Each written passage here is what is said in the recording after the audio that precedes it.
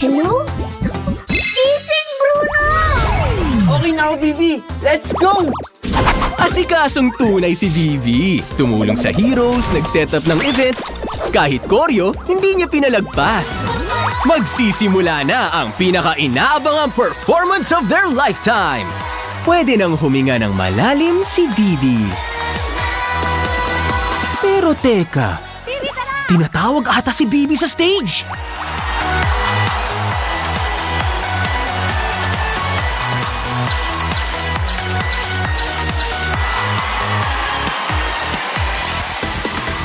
Todo kilig, todo bigay, todo ang saya ni Bibi!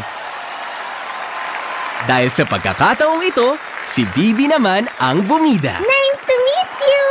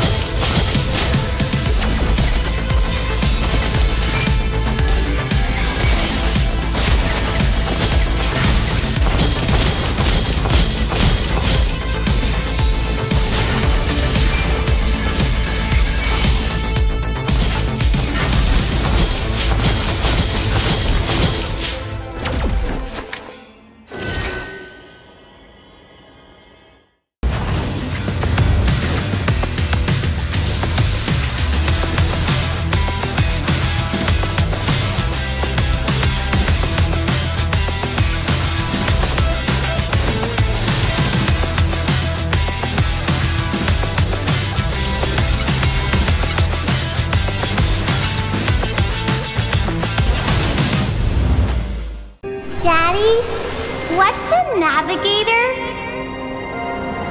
Navigators safeguard the lighthouses across the Nexus Sea. It is a responsibility that we must uphold.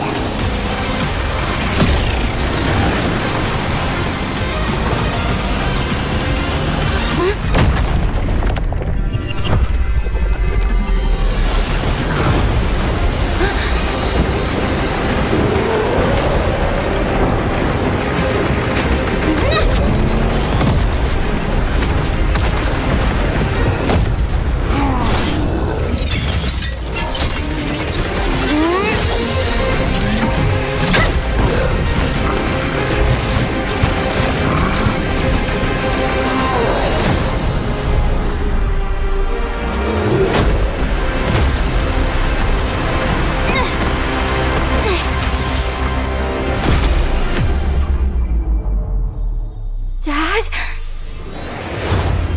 I'll always be with you.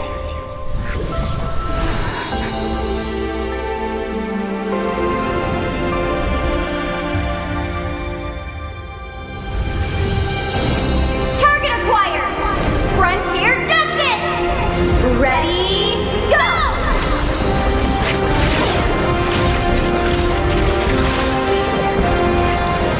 For all the Laylas out there!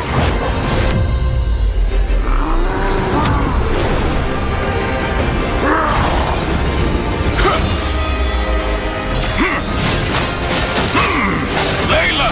Now! You should have never tampered with the lighthouses. Because I am a navigator!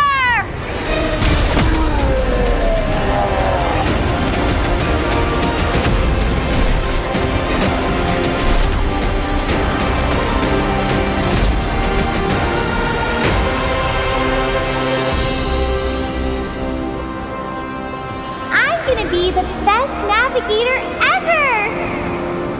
know you will. I thought it was finally over. Until I heard the whisper of the void.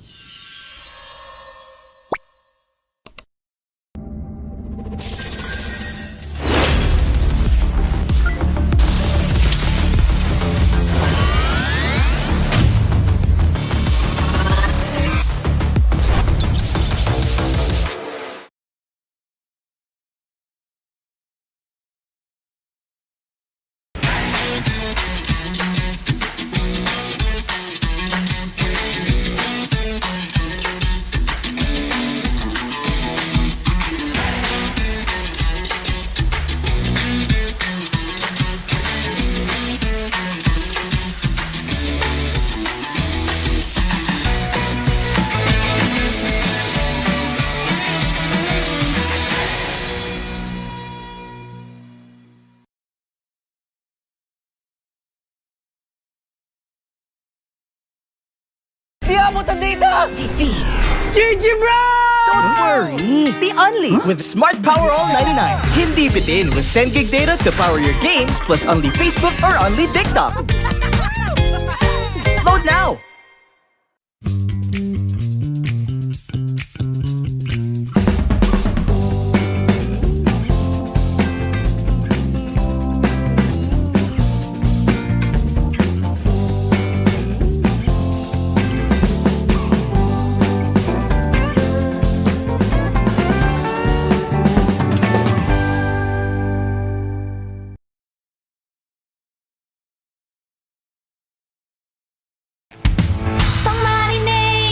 Panggisa! Pampasarap! Ang daming ititimpla! Luto mo yan with Knorr Liquid Seasoning. Mula luto tong plato, sarap panalo! Luto tong plato, sarap panalo! Luto tong plato, sarap panalo! Luto tong plato, panalo ang luto mo!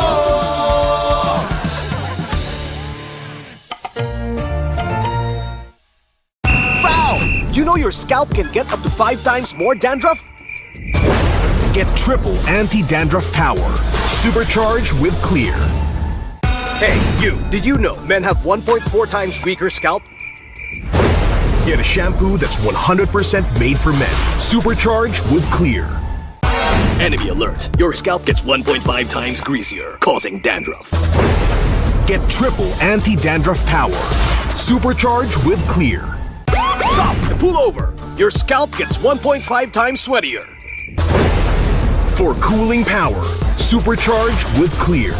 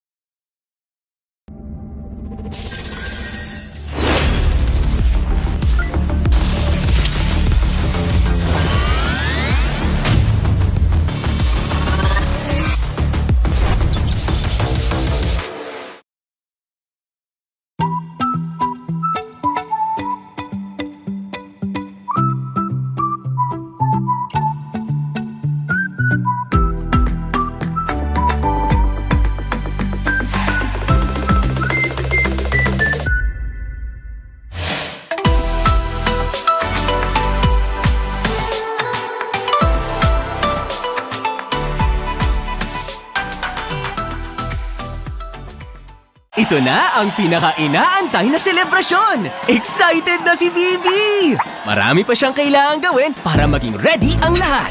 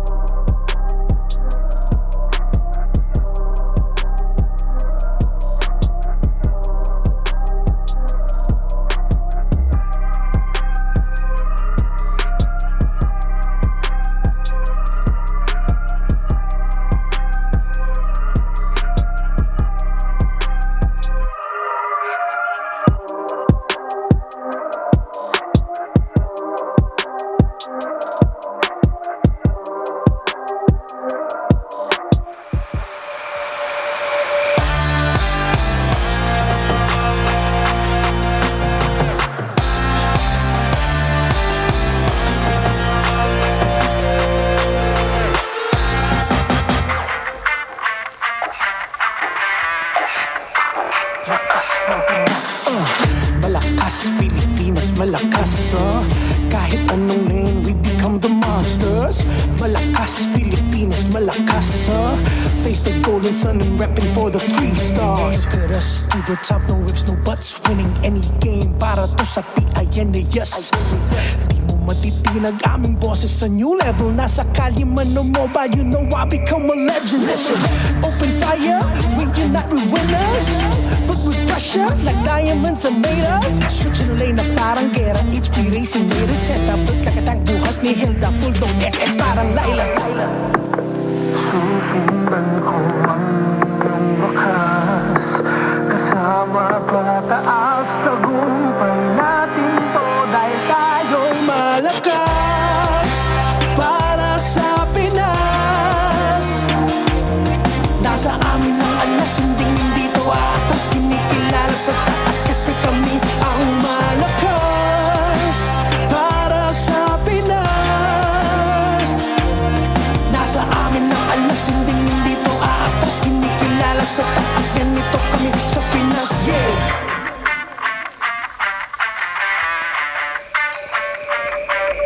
Laging MVP, no surrender, no retreat. Pag nagsama-sama, just imagine what we can achieve. Laging MVP, no surrender, no retreat. Giving 100 on my all, cause we just cannot be defeated.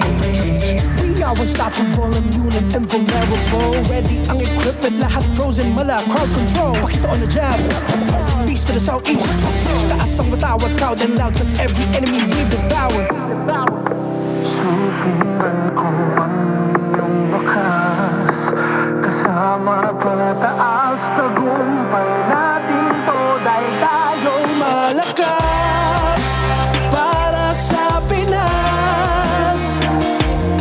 Nasa amin ang alas, hindi to atas, kinikilala sa taas kasi kami ang malakas para sa Pinas. Nasa amin ang alas, hindi to atas, kinikilala sa taas, ganito kami sa Pinas. Yeah. Malakas, Pilipinas, malakas kahit anong the monsters. Malakas, Pilipinas, malakas face the golden sun and repping for the 3 stars.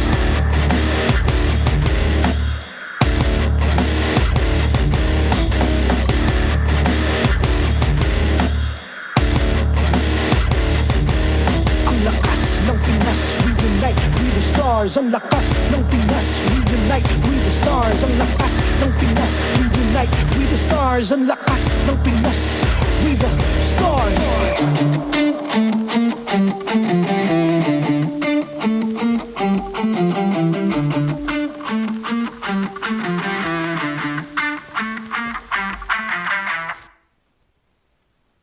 The 16th season of the MPL Philippines is brought to you by the following sponsors: Infinix GT30, the power behind every madlang gamer; Smart, the simply reliable telco partner of the MPL. Victories you can count on.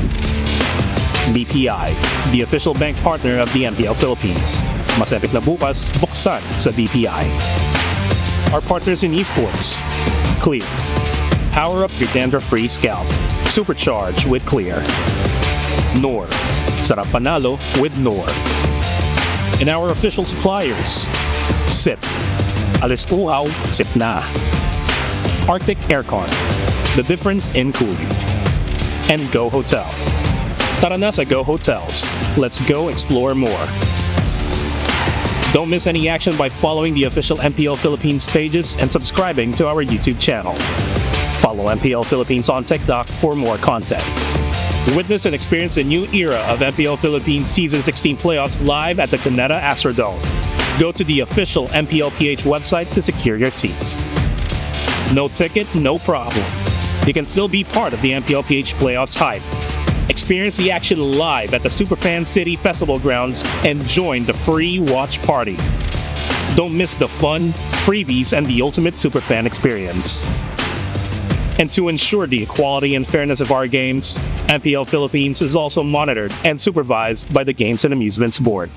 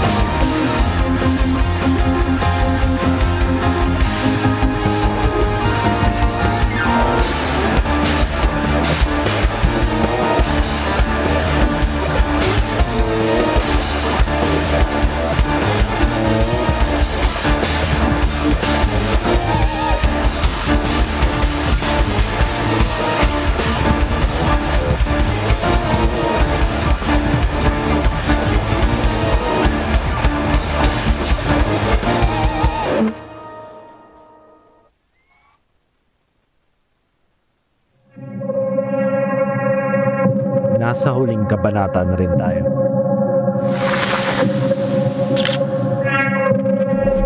Sa libro ng legasiya ng tao. Sa TNC, ito ang panibagong apoy. Hindi pwede yung mindset ko na parang i-enjoyin ko lang. Kailangan maseryosohin ko pa para manalo talaga ako ng manalo.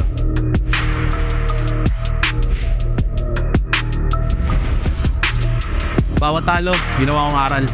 Umabot kami sa lose streak point na almost 5 lose streak kami. Pero buti ngayon, nakabawi kami. Tapos yung panalo pa namin ngayon, yung nakapag-secure sa amin ng para sa playoff. Dito ko papatunayan na kaya namin mapagsabayan kahit mga rookie lang kami. Sinisisi ko yung sarili ko talaga nun kung bakit kami natalo. Kaya gusto ko talaga patunayan nung doon ko ilalabas talaga yung laro, babawi ako. Kasi kapag sarili mo lang talaga, feeling mo sobrang hina mo, ganun, magdadoubt ka talaga sa sarili mo. Kaya mahalaga na may kasama ka na, na lagi mo cheer up sa'yo, na sasabihin na buo tiwala nila sa'yo. Hindi lahat ng laban ay panalo, pero bawat pagkatalo may aral. Yung losses namin sa MC at last season, yun yung dahilan namin para magpursige ngayong season na makuha ulit yung Untitled Championship at makapasok sa M7. Hindi lang ako naglalaro para manalo. Sa ngayon, yung goal ko, maging GOAT yung Onyx Philippines. Hindi kami nandito para maging second base. FLCN, amin yan. Nung nakabalik ako, mas gustong gusto ko mag-champion. Eto na yung second chance ko. Para sa akin yun yung sukatan ng lahat ng pinaghirapan ko. Redemption yun. Para ipakita na kaya kong bumalik at manalo sa pinakamalaking stage. Kung may isang linya na ilalagay sa trophy, siguro yun yung hard work never betrays you. Na-realize ko po na hindi na laro-laro lang yung ML after nung season 2 MPL. Kasi first time ko nakapaglaro sa mga stage, sabay sobrang daming tao. Doon ko na-experience yung mga bagay na di ko naman na-experience, like nagpa-victory yung mga fans sa akin. Ganun. The myth, the legend, the mad cow TV. Siguro yung sinakripisyo ko yung youth ko kasi simula bata pa lang ako, nagsimula na ako mag-ML. And Yung ML hindi lang siya basta laro. Sobrang hirap niya physically and mentally. The GOAT of MLBB, parang ang bigat ng titulo. Pero bigay sa akin to ng tao. Ito ang hamon nila para sa akin. Napagtanto ko na rin na hindi ko na hinahabol yung laro. Ako na yung hinahabol nila.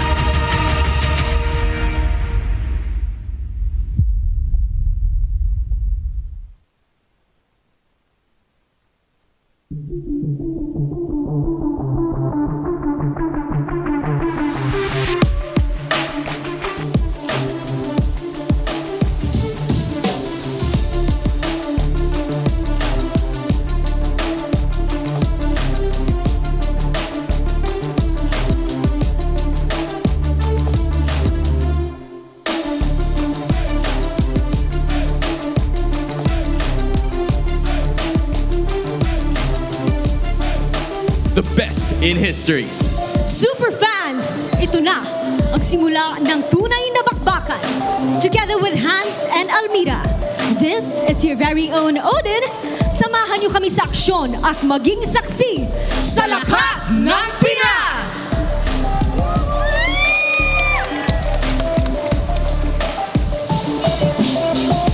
Flying high on their Cinderella flight, the return of the Titans, Team Falcons!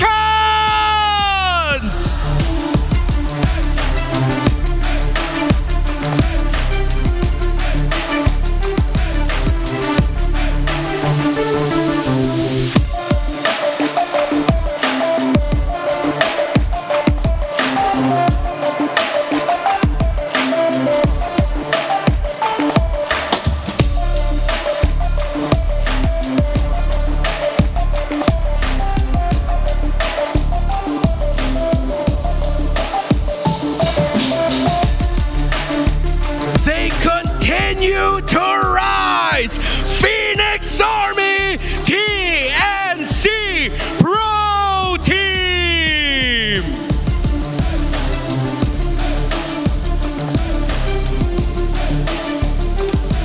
The rookies that twisted the league, twisted minds!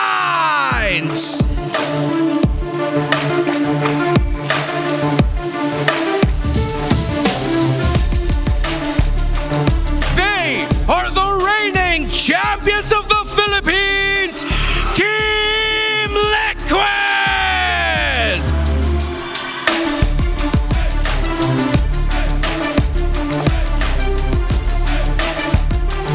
They are the reigning champions of the world, Onyx Philippines!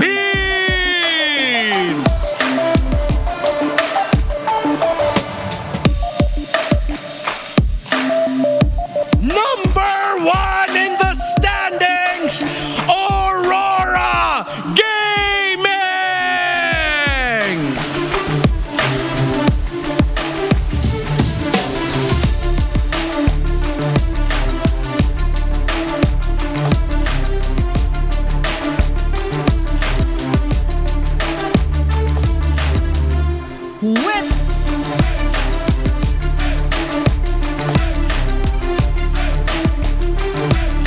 Witness the strongest and the fiercest teams in the world of MLBB. Welcome to LPL Philippines Season 16, the playoff!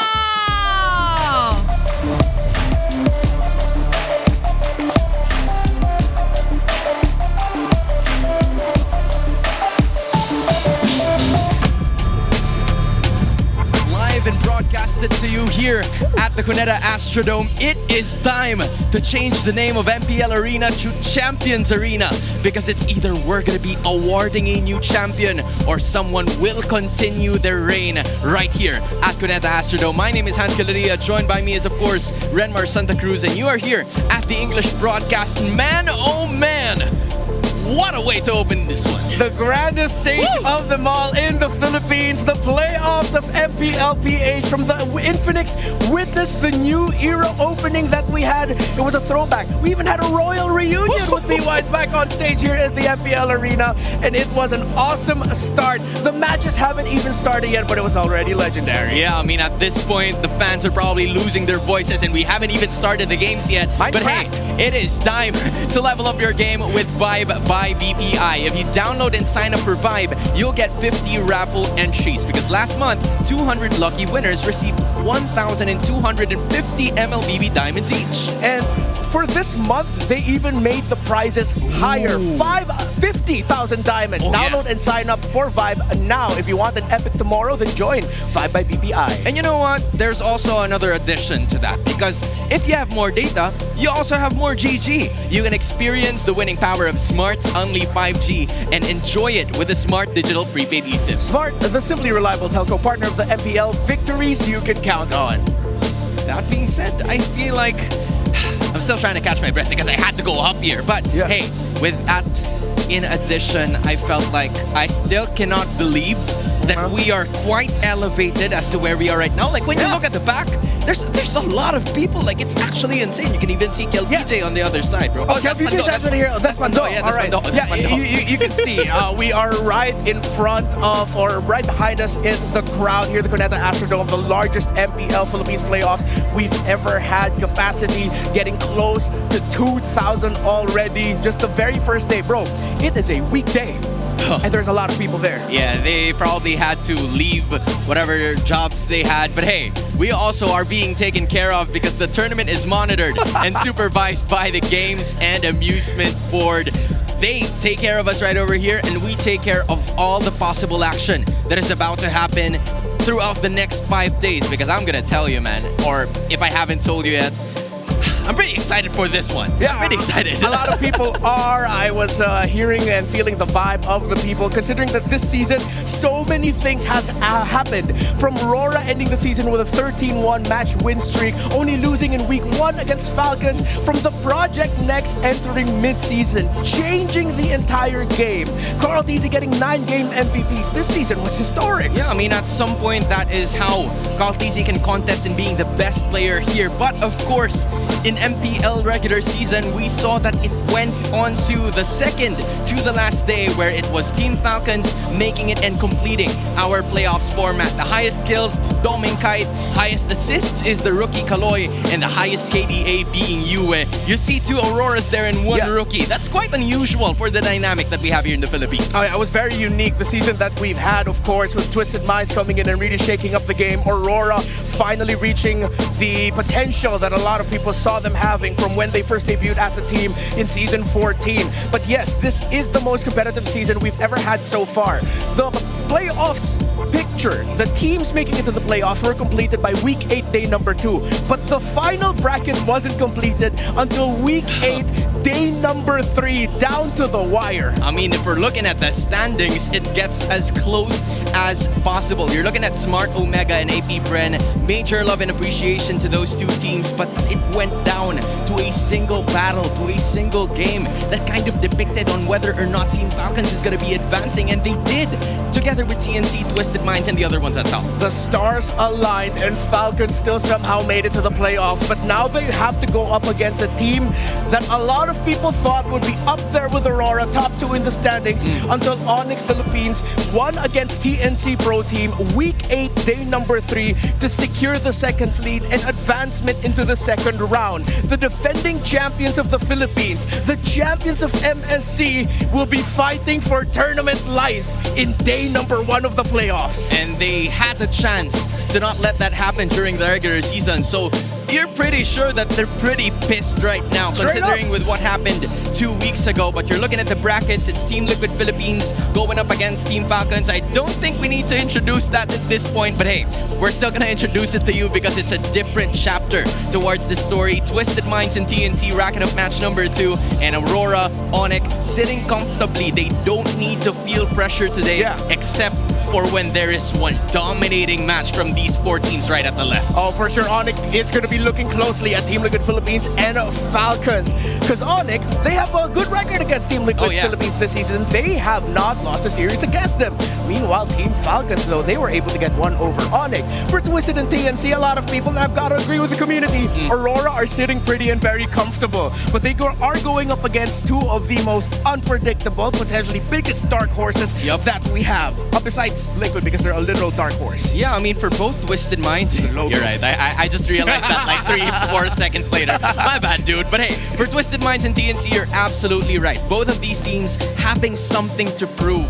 For Twisted Minds, you want to be able to showcase that even though you're rookies, you're one of the you know, young bloods in the league. You have what it takes to be able to make it deep into the postseason. But for TNC, they're looking for their very first postseason win in a lot of years. Yeah, because that's been a while. There was like Escalera in that Season 9 matchup. Yeah, it was a long time ago. We were still neck deep in the triangle of power from Season 9 to 12. I wasn't even here yet. You weren't even here yet? I think you were still doing our caster auditions, our talent I think I was still in the audition. So yeah, it's been a while. There's a lot of things happening, but one thing's for sure. There's a lot of players chasing Immortality. Obviously, the highlights are Carl TZ, Oheb, and JP having 5-time opportunities, but the others also looking for their glory to end the year. Yeah, 4-time hopefuls to become MPL Philippines champions for Edward, Sanford, Sanji, and Few. 3-time hopefuls and Flap TZ and Benny Cutie. And a bunch of first-time hopefuls you could see there. Of course, we have the 2-time hopefuls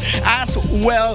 But a lot of people are looking at this playoffs. Yes, very competitive. It's crazy. Looking at the upper left, the 5-time hopefuls, there's a chance they might get eliminated today. A chance, but that's still really crazy. I mean, at this point in time, you're gonna have to look at the 2-time hopefuls all the way to the 5-time hopefuls. There's at least 19 players. Yeah, I counted it while you were talking. Oh, thank you. I mean, at some point, you're gonna have to look at those because that is already experience for you. They know what it takes to be able to win. They have what it takes to have the knowledge and the wisdom to handle pressure situations. But for the first-time hopefuls, I'm talking about TNC Pro Team because they have all of their 6 players in that specific row. So I think this is gonna matter to them in a big or humongous effect on if they can be able to handle the pressure towards TNC, and especially for Chaknu, will the moniker of being the uncrowned king finally be gone towards him, because Kellra was the one who was catching that before 2 seasons ago, but it was gone now. Now it's the panel on Chaknu. Oh my goodness. Looking at the first-time hopefuls, the fact that you mentioned Chaknu, it's crazy that Chaknu, Hall of Legends inductee already, MSC 2021 champion, is in that same category as the rookies who became MDL Philippines Season 5 champions just a few months ago. He's still within there. He's still chasing that MPL trophy. I mean, it's crazy to think about that, right? Yeah. Because there's a lot of teams that have already passed by, but here is a matchup that we wouldn't let pass. It's Team Liquid Philippines going up against Team Falcons. It's the final clash. We've said this time and time again. These two teams have clashed all their way back in where else country? I'm not pretty sure. All over the world. Yeah, they've been competing all over the world. But here, representing the Philippine soil, you're looking at the final clash, and both of them are out for blood. Who's your daddy is one of the biggest questions for this one. Who's gonna win and advance? Team Liquid Philippines, they are on the path, potentially, of the golden road if they become champions in MPL Philippines Season 16. Standing in their way, their longtime rivals, the team that no one expected to make it into the playoffs, now here, first round, Team Falcons PH. To dub this as legendary is an understatement. Oh, yeah. It is mythical and immortal at this point. Bro, this is weird because like you're looking at Ateneo versus La Salle at this point. That's actually true. I don't know if the foreign audience is quite familiar with that, but let's say it's like Duke versus North Carolina. Yeah, I don't know. I will say De La Salle, the better university. Oh, okay. Go Green Archers. Yeah, you know what? Because I'm from La Salle too. Anyone from Ateneo, sorry, you're not part of the panel, so hopefully you can just state that in the comment section. But hey, that is how big of a rivalry this is for both of these teams, and the odds are stacked against the Falcons, and the question is if they can beat the odds, because before week 6 or right after, fresh cut. Yeah, I will and some fresh builds. Easy. I'll help you complete what you wanted to say there. Yeah, they were 2-8 after week 6. But then, can they beat the odds? Because the main 5 of Falcons versus Team Liquid Philippines in the playoffs, 0-5. It has been a long time since this main 5 has defeated Team Liquid Philippines in a playoffs match. It's like a kryptonite. Kryptonite. And it's ironic because they're the ones wearing green. Their kryptonite are the blue stallions in Team Liquid, and Flap can flex and make faces all he wants. You even see if you look into there, it's like, oh, Flap, what you doing, bro? you know that face has originated from when they didn't have a chance. They thought they didn't have a chance to make it to the playoffs, but they won against this team who also is looking to break a pattern, to break a stigma of their own, because for even-numbered seasons, they have not made it past the first round, but in odd-numbered seasons, they were champions. That's 11, 13, and 15. Yeah. Season 10, second place, lost to Blacklist. Season 12, third place, lost to Blacklist. Season 14, first round exit, lost 3-2 to Aurora. The season after that, they became champions. Both of these teams, in the scenario that they find themselves in, are cursed as all hell. Which is why I have said multiple times, this series, the fact that we're getting it in the opening matchup of Season Season 16 playoffs is both a blessing and a curse. It's like, you'd expect these two teams to make it to at least the postseason, but they're facing each other now.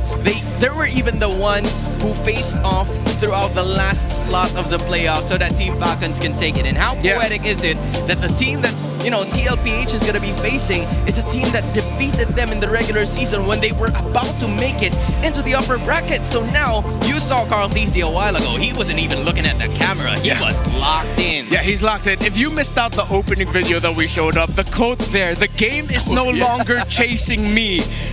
Oh, I am no longer chasing the game. Yep. Everyone else is chasing me. And everybody else started screaming. Everyone marked out for that quote from Carl Tizzi from the opening video.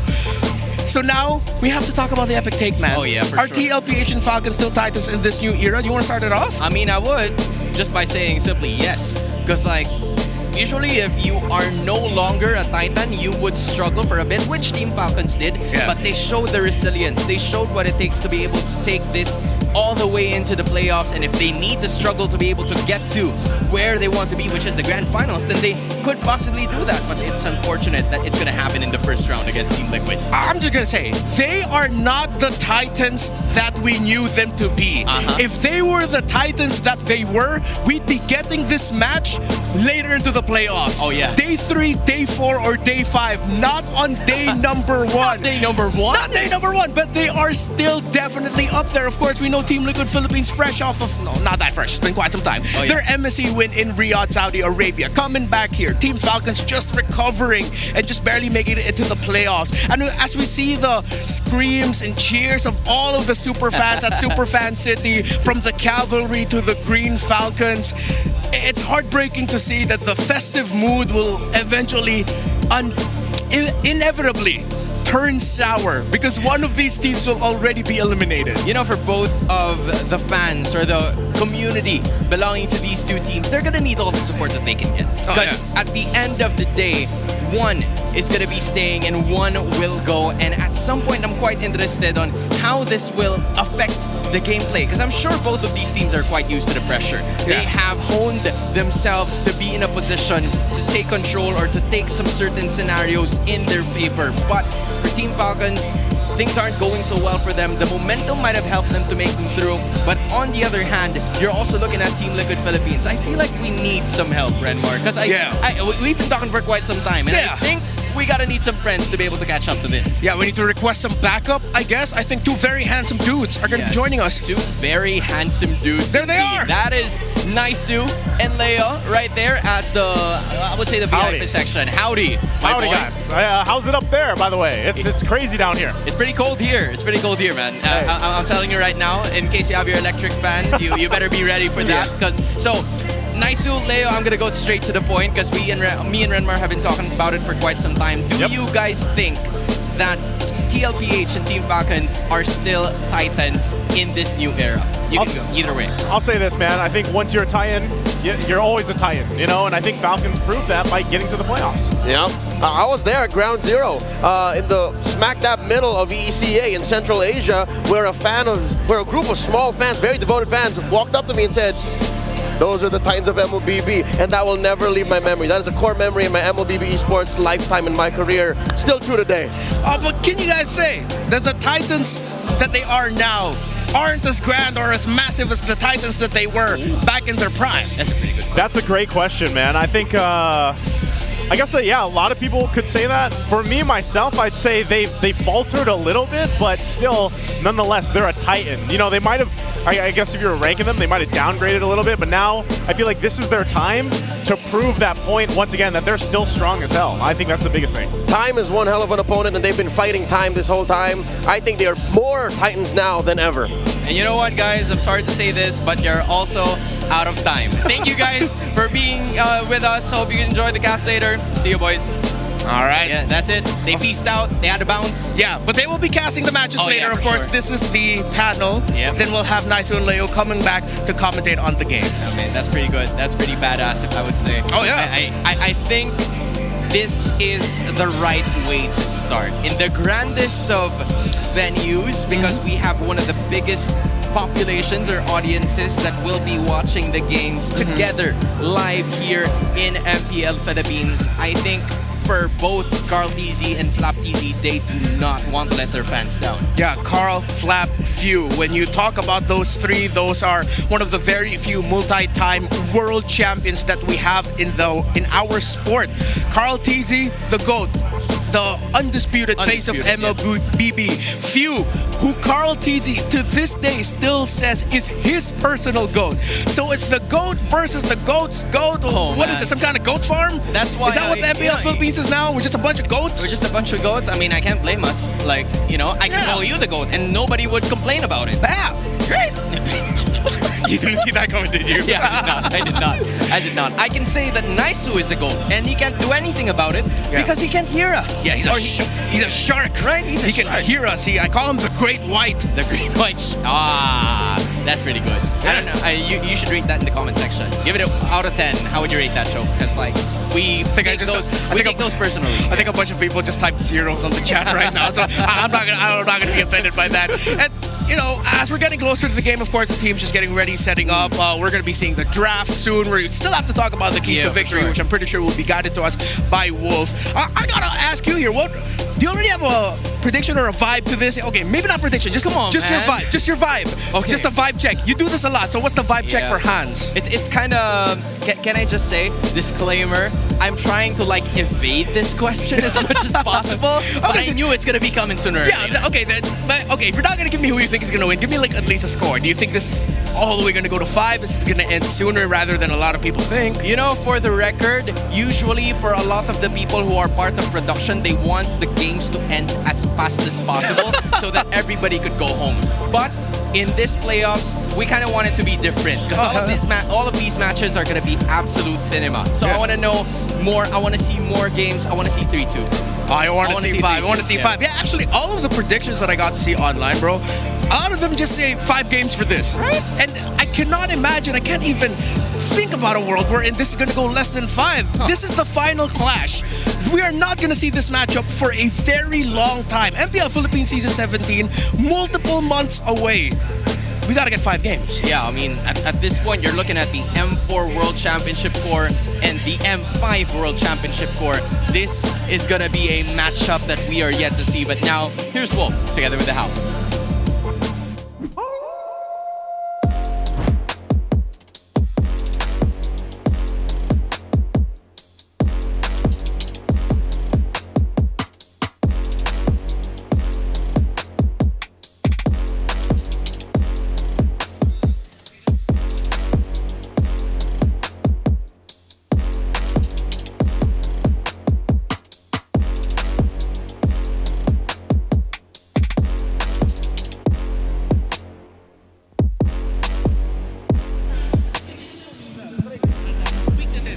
Side ng Falcons, it's also clear na yung Ogwen suppress pa rin ang kailangan i-deny ng Team Liquid Philippines. Nasasabi ko na ito na aking previous keys to victory, pero ngayon ulitin ko dahil kailangan pa kahit playoffs na kahit nagbago na yung battlefield natin. Ito pa rin yung nakikita kong strength ng side ng Falcons at kailangan din nila i-challenge yung gold lane non-marksman hero nitong si Super Marco, which I think is interesting kasi nag-bane na siya. Pero hindi pa natin nakikita yung full potential nung non-marksman gold laner mula dito kay Super Marco. So kailangan i-challenge yan na side ng TLPH. Now for Falcons, very quickly, kailangan nilang i-deny yung first turtle via the draft to. Lakasan nila yung first turtle nila o kaya naman via rotation, kumbaga wag nilang hayaang makakuha ng first turtle sa side ng TLPH. And additionally, i-counterpick nila yung mga XP lane ni Sanford. In relation to the first turtle, ang pinakamalaking importance ng isang XP lane ay dun sa first turtle at laging tinitake advantage yan ng TLPH. Tingnan natin kung katagos ang Falcons sa factor na to at kakayanin ba nila yan na kanilang keys to victory. And speaking of victory,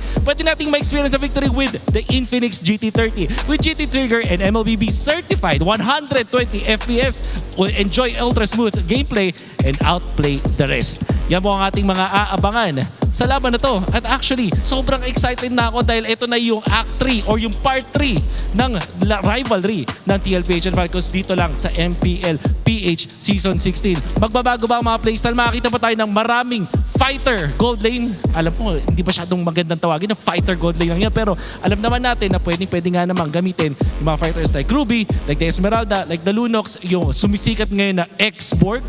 Hindi ko lang ma-imagine na gagamitin to ni Super Marco, pero tingnan natin kung yun na nga ba ang mangyari. Magkakaroon ba tayo ng assassin versus assassin battle between Carl TZ and Kyle TZ? Yan ang exciting din naman talagang mapanood. Kaya wag na nating patagalin to, panoorin natin ang pagpasok ng ating mga teams. To oversee and uphold the tournament's integrity, our marshals, Joshua G, Chico, JJ, and Yaku Jeff.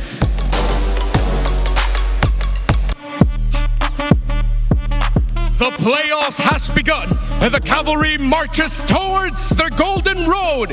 Sanford, Carl Tizzy, Sanji, JB and Oheb, Team Liquid Philippines.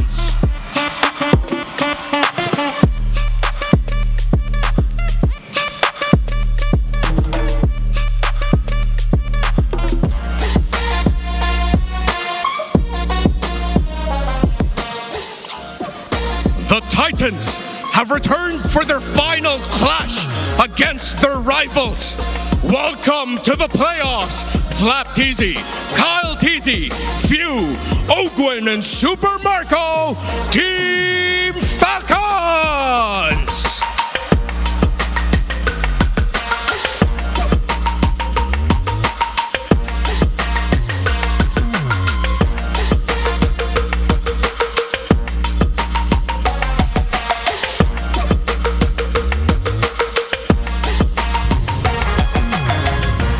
Entering their arena, their coaches, Coach Arcee for Team Liquid Philippines and Coach Trevor for Team Falcons.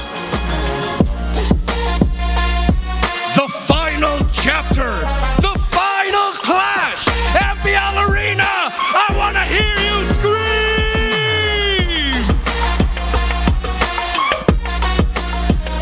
Now that is a lot of screams that I heard here at the Cuneta Astrodome. And what better way to kick things off with a clash of titans? Team Liquid Philippines looking to make an achievement that has never been done before by any team in the MPL, in the entire world. It is the Golden Road. But standing in their way, flying high still, but how high can their flight continue to go? They almost didn't make it here, but at the end of the interview, Carl TZ was asked by one Hans Galleria after defeating TNC AP Bren. Oh yeah. How ready are you for Team Falcons? Carl TZ said, we are ready. We know how to beat them. We will beat them. And that is a statement from the GOAT, from the face in himself, and especially when you're looking at the team head-to-head. This one, Team Falcons got beat just because of how well Team Liquid Philippines has been performing all throughout the regular season. Yeah, so for Falcons and Team Liquid, when I was studying the drafts of these two, they are very similar, except for one key difference. The Team Liquid Philippines is a little bit more flexible for their last picks, blue side and red side as well. They play around the flexibility and the wider hero pool of Sanford and Sanji, while Falcons, they have a very set template of where they want to go. Ogwin and Super Marco's picks almost always goes blue 4-5 or red 4-5. But the difference is we are in the fighter gold lane era. CC has been rising. Wolf has mentioned other picks as well going into the gold lane from the fighter's perspective. That might change the game and might be one of the main weapons Falcons will hold on to. A lot more of those are probably going to be talked about later in the draft, and at this point, there are some ideas that they can produce heading into this matchup. But I want to know some vibe checks here at the Smart Vibes Pick Test. Dad, dalawa tayo mic check, Dad. Dalawa tayo? Yun, okay. Hello, check. Sa Falcons, good luck sa atin. Shoutout sa Falcons, manalo ng malulupit. Shoutout sa inyo guys, palupitan na lang. Ano rin masabi natin sa Falcons? Good luck sa laban natin. Dami na punta ng mga tao. Mag-ingat kayong lahat. Huling pagtatapat na natin ngayong season to, palupitan na lang mga repa. May the best team win na lang, Dad. Galingan na lang natin. Guys, welcome nga pala sa playoffs guys. Enjoy kayo. Bibigyan namin kayo ng magandang laban. Di namin kayo bibigoyin. Mapapasigaw kayo dyan, mapapatalong kayo dyan sa upuan nyo kahit nasa pinakamataas kayo. O pre, laglagan to eh. Abangan nyo guys, huling pagkikita na ng mga Titans. Pew and Ogwen combo. Let's go. Hello. Breakfast in bed. I'll get you interested. Two random things to say. Uy, tama na. Parang di naman James Reid yan. Wala pang hindi pa nag-i-start, dami na agad tao. Sheesh! Si The Goat, tahimik lang. Dikdi ka ng sige palagto. Baka di kayo na-inform. Sa mga audience na pumunta ngayon guys, salamat sa pagsuporta.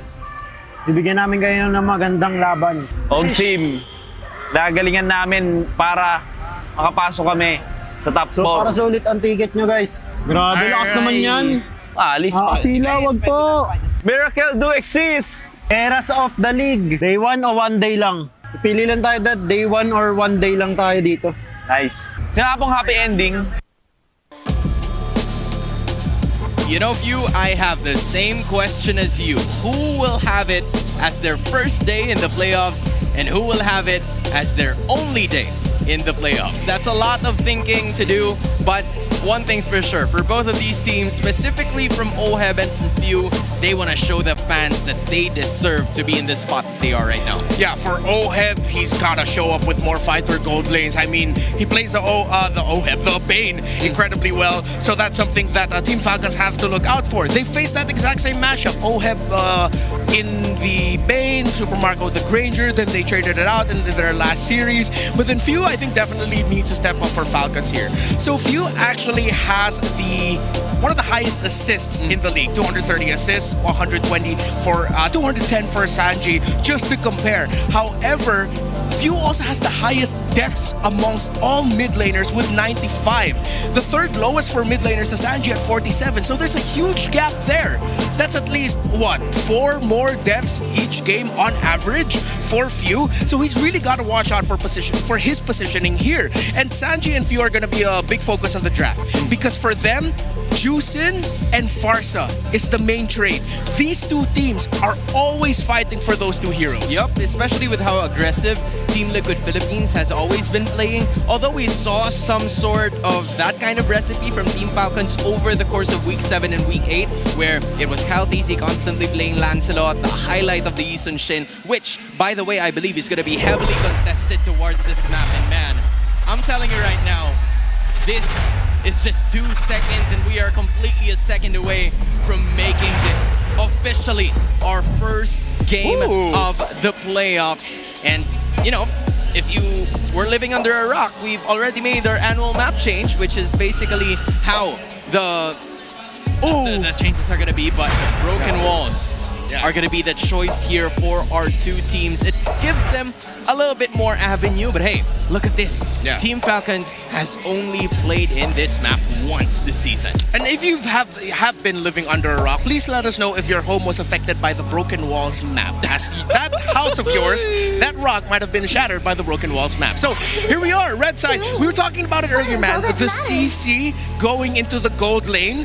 That has definitely changed things up. Up there with Bane Gold Lane, up there with Alice EXP Lane in terms of the trading of priorities with our drafts. So Liquid are looking at Roam, mid, and an EXP and or Gold Flex. But I think Liquid are looking at that CC pick more as a Super Marco pick than it actually is a Flap TZ pick. I like the respect shown by Liquid, and I like that Falcons. I have always said this, just never give the 1-1 to anyone you're going up against in MPL Philippines, especially since OHEB is perfect with that hero. You know, the gold laners in MPL Philippines are doing a pretty dang good job in making sure that that 1-1 is scaling perfectly, and it's quite unstoppable when that happens. And same could be said for that chip. We haven't seen a lot of chip all throughout the season, so at this point it's Team Liquid Philippines and Team Falcons just really taking matters into their own hands, and there is the Zushin, quite familiar for Sanji. I would say this could also go for Few, but they've denied that from Few. Instead, we're gonna give Kyle TZ a familiar hero with that Lancelot. Alright, so this is very in line with the ordering of the draft, the priorities for these two teams. Liquid, we mentioned it earlier, the Jusin and the Farsa trade. They ban Farsa, get Jusin. Sanji got a savage with the Jusin earlier this season against AP Bren, 6-1 and 5 was his KDA. Now Kyle Teasy steals away a Carl Teasy favorite pick in the Lancelot. Yisun Shin is still open, but then now with Grok's presence, what is Liquid gonna do to make sure they back up Carl Teasy in the jungle? They get JP's Gatot Kacha earlier on. So now the priorities have changed. It's Sanford's and Oheb's pick that we're waiting for in the second phase for Team Liquid, while Falcons might lock in their mid laner here or already show one of their gold laners so they can start banning it out against Oheb. Lots of bodies covering for Carl Teasy in this Team Liquid Philippines strategy. But for the other side, that's Team Falcons looking for a hero, quite possibly for Few or maybe even for Super Marco, because we saw a lot of potential trades here in the banning stages. You still have 2 more options here for the bans if you're Team Falcons. And for that final pick, it's going to be the Kimmy. So they want to preserve that Super Marco pick, because just like what you said a while ago, they have a high tendency of picking a Super Marco hero in the 4 or 5 spot, and I think that's exactly what they're gonna do. Yeah, it looks like they really haven't changed their tendency there. So they instead pick up now the Kimmy at the center of the map. So that's one of the top 3 trades that you have. That's the triangle of power in the mid lane. Juicin, Kimmy, Farsa, and then that's going to be that. Now, the fact that you have the Kimmy means you need a little bit more range. So let's see if Super Marco ends up with a Granger in the 4th pick. You deny Oheb that. But then at the same time, they can float around the idea of them picking the Harith in red 4. So let's see if there's going to be a trade there. But if that happens, you also still have an Esmeralda open, that Liquid could go for. An Esmeralda can still even go into the gold lane if Falcons decides to go Harith red 4. So this is one of the toughest parts about drafting right now, post-Project Next, the flexibility that fighter gold lanes bring you. Look at Aurora scouting competition right away. They're not even going to see them in the upper bracket finals until the upper bracket finals. But hey, I think from what I picked up from you, the Esmeralda was there, quite removed immediately. Same goes for the Lapu Lapu. At this point, Team Liquid Philippines and Team Falcons are removing any sort of fighter opportunity. So there is a possible chance that we get to see something more, something even, flexed, such as the fighters. I think for Eman back in BTR, we've seen an export, gold laner from him. Even a Cho fighter is a possibility as well. Yeah, and Cho gold lane is a high possibility now. So they ban out the Harith, Team Falcons. They're setting themselves up for a Granger pick.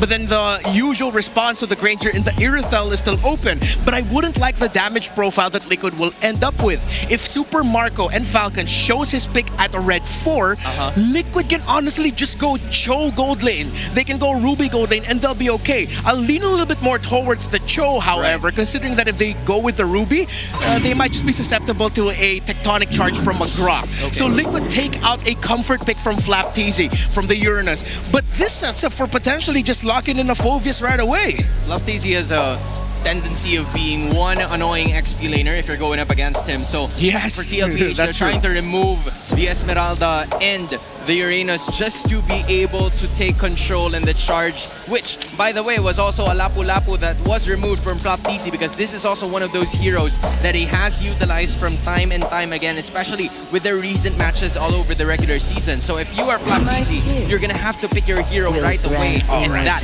is going to be the Alice. Okay, so in terms of the damage profile of Team Liquid, is actually not looking good for them. With the Alice already locked in, with the Harith gone, Liquid might have to settle for a Granger for Oheb. They can't go fighter. If they go Ruby, Alice will be happy. Alice does not care about that matchup. If they go Cho, that might be the difference maker. If they go for the fighter style Cho, maximizing cooldown reduction, the moment you see the Alice, kick her back even further, see if you can take her down before the other members of Falcons get to help Flap Teasy out.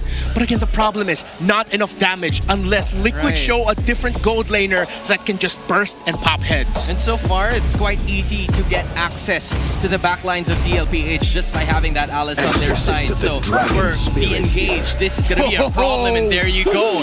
They picked up the Ruby. They're taking the risk here. I'm talking about TLPH and the Yu Zhong. We have not seen you in forever, my guy. Welcome back.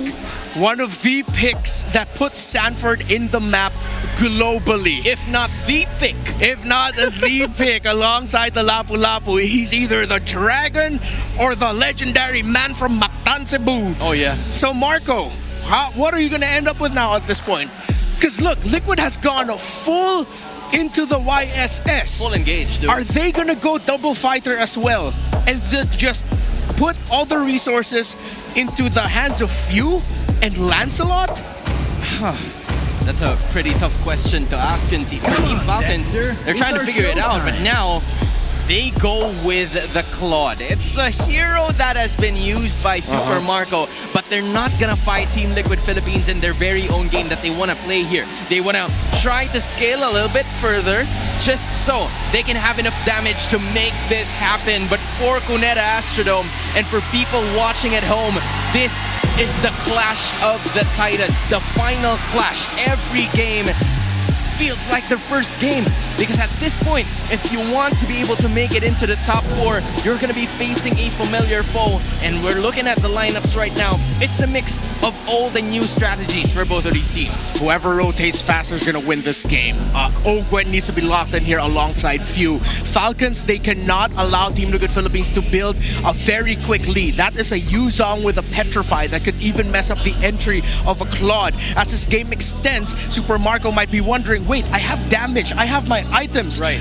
Liquid can just build up a bunch of blade armors, but Falcons, that Alice is gonna be their main centerpiece to ensure that the Claude, the Kimmy, and the Lancelot have the time and the space to deal a damage. But they will get to that point only if Ogwen and Few get their rotations right alongside Kyle TZ. They have to win Turtle 1, they have to win Lord 1. I mean, honestly, you're talking about Few right before the start of the matchup as they were being asked to step up quite, not even in a gradual manner. He has to step up big time, make sure that he evades a lot of deaths that would usually happen in like the minute 5 or minute 7 of the match. But for Flap DZ, he's been doing this with all of the other heroes such as the Esmeralda and the Uranus as well. If he wants to at least annoy the rest of the members of Team Liquid Philippines, then that should be the route for them here in game number 1. It's quite a packed audience that we have right here at Cuneta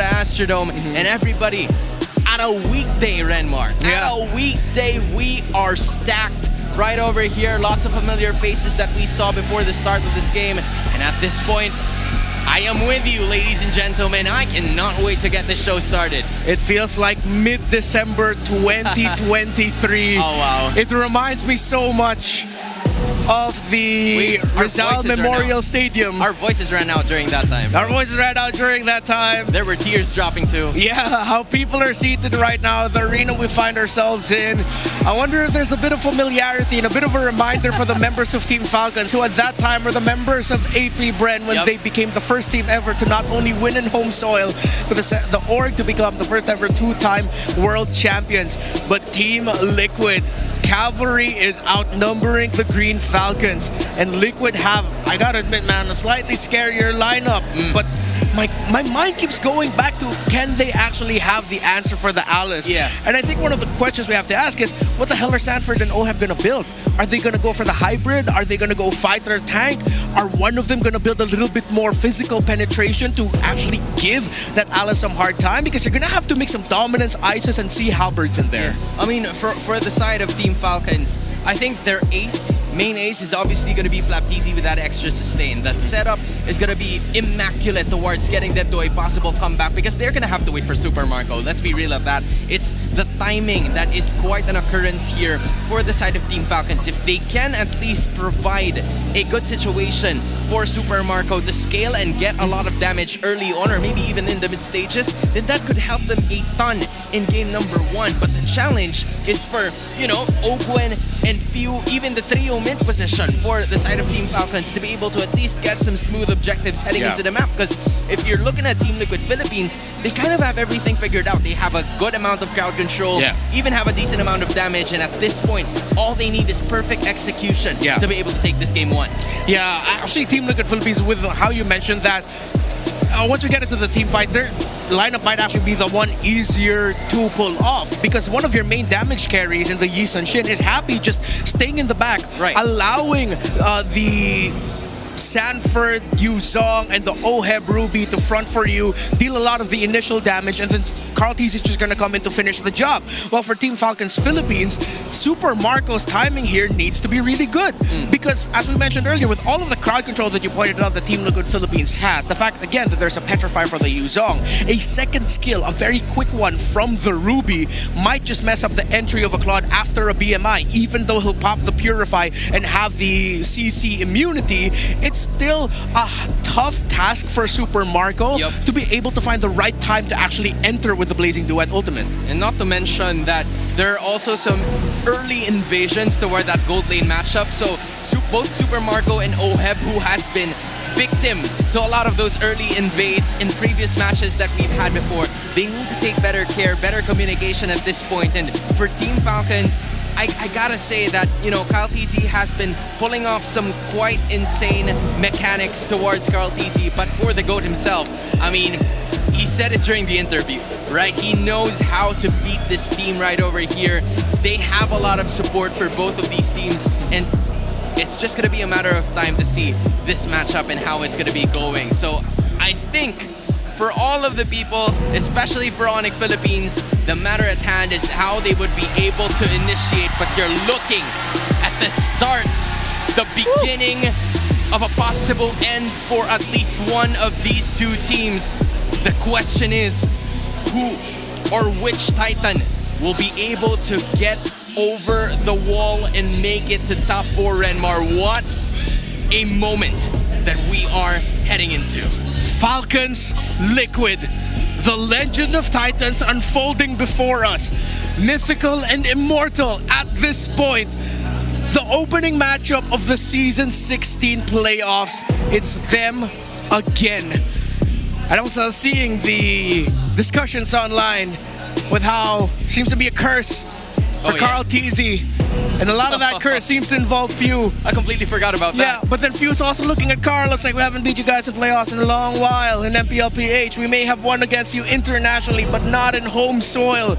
So that big question is hanging above their heads. You know, Renmar, I was at the front row, right? I was trying to talk to both Carl TZ and Few because they were sitting beside each other. So Few was giving high fives to the other people, and then as soon as he sat with Carl TZ, he was like, "Yo, Carl, you gotta give this to us, man. You have a lot of championships already." And then Carl was like, "I'm quite unlucky because this is an even-numbered season." He's talking about Season 16. And that's been the pattern for quite some time. You know, we were looking at Season 10, 12, and 14.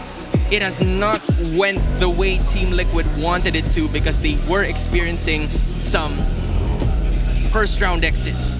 But for Team Falcons, this is obviously a moment for them to build up on the momentum that they have manifested all towards Week 7 to Week 8. Thank you all for your patience. As you see, our marshals are working hard to ensure that it's an even playing field for our two teams. With this historic matchup, as we're waiting for it to unfold, we're just making sure that everything is set up perfectly for them. Troubleshooting some things, but we appreciate you for sticking out with us. We are just as excited and hungry and salivating for this game number 1 to begin.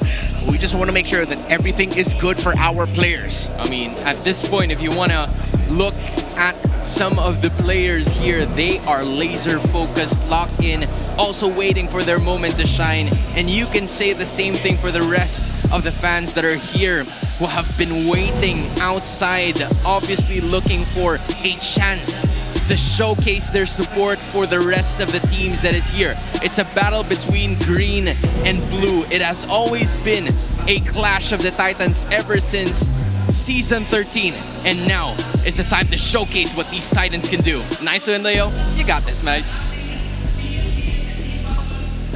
For breaking this one down, it's a battle of the Titans ahead of us, guys.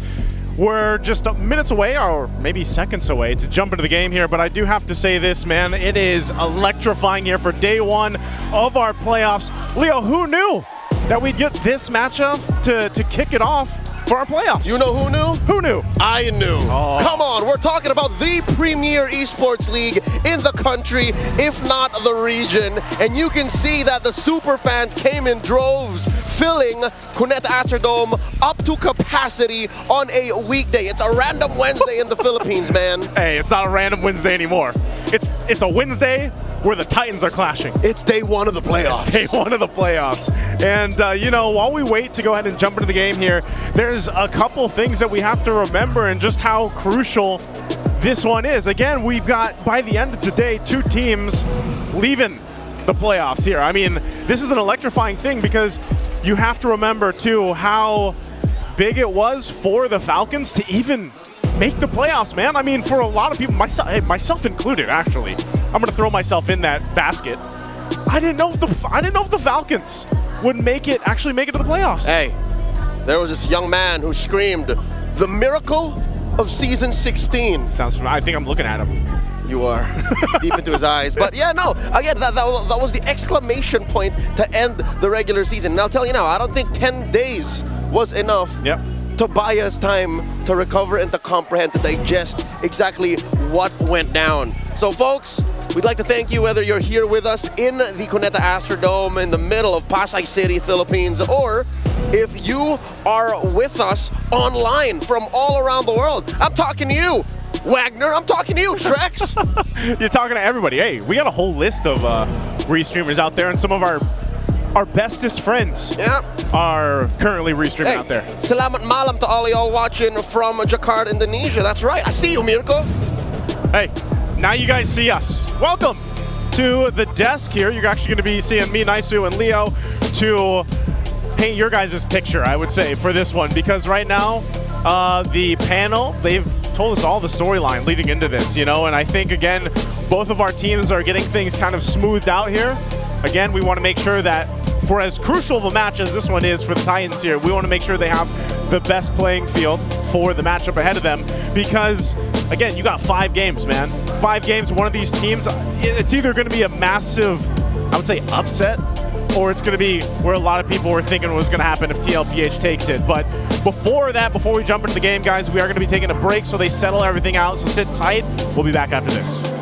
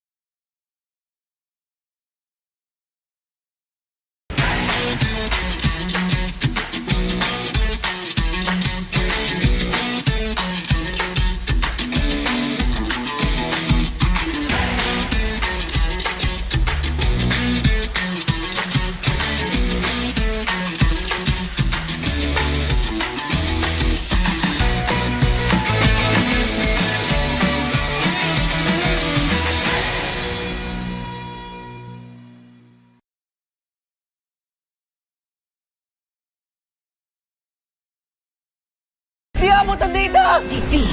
GG bro! Don't worry. The Only with Smart Power All 99. Hindi bitin with 10 gig data to power your games plus Only Facebook or Only TikTok. Load now!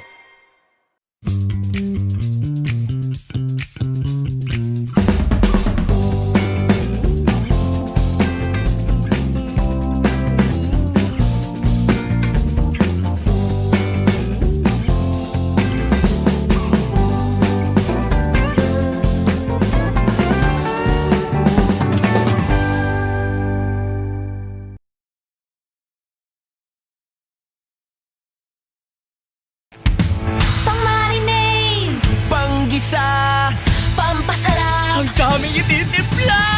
Luto mo yan with Knorr Liquid Seasoning. Mula luto tong plato, sarap panalo. Luto tong plato, sarap panalo. Luto tong plato, sarap panalo. Luto tong plato, panalo ang luto mo.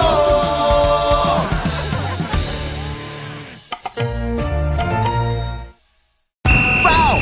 You know your scalp can get up to 5 times more dandruff? Get triple anti-dandruff power. Supercharged with Clear. Hey, you, did you know men have 1.4 times weaker scalp?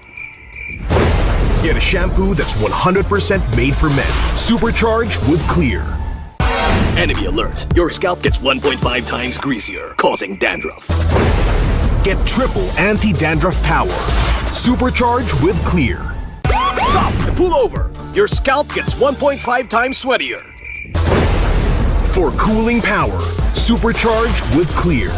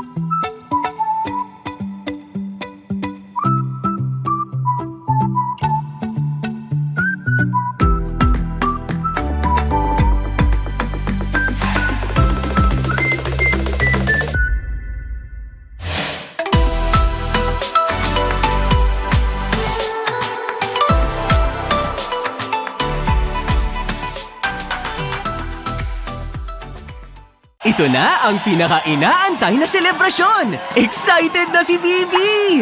Marami pa siyang kailangan gawin para maging ready ang lahat. Bibi, huwag masyadong pen. Focus. Ganito ba? Ay, naku. Bibi. Gatot kacha? Need help? Injection! Wala ako. Ito na lang. Wag na! Please, ibalik niyo na ako sa base! Wag! Bibi! Bruno! Hello?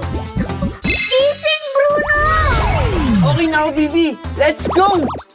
Asikasong tunay si Bibi. Tumulong sa heroes, nag-setup ng event.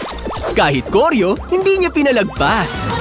Magsisimula na ang pinaka-inaabangang performance of their lifetime. Pwede nang huminga ng malalim si Bibi. Pero teka, tinatawag ata si Bibi sa stage.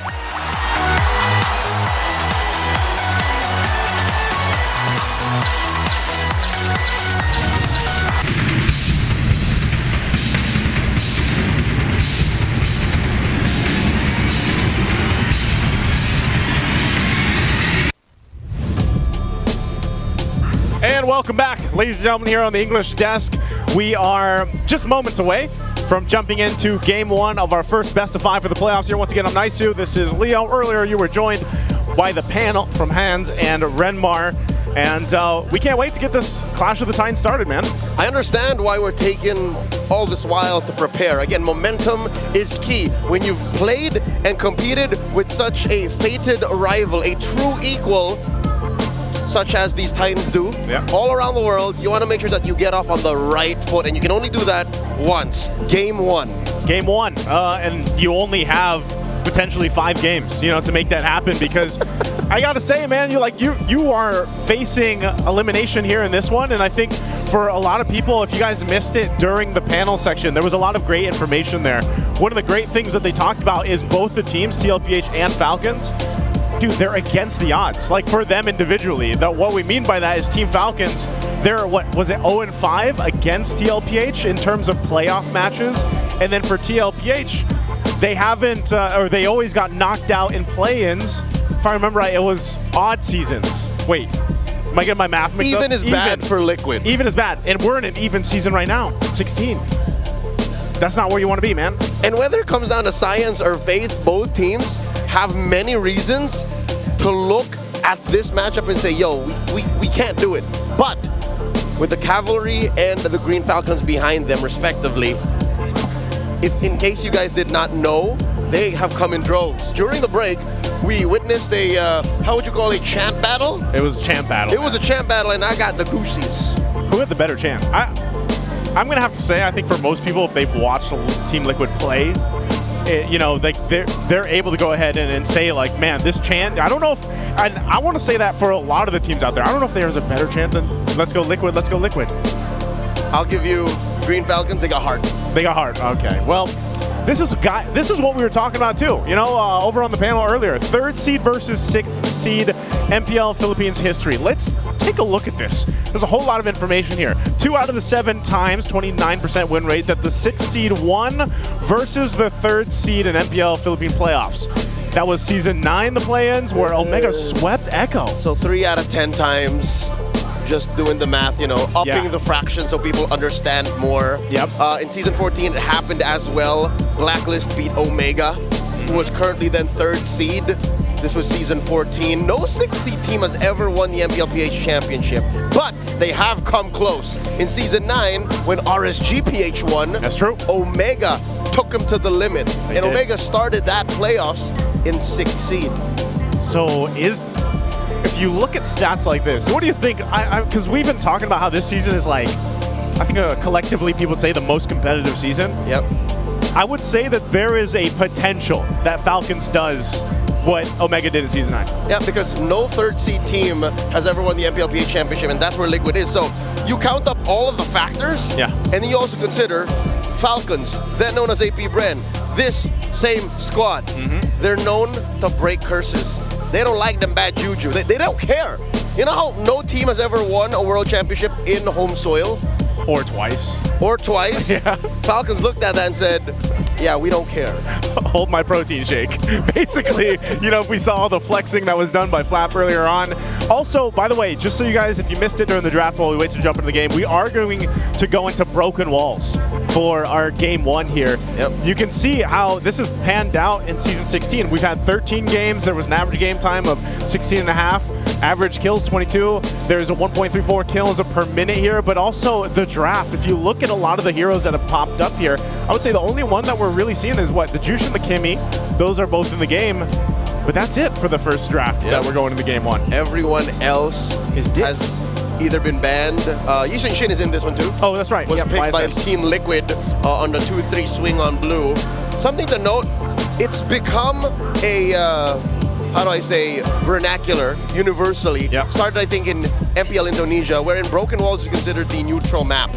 It's the neutral one? It's the map that least affects drafting and maybe to some level gameplay, because really what it does is it allows for certain movements or rotations to happen easier and to make that lore dance a little simpler, because you can also attack it from the back. So that explains why these numbers, they seem relatively mundane. I'm talking about game time, like 16 and a half minutes, like, come on, like, that's pretty normal, right? Average kills, talking about PH, 22, split it between 12 for the winner, 10 for the, you know what I mean? Like, it's very neutral. I would say, though, like, Broken Walls, in that sense, it's like, I've yet to get that bucket list hero yet, and that's the Johnson, man. I'm really hoping that at some point, I don't know if that'll happen in the playoffs. I just think it's, you know, maybe it's too risky. It is too risky. It's way too risky, but you know. When you get a Johnson, you want something else to go with it that clearly calls for the Johnson. An Odette. What else? Bane, oh my God. Oh my goodness, imagine Bane riding on the Johnson. Because, folks, something that's happening with the Bane now is, this was made popular by SRG OG's Innocent. He spoke very publicly about, oh yeah, I've been practicing to make that flicker deadly catch a thing. And we've seen many a gold laner here in the Philippines try that. Imagine that, but without the flicker and just a straight up hop out of a moving car. It just works for him. But I think too, the most time that we've seen that, and maybe Bane is still going to be one of those, because he kind of like towards the end of the regular season, he kind of like fell off a little bit. Like he was still picked up, but and banned. But I think even maybe now, the 10 days of the time that we've had here, teams have actually figured out a way to deal with the Bane. He's still super strong. I'm not sure if he's going to go through changes, but also he's popped up more, maybe on the Expanding Rivers map, I think, just because he's able to rotate so quickly. Allows for a double laning for such an immobile hero. Yeah, Marco Do It. I think he was one of the first ones to go ahead and showcase that in the regular season. Him or Kelra. Him or Kelra. That's just one of the heroes, though, that I feel like is going to be a topic of discussion as we get through the playoffs here. And even so, I think when we got towards the regular season, man, the jungle itself had changed a little bit. Now, in terms of these two teams, TLPH. Carl TZ still mostly picking the heroes he's known for. If he gets his hands on the Lancelot, he'll pick it. The YSS was picked up here in this match. But Fredrin, you know, both these jungles can play the utility if they want to. And I think that's one of the big factors here as we get through the series is what is that jungle going to look like, and where's that pressure point for either of these teams going to be? Yeah, I think Renmar spelled it out best. He came to a conclusion this morning as we rolled up into the Cuneta Astrodome. He said, yo, y'all notice? Carl TZ and Kyle TZ are the only two junglers in MPL Philippines, maybe more specifically in the playoffs, that have the same exact hero pool. So what Kyle does, Carl can as well, which again makes that blue 2-3 Yisun Shin a huge question mark for me because, sure, Kyle TZ has a 62% win rate. Yeah. But you've seen what Kyle can do with a Yisun Shin, especially in the later half of the playoffs where they made that Hail Mary play. Yep. The run for playoffs, run for 6. Why would they go to the Lancelot for the red 1-2 when we know, you know what I mean? Like that's something that's been bothering me ever since the draft has elapsed. And that's why, you know, we can't wait to see it in game, in action. But that's definitely one thing that I'll say is, I don't know if it's a TZ thing, man. I don't know, like, because, you know, like Kyle TZ, when he was introduced into the league, it was clear, like, yeah, he had his, you know, Carl TZ was, let's be honest, he's a big inspiration for a lot of junglers out there. But, you know, there was a thing where it's like a lot of people would say, they would look at these new junglers come in when they had their debut seasons into the professional scene, and they'd be like, how do they fare up against the best junglers in the league? And Carl TZ is that jungler, and I feel like, you know, even down to the hero pool, down to the rotations, down to just about almost a lot of the stats here for both of them, it almost looks very similar between the two, and that's why I think, you know, then you have to start to look at the team as a whole, right? Like where does, you know, Sanford, for example, fit versus Flap TZ? And even then we saw a little bit of different iterations from Falcons from the regular season where they switched up the XP lane. Yep, there were some bouts in their run, I'd say a good quarter, wherein it was Ferds playing. Yep. But again, towards their hopes to make it into the playoffs, they locked in on Flap and said, you know what, Charles David, we were sorry it took us a while, but here we are. Ferds, you take the bench, support us from afar, let the two-time world champion take care of business. Two-time. Now that you mention it, Kyle and Carl, that's a whole nother discussion. The XP lane, though, between Sanford and Flap TZ, if you would create a Venn diagram between the two, I'd say there would be more voids in that one, because going into game 1, folks, in case you didn't know, the Yu Zhong has reared its, I don't say ugly head, but his beautiful dragon head. He's here, and he is a scary early game hero. Yeah.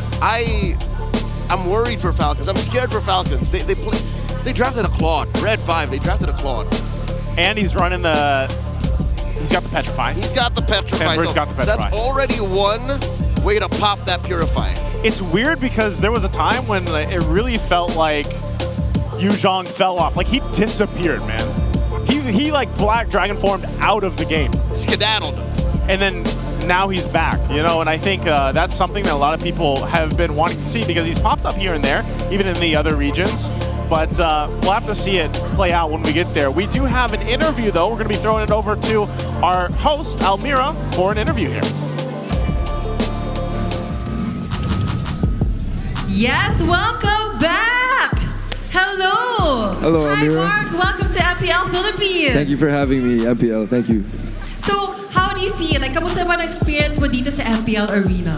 Ayun, I'm excited to watch the first game. It's my first time in experiencing like a tournament this huge. So yun, I'm glad that MPL invited me. Very thank you, Bench. Yun. All right, so you'll be performing later, right? Yes. So can you tell us more about the song, the story behind it? Okay, so I'm performing my debut single later called Shake That Thing, out tomorrow, October 23. It's about having fun. Shake that thing. Shake that thing. Yeah. I love the Shake title. that thing. Yeah. So can you tell us more about the story behind it? It's just about having fun, and you want to dance. If you want to dance, you just shake that thing. Yeah. Can you like give us a little sample? A little? It's for later. I can give a little like shake that thing, baby. Shake that thing. Pasok na pasok sa Gen Z. So, can you tell us, could you invite your fans to... Yeah. You can follow me on everywhere, TikTok, Instagram, BARQBOY, Bark Boy, there, everywhere, Bark Boy. Bark Boy. So, once again, thank you so much, Bark. And let's give him a big round of applause. Back to you guys, casters. Thank you, Almira. Thank you, Bark. I'm ready to shake that thing, bro. Shake that thing, baby, shake, dude. I can't wait for that single to come out again. It comes out tomorrow, and we get a sneak peek. We get a sneak peek live. Yeah, I can't miss that. I don't know when it's gonna be, but no way I'm gonna miss that. Better not come during. No, it's part of the show. So it's part of the show. So wait, are we gonna? Will the audience get to see it then too? I'm gonna unplug. I'm gonna unplug and just listen in. I'm gonna take a seat up front. Hey, I hope we get a chance to go ahead and tune into that. But again, shout out to Bark. Great to have him here. Boy. Yeah, at Bark Boy. Check him out on his socials, even for our international audience out there. If you guys want to go ahead and check that out and shake your thing. That's OPM, Original Pinoy Music. Original Pinoy Music, OPM. Man, what? That's what it stands for. Yep. I've always wondered. TIL, OPM. Today I learned. But yeah, to catch everybody up, I think I'm trying to peek over there. At this point, I'm trying to look over there, man. I think they're still getting things situated. It looks like we're getting closer there. But I gotta say, what a crowd! Day one. Oh yeah. I don't know. Like, did you expect this? I did. I told you, man. I know that the Cavaliers and the Green Falcons are devoted fans. Yeah. Possibly, because I'll tell you, they're international fans, man. That's true. Liquid is possibly one of the oldest esports franchises and organizations in the history of the game, right? Yep. Or of the world. And then you're looking at Falcons, dude. They are a global brand. They are. So they're both. I mean, technically, yeah, that adds to the whole Titan aspect. Yeah. Like, even before, you know what I mean? Like, when, dude, that moment in Kazakhstan when someone walked up to me and say, hey, there's the Titans of MLBB. I'm like, I don't know what you're saying, but was that a whoa moment? Like being in was it Kazakhstan? It was, yeah. I can't tell you how magical it was until it was over. Like, I look back at it now with fondness. Yeah. These two teams were there and they were playing, and it was, again, a 10, 15-second moment where someone walked up to me and said, hey, there's the Titans of MLBB, and I'm like, yeah, they were. And it only dawned on me how important that moment was. Yeah. When I got home, and years back, right here, right now. I'd love to. Hey, I know we didn't get to have a community poll here today, but I'd love to actually know what the community thought. Like, if you guys are out there in the chat too, like, the question put out to them, yes or no, would they still consider Falcons Titans?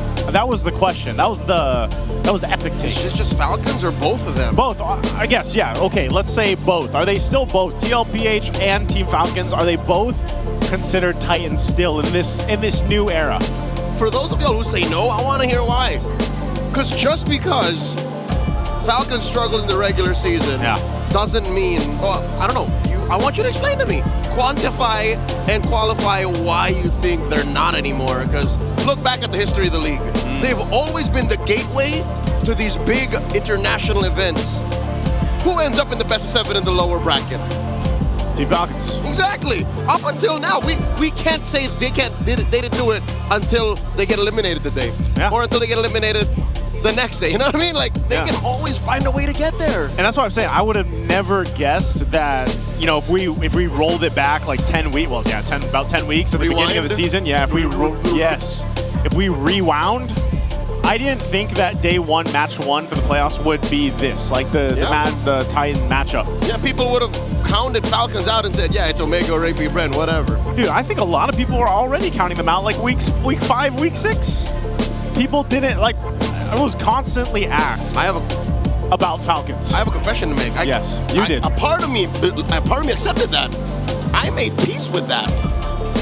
I think, like, I was ready to console Mimi at home saying, baby, they'll get him next time. Is she a fan? She a Falcon? She is. This is her team. Who's your team? I've been very vocal about who my team was. Is. I say was because they were members of my former all-time favorite, Raiders, RSG. Now they're a part of Rora. You know? So, how about you, man? Do you throw it out there like who you have a favorite? That is like asking a father who their favorite child is. You just don't. You just don't? Because that's how I look at all these teams, man. They're all your kids. I've had a personal relationship with almost all of them. Yep. Scratch that, all of them. Yeah. And I hold all of them dear to my heart. And I base my predictions and how I speak of them on their performance in the season. So just because I predicted a team to lose doesn't mean I don't look at them with the same kind of love as I did when they were champions. Gotcha. So it's a per season thing. It's a per season thing. It's a performance thing. You know? It's a It's a meritocracy up in this. It's a what? A meritocracy. A meritocracy. There's a word I've never heard, man. Yep. You are evaluated and judged based on your performance and your achievements. Okay, I'm half American and I've never heard that word. I am 0% American. People are shocked when I speak full Tagalog. You say, "Oh, Leo's a Filipino." Wow, you're a Filipino? Wow. Hey, they're just as surprised as I am when I do that. What's this, by the way? Happy birthday. Birthday. Is that him there? Is he there? Hey, happy birthday, by the way. Happy birthday. Despite your friends making fun of you, putting your face on a poster that looks like you passed. Yeah, man. The crowd is they're ready. I wonder if they all got to enjoy the Superfan City out there too. Have you for seen those the Superfan City? I have, man. And Superfan City. I said it wrong. I'm supposed to say it like that. Superfan City. Yeah, you are. It's like Satai, but Satay. Yeah, that's where these people came from. Yeah, there's a ton of stuff for you guys to go ahead and do in the Superfan Freebies City. everywhere. Freebies, games to play. I mean, go look for where you can get Kaio XMLBB trading cards. Oh no. Yes, sir. Wait, are they actually for sale during They are? They are. Okay. Go look for where you can buy the Kaio XMLBB trading cards. You can grab a pack for about 59 pesos. That's just north of $1. North of $1. For 5 cards each pack, you could crack the ultra rares. I'll have you guys know, by the way, that those are brand new cards. Some of the designs are amazing, It's a hot drop first. You can get them first here in Southeast Asia. And then bring them home. Like, you know, I'll tell you what, there's one card that, maybe two. There's 2 cards that I desperately want. I haven't opened my packs yet. I'm going to wait a little bit, you know, but I'm definitely after number 1, the Badek, which you got. You got. You're going to trade for that? I might have to go to the trading route for you, man. And number 2, number 1 for me. The Alice, man. You want that Alice? I want that Alice. If I crack that Alice, then you have 2 cards then that I we're want. going to have a conversation. That's going to be a long negotiation, Joseph. All right. Okay, hey, ladies and gentlemen, here we go. We're going to be jumping right into the game. I know it took a little bit. Thanks for being patient. The players are ready. And hopefully we have a smooth route from here. Once again, it's a best of 5 between the Titans, Team Liquid Philippines, and Team Falcons in this best of 5 elimination match, first day of playoffs. Let's take a look at the emblems here. So far, nothing out of the ordinary. I'm looking at that Alice. It's on full tank mode. Yep. And then you're looking at Sanford. You see him rock that Rupture. So he really wants to dig into that early game advantage that Yuzhong has. This is a debut pick, by the way. I can't believe it's been a while. It's taken this long. Sanford is the Yuzhong, of not just MLBB, of not MPL, of all MLBB. I was going to say he is him at this point. I mean, for a lot of people, if it was your first time watching, Sanford play the Yuzhong just a couple years ago, was it? He had an amazing performance on it, and it's one of those heroes that did take some time off in our current meta, but it's still as deadly. I think some people, even in their own games, forgot, man, just how much Yuzhong can hurt with the Shaw Essence and everything else. Oh, mid lane. Few gets launched up, jumps on his own volition, dropping a bit of damage. I don't think that's a fight they want to take. Okay, so they do get a battle spell out. Sanji had to burn the flicker, so that can still be a bit of a win there. A minor one. Sanford also used that Petrify earlier on, while Flap had to burn his flicker. So we missed that little tango. Yeah, we missed it, but this is one of those things that we kind of expect with these kind of lineups, man.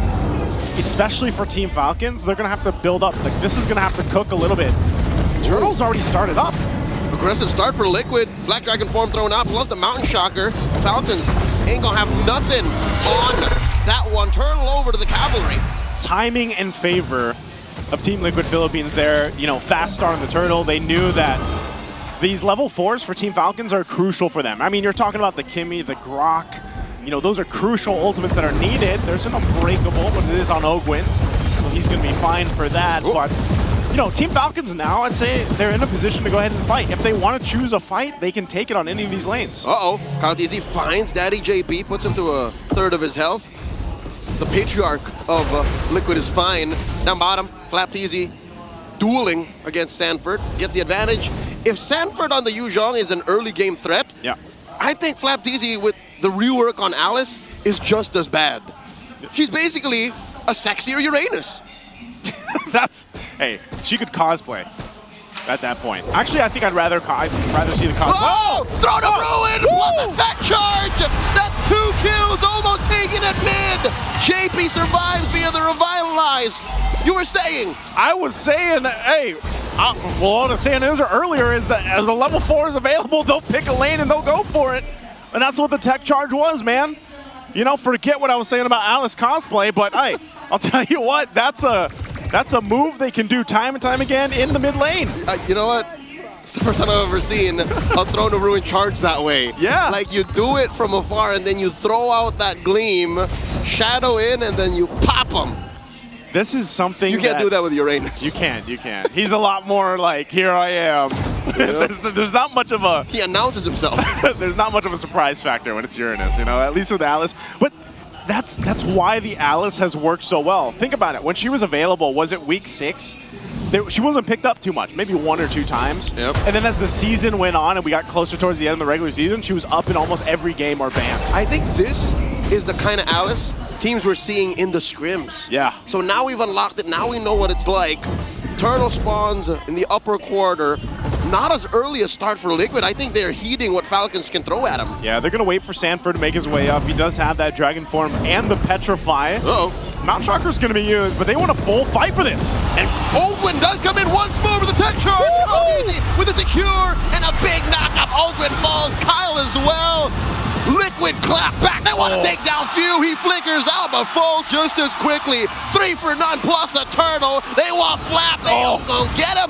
In comes Sanji. The chef do be cooking, and it's spicy, baby. They do find Marco. Sanji's shaking that thing. Shaking that thing. What a play for TLPH. I mean, it looks so good, Leo, for Team Falcons on the setup with a tech charge and everything else, but then TLPH was like, nah, we'll take the Turtle and all the kills and we'll shake that thing in the middle of it. Falcons wasn't ready. Folks, a quick look back at exactly what we mean by he is him. Sanford is currently #1 ranked all time as the Yuzhong. 31 games under his belt. This being that. Yeah. Oh no, they catch Flap! Oh, it works so good, Leo. The lanterns from this Jushin for Sanji into everything that TLPH has, whether it's Oheb on the Ruby. Oh, here's a jump. JP synced up with Oheb. Marco with a point blank. BMI, what was he thinking? He's not thinking about all the crowd control that's being thrown at him, man. I mean, it's tough to escape that. You actually mentioned this with a Claude earlier on when we were waiting to jump in the game. It's like, it's a Claude. You have what? A BMI plus the Purify. That's about all you have. He had only one of those things. He only had one of those at that moment. But even then, if he had both, the problem is TLPH has so much crowd control, so much CC that they can actually deal with anyone from Team Falcons. Literally, they all have CC. They all do. So check how Marco is going to make the most of that. They're down 4K. Liquid can literally just, press down on that wound. Oh man, this makes me almost worried that if Team Falcons forces a team fight into this third Turtle, that the same thing might just happen here because they're losing that economy now. So TLPH will start up this Turtle. They have complete control. They're going to go for Ogwin. He's got to defensively tech charge out. Few though, is he going to do anything? They spot him, and they compromise him, take him down as well. Flapteezy going into the back, thrown a ruin, no one home. Ogwin shambles, cracked in half. Marco with a defensive BMI. Flapteezy falls, he's going to have to BMI on out of there just as quickly. The duet ain't going to hit no one.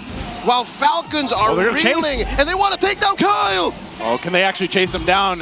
He has the stacks here, but I think he's able to get away. Again, he is this Lancelot, but still, man, it's like TLPH can choose whatever they want and go for a team fight, even if it's extended. Because you look at this, where's that brunt of damage from Team Falcons going to come from? It's not enough yet. It's not online yet. Super Marco isn't there. He's still a ton of gold away from being online. And Joseph, it's a very specific kind of damage. Yes. It is DOT, DPS at best. So they need Liquid to sit there, stand there and say, we won't fight back as much. But they won't have it. They are literally blitzkrieging. It's a Liquid stampede right now. It is. And you know what the problem is even if you want to wait, if you're Team Falcons, Team Liquid's not letting that happen. They have so many options. Even if it's just JP jumping in your back line to force a response, it's so difficult for Team Falcons to post up and be like, all right, let's play the defensive game here. Because now, I mean, talking about 8-11 into this game, they're down almost 8,000 gold. You know, in this situation with this kind of lineup, you don't really have much of a choice but just to kind of watch and hold on. Like, you've got to buckle up and hope that you even get to a late game. Fortunately, Falcons does have decent wave clear. Looking at how Ogwin can actually put up a wall, delay waves, use that as a specific tool. Few with that good range. Tech charge? Oh, they're fighting back! Tech charge with the wall coming in, but they just get squished right there at that wall that Ogwin dropped. Flap is gonna take it as well. 3-0. Liquid are almost 10K up. Joseph, this is painful to watch. You see what I'm saying? If you decide to fight in your Team Falcons, TLPH will take it. Look at the burst damage they did to Ogwin, who's supposed to be the tanky guy. Speaking to all the fight fans out there, this is literally a fighter who is down on the 6 to 12 position, punching up. You just don't. You just can't. You protect yourself. You've got to gloves up. What is that? Was that what they're saying? Gloves up. Put your gloves up. Put your gloves up, man. Cover up. But Paquito's not in the game, so who's going to do that? I was just about to get there. Ogwin can put up walls, control waves. Few can just pew away. Yep. Find a way to get Marco that farm he's looking for. Double lane while he can. Again, Liquid is going to freeze now. Look how they're barely touching these waves. They're waiting for this Lord timer. Yeah. They want to time it exactly on the spawn. They want this Lord to come at 10:15, not 45. Yep, there it is. So right there, Oheb will go ahead and finish that off. And mind you, they already got one of the Holy Shields down too. I'm not sure if they actually got mid. Yeah, no, mid's still fine. They got the tier 2 there and top, but they got that Holy Shield down on the bottom side. So Team Falcons, you're looking at this. You're facing a 13-1 deficit, 10,000 gold. You know, where is this? Where is that hope? You mentioned earlier that they could clear some of these waves out, but this is one of those things, man, again, where TLPH might just force this one in and punch it in for game 1. You know what? It's a stroke of mad and evil genius. Liquid may or may not have on purpose not pushed the tier 2s to further delay Falcons' wave clear. Yeah. And resources. Because look, if the waves were coming in to actual inhibitors, it would be easier to get resources, right? Yeah, they'd but be if able to you farm. have tier 2s, it gets much harder. There goes the pulse. no. And there goes a tech charge. Oh, they're trying, but no, that means he's not tough enough.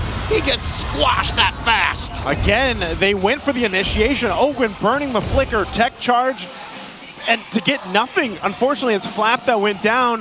Now sitting at 0-5 on this Alice, not the game that Flap was looking for.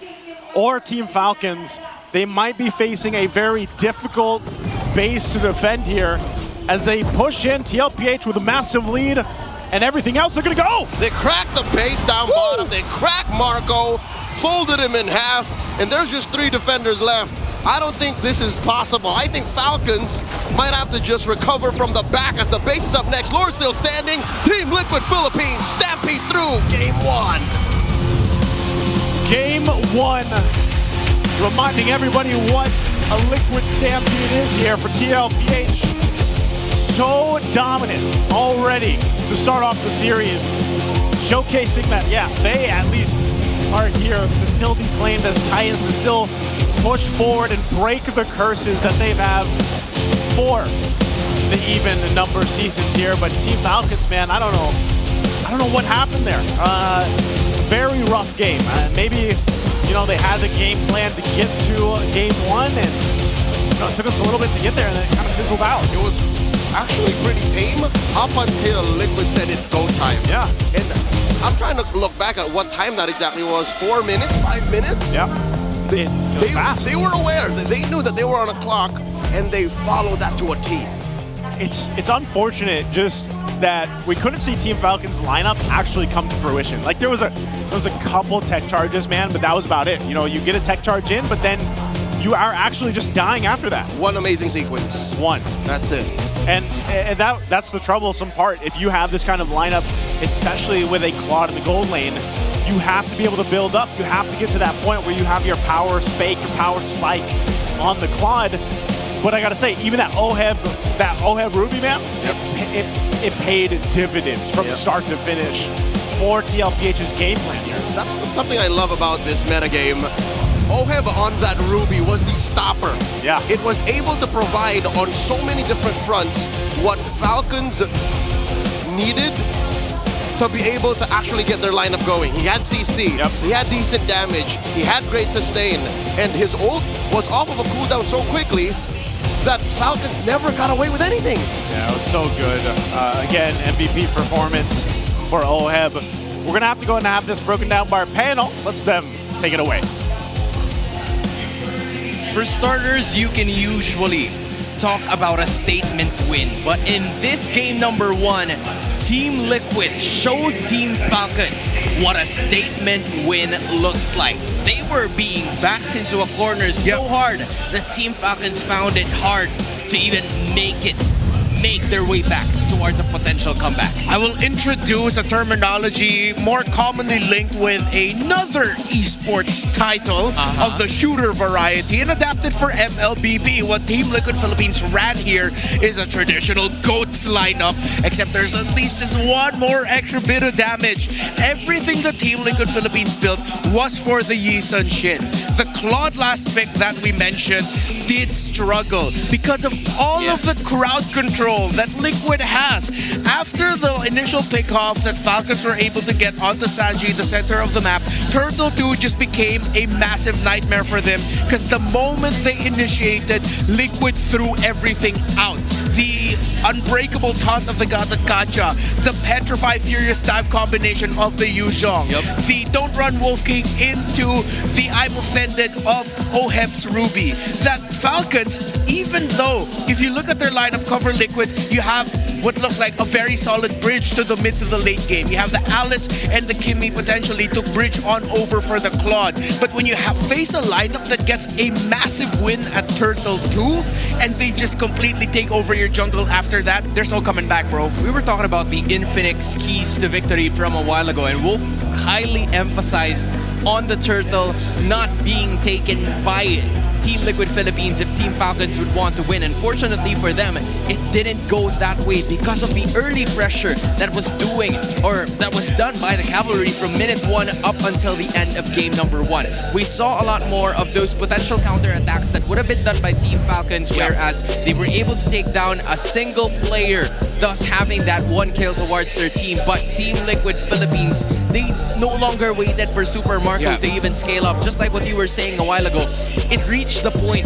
where Super Marco's BMI wasn't even enough to evade so much of the crowd controls coming in from Team Liquid Philippines. And I highly also have to say that sure, Calteezy was staying alive for the majority of the matchup, but he couldn't eat. He wasn't allowed to get a lot more of those objectives. And if you're staying alive, but you're barely breathing, you can't really do a lot of things that you were supposed to do. Yeah, undeniable. When you look at the Falcons lineup, okay, it looks like there's a bridge, but then it's also farm dependent. Alice farm dependent and lane matchup win dependent. Kyle TZ farm dependent. Super Marco farm dependent. Even the Kimmy farm dependent. And when that gets shut down, the farm and the flow for Falcons, again, way too difficult to come back. We mentioned Blade Armor. There's one on the Yuzhong, one on the Gata Kacha, and then we mentioned Sea Halberds and Denials of the region. You had one placed on the Ruby after a Brute Force Breastplate build, after the War Axe from OHEB. So everything that we pointed out, from the item conditions to the conditions of how they are going to execute. Team Liquid got to tick that. Falcons did not. So let's look again at the sequence. Starting with the laning phase, it seems like this Yuzong is now the response to the Alice EXP lane. Right. Because FlapTZ couldn't get a comfortable laning experience until Ogwen actually helped him clear his lane. It matters so big. Yeah. In terms of like, level 1s to level 3s, because that is where FlapTZ could either make or break the potential lineup here. But going back to what you said, I think that Yuzong was like the icing on the cake here for the lineup of Team Liquid Philippines, just because of the fact that there was enough damage, enough initiation, and that's what TLPH wanted to go for. Yeah, the fact that Sanford went for the fighter emblem set and then he built up Rupture as his first talent, it's massive. And you felt it immediately at Turtle 2. And again, the key condition earlier as Wolf laid down the Infinix keys to victory via the Howl that you mentioned as well, deny the first turtle. Falcons didn't even contest, but they made the right call after that. They found the gank into the mid lane. They brought Sanji down a little bit, but then the Yuzong is the one that was left unchecked in that Turtle 2 fight. The BPI rich guy, it's not Oheb, he's the rich guy. It's Carl TZ. GPM 900 for the season, Shin. This was a GOAT, protect the GOAT lineup that Team Liquid built, and they played it perfectly. The interview is starting to make a lot of sense now, Renmar. There's a guy named Hans Galerio who was back then on the stage. Yeah. Carl TZ just basically told him that we know how to beat Team Falcons, but I didn't expect with a week of preparation for them to be this dominant. To think that they were able to put up a solid, an understatement of a win, a victory here in game number 1.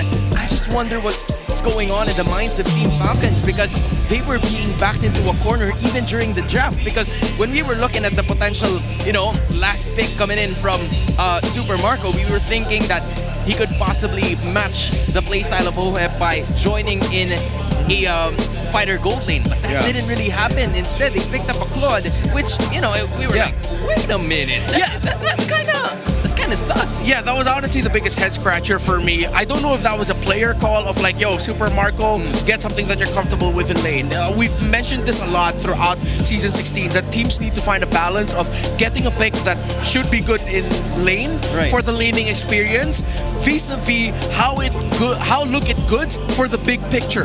They needed more range. They didn't need a marksman that is gonna dive into all of the crowd control dished out by Team Liquid Philippines. The Claude is a head scratcher. The Granger wasn't banned out. You can make an argument that what if Super Marco didn't want to play the Granger up against potentially the Ruby. And even so, the Granger with having one dash and a bunch of mini dashes through the use of his ultimate might be not comfortable going up against the Yuzong and looking out for the Yuzong in the team fighting. I think they still should have gone for range. They should have gone for the Granger. Super Marco bit the bullet even more because he went for a dive heavy marksman. I mean, if you are Super Marco, you're gonna have to at least engage. You were forced to engage in like the first 5 minutes, and that is not the best case scenario. Here's Will for you.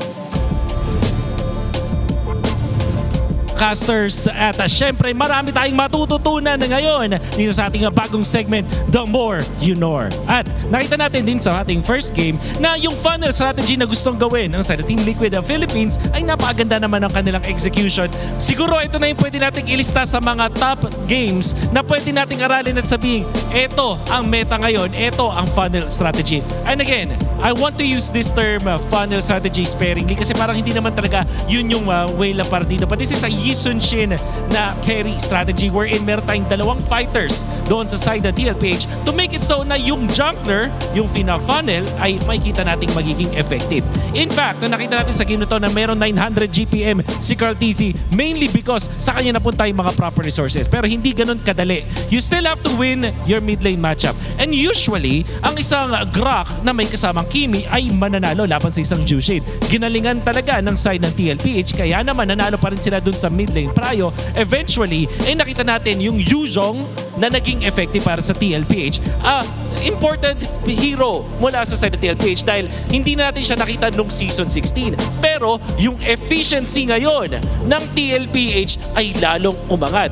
Makikita natin dun sa heroes nila na walang wins, kakaunti lamang kumpara sa mga other na teams out there na madaming mga tinatry na heroes pero natatalo din talaga. Ang pinagusto tignan nyo dito na statline natin bukod dun sa 8 wins nila sa Yisa Chain at 7 wins sa Granger, yung 1 win nila sa napakadaming heroes. Kayo na bahalang bilangin kung ilan yan.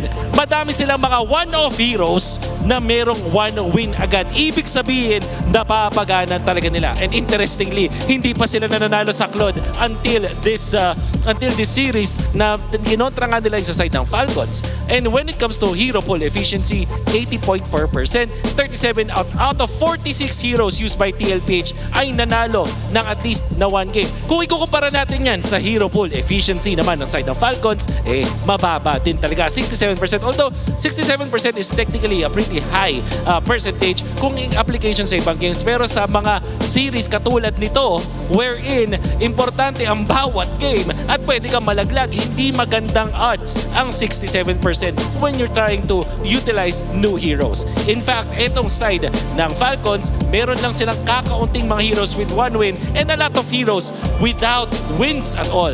Siguro dahil na rin yan sa naging regular season record ng side ng Team Falcons. Pero kailangan nating tandaan ang TLPH when it comes to their pocket strategies, maaasahan nga talaga. Napakaganda ng kanilang performance at may expect natin na kapag meron silang gustong itry na gawin na gamitin ng mga heroes, napapagana talaga nila. Kaya naman talagang masarap ang pagkakapanalo dito ng side ng TLPH. Sa sarap panalo with Nor, masarap din ang magkaroon ng bagong kaalaman. Again, the more you know.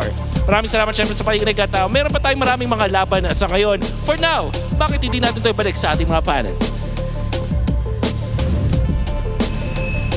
Thanks again, Wolf. Again, that is the more you know.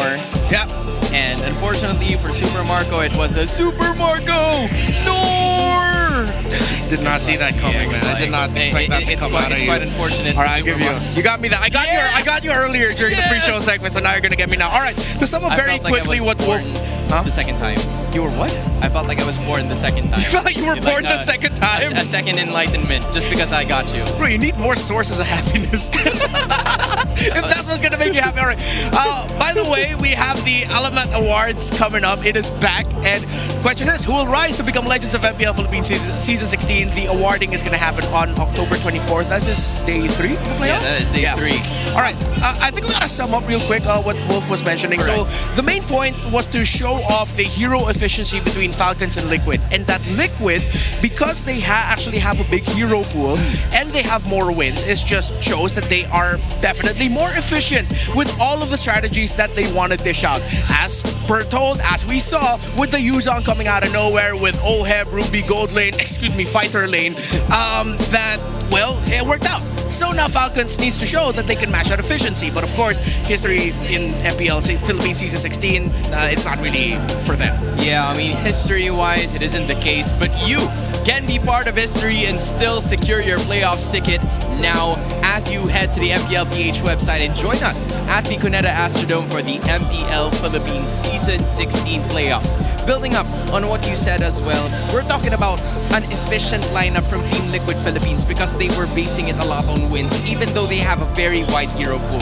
For Team Falcons, there were times that they were trying to experiment, not even experiment, or at least just try something new because obviously it's the MPL Philippines and you don't want to just be stagnant with your offense or what you want to do. But for them, it hasn't really worked out, just like what you said. Yeah. So at this point in time, if they would want to get a victory, they have to reinvent themselves. They have to evolve in a sense that it would be a desirable victory for this team. Because again, we've seen a lot of 0-1s based on the more you know coming in from a Wolf.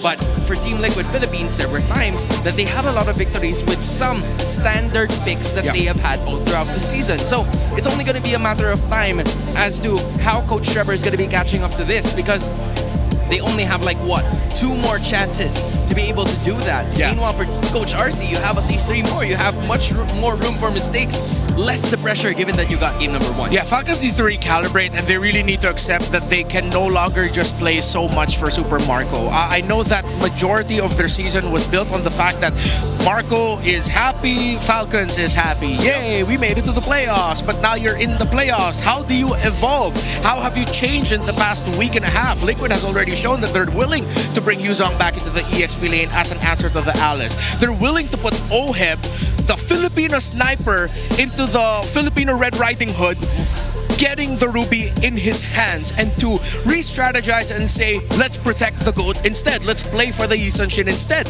But not to say that they're reducing firepower, man. Yeah. They have a lot of firepower coming out of that Yuzong. We know it's one of the strongest level 3 power spikes in the game, especially paired up with the Petrify. And you're looking at a Metapro spotlight. One asked, what is your top strength as a jungler, and what part of your game do you want to further improve? Cartesi says that he wants to improve his game IQ, shot calling, wide hero pool, and aggressiveness. Oh, that's his strength. Room for improvement? He wants to learn to play Fanny. Come on, man. That's quite offensive to people who don't know how to learn Fanny. Just like me. Anyway, for Cartesi's dream meta, he wants to have fast money glitch, infinite money glitch in terms of the jungle position, fast cooldown with a lot of skill. You can understand that because that's English, but yeah, we don't need to translate that. Yeah, this situation, he's stronger than Checklist.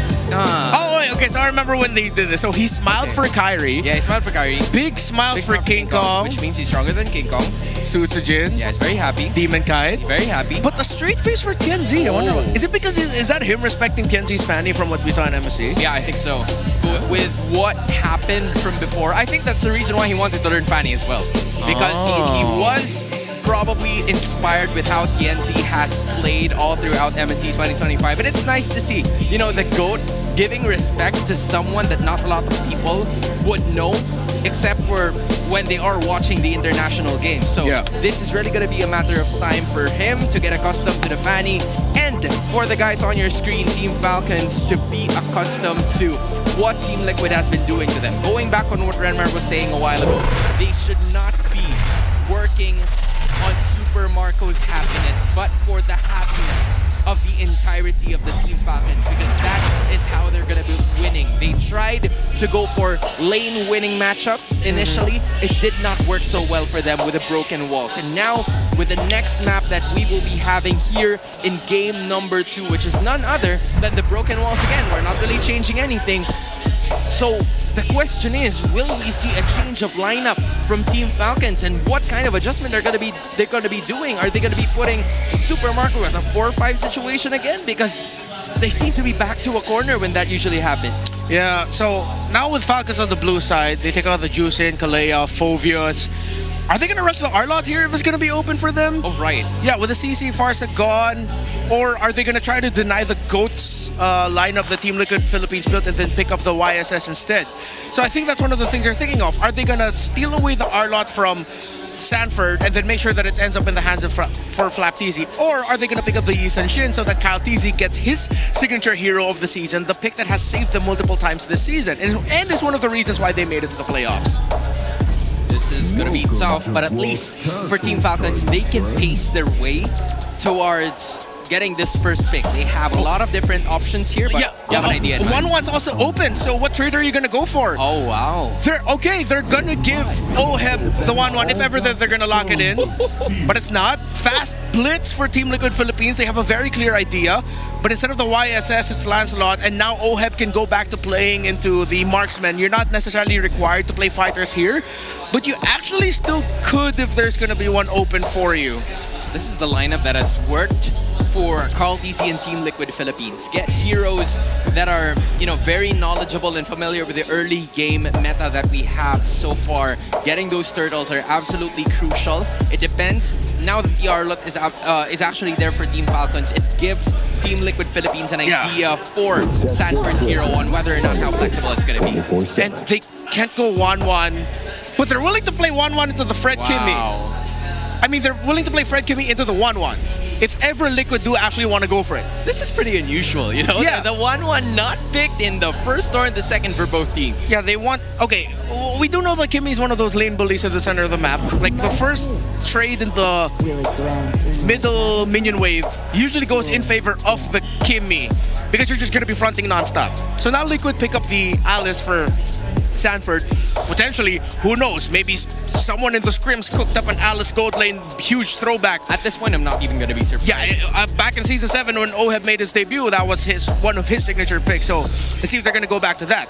Now with Gatot Kaja at the center of the map, Alice, EXP, the mid laner pool is wide. I think if you want to counter lineups that want to play fast and bully the center of the map, there is a realm of possibility of Sanji picking up a Selena later on at the 4, or maybe even a Low Yi if they're willing to play that far back and stretch, even though Low Yi really just hasn't been good this season as an option. This goes back as well. Now I'm pertaining to the bans as well. The suppression has been cancelled out by Team Liquid Philippines. So if we're talking about some setups here for Team Falcons, they've already neutralized the situation except for the Kaja, which is still a possibility given that the Lancelot is there, but the threat of having both the Alice and the Gatot Kaja would make it a little bit difficult for the Kaja to at least pull off a Divine Judgment skill towards any of the members of the cavalry just because of a single dash that he has. So maybe some other options, a little mobile agility here for the rest of the members of Team Falcons would definitely help. But in order for them to be able to do that, they want to take out a hero that slows them inevitably whenever the RWM is used, which is this Eve. All right, so that would have given a lot of struggle for the Fredrin and the Kimmy. Even though the Arlott has that access, it's not like you can final slash and then bring Eve closer to you. She's just going to stand there. She won't be able to press her squares, but I mean, come on. Yeah. That makes a lot of sense, but then with the options that we laid out for Sanji, that could still be very okay to play into. They already have the Arlott and the Fred together. I'm wondering if Ogwen is willing to play something that's a little bit more annoying. Oh, that's why Liquid banned out the Hilda. Okay. You're talking about annoying, yeah. So I was actually thinking of the Hilda, and a part of me was thinking maybe Liquid wouldn't care about it, but they were like, you know what, let's just make sure that the Hilda doesn't end up with them. They can't even go for the big pickoff because if they go for the Kaja, you won't really have the exact burst damage that you want to play. We mentioned the Low Yi is an option earlier that gets banned out by Falcons. Yeah. I think Sanji can still definitely go either the Selena that we mentioned to help stop the rotations, find those members of Falcons with the traps, or if he's feeling pretty ballsy and you want more damage, just go pump out magic damage with the Lunox in mid. They're trying to at least suppress Team Liquid Philippines towards their picks here in the mid lane position, because usually we see Louis and the Eve getting picked up by Sanji to make out of this world plays or maybe out of the box plays, but that's not going to happen so far. I wonder if he's willing to play into the Kagura. I think the record for the Kagura not that stellar for Sanji, no wins on it. Right. So they save their mid lane pick for later. They pick up the Harith. I wonder if they're gonna go mega greedy sustain and then surprise Angela again at the end of the draft. Because they don't need to get burst anymore. They have the Harith. They're fine with that. Right. So I think for Team Falcons, they tried to do that greedy lineup from game number 1 where it's heavily, lenient towards it. But I get the point. I see the vision here coming in from Team Falcons. If they want to pick off a greedy lineup, they can do that just because of the Alice and the Harith still needing some scaling. Yeah, I felt like that. I think that's the only way for them to be able to stop this. So we're going to pick up, he can't go Kaja. Are you forced to play Boxer Roam? Then you have a little bit of stop. Matilda. Okay, Matilda with the Fred, with the Granger. Okay. Yeah. I call this old school, a little bit more old school, the sustain. Yeah. There needs to be a source of healing and shielding. Oh, it might actually be Angelo for Sanji. If it's not going to be anything offensive like the Selena or the Kagura, you go for defensive and utility. You pick up the Jella. You don't have to worry about an Esmeralda on the side of Falcons. You already see their lineup. An extra Angela means that you get a little bit more sustainability to match the shields that will inevitably be really good for Falcons and terrible for Liquid to go up against if they can't match the sustain. So, they go for damage. They still go for the Lunox that we mentioned earlier. They don't want to match the sustain. They want damage. A lot of people were pretty much bashing the people who use Angela in the MPL because you give very skilled players a hero that only has a few buttons to press. But with the Lunox, they're gonna go damage. They're gonna try to break through the wall of Kyle TZ and Flap TZ. And together with Ogwen, the Lunox doesn't really care about the shields that will be committed here by the rest of the members of Team Falcons. But for Super Marco, the range finally comes in. He no longer needs to go all out and further engage with the idea of fighting from the distance. And I think based on the Alice and the Gatot Kacha of Team Liquid Philippines, he's going to have to be really careful about this approach. Yeah, a lot of crowd control still on the side of Liquid, so it's up to Falcons to not mess this up. Idea is for Team Falcons to equalize, but TLPH wants to take it. Here are the casters for y'all. Thank you for the breakdown, Hans and Redmar. Once again, we're about to jump into Game 2 here in this best of 5 between the Clash of the Titans, TLPH, and Team Falcons. It's me, Nyasu, and Leo to bring you the action. And man, I'll tell you what, Game 1 was devastating. Welcome to Mobile Legends. But legend has it that when Titans collide, you can't help but get a long series. So Game 1, that's true. That was just a taste. I'm here for the whole course. Okay. All right. I want to believe it too, man. You know, we're sitting at the table for this one. I will say this, though. Looking at the emblem breakdown, looking at the lineup that Team Falcons brought to Game 2, I share the same sentiments with what our panelists said here. You know, one of the great things is the utility they have. They have Matilda locked in. This is much better for Super Marco. He's now got the Granger, so he's got some range to work with. And the telltale sign that you respect what your opponents brought in Game 1, look at the absurd amount of purifies. I was going to say. I'm pretty sure if Flap TZ wasn't on an Arlet, he might have also rocked like a Purify if it was like a CC or something. Just a 4-man Purify, you know? Right? Yeah, because again, you can't put a Purify in your jungler. But that just shows you how important crowd control is to Team Liquid Philippines' MO is. You know, when they go into a match, they want to make sure that they don't just have damage. They have ways to dish out that damage efficiently. So you want crowd control, which they still have now in spades. And that's why I think, you know, the Team Falcons took what happened to them in Game 1, and they're like, we're going to go in better prepared for it. So what better way to do that than have a Matilda with you in the hands of Ogun, which can help you be a little more versatile and mobile. Which I think is an answer to Liquid's, I guess, less crowd control centric lineup. Upon further evaluation, it's more damage now. Magic damage. Even Renmar, I saw drool a little bit, was like, ooh, still the Lunox, really? Because that is such a specific choice to make. That's a decision that they made in tandem with their coaches, Coach RC and Coach Tic Tac. Sanford here going to the back line, throws out that shadow. Ruin, no one home. Few less than half health as Carl just wails away at the turtle, securing it. JP still alive. Revitalize AOG on out. The brilliance in. Final slash by the Filipino cannon. Sanji falls. So does JP. Falcons clap back. Oh, they clap back. They do give up that turtle, one in the hands of Carl TZ, but good pickups here. Grabbing a couple of kills to put him on the board for Team Falcons. A much better start. And I gotta say, a much better start just for Flap alone, man. Remember, he struggled on the Alice in Game 1. Well, now he's got a double early kill on this Arlot, who's going to be very important for them as they get through this game. Already you can see how different Liquid's play is when they have less crowd control. They were playing on a clock there. They were counting the moments when they could get away with a turtle take, but Flap wasn't having any of it. They punished him hard for overstaying, because what are you going to do with an angry Arlot on you, man? Like, he is going to just sustain through the damage you were dishing out, especially in the early game. Yeah, now he's got the Fury Hammer off of that, so a little bit of extra damage and that penetration to go in and help him. So now, if they wait even for the next objective or they try to set something up in one of these lanes, Flap alone is going to be somewhat of a threat. Again, that fight was started off from Sanford deciding to go in on the Alice, popping that Throne of Ruin, and not be able to really catch anything. It was a delayed kind of counter punch, really, from Team Falcons to make it work there. So a great setup. It gives them a very minor lead to go ahead and work with. And mind you, they didn't even really have to use much of their utility. You know, they didn't have to pop all their purifies or anything like that. It's like they backed away from the game plan of TLPH. Nope. And they responded accordingly. Yep, they were very much aware of the turn. They planned for that. And that puts them up 1,000 gold.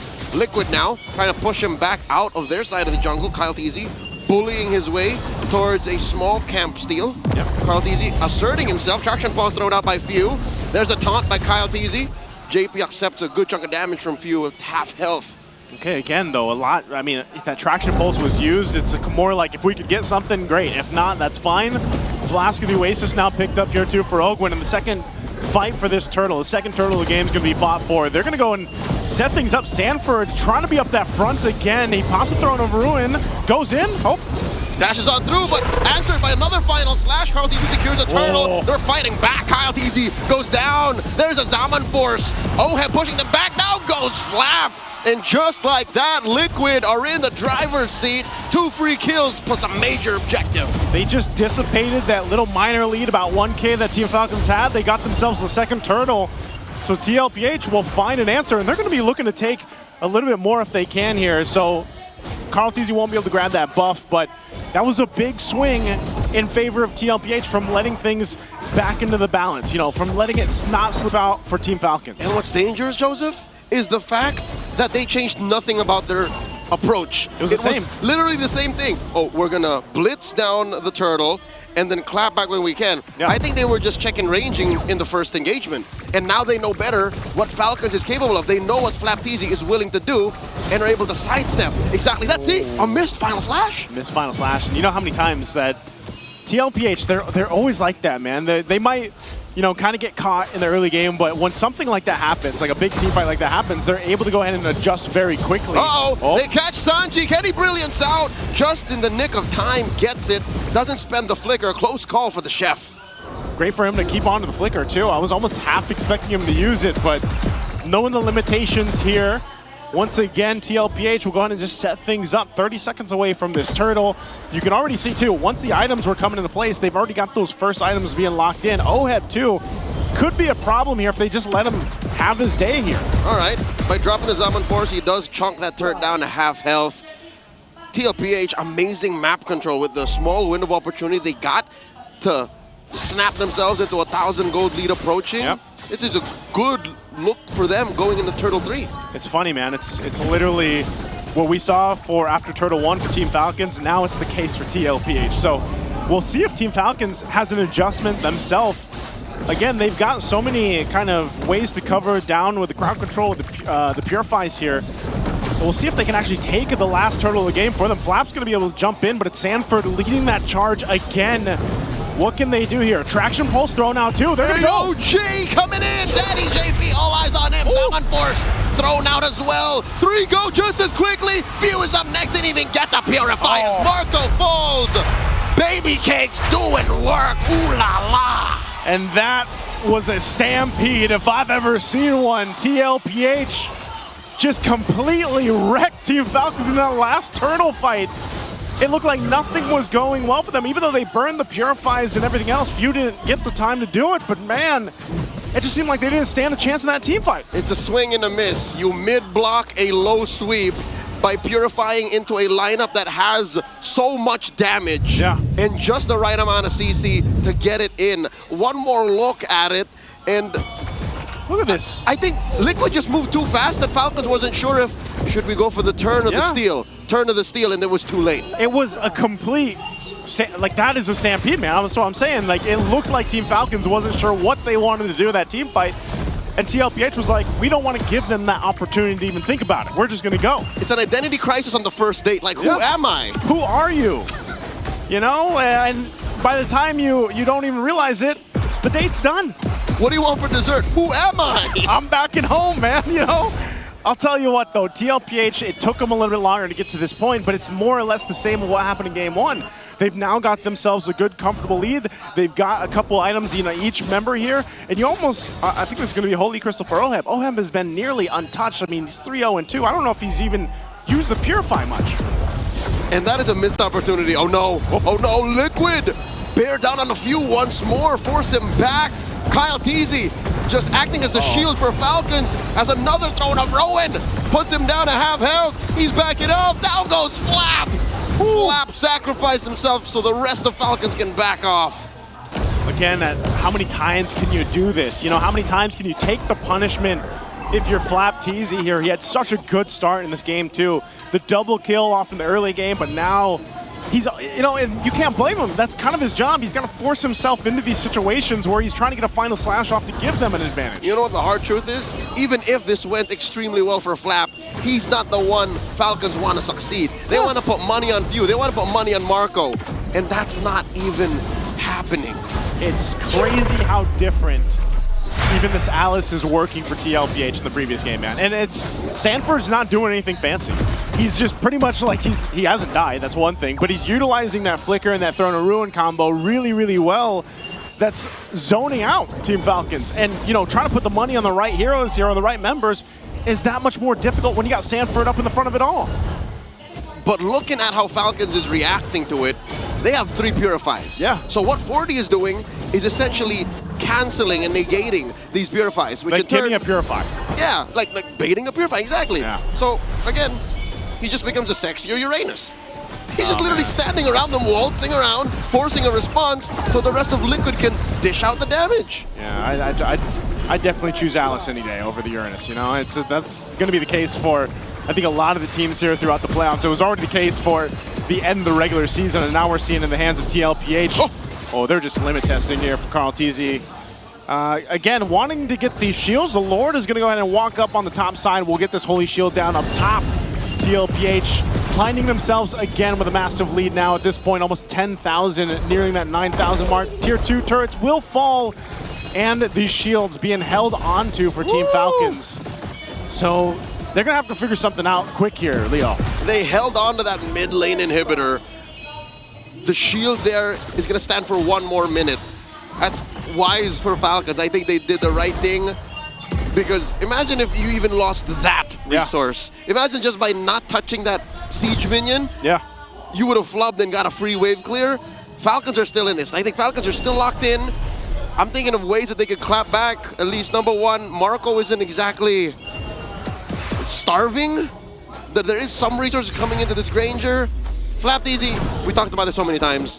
You can miss 99% of your final slashes, but if inside your base you can wipe them out with that last one. It's that one. It's that one. Yeah, that one can change the course of the game. So Cope is alive. The Cope is alive, but I think in order for it to actually become a threat, they're going to have to get that, you know, the gold and the items over here on Super Marco especially, because yeah, crowd control-wise, you got that covered for Team Falcons. You got a lot of utility. You got to be able to go ahead and capitalize on that. And who is going to be doing that? Super Marco, and he's just not there yet. He was about 2,000 gold behind Oheb. So I think if you're looking at Team Falcons on how they can go ahead and maintain themselves into this game, it's really buying enough time to get Super Marco to the point where he needs to be. We've seen him do it before, man. Yep. So you can't count them out completely, even though this is a massive lead right now for TLPH, and they're taking just about everything they want. It's not impossible. Team Falcons and Team Liquid PH right now, because of this 10,000, 11,000 gold lead, are playing their own little sadistic version of Pac-Man. One of them is dodging, while the other is just moving around, trying to get resources and score up and close that gap. Liquid are doing this very, very disgustingly. Despite the Matilda on the other side, Liquid are so mobile. Again, you have that Gleam, you have a Lancelot that can dash on through, you have an AOG, you have a Gatot Kacha that can go, from point to point, little corners of the map. Yeah, and he's, like, look at him, JP will just post up, and he can get out that way, too. So, Lord's already secured, they might force a fight. Throne of Ruin, 540, and they're engaging. They do get that engagement underneath that orange Salmon Force. Not a good look for Liquid to overextend. Falcons back off. They do. They're going to go ahead and disengage from that, but that was all to get this Lord. Good thing, I will say this, Team Falcons held on to the Purifies. Yeah, a Flicker was burned in that exchange. Flaps doesn't have that, but they've got the Purifies ready. They have a little bit of time to go ahead and prep up for this Lord push up top. And Team Falcons, if you really look at this lineup, oh no, are they going to try to make a play? Okay, they did. Ogun did punch forward with that Circling Eagle, but they've got enough time to reset here and get ready for this base defense. Interesting pivot. Yeah. Suddenly turning over to Sanji when he was expecting to turn on Carl TZ. Yeah. But I guess they were just buying time, because look, Falcons are forced to Ube to even respond to anything Liquid is throwing their way. They do eventually get to this Lord. JP with the AOG, fighting underneath this tier 3. Not a good look, JP falls. Oh, they're going to be able to go. Now Sanji in trouble, takes a shot himself, but Carl, they just want that turret. That's all they're going to be able to get. 2 for 1. Inhibitor falls in mid. Now Kyle, underneath Carl's blade, gets taken down to about half health as they dodge on through. The taunt catches Carl. The Phantom Execution out. Oh, and that gave him enough space. Oheb was there. to back him up with his Amen Force, but it looks like that's all they'll get. That's why I'm saying Team Falcons, man, imagine they're down 11,000 gold, but they actually were able to go ahead and defend into that. That base turret up top didn't go down. It was a 6v5, Joseph. Yeah. Lord fell even before Liquid knew that this was a real fight, and it was a matter of let's just get that mid lane inhibitor. Since Falcon is forced to play together, they can't clear that wave. Liquid just decided we are collateral damage. JP falling, who else died? Sanji falling.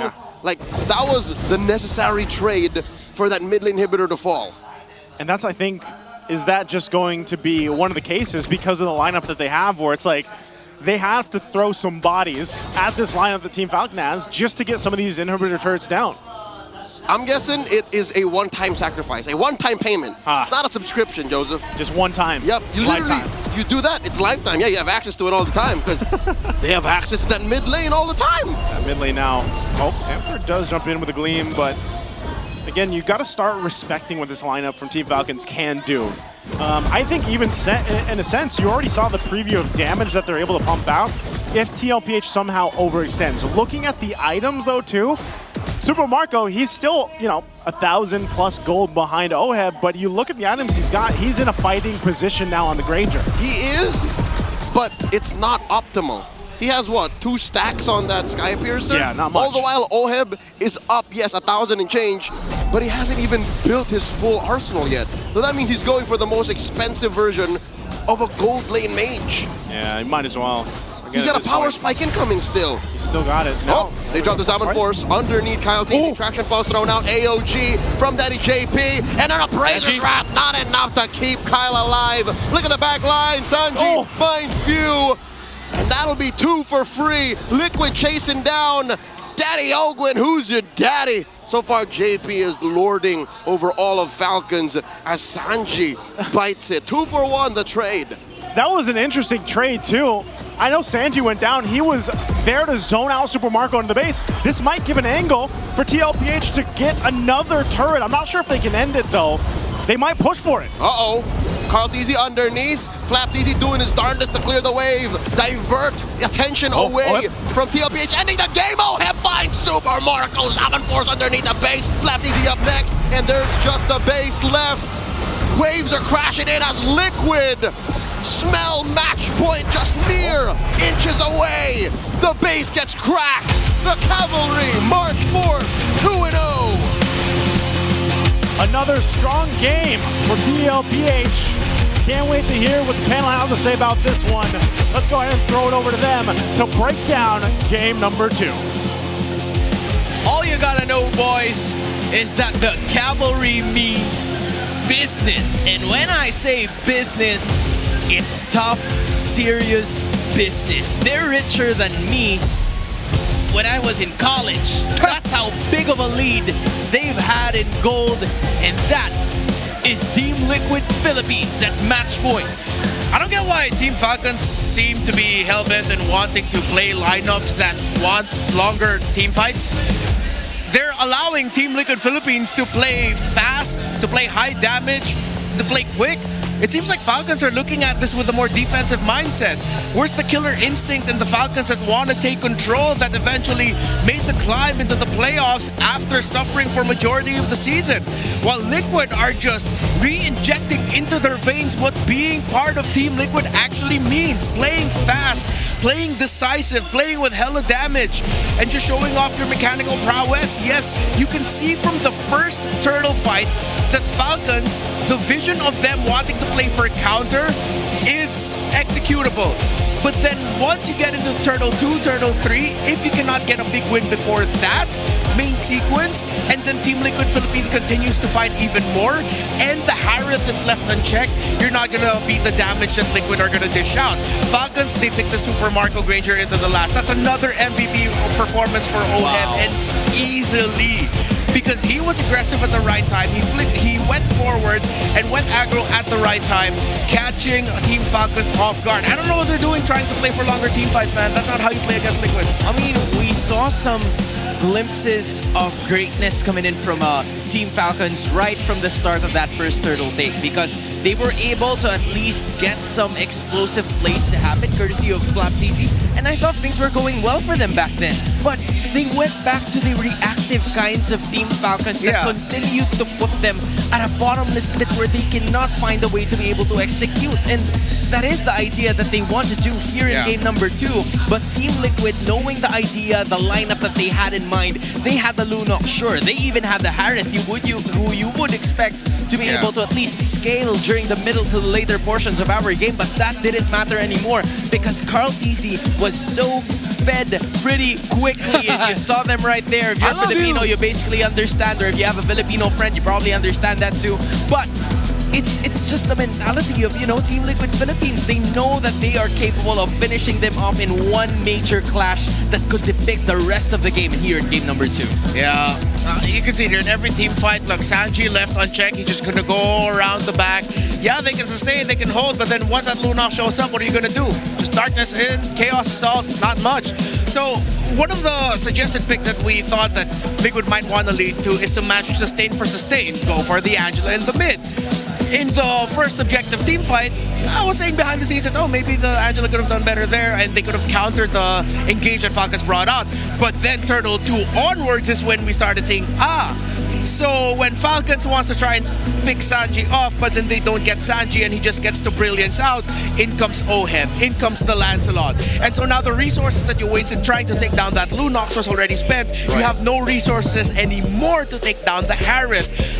Liquid, they are doubling down on their key idea heading to this playoff, going up against Falcons. They're playing fast, they're playing aggressive, while Falcons, they're too defensive-minded at this point. They understand the concept of a front-to-back composition. I have to say that Oheb sure is the MVP of the game just because he dealt so much damage, but you also have to give props to Sanford and to JP, man. They were at the right place at the right time, doing their jobs in a spectacular manner.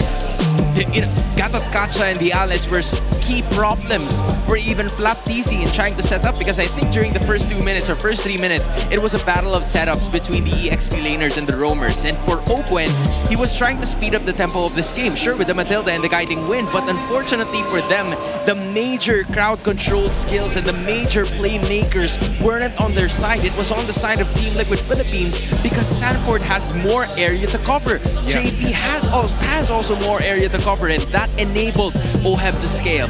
Carl Teasy to even scale as well. I was asking you a while ago on whether or not, because usually you would see Alice and even, a Harith scale up later in the later portions of the game, and you won't see them provide enough impact in the first early minutes. But that changed because of how well Team Liquid Philippines has scaled all over this game. Yeah, the undeniable truth of this current metagame is just more damage wins.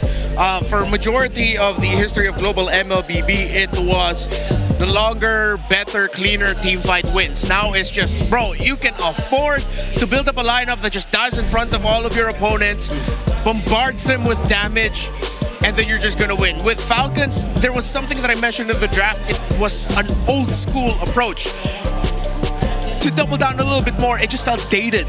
Seeing the Mathilda, the Fredrin, the Kimmy, Arlong, and the Granger. The Granger was picked last alongside the Matilda on the blue side. Well, then Falcons, they could have gone for a more old school approach, but then they brought out the Lunox instead for the raw damage to pair it up with the Lancelot. And yes, you can say that the Gatot Kacha, you think of him as a hard tank. You think of him as a stain, a tank that picks up the Revitalize to not only drag out the fight even longer for his team, but then also heal his teammates.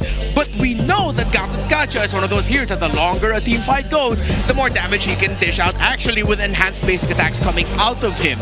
And they decided to double down on more damage for Gatot, for the mid laner, for the gold laner. They had an overload of magic, but it was okay because the Granger took too much time. And he also I don't know why I came out like that. Was time. Yeah, I don't know why I came out like that. I think Enigma was pretty proud on. I think I was a little bit too passionate over that. And then in addition to what you said, I felt like there was slight of a problem with the Kimmy pick for me personally, because JB was just standing on business on wherever the bullets are going to be appearing towards the Kimmy, and he was defending, scaling on it so well that there wasn't enough damage coming in from the side of Team Falcons, where initially there was supposed to be enough damage, and that created a lot of problems for Team Falcons because they weren't enough to at least burst one hero down.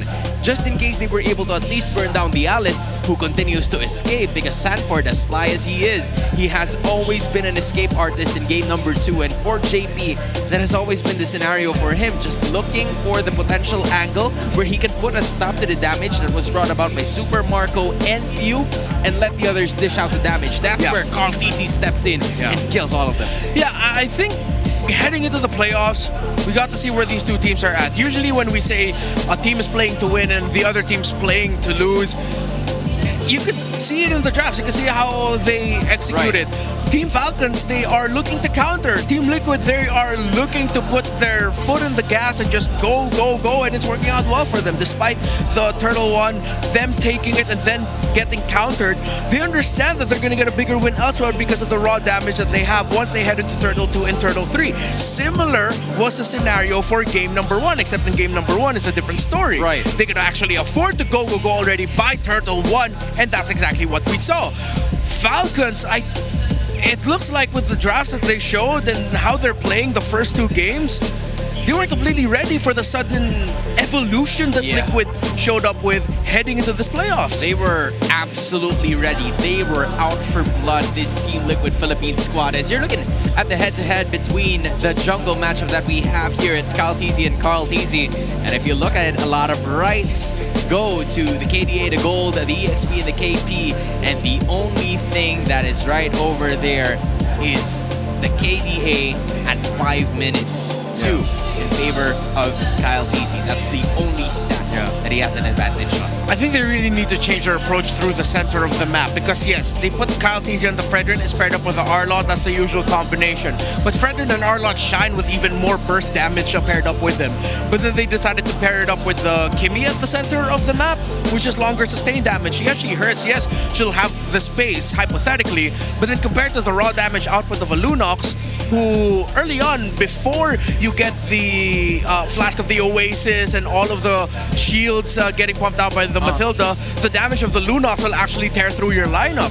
So they really need to readjust wherein, okay, you want to go a certain way, but then you're always lacking one little thing, whether it's in the gold laner, whether it's in your damage profile through the center of the map. And if I'm Falcons, that's where I'm going to have to look at and rechange the focus. You take the Kimmy out of the hands of Few, give Few something else. Give Few that can deal more damage. You know what? You're right. They have a pretty tight window, right? If we're talking about Team Falcons. But for our fans that are right over here at the Cuneta Astrodome, you can power up your Dandruff-free scalp, supercharged with Clear.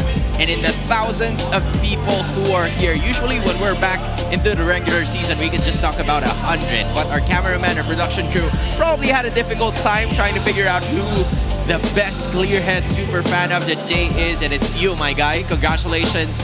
You got some pretty good looking shampoo heading home. And man, I'm telling you right now, his hair's looking pretty good. It's raining outside right now, so if he wants to hop into the rain, take a quick shower, use that Clear, you know? Yeah. He already looks fresh. Why not look even fresher? You know what? For all of the people who are watching, you guys should do that. You know, like try to go outside whenever it rains. Bring a Clear shampoo with you. Put a tripod right in the middle. You know what? I'm gonna get it right now. Like, you do this, and then after that, you just rinse. You're encouraging people to take a shower in the rain with Clear now. Yeah, dude, because like that gives a lot more cinematic flair to it. This isn't an early 2000s R&B music video that you could just do that. This is not Chris Brown? This ain't Chris Brown or anyone else. This ain't Usher. Thanks, Tripod. You have done your business. I tried to prove a point, but you'll stay in a shaded area. Yeah. Okay, so I got you. But for you guys as well, if you want to stay in your showers, why am I even talking about that, dude? I'm just gonna get back into this matchup right over here. TLPH already at match point, showing some swag against Team Falcons. And from the looks of it, they are looking to be part of this scenario. The M7 pitchers so far, they're still not a lot of certainties between a lot of the others here, except for Team Falcons, who has Boyet and is now a Filipino import that is part of the M7 World Championship. Yeah, the first team to qualify for M7 in Jakarta, Indonesia, Team Falcons from the MPL MENA region. We're going to be seeing MPL ID, MPL MY later down the line. Of course, MPL ID up next in the docket right after the MPL Philippines playoffs, just 3 days after the action in Jakarta, Indonesia begins, where Onyx ID are leading the charge heading to the playoffs, but Bigatron by Vitality got an iconic win against them in Week 8, day number 2. While MPL Malaysia still looks like it's an SRG OG-led league. Man, I saw the dates. I was looking at the dates while you were telling me, or telling us about the teams that have qualified, and we're looking at matches or playoffs that will start at the 13th of November.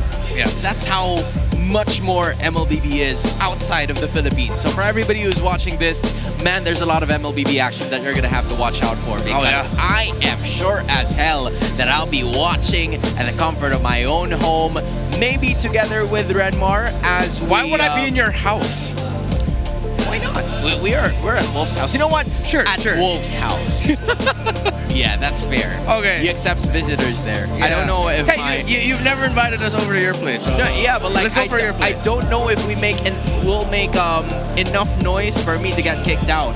So wait, you want us to make enough noise for you to get kicked out? No, not really. That's not what I'm saying. I'm trying to like structure it in a sense that I don't want to get kicked out. But it's quite inevitable. I get you. That we get kicked out. Like remember when Wolf got like a noise complaint warning? Yeah, Wolf. We're talking trash about you because you're at Filipino broadcast. Anyway, not talking trash. We're stating facts. It actually happened. You know what? That's true. That's true. Ask Naisu later at when he's back at the desk. But hey.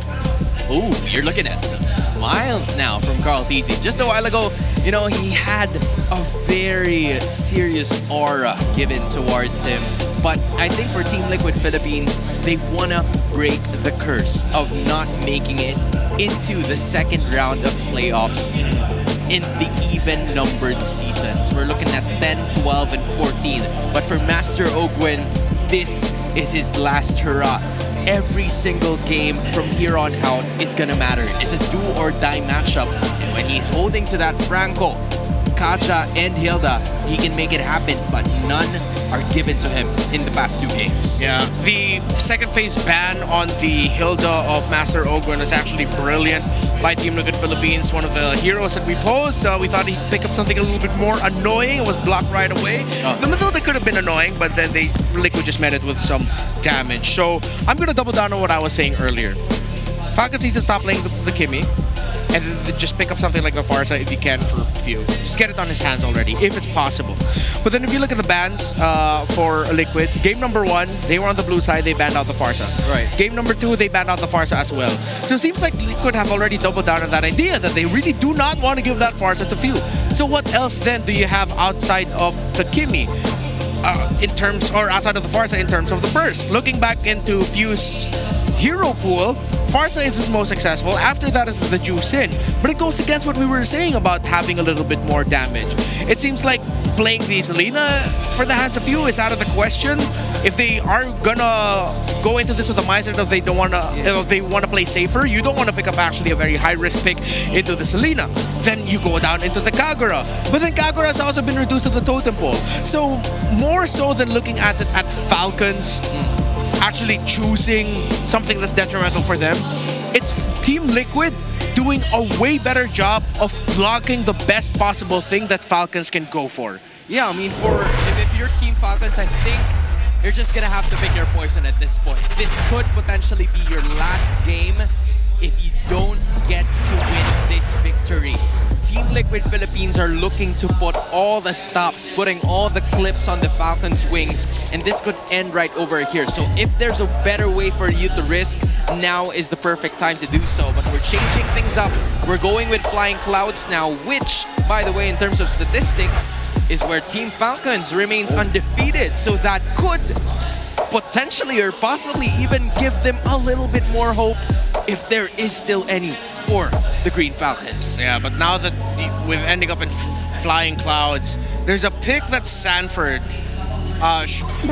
picks up that comes as a big surprise to the teams that have gone up against it and has done well for him. And that's the glue. And then as we all know, when you're playing in flying clouds, you're willing to pick up the slower moving EXP laners, because even if you maybe somehow miraculously get brought down really low by your opponents and you have to recall, you're okay, because you have the clouds to fly back in very quickly.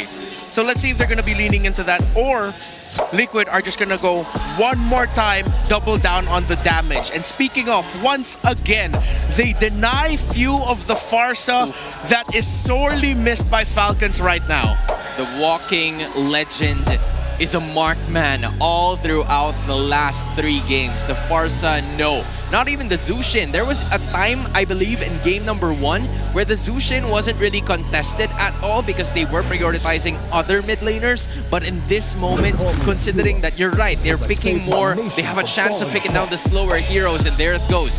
Team Falcons picking up the Yi Sun-shin. Quite an early pickup, if I would say, given that there are still a lot of options available. Yeah, do teams no longer want to pick up the Wan as the first pick? Well, why? Because CC was banned out. CC's like the soft response to the Harith gold lane. So they go YSS. They get Kyle TZ on the hero that allowed them to climb the playoffs. But that YSS was paired up with the Farsa. So are you going to pair it up with another artillery mage? Are you going to maybe potentially go for an Eve? But then I don't see a scenario where that would be okay for them right now. Are you going to be stuck on a Kimmy yet again? Will you save the few pick for later? Because now with Falcons having the Yi Sun-shin in the jungle, with the Hylos fronting, they might want to open the possibility of them picking up a Cho later on. They get the Uranus for Flap TZ, so they're just doubling down on comfort at this point. Some of their best picks their season, Uranus for Flap, YSS for Kyle. This is going to go back to the recent gameplay that they've had before, where Flap TZ's role is to just be annoying. And the more annoying Flap TZ is, the better the chances for Team Falcons to win. That is what they're currently banking on, just based on the 3 picks. But another Kimmy pick for few this time around, so they would want to really build up on the comfort. You're right, based on what you're talking to us about, Team Falcons heavily leaning on towards the comfort that they've had for the past few weeks already during the regular season. But for Team Liquid Philippines, who no longer has, both the Gatot Kacha and the Kalea, it makes a lot of sense that the Hylos was picked up early just so they wouldn't have a lot of problems. But for Ogwen, you still have the Grok, but it could potentially be a very difficult scenario. So the Alice is the final pick up. Sanford is gonna try to at least give a lot more problems to the Uranus. And I think it was Leo who told the broadcast that Alice is a sexier Uranus. Yes. Did I get that right? In terms of function, I believe is what he wanted to imply. You know what? I hope so. I hope so. He's probably going to clear that up later. Let's see if the Alice... I think at this point, the Alice is just going to do good no matter what happens. I'm heavily leaning towards the possibility that we're just going to see Falcons get swept and Liquid's going to advance into the next round. But let's see if there can be surprises thrown out. You take out Ogwen's pick with a lack of burst. They're gonna need to pick something up really good for Marco. They're gonna need strong burst. I wouldn't even want to see them consider something like a Moskov as their typical thing. Takes a bit too much time. Granger, Kimmy together again. Maybe should be okay, but you don't see the mid laner of Sanji. They could easily just pick up the Lunox one more time and just go burst. That's another revitalize roamer for JP, so they'll be able to sustain. Maybe the first ones, they get countered. So I like they're reducing to the burst that Liquid could potentially go for. They take out the Lunox, they take out the Harith, so now you're gonna have to see Team Liquid settle with something else.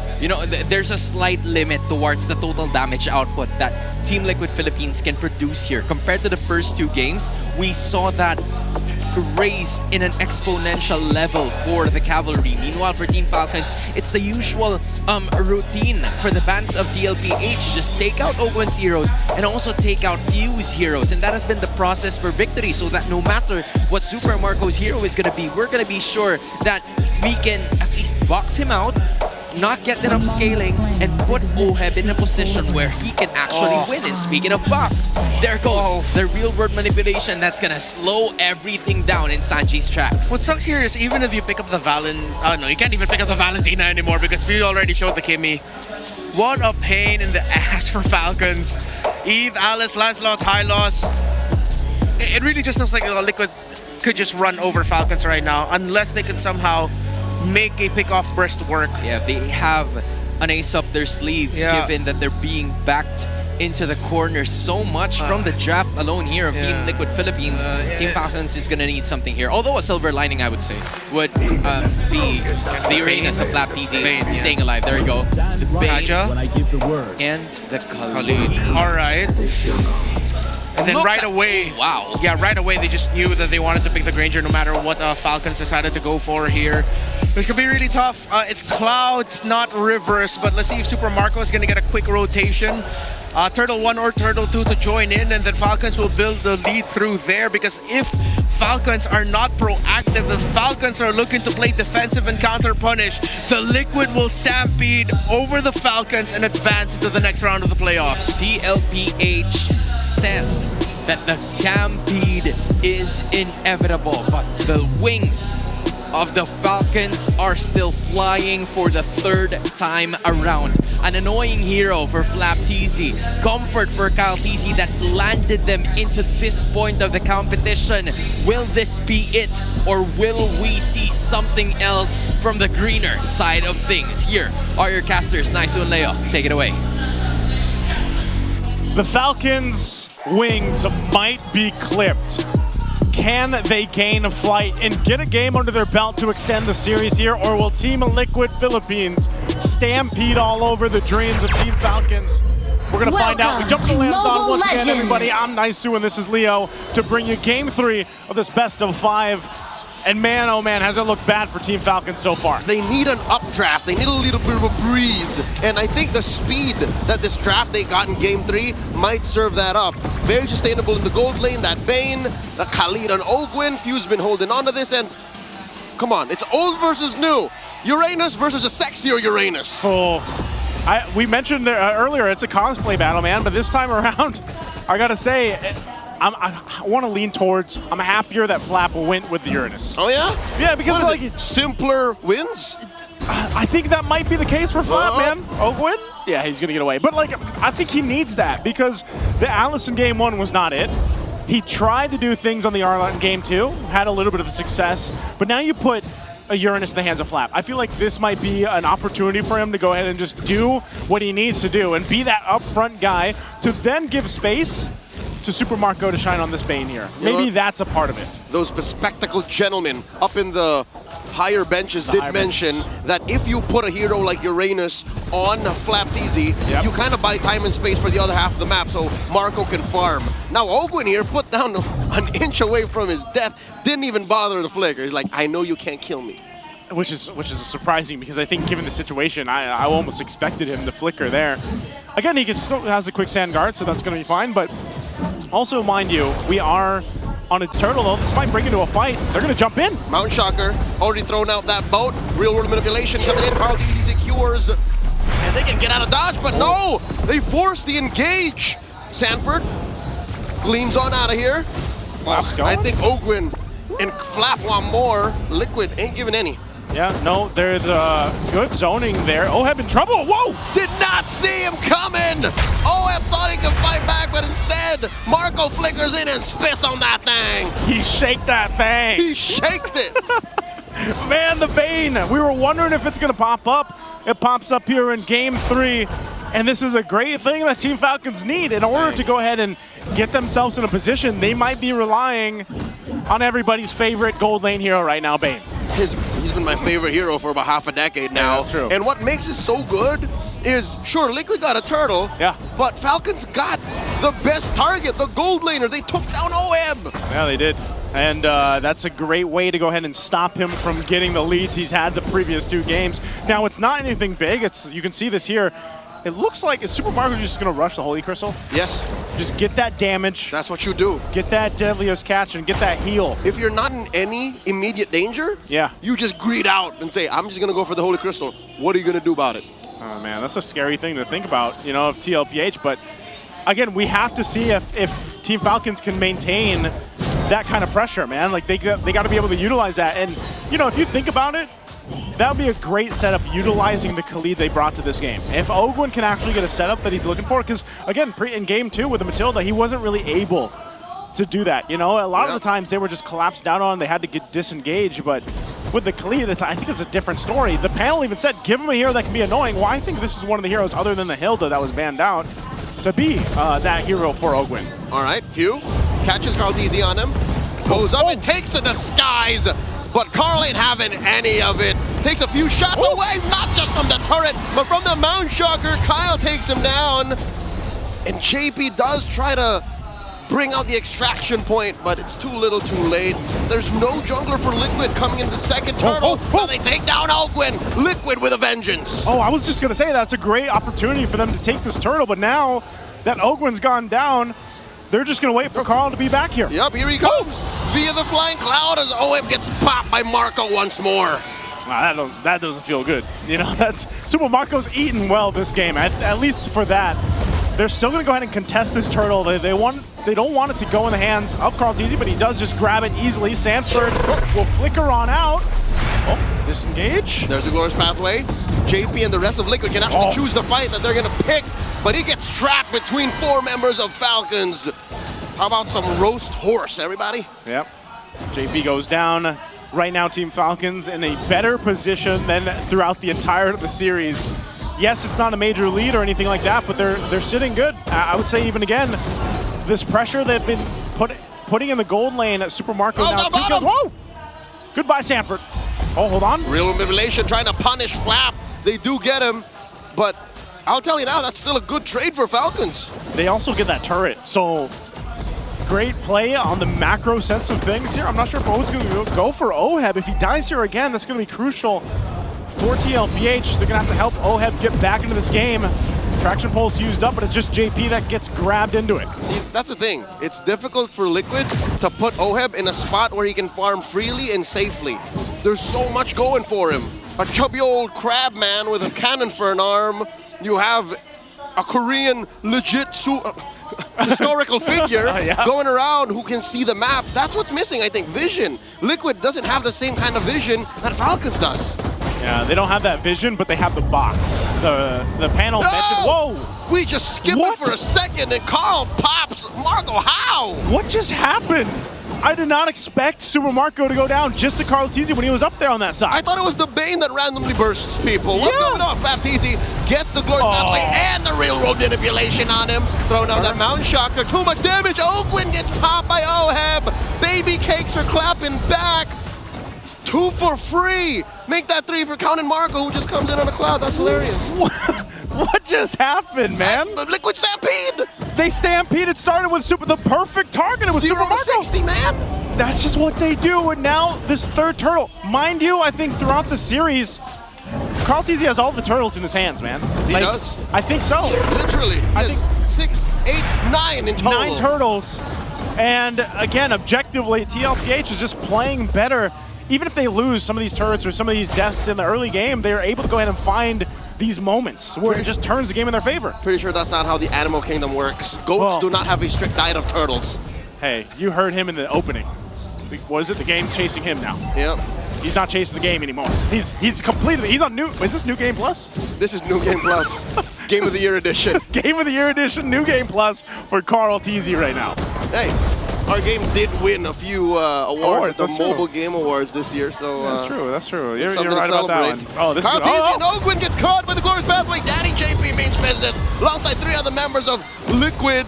Oh, they force him to go the other way. The conceal from Ogwin. This is just a matter of time. Run, Ogwin. A formality. Ogwin can't even sacrifice himself to the turret.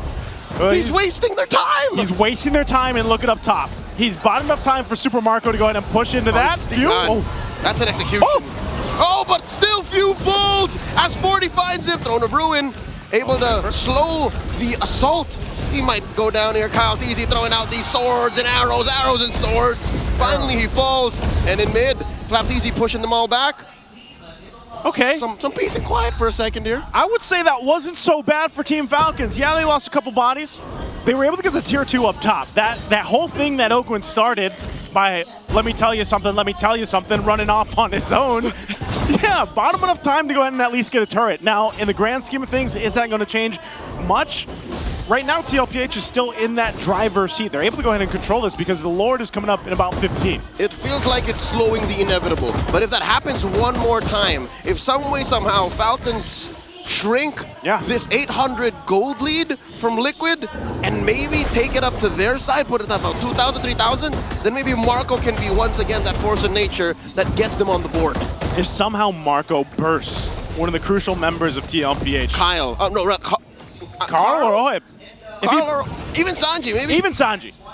He can burst any of these cores. Yeah. If he bursts, basically if he bursts anybody, that's a big help for Falcons into this Lord. I think they'll take their time though, because again, they were fighting into a box of Sanji. Sanji, with this whole E-pick was highlighted in the panel of being deadly. Oh, whoa! Carl TZ here! Oh!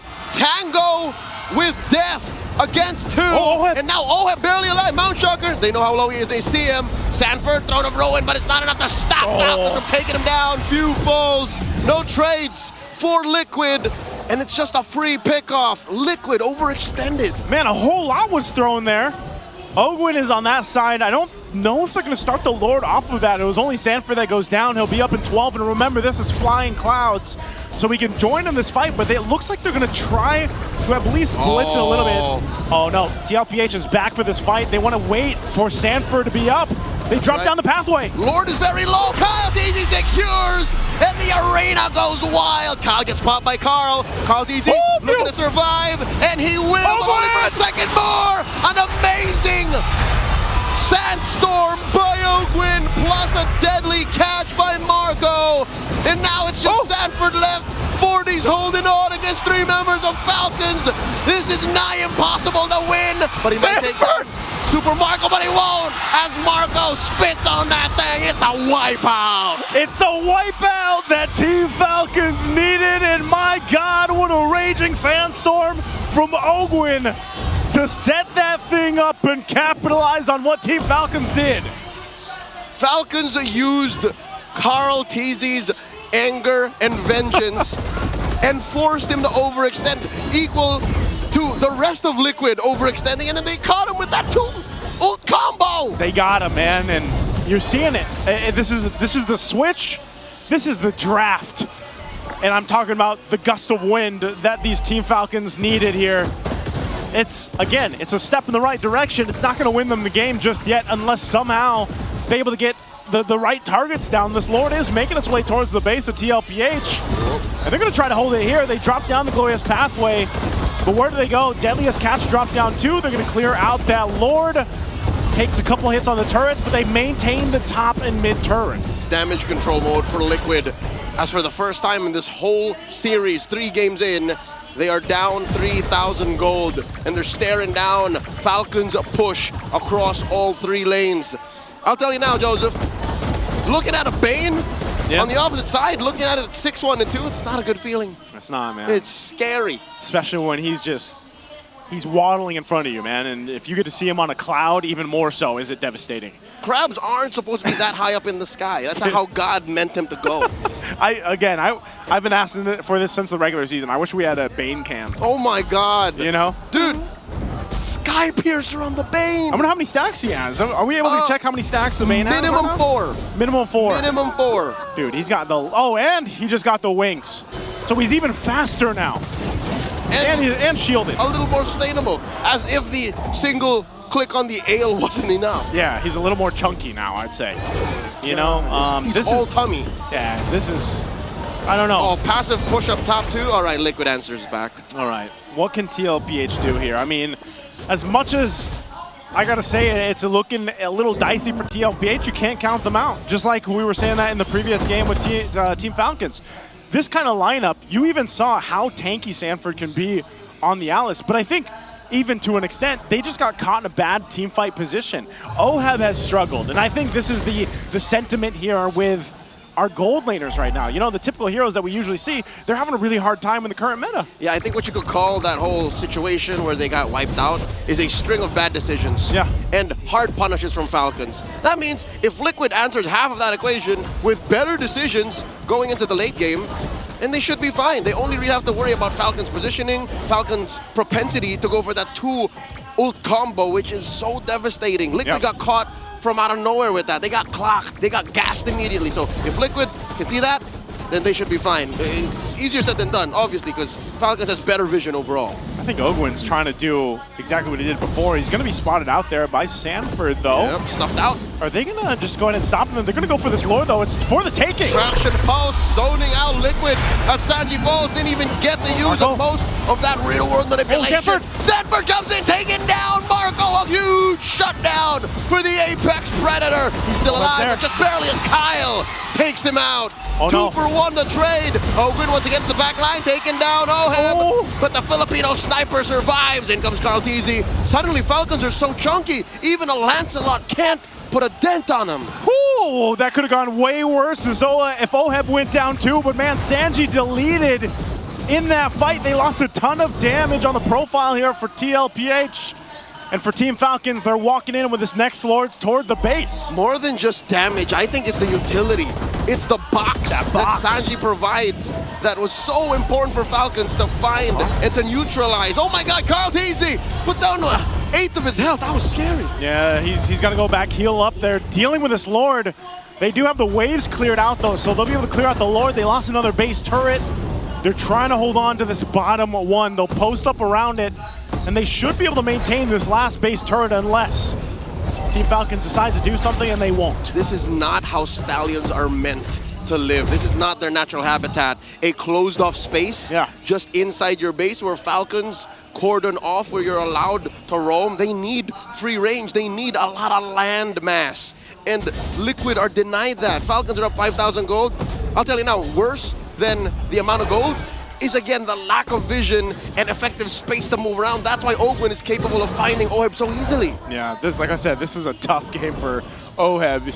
You know, you can see he's got some items, but he's not going to have any stacks, or literally no stacks at all in the Sky Piercer, but also... He owes stacks. Yeah, and he doesn't have the defensive items he needs either to withstand that. He's literally relying on his dash and the flicker. But that's the thing. Would you build a defensive item on a Granger in this case? Yeah, because you're still lacking damage. Is there... All right, this is rhetoric, but is there enough damage on Carl Tizzy to scare Falcons? I tell you now, no. No. He's been puncturing through dudes for the better part of the past 5 minutes to no effect. And that's what I'm saying, man. Hold on, Sanford, okay. That is the Mountain Shocker and the Traction Pulse already. Okay, so Liquid standing their ground, forced out 2 ults. They forced out 2 ults. I think if you look at this too, again, this is one of those situations where TLPH is in that position where we need those items, and by that I mean especially on Sanford and especially on JP to go ahead and tank up a lot of what's being thrown at them. But even so, if they have those items, it's also protecting Oheb. A Super Marco can appear from anywhere. So Oheb, the problem, like put yourself in Oheb's shoes. He's got to keep his head literally on a swivel, man, like 360. He's got to look for Ogwin and Super Marco. They can appear from anywhere. He needs more than a third eye. He needs a 4th, a 5th, a 6th. Yeah. There's so many things coming at him, and he's the only real reliable source of damage, because Carl Tizzy has to think of the retribution too. See, a lot of these wipeouts, they happen pre or post Lord, because they come from that moment, that singular need. I mean, if you really think about it too, Leo, like even Sanji, if he sets up the RWM, he's like a sitting target. Like, he might be, like, he's not getting the full use out of his RWM in a lot of these fights. Not in the last Lord. Mountain Shocker coming in. Kyle Tizzy sees all of them. Oh, look at Ogwin posting up. Oh, I don't know if Oheb knows. Did they get information here? Sanji and Oheb both there. Ogwin goes to the back. Glorious Pathway dropped in. Kyle Tizzy secures and look at the back. Ogwin totally misses as Oheb dashes on out. Sanford taken out. Oh, they survive. Oh! And in comes Marco. Carl Tizzy, Oheb and JP retreat for the price of the Lord. This is not worth it. Super Marco's waited all series for this, and he finally gets it on the Bane. They'll clear out the Lord, and they're ready to go for Carl Tizzy tries to delay it. And it's just delaying the inevitable as Team Falcons PH get on the board, denying the sweep 2-1. night, and they got it here in Game 3. What a game, and good thing we're not going to a sweep. Let's go over to the panel instead. I asked for more damage from Falcons, and they gave Khalid swords, full damage on the Khalid, a Bane in the gold lane. I didn't expect this to happen. Now this is the Falcons we expected. Says not over. Definitely not yet. They're now playing with claws, some swag. Even in the items, we saw it just a little bit ago. You know, Renmar, there were some signs of keys to victory that Team Falcons still weren't able to do. TLPH still got turtles, but what in the world happened here? Why is it close all of a sudden? Bane gold lane, man. The inevitable thing about Bane. Holy Crystal, and then he goes for Sky Piercer, second item. Then he gets the Lightning Truncheon, then Blood Wings. It's fantastic itemization from Super Marco. People would probably say that Ogwen's build, bro, kinda sus. What the hell's the Khalid doing building swords? But what is Khalid's main weapon? A sword. Yeah. And then suddenly, it was that Khalid that suddenly broke every team fighting formation that is built around the Eve. Super Marco gets the MVP, and understandably so. This Bane popped off at the right time. Similar to how that Bane belly's popping out of his shirt. Super Marco was able to do that at the exact right time. Although he wouldn't always flicker and then throw the sharks perfectly with a deadly catch. He would find the right catch at the right time. Man, I apologize because I immediately looked at my belly.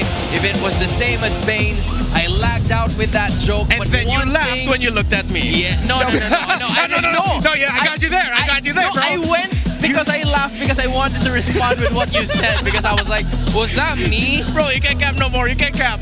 I got you. Come on, man. I can cap, but Super Marco did not. That's for sure. In this game number 3, they definitely put up a solid fight where there were times that Team Liquid Philippines has managed to get ways or at least the steps for them to get into victory by getting those turtles, getting maximum objectives. And even though Team Falcons were getting some kills, TLPH at this point in this part of the clip, they were still leading by 700 gold, but that was changed by Team Falcons in one major lineup. They heavily focused on playing fire with fire, and I think that is what they need.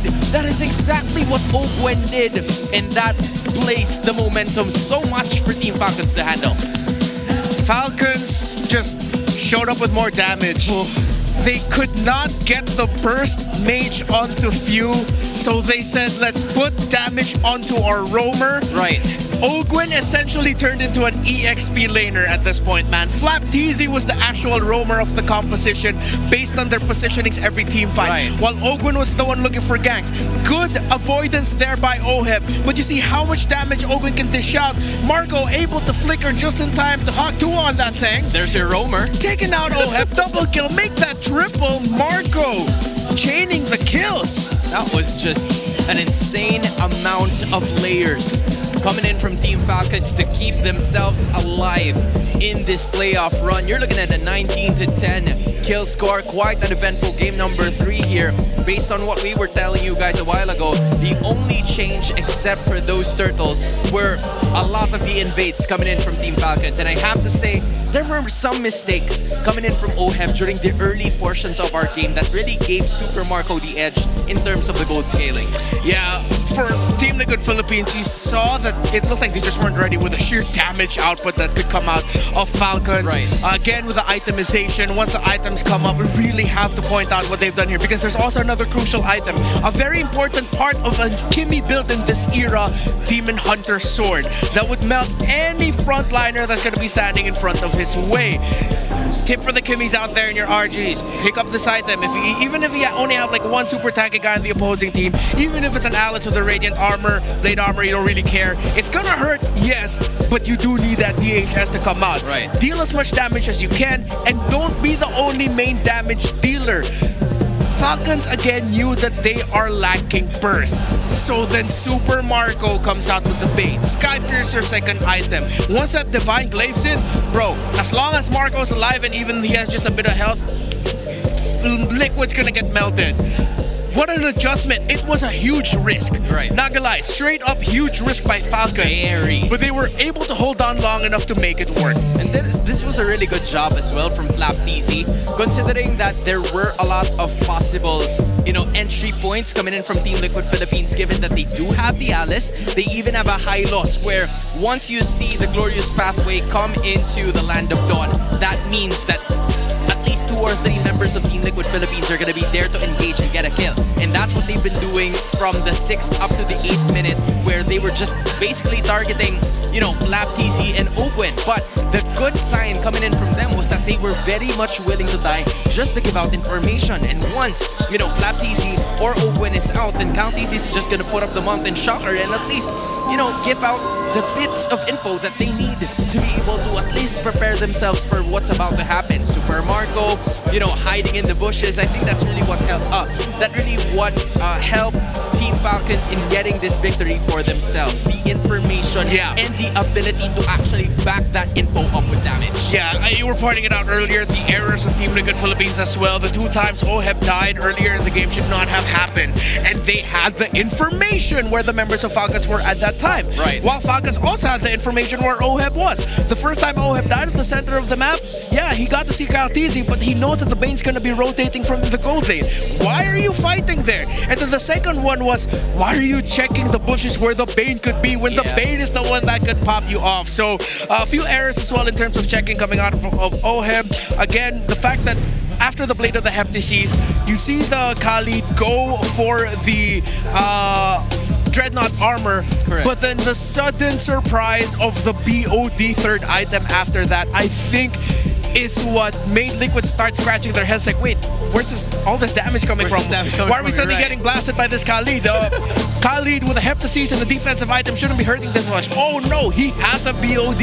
Yeah, that was like you said a while ago, a ballsy move coming in from Ogwen, because there were times that Ogwen wasn't really seen in the map as much compared to how much FlapTZ was at the spotlight of Team Liquid Philippines. And it makes things a little bit difficult for TLPH as to their approach and how they would be able to at least counterattack, given that the Raging Sandstorm could either make or break the situation here for Team Falcons. There were times that, the Raging Sandstorm hit at least 2 or 3 members and that possibly ended the team fight, or there was a time that it only hit 1. So it really was just a matter of breaking the game, dissecting it into the best of your abilities, and dividing the team fight where Super Marco is going to take advantage of it. Basing on how it was in terms of game number 3, it was the Bane really holding out his own and taking matters into his own hands against OHEB. New stat line that we have for our head-to-heads, the gold at 5, EXP at 5, KDA at 5, that pertains to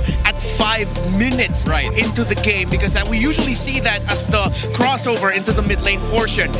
Bane led in all categories, gold, EXP, KDA at 5. And we also got to see that reflect into what happened after 5 minutes. How more comfortable it was for Super Marco to do the things that he was doing in the map, which is why it was very warranted that Carl TZ was able to find that gank onto Super Marco topside, taking out the Bane for its first death. Correct.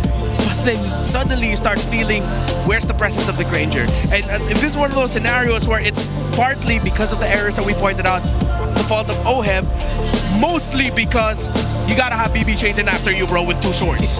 That's pretty difficult. That's a threat that obviously if you're OHEB, you don't want to face. Yeah, at the end, it was a Heptices, BOD, Malefic Roar, Sea Halberd, Ethan's like, what is a backliner gonna do? And this is a recap for what has happened so far all throughout the last 3 games. There's been some constant presence of both the Lancelot specifically, the YSS, not so much, because there were some changes on toward the idea of Team Falcons with what they would want to do here. They changed from a Fredrin in game number 2 and a YSS in game number 3, plus the Uranus. So this is Team Falcons kind of playing towards their comfort, plus a little bit more ingredient, a little bit more spice to their gameplay by just adding on the damage. Let's fight damage with damage if that's what they want. Yeah, and now I think Team Liquid Philippines have to ease up a little bit on their focus towards Fuse picks and Ogwen's picks. For games 2, 3, they put a lot of pressure onto taking away the Franco, the Hilda, the Farsa, took out the Grok juice in. Now, because of what you saw from game number 3, you have to take out the Bane from the hands of Super Marco. If ever there's an option where Falcons hasn't shown their gold laner yet and they need damage, they need to make sure that the Bane doesn't end up with Falcons anymore. Yeah, man, that's the idea that Team Falcons kind of opened up already. Yeah. Because from the looks of it, you were talking about the picks of Few and Ogwen for sure. But before anything else, before we head into game number 4, we gotta need a rate, man. If you haven't done it, we were recently nominated for numerous titles. Numerous during the Esports Awards. Yeah, you can vote for Team Vitality MLBB for Esports Team of the Year, Kirk for Esports Breakthrough Player of the Year, Team Liquid, and Team Falcons for Organization of the Year. I mean, Team Liquid for Content Group. Moonton has also been nominated for the Esports Publisher of the Year, and Mobile Legends Bang Bang for Esports Mobile Game of the Year and Esports Game of the Year. Man, it feels so good to be nominated. We are at our 9th year. It's very nice to meet all of you, and I hope we get to see you more. And thank you so much for your support. This would have not been possible without you guys. Yeah, year after year, MLBB Esports continues to grow because of you.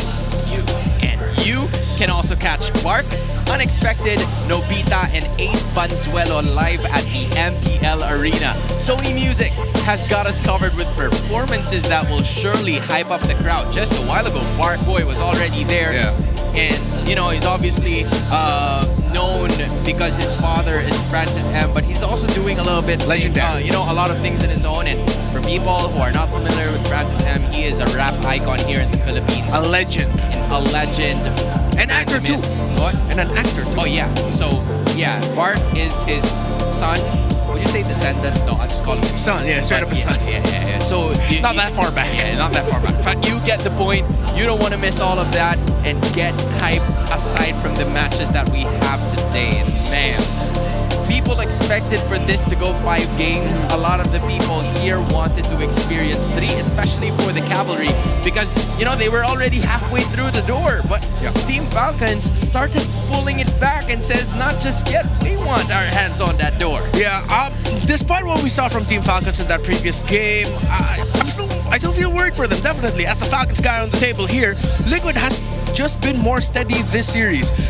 In the objectives, Kyle TZ only won like 1 or 2. The first Lord that begun the swing in favor of Falcons. The second Lord still went into the hands of Carl TZ and Team Liquid. It's just at that point they were just out damaged. There was way too much burst coming out of Falcons. But then, let's say Team Falcons takes out the Bane. And then will they still have room to pick up a roamer with high damage and strong sustainability in the Khalid? Can they run that back? Usually, the answer to those questions like that are no. While Liquid, they may have lost, but they lost in a game where Falcons decided to flip a coin and it just landed in favor for them. Yeah, I have to agree on that one. It was quite a risk, a calculated one, or maybe even, you know, all cards are dealt, we're backed into a corner, might as well go all in. Yeah. Let's try to figure out how we can do this. And Super Marco's like, Coach, I want to use the Bane. I want to fight them where they're really pushing us back. And that has been the recipe for success in game number 3. But knowing this, there might be a certain adjustment into Team Liquid's composition, because this is the first time in this series that they need to adjust their strategy. Yeah, I had no problems with the Liquid draft. I looked at the Liquid draft, we looked at the Liquid draft, and we were thinking, oh, this is probably not gonna go well for Falcons. Correct. But Falcons found that swing at Lord 1. Again, for Falcons, do you have any more like that? Because Liquid's gonna take that out. If Liquid tried to match that, then okay. What else are Liquid going to show? Are they going to go back to funneling everything into the hands of Carl TZ, who has been a monster all series long? Are they going to try to go double fighter again? Are they really just going to take out Bane and show the Team Falcons that the lineup just didn't work out? Who's going to go which? Falcons will go blue yet again for the 3rd game in a row. This gives Team Liquid an opportunity to just go for the same approach and just make sure the Bane doesn't end up with Marco. Yeah, and that also brings up the question, how many more fighter gold laners does Super Marco have in his arsenal? Because that it seems to be the concern that we have right over here. In terms of the marksman, it does not work against Team Liquid Philippines just because of how fast, how aggressive they are in terms of the scaling up until the first to the 5th minute of the game. But in that third matchup, there was a sudden change, there was a sudden shift in the tide because of Super Marco just having that fighter gold lane. So will the CC be available? Will, you know, the export even be an opportunity? You're looking at the top 5 rankings, and in terms of the average gold, it's OHEB. Obviously the richest guy, going back to the meme from last season, he has showcased that he is hella rich in that one, and of course, joined by the others as well. Domingkite, interestingly, at the 5th place, but it makes a lot of sense considering that it's a very well dynamic option for him. Yeah, considering that OHEB is Super Marco, I believe, I don't know if these rankings already include the playoff games that we've seen or if this is heading into the regular season. But you also have to point out that for especially Aurora, their games end faster usually. Correct. You know what, you're right.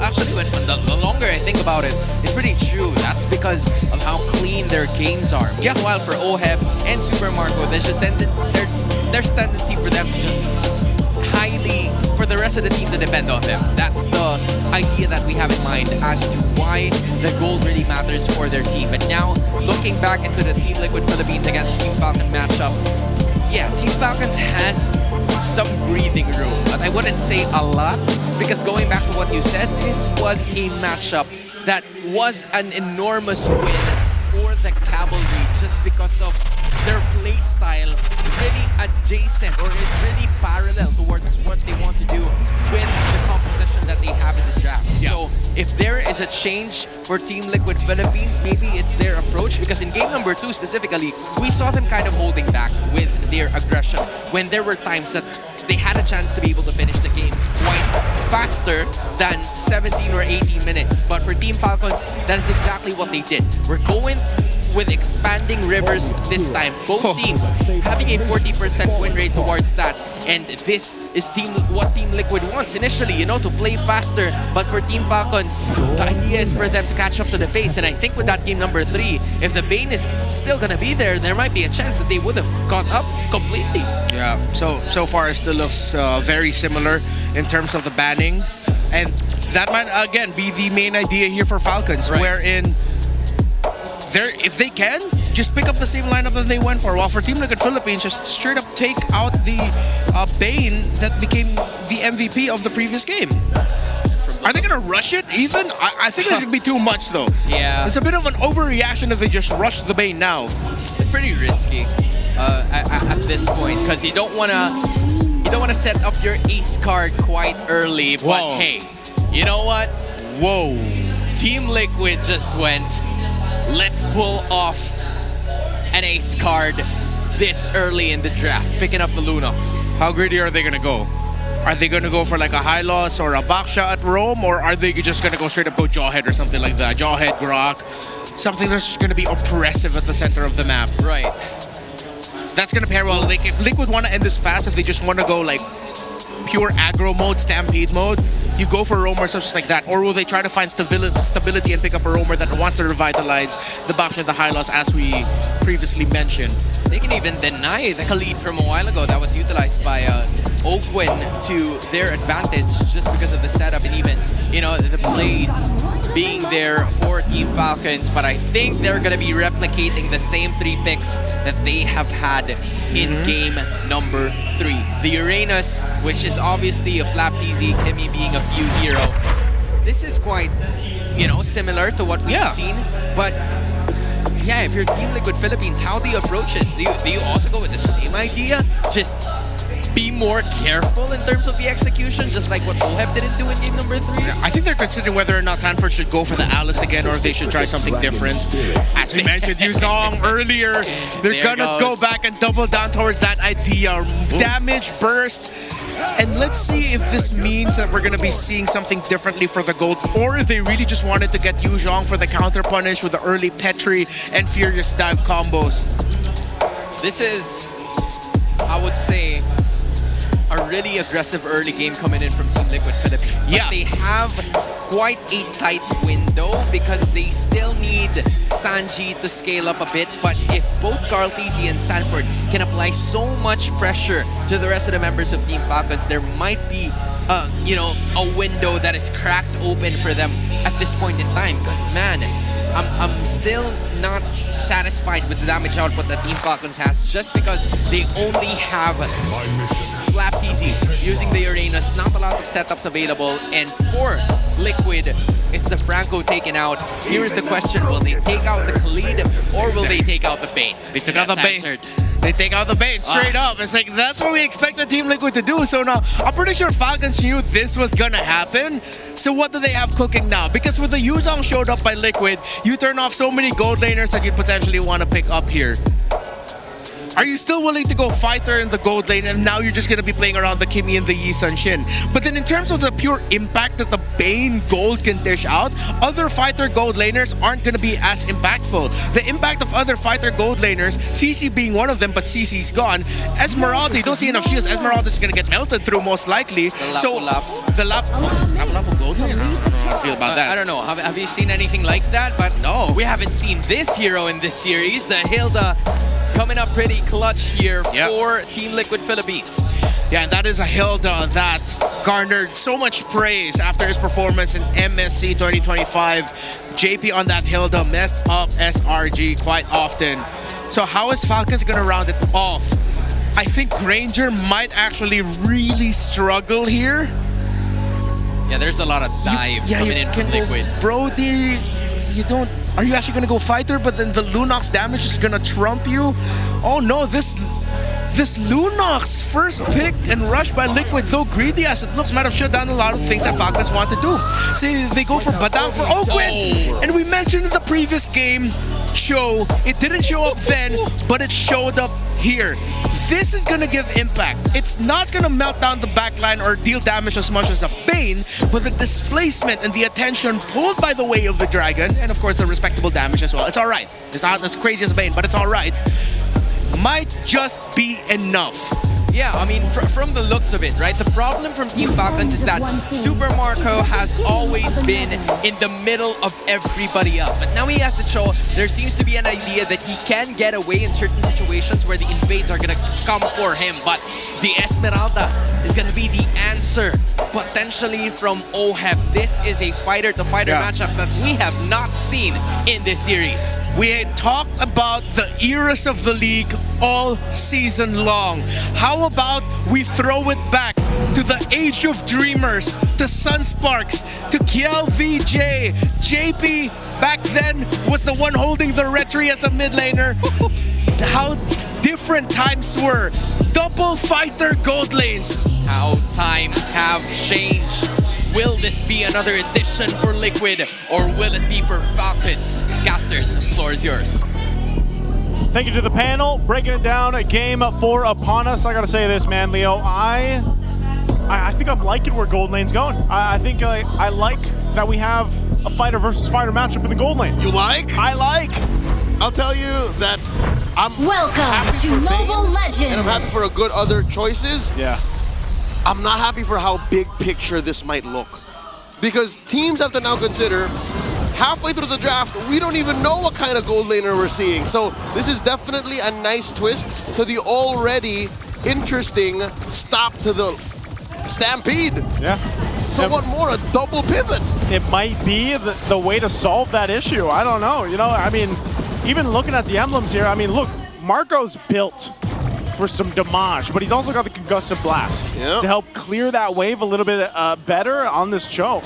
And to be able to rotate out, look, not even a minute in and he's already lurking around bushes trying to influence that mid lane matchup. Okay, he's going to get spotted out though too, and that's the thing. It's almost a little weird, honestly, to see that. You know, Super Marco on a Cho and then OHEB on a Esmeralda.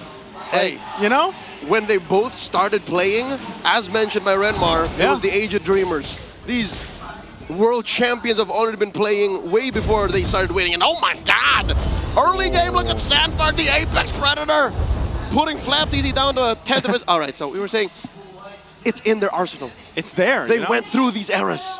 I wonder, I would say I think for these players too, it's a nice change of pace.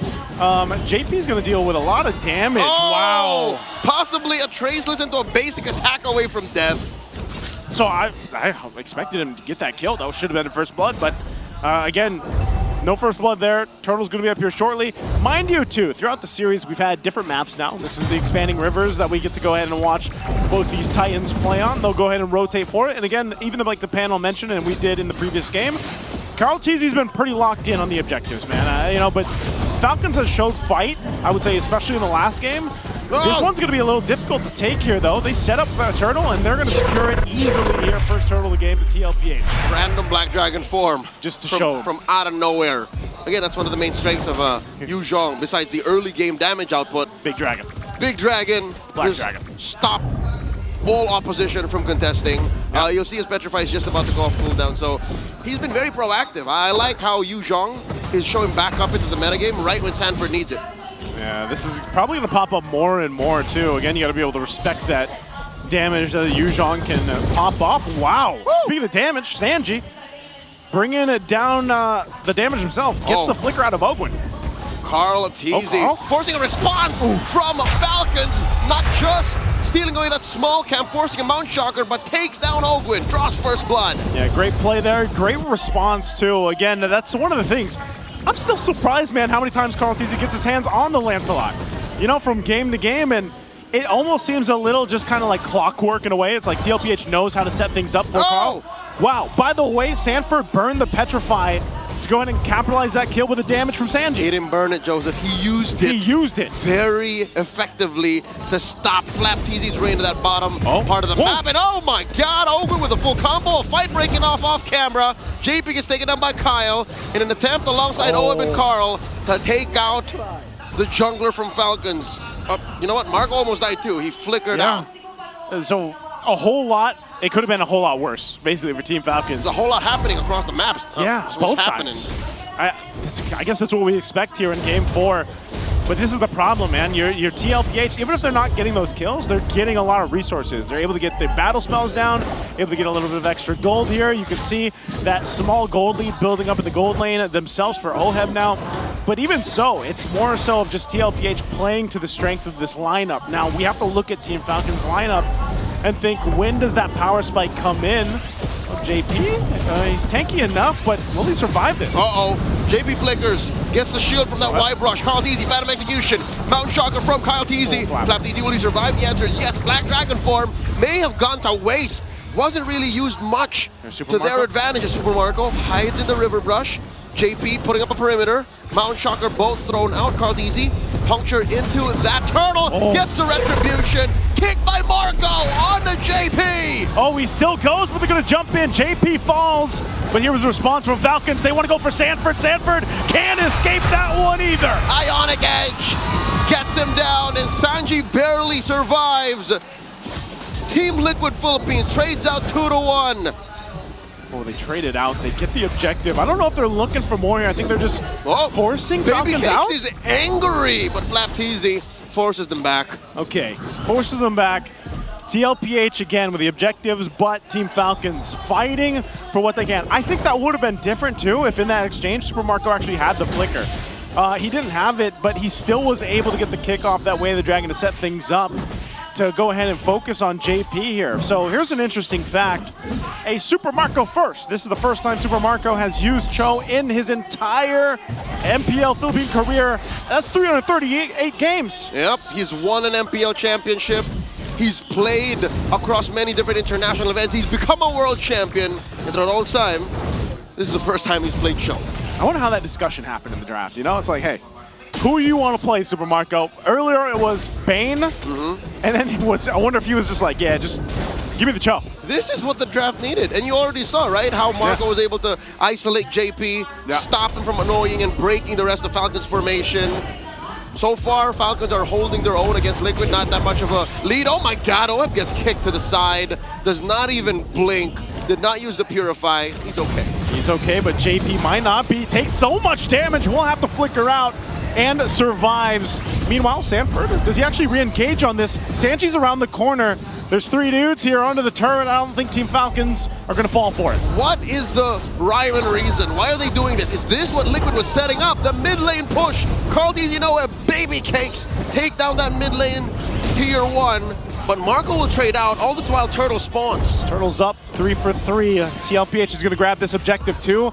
A turret does go down up top. They'll get the brilliance out of Sanji. But that's what they wanted. I think TLPH played into this and they grabbed the turtle and the macro here. 2 Ts for 2 Ts. But I would rather trade a turret for a turtle. So in my book, Falcons win that. Falcons, yeah. I think if you look at this, the map pressure that they're able to put is a big thing, but this is the thing that I'm missing, Leo, is these fights and these objectives. You know what, I got a little confused. Yeah. Liquids win because they got the turret in mid and the turtle. It was just a turret. I thought Marco was going to go all the way to tier 2. Yeah, I thought he was too. Actually, when he was up there, I was thinking he was going to put pressure onto that, but... So Liquid's fine. Liquid is fine. They still maintain a lead, but I think even regardless of that, it's again, Team Falcons hasn't been really able to find a fight around the objective in this game. I know they've more or less given up that option. Maybe they're just preparing for the Lord fight here, the first one. It's more because Falcons don't allow it. Falcons are so good at breaking formations. Liquid has JP, but look at Falcons. They have Ogwin, they have the traction pulse on Few, they have Marco to get the kick.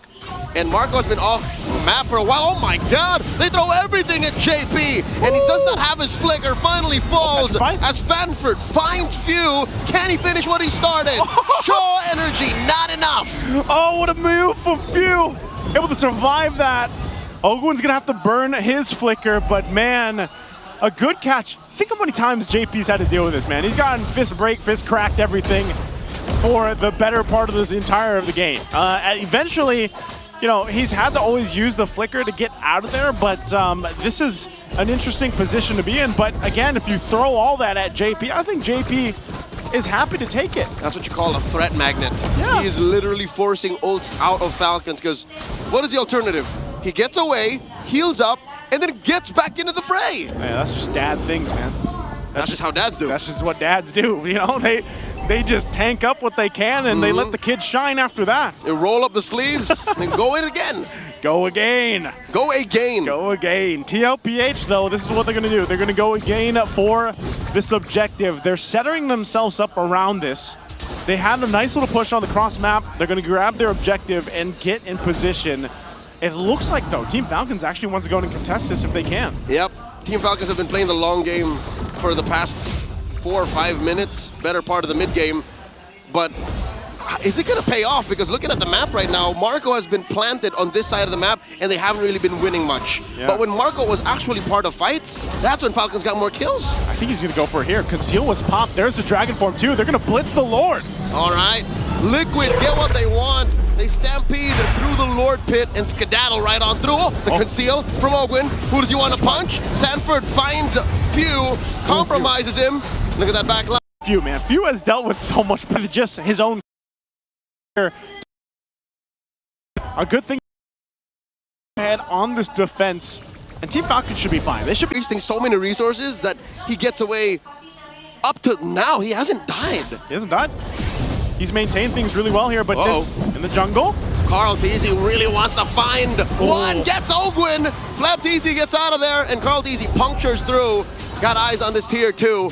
As Liquid play the macro game, it's their turn. Super Marco alongside Kyle, throwing everything that they can at Oheb as Oheb just dances around him, shaking that thing, and Few gets caught by 40. They're already inside the base. Joseph, this isn't looking good. Oh no, what are they gonna do here? Team Falcons, good thing Super Marco's still alive, but I can't believe Oheb went 1v2, and now they're looking to take another base turret down if they can, but Team Falcons finds themselves back healthy. Few almost up in 10, and they keep TLPH at bay. They will lose another Holy Shield down bot. The cavalry come alive. You can hear it in the MPL arena here in Cuneta Astrodome.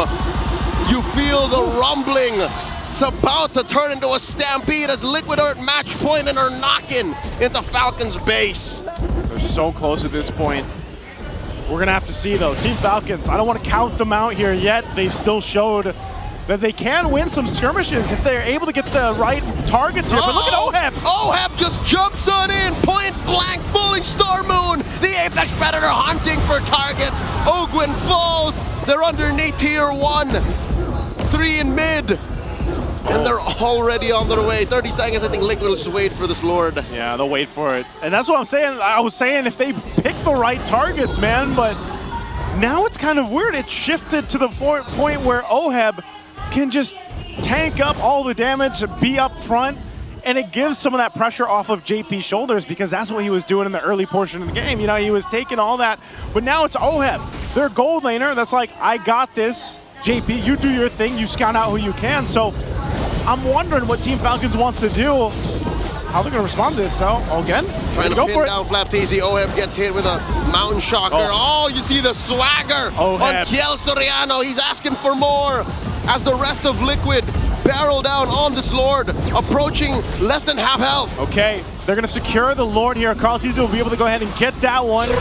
So secured their Lord. They'll reset. They'll get ready to charge towards the base of Team Falcons here. Now, with this kind of lead, this might be a series winner here. This might be the one to push into the base to end the series and end the dreams of Team Falcons moving forward. Game 3 might have just been a stumble, a little pebble in the path of the Stallions as they make their way through the play-ins. Falcons have to hunker down. They have to defend, and I'm looking at their potential to clear this wave and to live through this final siege. And it's not looking good. Mountain Shocker plus Traction Pulse thrown out. Falcons holding out, Lord already in. Lord is here, they'll deal with this. TLPH, Oheb's gonna jump in, but I think they still wanna go for the fight. They're fighting around this Lord. Delayed entry by these cores as they switcheroo, Sanford and JP. Their turn to guard the perimeter. Waves crashing in, Black Dragon form from the Apex Predator. Just to zone them out, but they're gonna force it under this turret. They might just go for the discipline route unless Team Falcons is able to secure it, and Owen still alive, and they still keep the mid turret. JP flickers back. Also for Falcons Marco. still standing. Marco looking for stragglers. What do you want to do? Mountain Shocker. Who's Marco gonna find? OM in here. Possibly even knock up as Marco gets taken down by Sanji, the chef, cook, the bulletproof, as Carl Deasy gets shut down by few former teammates. Taking each other out. Kyle takes down Oheb. 2 for 2 the trades. The trade is across the board, the 2 for 2. But ultimately, Team Falcons find hope. They find another draft of win to stay in this series. They still have ground to cover. But this might be enough to get them back into this game, to swing it back in their favor. They took about, what, 5,000 gold from TLPH. It ain't over till it's over. This is what I was talking about when I said I'm uncomfortable with how the big picture looks like. In what kind of defense did you expect a gold laner fighter to take the flank? And now in comes Sanford, petrified, knocking up too, but he pays the price as he gets kicked right into Kyle Teasy. What a kick from Super Marco. Again, Sanford was locked in. He wanted that kill, but ends up getting punished and separated from the rest of Team Liquid. And now Team Falcons will go ahead and get ready to take what they need across the map to give them a better option. This might be the first time now in this game they're able to get the Lord. For the first time in 10 minutes. In 10 minutes? It's Falcons' turn to be on the offensive. They cleared out these waves, they turned the map blue, and Liquid have to recover. They're still waiting for Sanford. It's about 30 seconds until his petrify, so one thing we can say is when this Lord hits critical mass, when this dance eventually starts, both teams will have all of the resources. Can confirm, yes, even all the flickers on Falcon. It's going to be a full-on fight at this point. TLPH has had free reign over the objectives until now. And Team Falcons, look at Marco, keep an eye on him. He's going to be able to utilize these expanding rivers, and he's got the flicker now up. Who's he going to go for? Dragon form going to be popped, they're going to go for it. Mount Shocker thrown out, point blank, Carl Deasy secures the Lord as JP is very low. Conceal flicker out, Ogwin gets taken down by Sanford. Marco catching targets, chasing down Carl Deasy, kicks him right into the oblivion as Carl Deasy still survives. How did the goat do that as few falls? 3 members of Falcons scrambling to survive. Oheb still alive, Fallen Star Moon back. Buying time, 2 for none. The Lord belongs to Liquid. I can't believe no one else went down from Team Liquid. What a fight. They end up getting the Lord. Team Falcons loses 2. But man, can they still stay in the game? They still have 6 seconds on Ogwin and 10 on Fuel with the Lord, and everything else is marching down. They do catch Flap. No immortality. Sanji hits the brilliance. They're in the base. Falcons, their moments in the playoffs are but a flicker. Just momentarily, and as the base is up next, Sanji gets taken down. Liquid have stampeded through their rivals. Code Titans taking each other out. This ain't mythology, folks. This is reality. Liquid taking down Falcons 3-1. We thought we'd first see a sweep. That didn't happen. We thought we'd see 5 games. That didn't happen either. A team of Liquid showcasing once again that they are the better Titan in this matchup tonight. A 3-1 victory for Team Liquid Philippines. And it's unfortunate that we have to say goodbye to Team Falcons here tonight and for the Season 16. Hats off to them, but congrats to TLPH. Let's throw it over on stage for our interview. Wow! Wow! That was a close match! Kaya naman, Team Falcons? Yeah, Team Falcons, okay lang yan. You guys put up a good fight.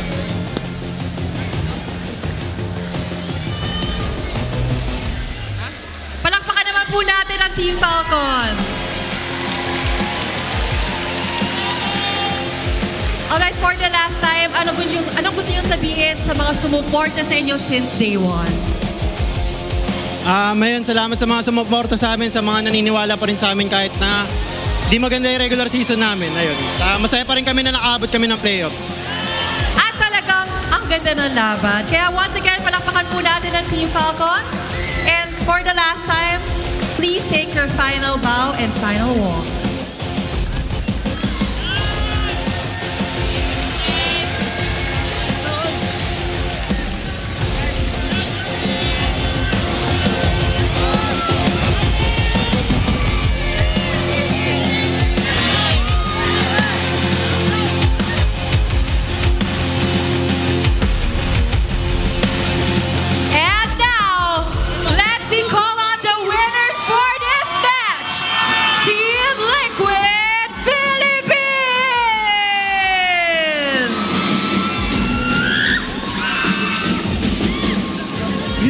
Grabe ang fans!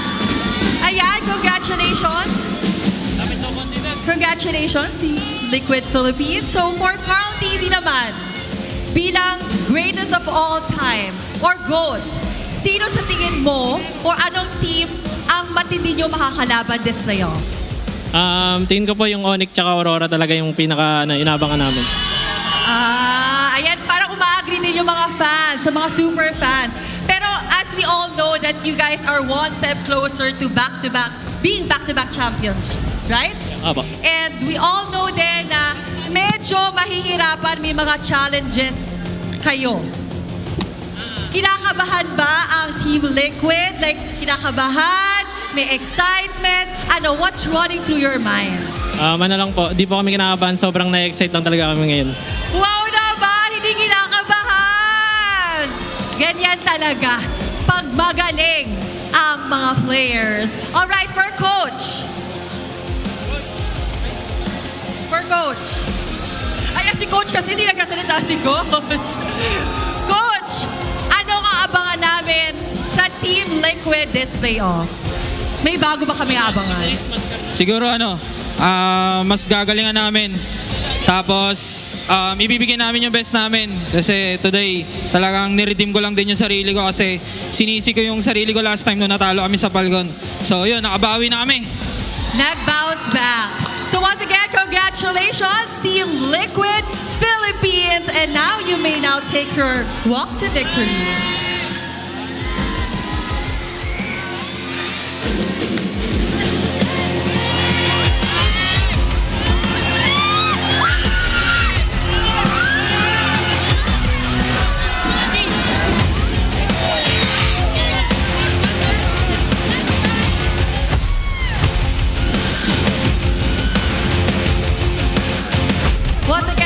Congratulations, Team Liquid Philippines. At syempre, solid effort naman from Team Falcons. Kaya again, palakpakan po natin ating mga sarili. And, you know, someone really had to win, but this is a game. Kaya naman, over to you, casters.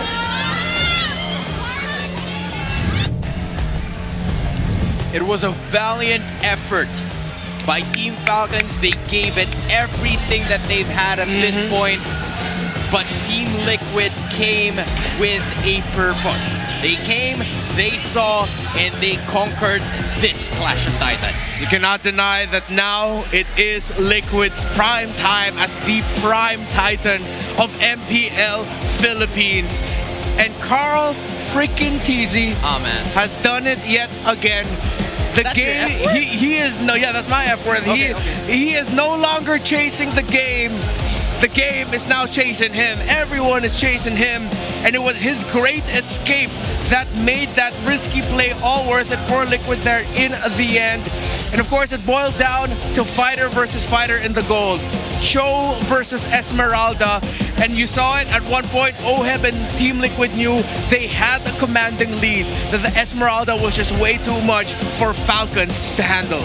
That was pretty crazy. That was honestly insane from the looks of it. It was just a tremendous effort coming in from Team Liquid Philippines because they know, they had the idea that it was Team Falcons trying to fight back. They've had the momentum right after that Game 3 victory. But still, it did not stop Carl TZ, who has been using Lancelot for the majority of this series to take control and take victory and take matters into their own hands. And man, he came with swag today, and swag was what we saw all series long. The MVP of the game, he is him. The face of our sport, the greatest of all time, Carl TZ on that Lancelot. He did not lose retry. Kai lost over and over again. The sharper retry wins. And Carl TZ got that in the bag. If it wasn't the damage, if it wasn't the space, it was the objectives that he was getting. And he silenced his doubters and he silenced Team Falcons. I mean, from the looks of it, it was Carl TZ. You know, going back to regular programming from what we saw just a few moments ago, it was Carl TZ paving the way for the rest of the members of Team Liquid Philippines to get this victory just because of those objectives alone.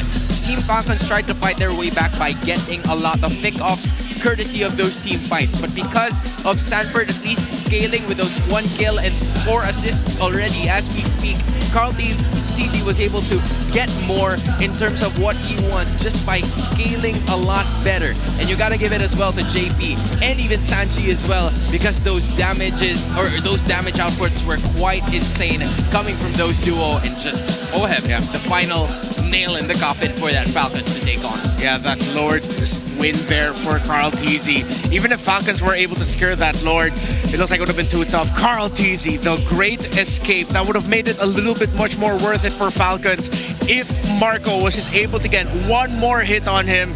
But Lancelot, the Lancelot of MLBB, was able to get away. And Falcons tried as much as they did. Well, the final Lord push, that was it. Did we saw the Great Escape? Did that actually play? Yeah, we got to see it. We got to see it. Pisses me off that I was like, yeah. That was Carl TZ for you, man. We had to clip it because there was just too much emotion. By emotion, you probably know what I'm talking about already, but man, oh man. Yeah, emotion. 17 minutes and 27 seconds. It was close in terms of the gold, but Team Liquid Philippines finally have broken the curse of not making it past the first round in season or in even numbered seasons. We're talking about seasons 10, 12, 14, 16. It's a different stampede for Team Liquid Philippines.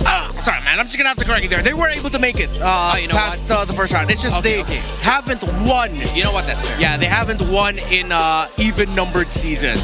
So that was the main point of it. And the last time we got to see them in an even numbered season, though, yes, you're right. They did lose in the first round. They did not make it past that hurdle. But yeah, finally they can scratch that off of their stained past as Liquid finally gets that win over Falcons. And yet the pattern continues for Falcons. They still cannot get a playoff series win against Team Liquid Philippines in MPL Philippines. And it really all boiled down to the better entry wins. It was Kyle TZ Carl TZ both set up having lineups with double fighter gold laners for the junglers to just try and out-retreat each other. Carl TZ, though, there were times you were able to see the micro mechanical outplays, being able to survive when Sanford was chasing him. Even Uncle Few got to ankle break Sanford from time to time on that Yuzong by using that Kimmy. It just wasn't enough. They needed to win those retributions. They needed to win those lords. And at that point, it wasn't given to them by Team Liquid Philippines as Team Falcons just continues to scrap for resources the longer that the game goes. You're looking at Carl TZ being the BPI rich guy, just taking control of certain amounts of situations. You'd usually see OHEB having 800, Carl TZ having a 900 GPM in game number 1, but considering that this was a closer fight, Carl TZ had to prove himself time and time again, and that moment, specifically in the last clash of the day, really have proven to us why he is the face of MLBB, because he can make big-time plays in big-time situations, such as game number 4. Yeah, it was a big-time performance, not just in this game, man. This entire series, I feel like, looking at what everyone's been saying online about how Team Liquid Philippines and Falcons played this, there is one common theme. Carl TZ is cracked, bro. He's busted. Yeah. He was a monster all series long. I would say that, you know, he's got to be nerfed, but I don't want that to happen because if he makes it into international, I do not want him nerfed. I want him to bust every single one of the players internationally in their butts. And I mean in the game. I tried to do that and make it rated PG the best way that I could. But based on Renmar's reaction, and probably the people who are listening to this, I have to immediately apologize. And yes, hey, shout out to you, my guy. It's one of the rare times in my career where I got broken on a panel segment, and I just completely got... You know what, for everybody who's watching this, that is my goal for the entirety of this broadcast. To break, to bust through. I get it. I get it. Yeah, I get it. I get it already. I get it. Good to know. What a series. I mean, as much as I think a lot of us here would have loved to see a game number 5, that was just a perfect ending for Team Liquid. How they were able to win that game number 4 and eventually win that whole series. Carl still really on point. I like how we're really seeing how this meta has changed in the week and a half, and I'm pretty sure the things that we're seeing now are things that have been cooked up even as early as the regular season. Yeah. The fact that Red Side was a Lancelot Lunox rush pick for Team Liquid Philippines, that they could pick both sides, go for fighter gold lanes at the end there, and then the Esmeralda, I think, just ended up becoming too much to handle. We did see that. It was rare to see OHEB fall in that one because of all the shields that the Esmeralda could get through the Badang, through the Cho, and of course, with the Uranus wanted to build up Oracle. In the long run, the Esmeralda will just be able to live longer compared to the Uranus and be more impactful compared to the Uranus, considering there is also still a falling star moon that you have there. So, fantastic showcase of what the meta has evolved into since Project Next, since the final week of regular season. I mean, it was just an out-of-this-world level performance coming in from Team Liquid Philippines. And you know what? I'm curious with all the emotions right over there, so let's listen in to Mike Check. Larang player gaming. Ay, gagawin ka lang. Ramon. Yung bigger gaming po. Sir, huwag ka papir, sir. Walang bigger po daw, ha? Larang player gaming. Ay, gagawin ka lang. Ramon. Yung bigger gaming po. 2 seconds. Para nga, tayo para. Huwag ako, Yura. Dumas na. Predicted. May nice call. Hero lang. Dragon ako. Palang.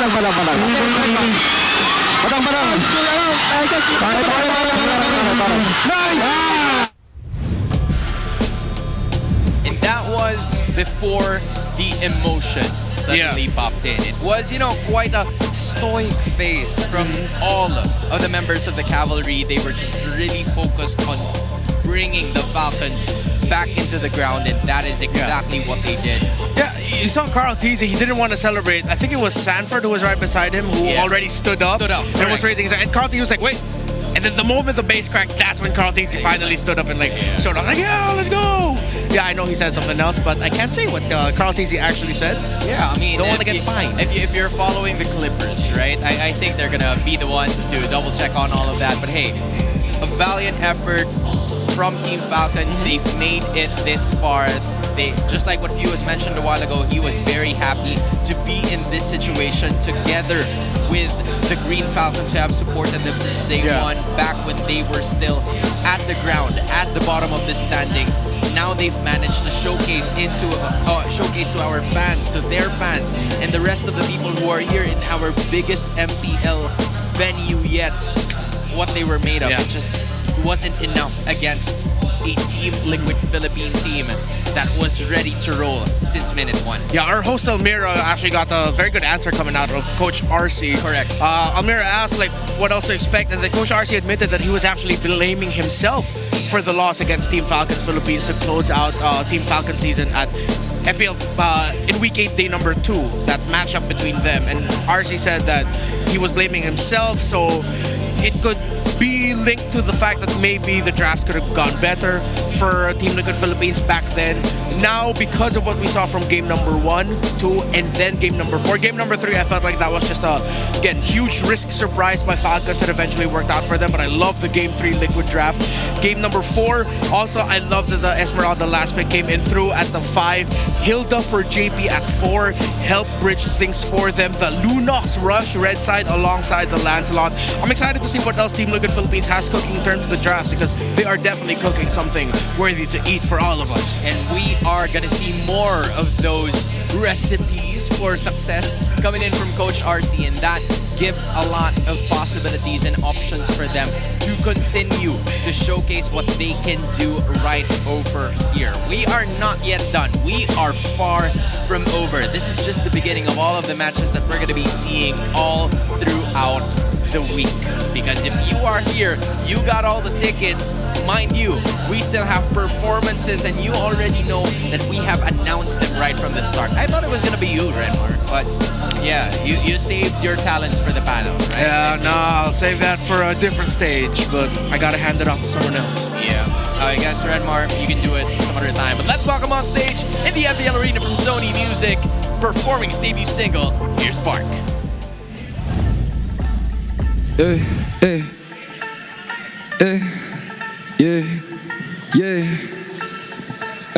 Yo, sabi ko naman sa'yo, paglapag na magalo na alam mo na magulo. Salbahe na lalaki pero di na bababae, pero lang hinahabol kasi yun lang totoo. Kaya kung ingit ka, huwag ka pumikit, tumilat na mata at saka makinig. Ang dami na wala sa maling sinasabi, kaya kung ako sa'yo, magtikom ka na ng bibig. Ang dami mga fake-ish, sobrang whack, sobrang basic. Di ko nga alam kung bakit ba yan nape-playlist. Tignan mo kami, independent doing gang-ish. Baka daw 11 na sa top, why you ain't-ish? Alam mo kami, ganun kadali kumuha ng pera ng EA ng ex. Alam mo kami, ganun kadali kukunin yung pera tapos aalis, yeah. What's up everybody? Ako nga pala si Bark, aka Arkin Magalona. Po-perform ko yung new single ko coming out tomorrow called Shake That Thing. Drop that heat, Dre's. Yeah.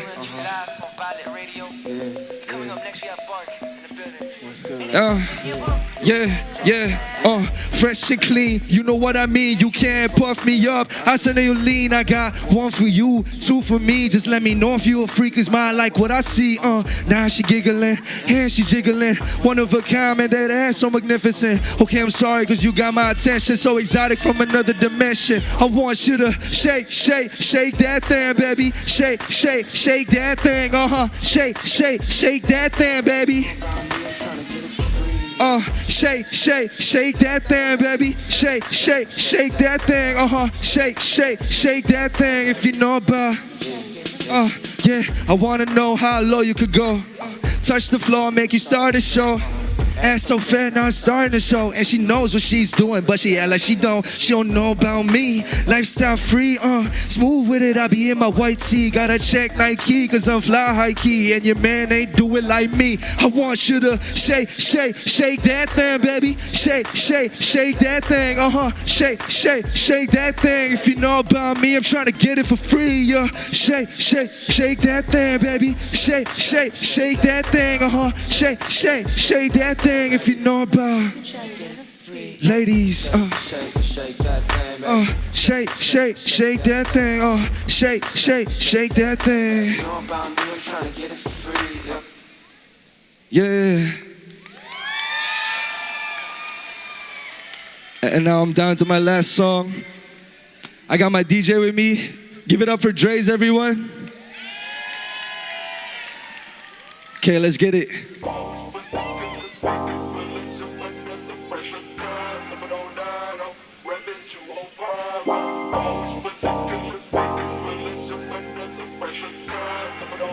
Yeah.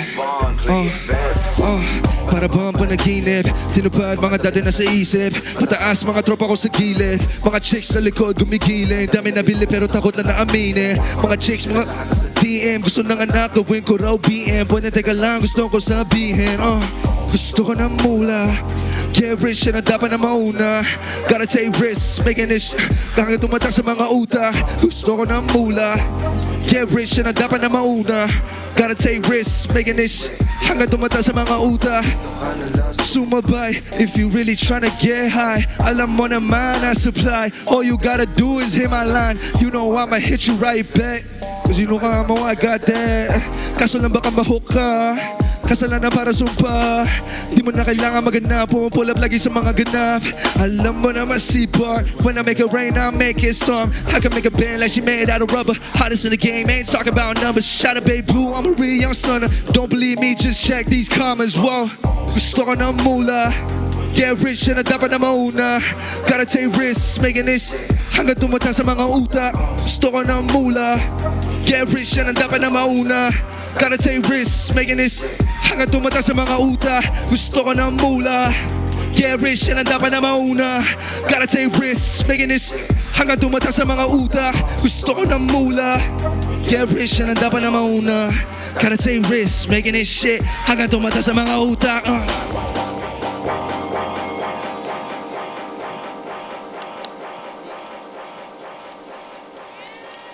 Thank you, everyone. Thank you, MPL. Thank you, Sony.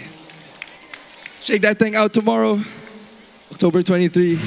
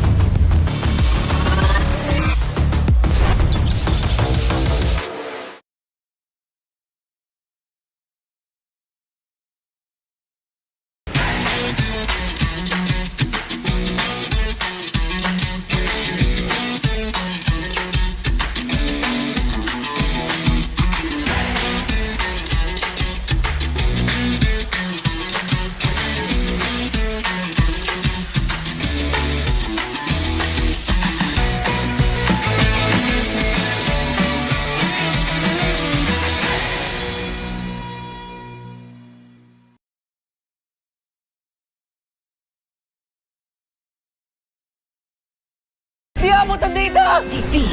GG, bro! Don't worry. The Unli with Smart Power All 99. Hindi bitin with 10 gig data to power your games plus Unli Facebook or Unli TikTok. Load now!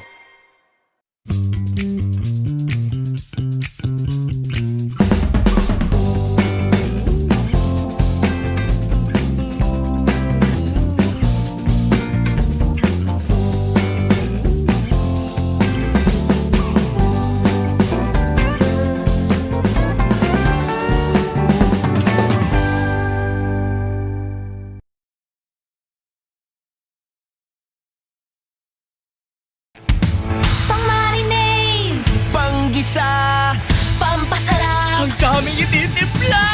Luto mo yan with Knorr Liquid Seasoning. Mula luto tong plato, sarap panalo. Luto tong plato, sarap panalo. Luto tong plato, sarap panalo. Luto tong plato, panalo ang luto mo.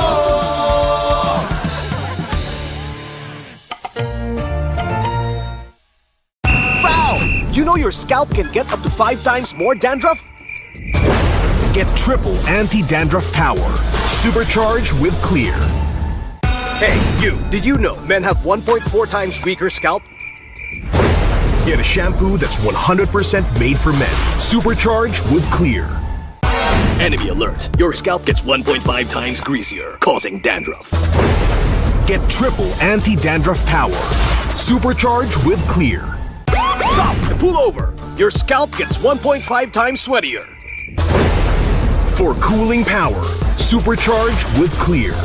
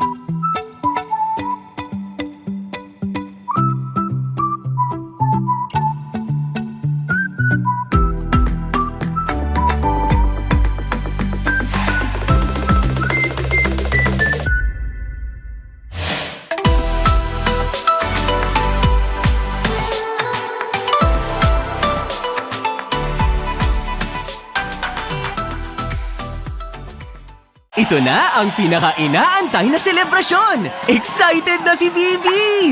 Marami pa siyang kailangan gawin para maging ready ang lahat. Bibi, huwag masyadong pen. Focus. Dito ba? Ha! Ay, naku. Bibi. Gatot kacha? Need help? Injection! Wala ako. Ito na lang. Wag na! Please, ibalik niyo na ako sa base! Wag! Bibi! Bruno! Hello? Gising, Bruno! Okay na ako, Bibi! Let's go! Asikasong tunay si Bibi. Tumulong sa heroes, nag-setup ng event. Kahit koryo, hindi niya pinalagpas. Magsisimula na ang pinaka-inaabangang performance of their lifetime. Pwede nang huminga ng malalim si Bibi. Pero teka, tinatawag ata si Bibi sa stage.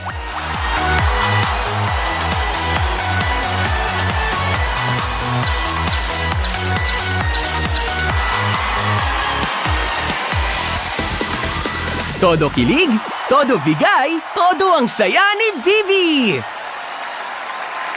Dahil sa pagkakataong ito, si Bibi naman ang bumida. Nice to meet you!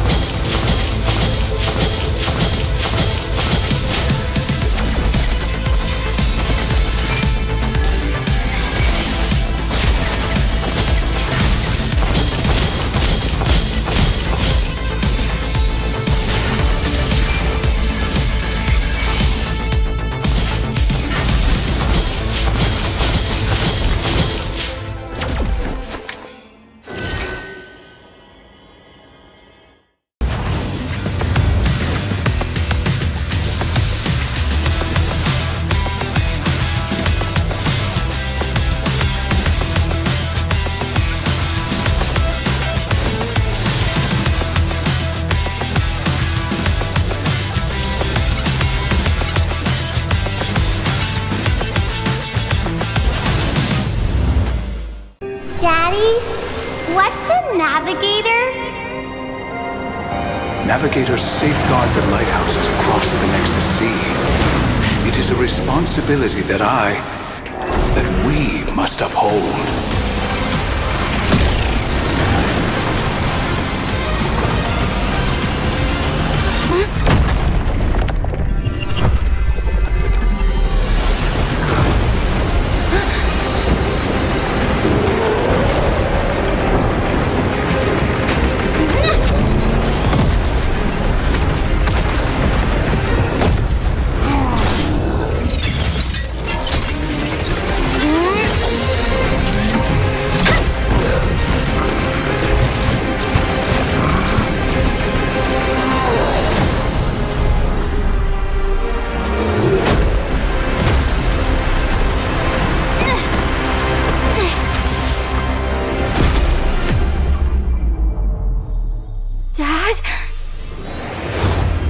I'll always be with you.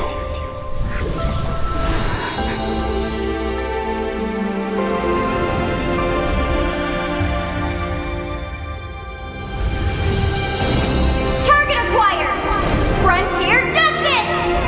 Ready, go!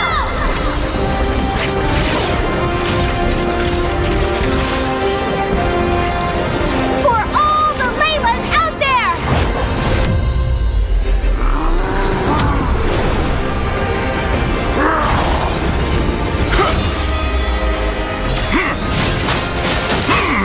Layla, now! You should have never tampered with the lighthouses. Because I am a navigator!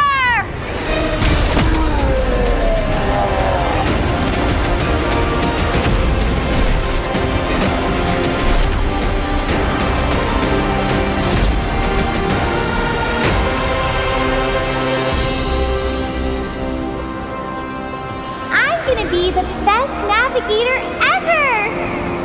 I know you will. I thought it was finally over. Until I heard the whisper of the void.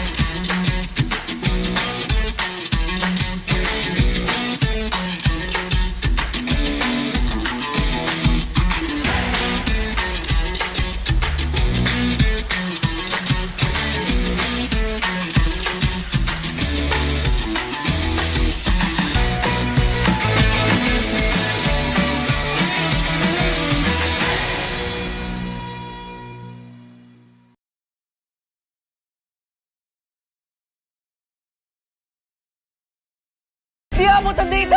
Defeat! GG bro! Don't worry! The Unli with Smart Power All 99. Hindi bitin with 10 gig data to power your games plus Unli Facebook or Unli TikTok. Load now!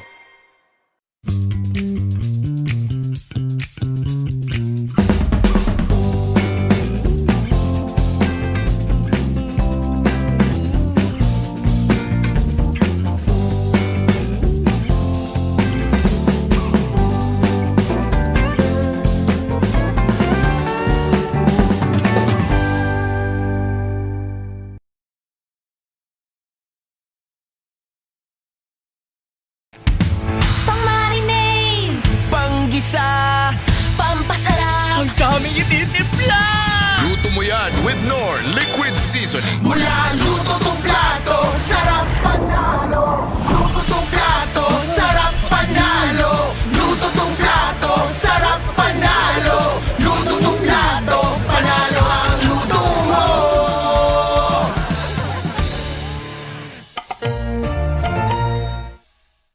Foul! You know your scalp can get up to 5 times more dandruff? Get triple anti-dandruff power. Supercharged with Clear. Hey, you! Did you know men have 1.4 times weaker scalp? Get a shampoo that's 100% made for men. Supercharged with Clear. Enemy alert. Your scalp gets 1.5 times greasier, causing dandruff. Get triple anti-dandruff power. Supercharged with Clear. Stop and pull over. Your scalp gets 1.5 times sweatier. For cooling power. Supercharged with Clear.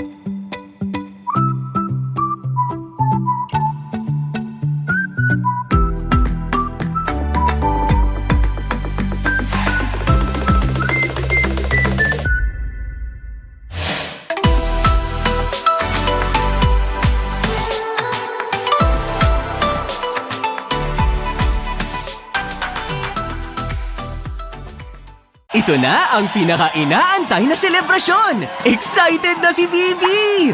Marami pa siyang kailangang gawin para maging ready ang lahat. Bibi, huwag masyadong pen. Focus. Ganito ba? Ay, naku. Bibi. Gatot kacha? Need help? Injection! Ingat pala ako. Ito na lang. Wag na! Please, ibalik niyo na ako sa base! Wag! Bibi! Bruno! Hello? Gising, Bruno! Okay na ako, Bibi! Let's go! Asikasong tunay si Bibi. Tumulong sa heroes, nag-set up ng event. Kahit koryo, hindi niya pinalagpas. Magsisimula na ang pinaka-inaabangang performance of their lifetime. Pwede nang huminga ng malalim si Bibi. Pero teka, tinatawag ata si Bibi sa stage.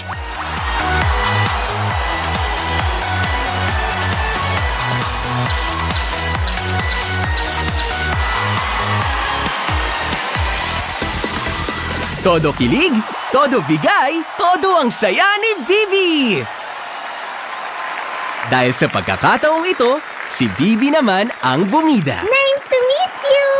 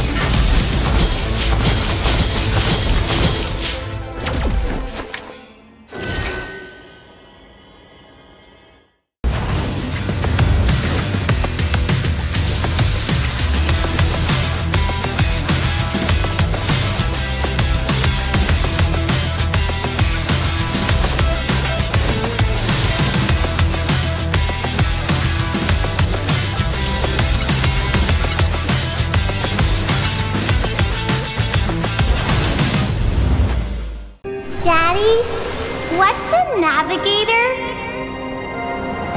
Navigators safeguard the lighthouses across the Nexus Sea. It is a responsibility that we must uphold.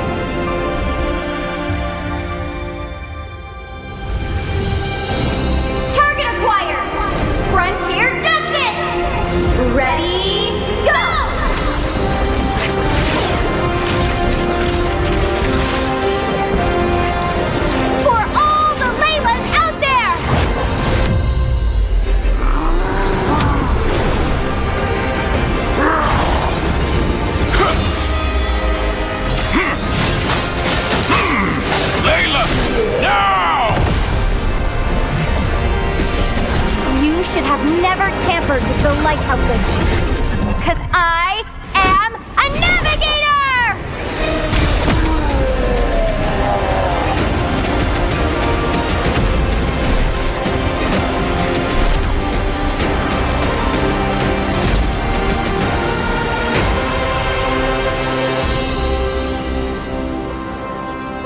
I'm gonna be the best navigator ever!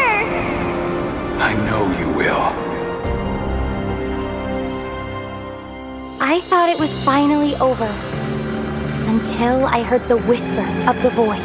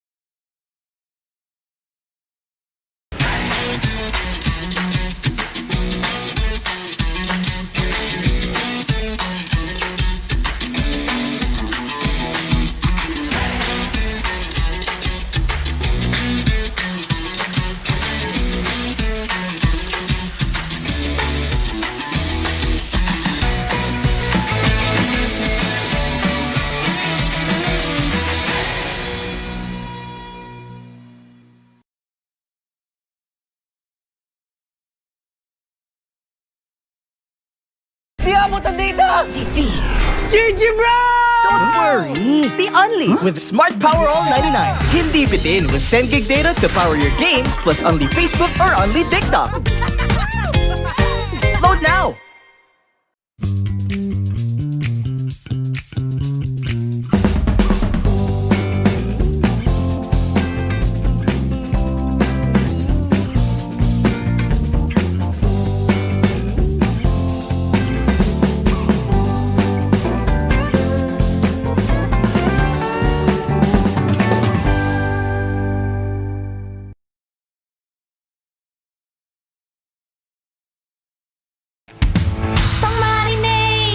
Panggisa! Pampasarap! Ang daming ititimpla! Luto mo yan with Knorr Liquid Seasoning. Mula luto tong plato, sarap panalo! Luto tong plato, sarap panalo! Luto tong plato, sarap panalo! Luto tong plato, panalo ang luto mo!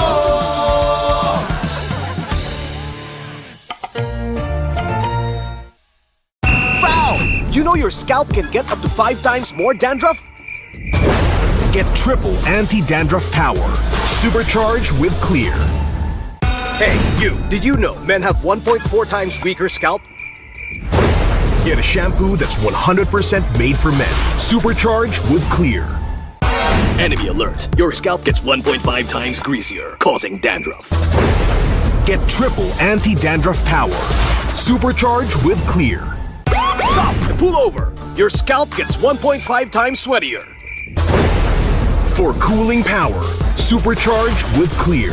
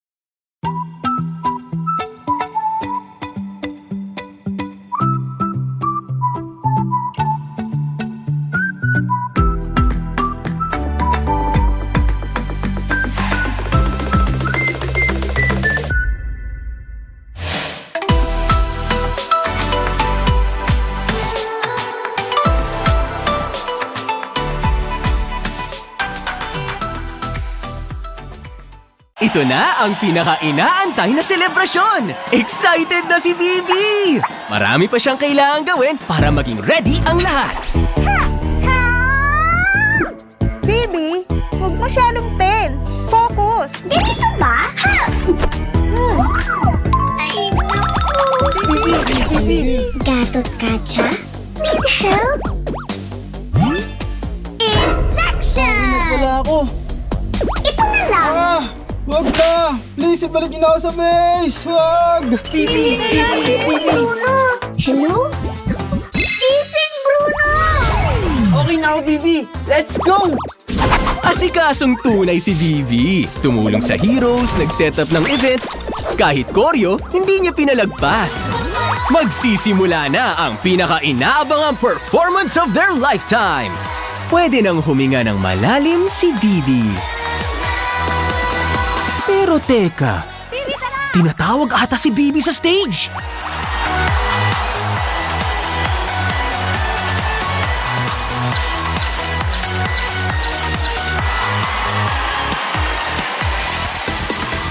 Todo kilig, todo bigay, todo ang saya ni Bibi!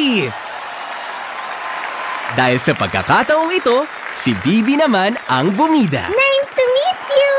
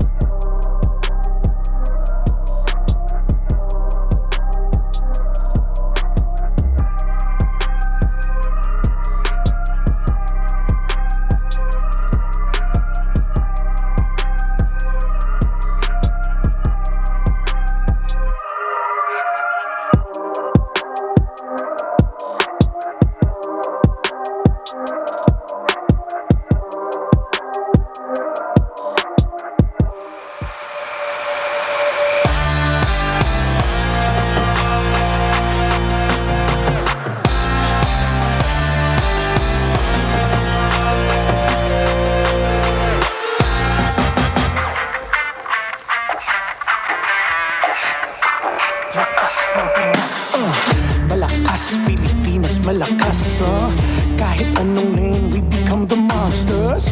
Malakas, Pilipinas, malakas face the golden sun and repping for the 3 stars. Look at us, to the top, no ifs, no buts. Winning any game, para to sa PINAS. Di mo matitinag aming boses sa new level. Nasa kalye man o mobile, you know I become a legend. Listen, open fire, we unite, we winners. But with pressure, like diamonds are made of. Switching the lane na parang gera, HP racing may reseta. But kakatang buhat ni Hilda, full dong SS parang Laila. Susundan ko ang iyong wakas, kasama pataas, tagumpay natin to dahil tayo'y malakas para sa Pinas. Nasa amin ang alas, hindi to atas, kinikilala sa taas kasi kami ang malakas para sa Pinas. Nasa amin ang alas, hindi to atas, kinikilala sa taas, ganito kami sa Pinas.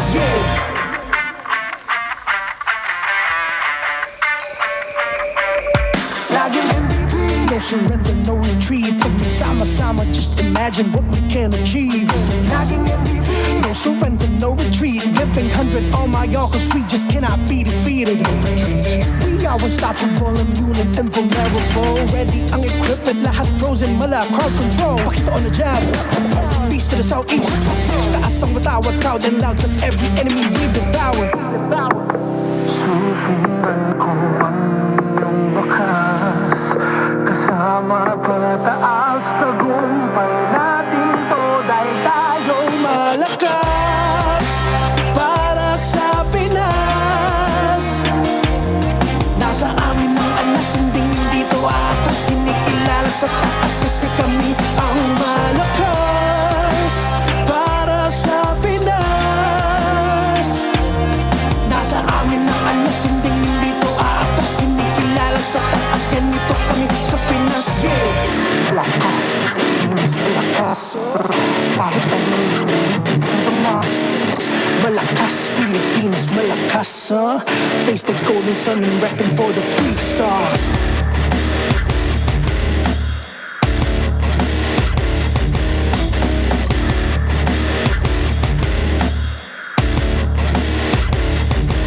Ang lakas ng Pinas, we unite, we the stars. Ang lakas ng Pinas, we unite, we the stars. Ang lakas ng Pinas, we unite, we the stars. Ang lakas ng Pinas, we the stars.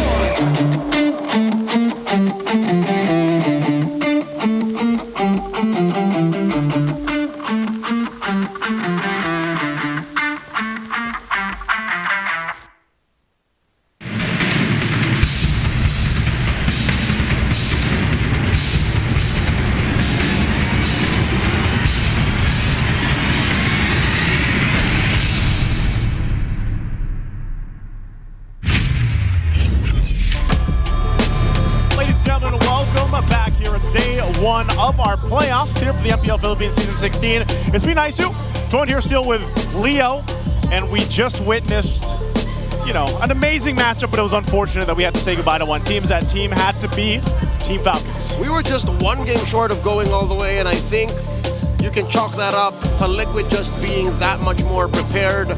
I'll tell you now, tell me. The Legend of Titans did not disappoint. I'm still very proud of what Falcons did. GG well played, but the cavalry moves forward. They do, and before we talk more, we got to thank our sponsors. Of course, you guys can also, this is a new one, it's SIP.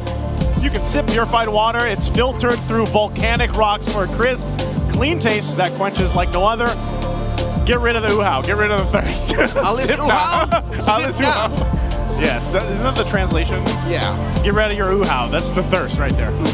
What else do we have, Leo? No funds to shell out for air conditioning units that you will only use once? Worry not, Arctic Air Rental has a wide range of packages that will surely fit your budget. Be it an indoor function, like we are here, ladies and gentlemen, or an outdoor affair, our Arctic Aircon Rental is here to make your events cool and fuss-free while keeping your guests comfy. I'm pretty comfy. I think most of the people here are pretty comfy. Like, you gotta remember, if this is packed, there's a lot of body heat in here. Yep. Especially with the heated matches. But don't forget this too, guys. Let's go to Go Hotels. Let's hashtag Go Explore More. Big shout outs to Go Hotels. Have you been exploring more in the past couple of days? I have, man. You know, I gotta say, big shout outs to my Go Hotel room buddy, Wolf. He's somewhere over there. He's somewhere. Over yay. Over yay. He looks like he had a good night of sleep. Pretty sure that's because of Go Hotels. Yes, you're welcome, Wolf. I definitely allowed him to sleep well. Also, by the way, we got to give a shout out to TLPH because they move forward. And I know there's a lot of sad Falcons. There's a lot of sad Nest people out there. Is that what they're called? Nest people? Green Falcons. Green Falcons. Shout out to Renmar, by the way. He was pretty devastated as the resident desk Falcons guy. He had to say goodbye to the Team Falcons. They unfortunately got beat 3-1. I was hoping for 5. School people, some old gods going up against the super rookies, the new school. I'm wondering, how would things be like? Would it be the past or the future in this present time? Yeah, it's a really good question to ask, and especially because of the influence of that Project Next had on these two teams. It's a question that they need to be able to answer with glowing colors. For TNC Pro Team, my question for them is, are they gonna be weighed down by the ambitions of their own draft? While for Twisted Minds, can you carry yourself to a point where you're more than just a better mechanical team than most of the teams that you are going up against? Because I feel like that's what something that Twisted Minds brought to the league that shocked a lot of the old school players. It's like, where are these guys getting their skill? Yeah, MP the King and Lansu, they're MPL veterans, but Sean, Nosha, Kaloy, they move as if they've been part of the league for 10 seasons and more. But then suddenly teams had them red. Well, for TNC Pro Team, they just could never get the engine going with a long and considerable streak, because you always see, I feel like, a lot of the old school mentality of, all right, whatever the players think best, that's what we're gonna go for. You know, in addition to what you've mentioned, they actually talked to TNC about that specific thing, whereas they weren't really as proud as they should be that they made it here into the playoffs, because it didn't come from their own wins. It came from the teams who have lost so that they could make it here for the second time in a row. And it is quite unfortunate, you know, for players that we have known for quite some time now, such as Chaknu and Benny Cutie, to be at the mercy of other people as well. And we're looking at some statistics there for our 4th and 5th seeds. It's 2 out of 8 times, so that's 25%. And the 5th seed won versus the 4th seed in TLPH playoffs. That says a lot. The difference between these two teams. The only difference is that the 5th seed, quite familiar with the pressure situation of the playoffs. 3 members of that 4th seed are going to be here for the first time. Yeah, this is something that favors the underdogs. Like, history shows that the underdogs usually shine in this scenario. So I hope that doesn't become a factor, especially for TNC Pro Team, considering that they are the team that has been here longer. I'm pretty sure they, you know, there's something about the older players that are a little bit more, what do you call that thing? They believe heavily in the superstitions of the league, you know? You know, like some of the things, like there are some players who, I don't know if this still happens. Okay. But like, you know, don't prefer not to like wash their hands before they hop on stage. Yeah, I remember. Like, or there needs to be some time before like they wash their hands and then they get on the device, because for them it's like, oh, they're washing off like the skill or something like that. Dude, if I remember correctly, there was one player who doesn't take a bath before a playoff game. I know it sounds disgusting. I don't know who it is. I hope he's never gonna watch this. But yeah, it has worked for him for some time. I mean, to also add a little bit more to the 4th and 5th seed in MPL Philippines history, Signal Ultra is the only team to win the MPL Philippines Championship as the 4th seed. That was Fuse climbed to the top in Season 2. That was all the way in Season 2. No 5th team has won the MPL VPH Championship, despite 5th seeds usually getting past the first round over the 4th, if ever it's like 5 versus 4 in terms of the matchups. So now, 1, 2, 3, Sean. Oh, there we go. We're used to difficult positions, man. Yeah. I live in a difficult position. But I spoke to Sean prior to this whole shindig starting, and I asked him, Sean, look at how many people are watching in the Cuneta Astrodome. Are you nervous? You're a rookie, your first time in the playoffs. He said, nah, I'd win. That's all he said? Nope. Yeah, that's all he said. He says, come on, Leo, come on. That's literally, I translated it, but that's the equivalent of what he said. Yeah, he didn't know my name, but he said, yeah, Leo, come on. Like, he knows. And here's the thing. I will say he's definitely, like, I mean, he's the one because of the fact of what his performance said for himself in the regular season. I think what he's done, the savage, you know, like the everything that he's been able to showcase in this season has been phenomenal. And every time you see that from one of the players here, it just means that they have an even brighter, most of the time, an even brighter future ahead of them in the league. Now, again, hopefully he's able to do that. Yeah, I mean, if he's already starting like this at this point in time, who knows? Yeah, he is currently second in the standings of highest KDA, highest kills and assists in a game where you got 0 deaths. He set a record already in his first season. Real quick, at the same time, old school versus new school. Ooh. 1, 2, 3, new school. I'm joking. Old school, old school, old school. I'm old school, I'm old school. You know what? Nice you had a chance to take it back and you did. I'm gonna say goodbye to you guys, because see ya. I'm glad Nice didn't catch that. I just straight up blurted out, you're just old. And now he can't do anything to me right now Nice, for the what next are you gonna do 4 or 5 about game it? series. Naisu, if you heard me say that, or like stand up, no, he can't stand. He can't do nothing. No, he did. Oh, he stood up. He stood up. He's standing on business. Ladies and gentlemen, he's standing on business, but both of these teams have to. All right, as well. We both have to answer in 3. Old school versus new school. Right? Yeah. 1, 2, 3. New school. Ah, okay. So we're on the twisted mind side of it. Old Yeah. school versus the new school. Yeah. Right?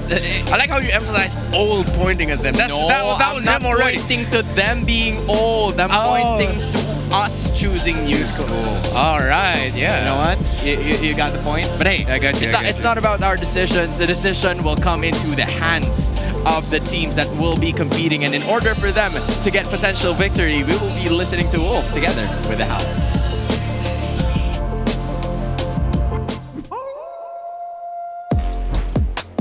At makikita natin ang bakbakan ng the TNC going up against Twisted Minds in this elimination round na naman sa playoffs. Ang magagandang performance ng ating mga rookies ay matetest na talaga dahil they're gonna be up against the veterans. At uumpisahan natin yan dun sa gold lane dilemma. Meron kasing problema ngayon ang TNC as well as itong Twisted Minds. Mas malaki si Twisted Minds kasi hindi pa natin nakikita sino siya dun sa mga fighter gold lanes. At na-prove naman natin mula dun sa ating series number 1 na kailangan talaga marunong kang gumamit ng mga strong lane dun sa iyong mga gilid. So, kakayanin ba ng Twisted Minds na magpakita ng kakaibang gold lane choice para kay Nosha? At tinatanong din, maraming nagtatanong kung si Nosha ba ay magiging clutch pagdating ng playoffs. Yan ang ipoprove natin later on. So, para sa akin, malaking problema to para sa Twisted Minds but they have to overcome it. Now, for the specific teams, tignan natin ano nga ba yung kailangan gawin ng Twisted Minds going up against TNC. I think specifically para sa Twisted Minds, kailangan nilang puwersa yung TNC sa mga late game / end game scenarios. It's weird to say na yung rookies pa natin ang mas malakas sa mga endgame scenarios, pero mapoprove naman yan ng mga regular season performances ng Twisted Minds. Yung TNC hindi ganun kalupit when it comes to late game scenarios, kaya ito yung pwedeng i-abuse ng Twisted Minds. And lastly, para sa TNC, kailangan lang nilang manalo sa lane-to-lane matchups. Kapansin-pansin na kapag ang TNC ay nanalo ng kanilang mga lane-to-lane matchups, mas nakakilo sila sa mapa. And this is also the problem para sa Twisted Minds if they don't win the lane-to-lane matchups, be it via draft o kaya naman sa execution. Kailangan talaga ito para ma-secure ang pagkakapanalo ng ating mga koponan. And I think na-excited na kayo makita kung sino nga ba ang mananalo sa bakbakan na to. So ako excited na rin ako makita yung mga teams natin na papasok dito sa ating stage show. Alam ko nga, babasa na natin dito sa ngayon. Pero sa ngayon, ang kailangan i-focus ng dalawang teams natin, yung kanilang mga gold laners. I am excited dun sa gagawin ni Benny Cutie kasi siya yung unang quote-unquote commit talaga sa Fighter Golden. I think mag-agree naman ng mga viewers natin as well as the analysts, maybe itong katabi ko, na ang pinakaunang nag-commit ng fully sa Fighter Golden ay si Benny Cutie. Kaya naman siguro ito yung possible na advantage ng TNC. Kabang-abang yan. Abangan na natin ang mga teams natin on their walk-ins dahil excited na ako makita ang TNC versus Twisted Minds. Our marshals for this match, Joshua G, Juven, JJ, and Yaku Jeff.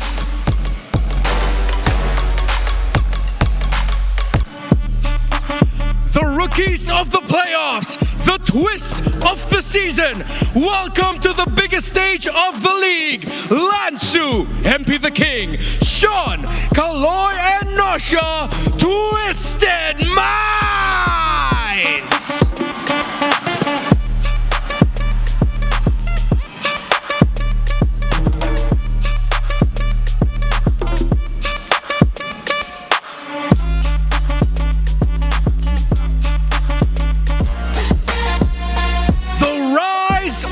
Phoenix, the march of the army.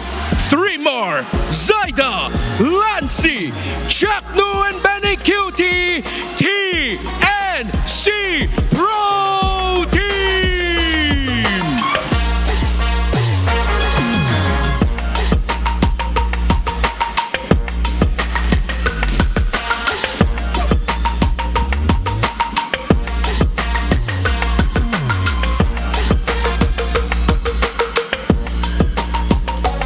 And welcome the coaches. For Twisted Minds is Coach Bonjan. For TNC Pro Team, Coach Itumax. MPL Arena, Twisted Minds or TNC, Mag-ingay!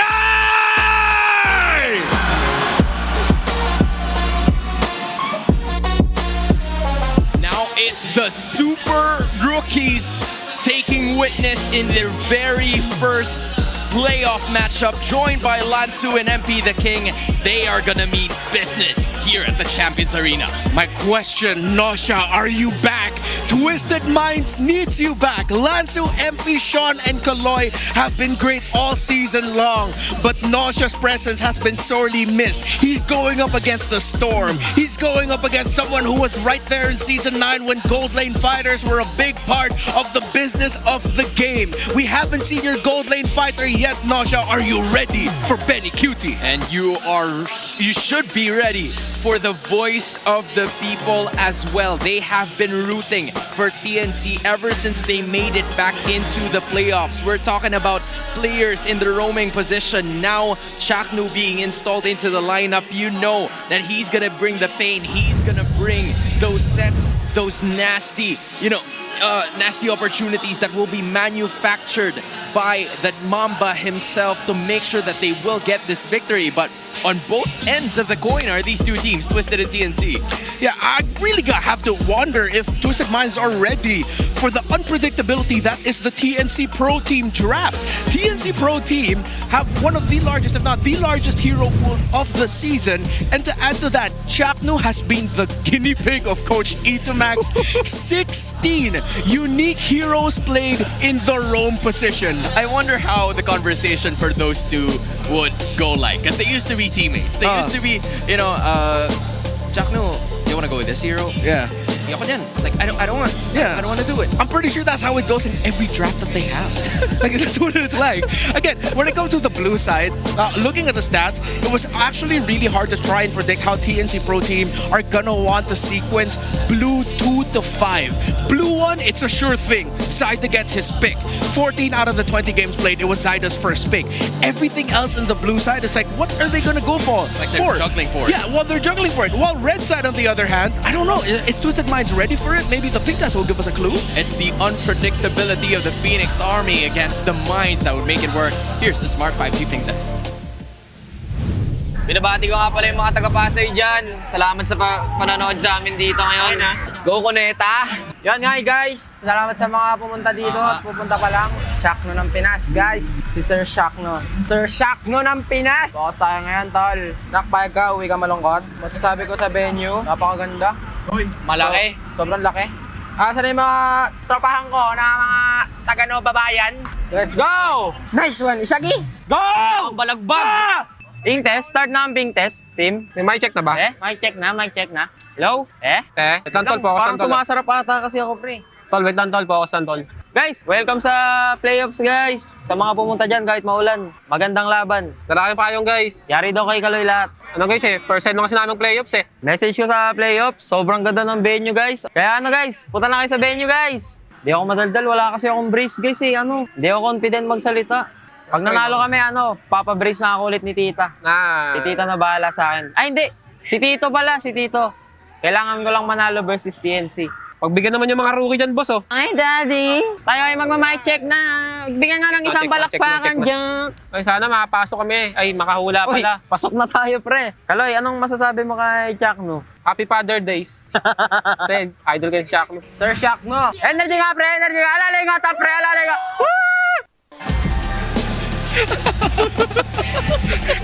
Did I get it right? What's your message for Chakno? Happy Father's Day. Happy Father Days because that's what he said in the former interview. All right, happy Father Days. What a throwback. I think I believe it now when Twisted Mind said when Leo dropped that little nugget of story, I think from Nosha or Sean, is like, yeah, they're ready for the playoffs. Again, they in the MDL Philippines Season 5 Grand Finals, at a mall in Metro Manila past midnight in front of hundreds of people, they won their MDL championship in Green Hills. Now here they are all the way in Manila. It's actually a considerable distance. Yep, a little bit of a considerable distance. And now they're going up against TNC. It all starts with the draft. I'm really going to leave it at that. And it's a historic rivalry because it's Coach Bonchan, Coach Itomax, it's Coach... why am I blanking? Dude, it was a blacklist execration. Yeah, there, exactly. It's a blacklist execration matchup that we got. And at some point, Coach Hito, XA even had Benny Cutie and Chakno at some point. Yeah. And on the other hand, obviously for Bonchan, you had MP the King, who was part of Blacklist. So there are some, signs to it that could very well dictate. When I put it back to the keys to victory, there was a time where Wolf was saying, or Wolf was telling that the victories or keys to victory for both of these teams is for them to take it into the later portions of the game. That's because during the moment of preparation for Coach Bonchan, he was very well aware that this team has the battle IQ to be able to cater towards the damage output that would be available in the later portions of the game. But for TNC Pro Team, as we look at the EXP lane matchup here, 3mar is one of the best EXP laners that we have over here. The development of this guy, the experiences that he had over playing in over different MPL regions has developed him to be one of the best EXP laners that we have here in the country. And he's an integral part to the rotation and playstyle of TNC Pro Team. In the total assists ranking for EXP laners, he is ranked second with 234 total assists. He is only behind Sanford at 236. We know how Team Liquid like to play. They gather up together, they go aggro, they really heavily contest objectives from the very first turtle. TNC Pro Team do the same, except that the only difference for TNC Pro Team that I feel like I hope they're ready to adjust is that they're willing to play longer objective dances, not just hop into the thick of things when it's not completely their time yet. You're looking at a team that could make it all the way. Both these teams regarded as the dark horses. For TNC Pro Team, they've had some visions of brilliance, and for Twisted Minds, just like what Naisu and Leo have been mentioning, they have been leading for the first 3 weeks of MPL Philippines, so the potential is there. And from the looks of it, dude, this is the first time that we're gonna be seeing Twisted Minds playing in the Dangerous Grass. Yeah, TNC has had a fair amount of games there, and we thought that Dangerous Grass would be a team that would be well loved by TNC, considering that they got Chakto, they got the Mamba. Snakes thrive in grass, the Mamba thrives in grass, but they couldn't get it. So I like Twisted Minds' approach here. They are willing to really heavily respect Zyda's fanning. One of the most impressive fannies that we've seen this season, considering that we barely see this hero played. With the CC getting taken out, you reduce a bit of the aggression brought out by 3mar and the potential gold lane swing that TNC actually could have drafted Red 1 too. They could have picked up a CC here and then used that as a tool to make Twisted Minds think twice about what hero they actually end up in. If ever Twisted Minds ended up picking up the Harith, then it's already countered by the CC, or softly countered. So with TNC, they're also respecting the comfort picks of Lansu. I don't want to see Uranus picked up by Twisted Minds here. TNC need to respect that, because Lansu is way too damn good at it. Yeah, there needs to be something else that Lansu is going to pick up, because on the other hand, you also have 3mar that could be one player, because both of these EXP laners have different kinds of playstyles based on my observation.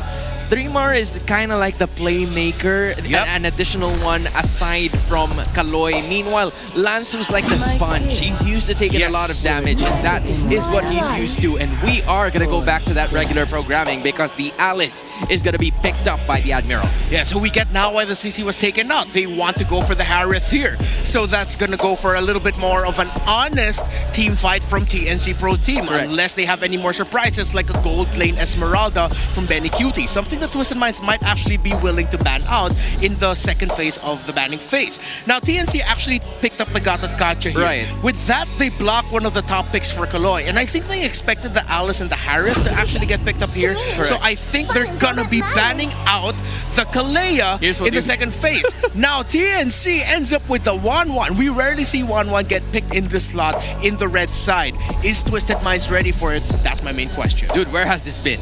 Where has this hero been from the first series? We have been looking for this hero from the start, but now it's going to be out in the open. So the 1-1 would be utilized by the Storm, and they're going to make sure to rain on Twisted Minds' parade. But we're heading into the second phase of the bans. You're looking at the comfort, just like what Renmar has mentioned a while ago. There's still TNC looking to pick up a mid laner for themselves, and the same could potentially be said. Actually, it's different because the Zushin is already available. So Twisted Minds, they're playing right around their wheelhouse, giving comfort as well to the rest of the members of the Minds.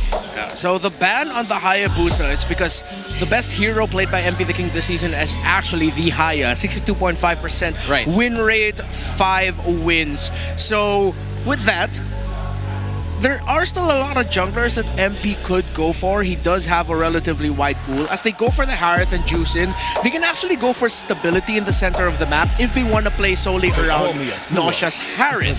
But if they want another carry alongside that, with the Lancelot gone, you still have the YSS. Never mind, they actually just got taken out right away. You still got, I wonder if they're willing to pick up like a gold lane Bane. We might be seeing something unique here from MP the King. If they want sure burst, they can revisit the Nolan pick that they have 1 win with. And with the Esmeralda taken out, we did float that as an option. That could have gone now into the EXP lane as the 1-1 was revealed. Mid laner for Lancy, I would like to see them consider Farsa now for strong burst. It's a very cramped situation for both of these teams. Both of them knowing which ones to ban in this current situation. But if you are Chakno, you already have a Gatot Kacha on your hands. Twisted Mind still doesn't have a hero going on to their side. Hilda could be a potential option here if they want to go for it. It might be quite difficult considering that the Gatot Kacha is there. But if you want someone that can annoy Zyda, you'd go for that. But Benny Cutie, or should I say 3mar, is going to have the Lapu Lapu as his prime choice. Again, we talked about 3mar being the playmaker, and that is exactly the hero that he needs. Let's see if they're gonna settle for the Fovia. Oh wait, no, excuse me. There is already an Alice on the side of Twisted Minds. So Kaloy gets his Kalea, and there is a Leomord. A new pick in the jungle, and they picked that fast. Dude, you were talking to me about this. Yeah, I thought it would be... Okay, my conspiracy theory is that there is a team out there willing to play Leomord in the gold lane. But Leomord in the jungle, okay. Oh my gosh. Pick and pop. Okay, they're going to be playing around the clay. They don't really have burst. They have strong displacement to help feed the Leomord. The Alice... Oh, that's a complicated team fight that TNC might actually be rattled to deal with. This is difficult. And plus, now you're thinking Lancy might struggle with a Farsa, so they might even consider something like a Novaria. But now they go for Valentina. Okay, they get the pick and pop of the Kalea if they do want to get the ultimate of the Kalea. They can get Tsunami Slam. They might even be able to get the Throne of Ruin. Yeah. There's a lot of options. I have to say that. There's a decent amount of options coming in from the Valentina of Lancy, but the only problem that I have in mind is that will he have enough space to at least pop that skill off? Because at this point, it's going to be quite difficult given that you've already mentioned the complications of having the team fights going up against the Kalea, a Zushin, a Leomord, and an Alice all in one is already a problem in itself. Yeah, one of my biggest personal gripes about Lancy's performance this season is that the times of him making me go, Lancy, what are you doing there up front? But now he has a hero that does exactly that. That is going to be the question. What does he do? What is he going to do? It's TNC going up against Twisted Minds. Nice, Leo. Take it away. Take it away, we shall. Thank you so much to Hans and Redmar for breaking down our first draft of the best of 5 here. Again, a do or die for both of these teams to move on in the playoffs. Twisted Minds and TNC. It's been nice to join here on desk with Leo. Legends. And man, I'll tell you what, it's a Leo Mort in the hands of MP the King. I mean, how do you feel about this? I'll tell you now, there's a young man watching. Yeah. From in the way, all the way past. Oh, wait, hold up. Wait. Okay, no, a lot of that's action fine. in mid. All right. So I was saying, there's a young man in Pasig City who's happy, who's been with us in Season 1, and is wilding out that his once main hero is back in the MPL. I'm talking about Rockhart. The OG. The OG. There was a time when for 6 months all he played was Leo Mort, bro. He's old school, man. That's as old school as it gets. Like us. Yeah. Oh, here's the thing. The Leo Mort is. Whoa, Kaloy. Okay, he's so low too. There's a whole bunch of action with this game 1 already. No one dying. Kaloy threading the needle.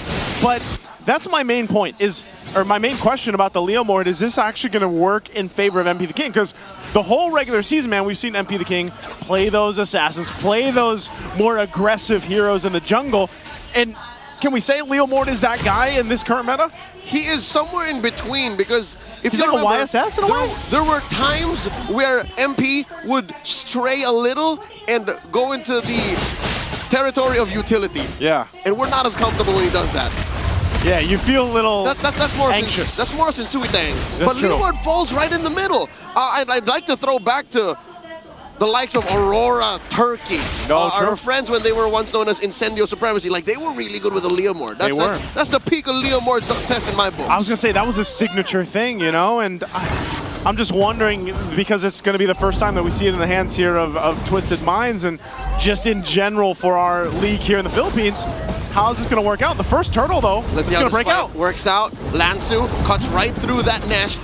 And we do see a Throne of Ruin, but that's not going to stop Zaida. He secures the turtle. And look at Chakno and 3-Mar. They push back MP. He's not ready for the smoke. AOG coming in from the Mamba. They take down Lansu. And oh my God, Joseph, they're going to go for the purple. They're going to go for it. They're going to steal it too. Man, this is why I was asking, how does Leo Mort work here? Not in a situation like that. There's no way he works at 2.5 minutes, and you have TNC who drafted a very October 2025 kind of lineup, Project Next, and moving forward with Twisted Minds not ready for this. Renmar did mention that team fight would be awkward. It would have been It was weird. awkward. And TNC are leaning hard into that. Yeah, because, again, and mind you, we're in the dangerous grass, all right? There's one thing that I'm looking for is, like, how does Twisted Minds take this lineup, utilize those little extra opportunities, and I'm talking about the bushes here, to go ahead and set things up, because it could happen. If you really think about it, with a Kalea to go ahead and help out, you have a ton of utility, having that Jushin available to you. Again, we've seen Alice do amazing things time and time again, except for the one-off games that it doesn't work. And then even so, I think a Harith alone is able to provide so much potential for teams that are able to utilize that pick. Now, Nasha, on the other hand, you know, we need to see some improvement from Nasha here in the playoffs. But if all those fall into place, then I believe you have the room to make this Leo Mort work for MP the King. XP-wise, in the gold lane, I think Nosha's doing fine. See how he's bullying Benny Cutie? Mini-map, check that out, upper corner of the screen. Yep. You'll see that Benny Cutie's pushed back. So if this does not break into a follow-on 5v5, I think Twisted Minds can make the most of this time that it's mum. Because I'm telling you now, TNT at 1,000 gold up, they could be doing much worse. They could be doing much more against Twisted Minds. So now that the second turtle has spawned, you can see that they know that they have the advantage. Okay, whoa, they're going to bring Chaknu back. Thompson revitalized, they're going to force the fight. And now Turtle down to a third of its health. Kaloy goes down, Nosha comes in, drops a down force on the Zaida. Will not stop him from getting that retribution. And they take 2 down. An AOP by the Mamba, closing off the exit for Lansu. Takes the flank, gets taken down by Zaida. Sean put down a 10th of his health. Twisted Minds are getting bullied, ragdolled across the map. What a fight for TNC. Again, no one went down. There was pressure from Nasha on Zaida, but he just went punctured. Phantom Execution secured the turtle, second one of the game for them, and the rest of the team collapsed down on Twisted Minds as they were cut off from the team. So again, this is all just to go ahead and get Zyda out of your jungle. MP can't continue to fall behind here. He's level 6 to Zyda's 8. There are two things going for TNC as we closed off Season 16. Number one, oh my god, wait. Kaloy, you don't want no smoke? He shouldn't. This is not a good look. This. All right. Zyda has been an all-star. He is one hell of a jungler. I'd say top 3 in Season 16. Second is, their team has been good at catching things up, but it looks like they get caught here. Lansu fed over a kill. Lancey gets taken out, and Trimar, I don't think Trimar and Chaco should be taking this. That's 4 members. They're trying. Oh my god, a bravest fighter. Trimar, the MVP machine, takes down Kaloy, and the rest of TNC come in. What was that? I guess Threemar's like, no guys, we got this. Again, that's the strength of a Lapu Lapu. Even at this point of the game, you can go ahead and 1v2, 1v3 if you want to. Even with the support there, they're able to capitalize a tier 1 turret down after that exchange. The main thing from TNC is they're willing to take fights, man. If this isn't a massive lead or anything, I mean, the guy's only got a War Axe and the belt, and Thrumar is able to be a brave fighter and go like that. Not just the brave fighter, the bravest The fighter. bravest. They're taking that tier 2, taking down 2 turrets at tier 1, mid and top.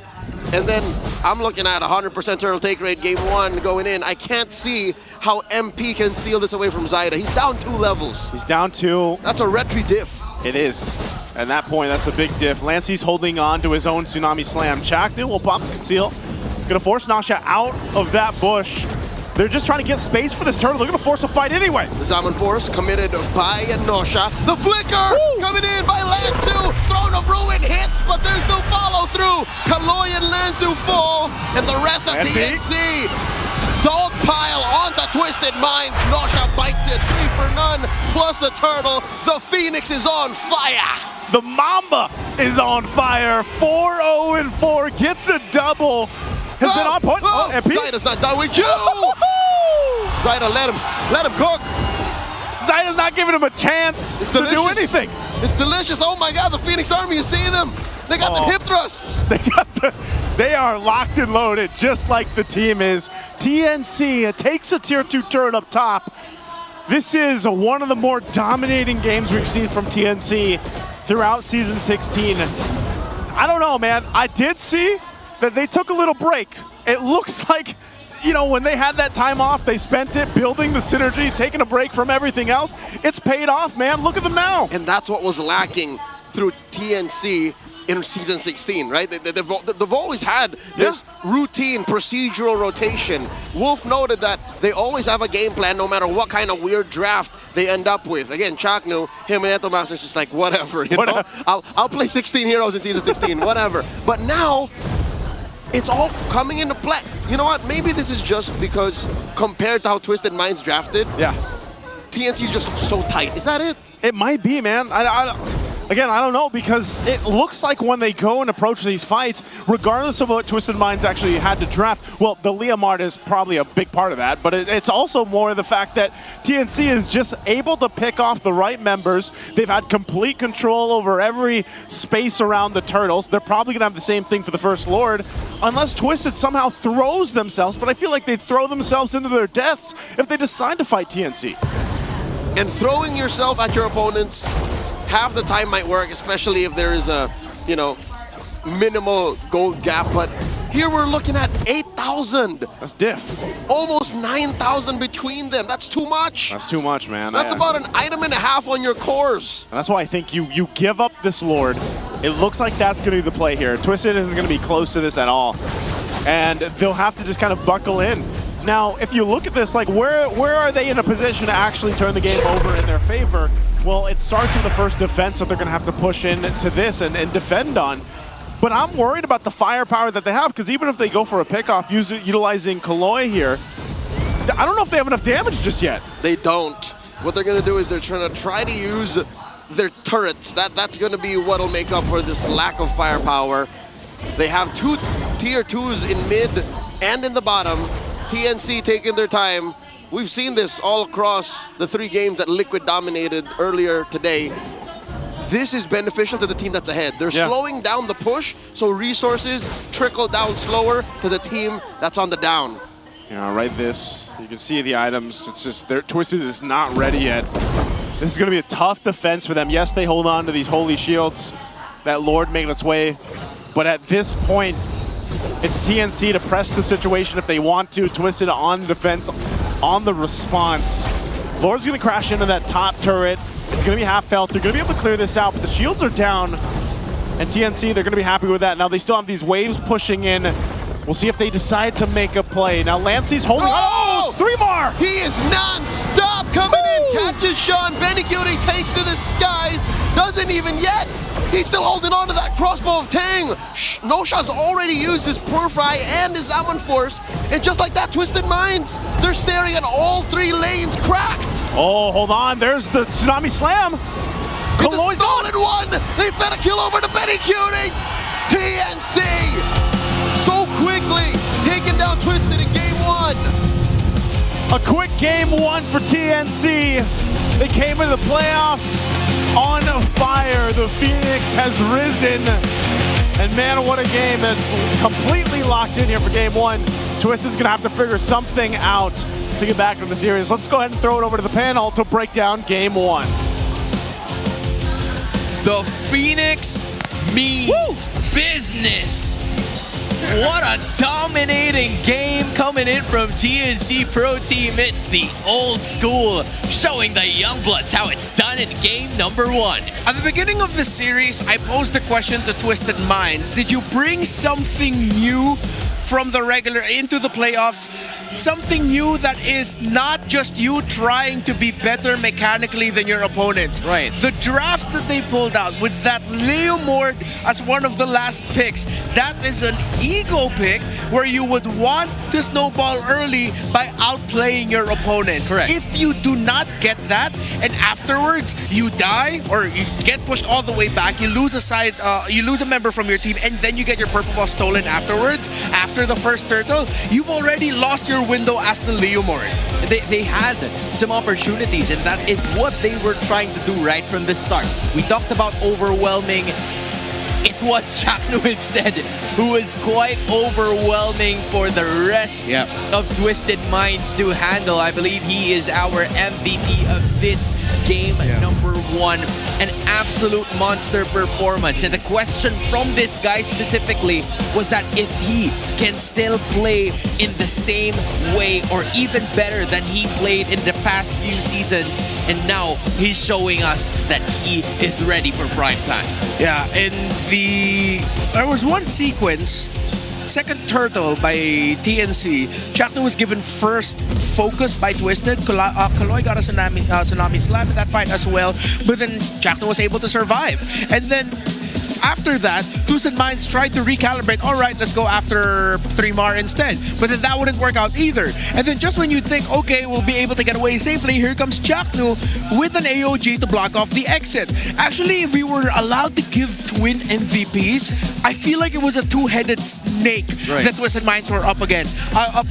One head was Chaknu, the Mamba. The other head was 3mar on that Lapu Lapu. Behind the scenes, we were yelling out, 3mar, you're so good! Landshaker after Landshaker. Dude, like there was a random time where the AOG was there, sure, but then comes a sword for some reason coming out of nowhere, and that was 3mar stunning at least 2 or 3 members, and that probably sealed a lot of the deals here in that game number 1, just because of those stuns where Twisted Minds was unable to move and execute their game plan right from the start. Yeah, Chaknu was the one who was picked up here, but at that point, you're doing your job as a roamer, as TNC already had a commanding lead, and I'm pretty sure it was Chaknu in the command, leading the charge, sharp rotations, great timing. They knew they needed to get that win. Once they got MP the King back all the way off after first turtle, they went for the invade. They did not allow Twisted Minds to rotate comfortably. Even though Kaloy got his signature pick, they could not get the ball rolling.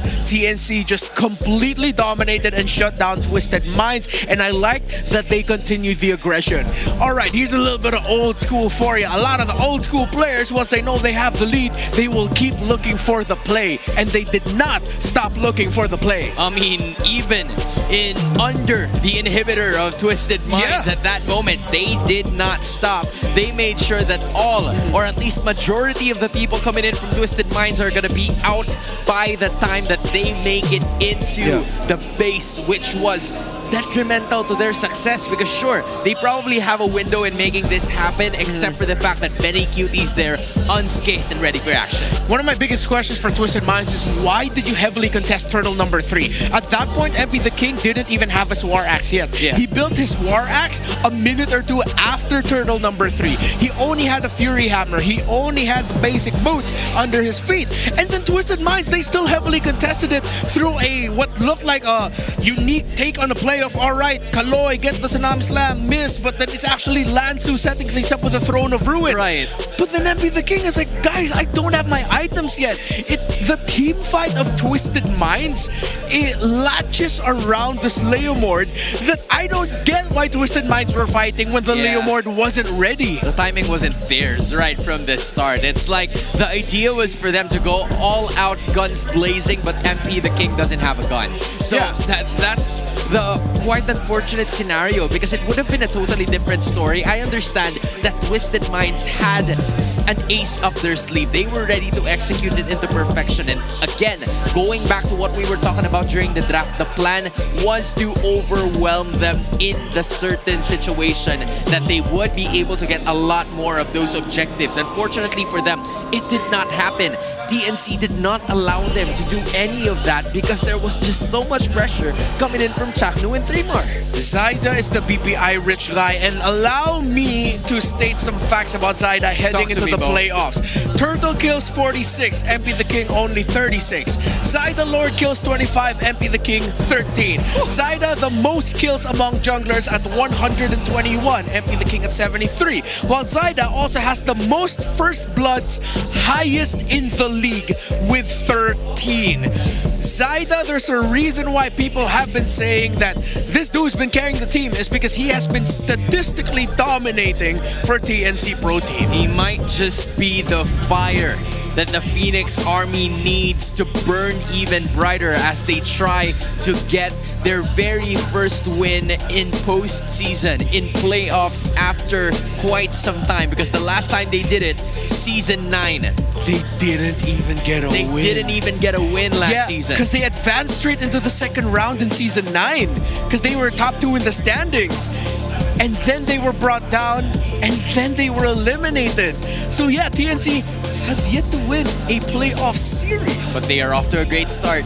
Given that this was a dominating of a performance is an understatement. They knew what they were doing. Maybe some, rookie jitters coming in from the rest of the members of Twisted Minds. But obviously Coach Bonchan is going to put them straight into their minds. It's TNC taking game 1. And to talk more about it, here's Wolf with another solo analyst. Thank you so much, casters. At may nakahanda akong clip para sa inyo dahil ito yung nagpapanalo talaga sa TNC. Sasabihin na natin, yung huling clash ay very explosive, very flashy. Pero gusto kong balikan yung second turtle natin. If we are looking at this clip right now, 13 or 14 seconds bago mag-start ang second turtle, nakahanda na agad ang TNC. As we play it out, they will clear the mid lane ng mabilis na mabilis. At pansinin nyo kung ano yung bush na hawakan dito ni Chakto. Parang nag-take pa nga siya dun sa buwan ng Zushin dahil nabigyan siya ng mas maikling ruta papunta dun sa dalawang grass na to or dalawang bushes na na-check niya at na-control agad. Right then and there, kontrolado na agad ng TNC yung ating bakbakan. Chakto, hindi niya bibitawan ang area na to, making sure na hindi makakakilos yung kanyang mga kalaban at hindi makakahanap ng opening itong side ng Twisted Minds. So, yung control dito coming out from Chakto is immense. Yayakapin niya yung tatlong members ng Twisted Minds, waiting for the right opportunity to pop that revitalize. So, kahit pa nakuha ng ni Kaloy ang magandang initiation, in fact, mahuhuli niya yung talagang target niya dito. Wala namang follow-up. Kasi tignan natin si Chakno, niyayakap yung tatlong members ng Twisted Minds. And then etong si Lancy, sumama na dahil ang ginugo ng members ng Twisted Minds ay etong si Chakno. Nagkaroon ng opening si Lancy na kopyahin yung Leomord ultimate, the best ultimate to get in this specific scenario. And even after the stun mula dito kay Kaloy, walang magiging magandang turtle fight para sa side ng TNC. Kaya naman nagbukang malinis dahil up until this point, wala nang resources ang TNC. Kaya naman naging libre ang turtle. May kasampang maraming kills in favor of TNC. Afterwards, maglilinis na lang sila dito. Buhay na buhay pati itong si Chakto. Nakakonect na si Benny Cutie sa kanyang teammates. At kahit sa pagdating ni Nosha, kapos na ang resources ng Twisted Minds. Yan isang magandang visualization kung bakit naging MVP si Chakto sa laban na to. Dahil napakaganda ng kanyang mindset. Alam niya na walang kayang pumatay sa kanya at that point when he has the revitalize. Kaya naman hindi titigil itong si Chakno sa pagiging aggressive sa laban na to. And mukhang yan na po ang ating makikita dito sa ating sa clip na hinanda ko para sa inyo. Maraming salamat and I hope you learned something. Kung ikaw ay naglalaro ng Rome at alam mong walang makakapatay sa'yo at that specific moment, ay wag mong pipigilan na yakapin yung mga kalaban mo and be that disruptor for your teammates. This is the reason why Chakno has been a very clutch roamer for the longest time because he knows na kapag alam niya yung power spike ng sarili niyang hero, hindi siya mapipigilan yung mga kalaban at dire-diretso lang ang kanyang pag-achieve ng key to victory for his teammates. Maulit pa to ng TNC? Abangan natin. Back to the panel. Dude, Renmar, don't worry about it. I saw it too. Yeah. I saw Wolf explaining the bush that got TNC to a very momentous win in this first. Yeah, he decided to talk about the fight around Turtle 2, and the fight for Turtle 3 is what I decided to focus on here, but it goes alongside that theme of like, Twisted Minds, why? Twisted Minds, what's happening? So that seems to be like the common theme here. So definitely, I don't think it's just jitters at this point. Now we're definitely seeing why the old school players, the veterans, what they have over the newer members of Twisted Minds. Yes, they are, again, mechanically impressed a lot of the players in MPLPH and why a lot of them were shocked about their debut and why they just suddenly took control by week 2, week 3. But then now as we're in the playoffs, you're starting to see like the little things in the mind of the veterans that trump the rookies. The little things joining all together to create this victory. And you can also join the new season of the MLBB Rising Open, an in-game mode designed to provide players a platform to engage in competitive gameplay and earn in-game rewards. Gather your squad and jump into action. You know, it's been a while since I've seen MRO, and I'm happy that they are here once again. Yeah, a lot of people still heavily contest that, but if you want to look good while fighting in-game, the Aspirants new skins are also available now. You can participate in the Aspirants Unite themed draw event. I got both. The first 10 times draw using diamonds is 50% off. Every 10 draws will guarantee an epic or higher quality skin. Why you gotta do me like that, bro? But hey, just like me, you gotta come join the draw and witness the power of aspiration together. Because Renmar already did, and we should too. That's the only way to explain it. That's the best way to describe it. How are the aspirant skin looking like? I have to eat canned goods for a while, but I look good in game. I look really good in game. My Guinevere keeps losing. My Vexana, weirdly enough, like I'm doing pretty good with the Vexana. So. Okay, I don't use Vexana. I don't even use Guinevere. But hey, for the culture, I believe that for the culture, I'll be taking it. I am waiting for another animated masterpiece coming on from Moonton so that I will be able to take it again. Yeah, I think sometimes like in the trailers, you actually get to see like a new like Harbinger legendary skin from Layla, yeah. Like she's finally reunited with her dad. Ooh, there's a storyline? Yeah, because Nolan's an absent father. And then he suddenly showed up, was like, hey, I want to be your daddy again. And then now Layla is now a Harbinger. Speaking of daddies, happy Father Days to Chaknu because he is our smart power pose of the day. I think for a lot of people, they're probably aware of this. They are, everybody's asleep. Guys, you gotta wake up midnight because midnight is at a Filipino broadcast and everybody can hear them. So yeah, they are pretty much awake and you gotta do it again. Why do you look like? Why are you acting like a fish, bro? Yeah, why is one aggressively shaking, the other one's just like, oh, then they'll scare you. Good morning. Good morning. Do it again. Oh, good evening. Oh, here's someone with long hair. Oh wait, he actually. That one dude with long hair actually looked like Jack Noob. Yeah, he actually looks like Jack Noob. I'm okay with these two. I'm okay with these two. Like, can we go back to the guy with long hair? They're pretty valid. Can we go back to? Yeah, they're valid. I like the other one better. Now I wonder, because based on where they're seated at, I think they're closer to the floor directors. So that's the reason why this guy's gonna win. It's because he's closer to the floor director, so it's easier to get the prize to him. Yeah. Compared to the other one that's probably like at the upper box or like sitting at Legend. So it's gonna take some time for him to get there. Just give him the prize already. He really wants Bro's it. punching Hito, bro. Yeah, why are you doing that? Don't punch Hito. Don't punch Hito, my guy. That's the coach. Yeah, but hey, I gotta do it too, man. I gotta pay respects to Le Mamba. Is it Le Mamba now? It's the Mamba, right? But yeah. Ah, okay. I don't know. That's right. Le Mamba? No, Who is El Mamba? LeBron? Oh, El Mamba. Yeah, El Mamba. If you want to be, Spanish about it. All right, I am free for correction, guys. Please let us know if it's El Mamba or Le Mamba or La Mamba or... Yeah, you get what I mean. Yeah. Damn, I said a lot of things. Hey, we're heading back into the matchup here tonight. It's TNC getting a point over Twisted Minds. Off to a great start are the Phoenix Army, and they will be the ones to pick on the red side. They have a 50% win rate on that, but based on the unpredictability of TNC that we have been discussing for quite some time now, yeah, they're gonna showcase what they can do with the second pick. Yeah, actually, it was Twisted Minds who drafted a little bit more in the line of TNC Pro Team in game number 1 as they were on the blue side. Now with TNC Pro Team again being on the red, they actually they were pretty straightforward with it. They went for the Lancelot, Gatot Kacha. They were willing to give the Kalea to Kaloy. They didn't care about it. They already saw the juice in, so they know that even if Twisted Minds goes for the pick off Comfort, you're not gonna get the burst right away with it. And then, surprisingly enough, TNC Pro Team got to escape with a red 3-1-1 pick that I feel like is criminal that they got away with that.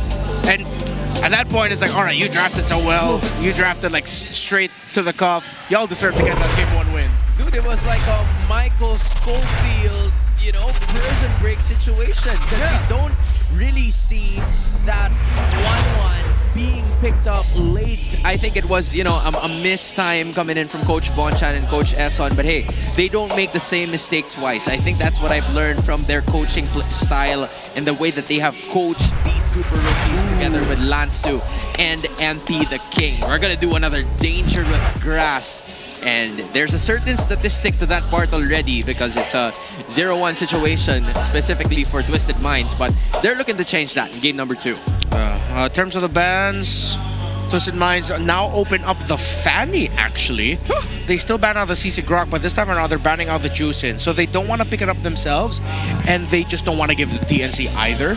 While for TNC, this time they're taking away the Uranus Baksha, and they still take out the Kimmy. Still very similar bans, the exact same ban, from game number 1 for TNC. So now Twisted Minds respecting the Gatot Kacha. Yeah. This is the second favorite of Kaloy. After the Kalea, it's Gatot Kacha.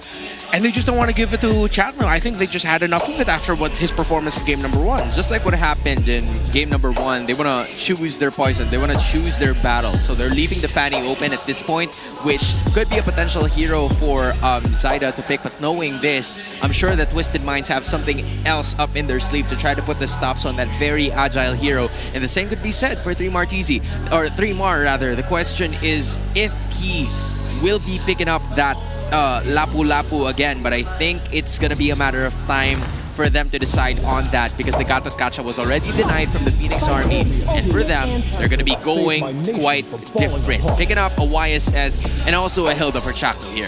Ooh, okay, one of the Zyda comfort picks off of the season alongside that Lancelot. And they're still running for making sure that they get the Chakno pick early on. It would be very rare to see this Hilda flex into the HP. I know that's a thing that happened before, but in most scenarios in recent memory, it's the Hilda going into the roam. So I think it's them backing on the idea that TNC, with the Baksha gone, that they're most likely still going to be going for the Assassins, because historically that's what Twisted Mind shows. You're right. So are they going to go Fredrin? Are they going to switch things up for MP the King? No, they still want to go for the Lancelot. So that was a pick by TNC. They still knew that Twisted Minds would go Assassin, so they go Hilda instead for the rush. What a decision! I think they believed in the fact that the Gatot Kacha being removed from Chakno is going to be enough for them to at least set up some plays here for Twisted Minds. Because compared to what happened in game number 1, it was Chakno initiating first, Trimar joining in the party. But for Lancy, that's going to be another pickup, which is a Lunox that has been, you know, quite relevant so far in our last, I would say, 6 games. Yeah. In game number 1, this was banned out by Twisted Mind. Second phase, blue side. Now Lancy gets it early. And I like the adjustment of TNC. So instead of taking a different approach to addressing the Lancy problem of mispositioning at times, they allow Lancy to just pick up a hero that have ways out if he's gonna front. Right. The Valentina had the Tsunami Slam Steel that, of course, is like, yeah, Lancy, just go front, go for it, you know? Yeah. While the Lunox now has the power of Order Brilliance, so like, you know, Lancy, you have your ultimate to get away if you want to, so interesting approach, TNC Pro Team, and honestly, I go with it. Hey, it's Taro. It's Taro, right? Yeah, that's Taro. So, yes. Yes, that's yes. MLBB Women's Team Pro. I think she's currently Taro. part of TMBI, if I remember correctly. She is in Twisted Minds. Yeah. So they recently made their debut as the very first Filipina team to make it into the MDL, so a major achievement for them. But on the other hand, you also have some options here for Twisted Minds. What can they do differently in this situation? Hey, Sinio. I don't know if you know him, but you probably do now. That's a rap star. That's a rap star, bro. We're not talking Flow G, but that's a rap star. Yeah, that dude can destroy you with his words. What? Wait a minute. What? Ah! Bro, I thought we were in dangerous grass. Why did I see broken walls?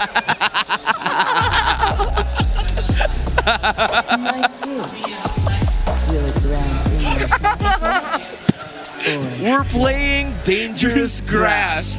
Why are we seeing broken walls? Bro, someone get that guy a ticket to the grand finals. Yeah, dude, I want to see him at the grand finals. He deserves it. Okay. If there is a map that has been decided to be broken walls, I want him to be the first person seen. I appreciate that, dude, so much. Thank you. You made my night. Thank you, Jaire, or whoever the other cameraman is. Oh my goodness. Okay. Yeah, we gotta get back on track.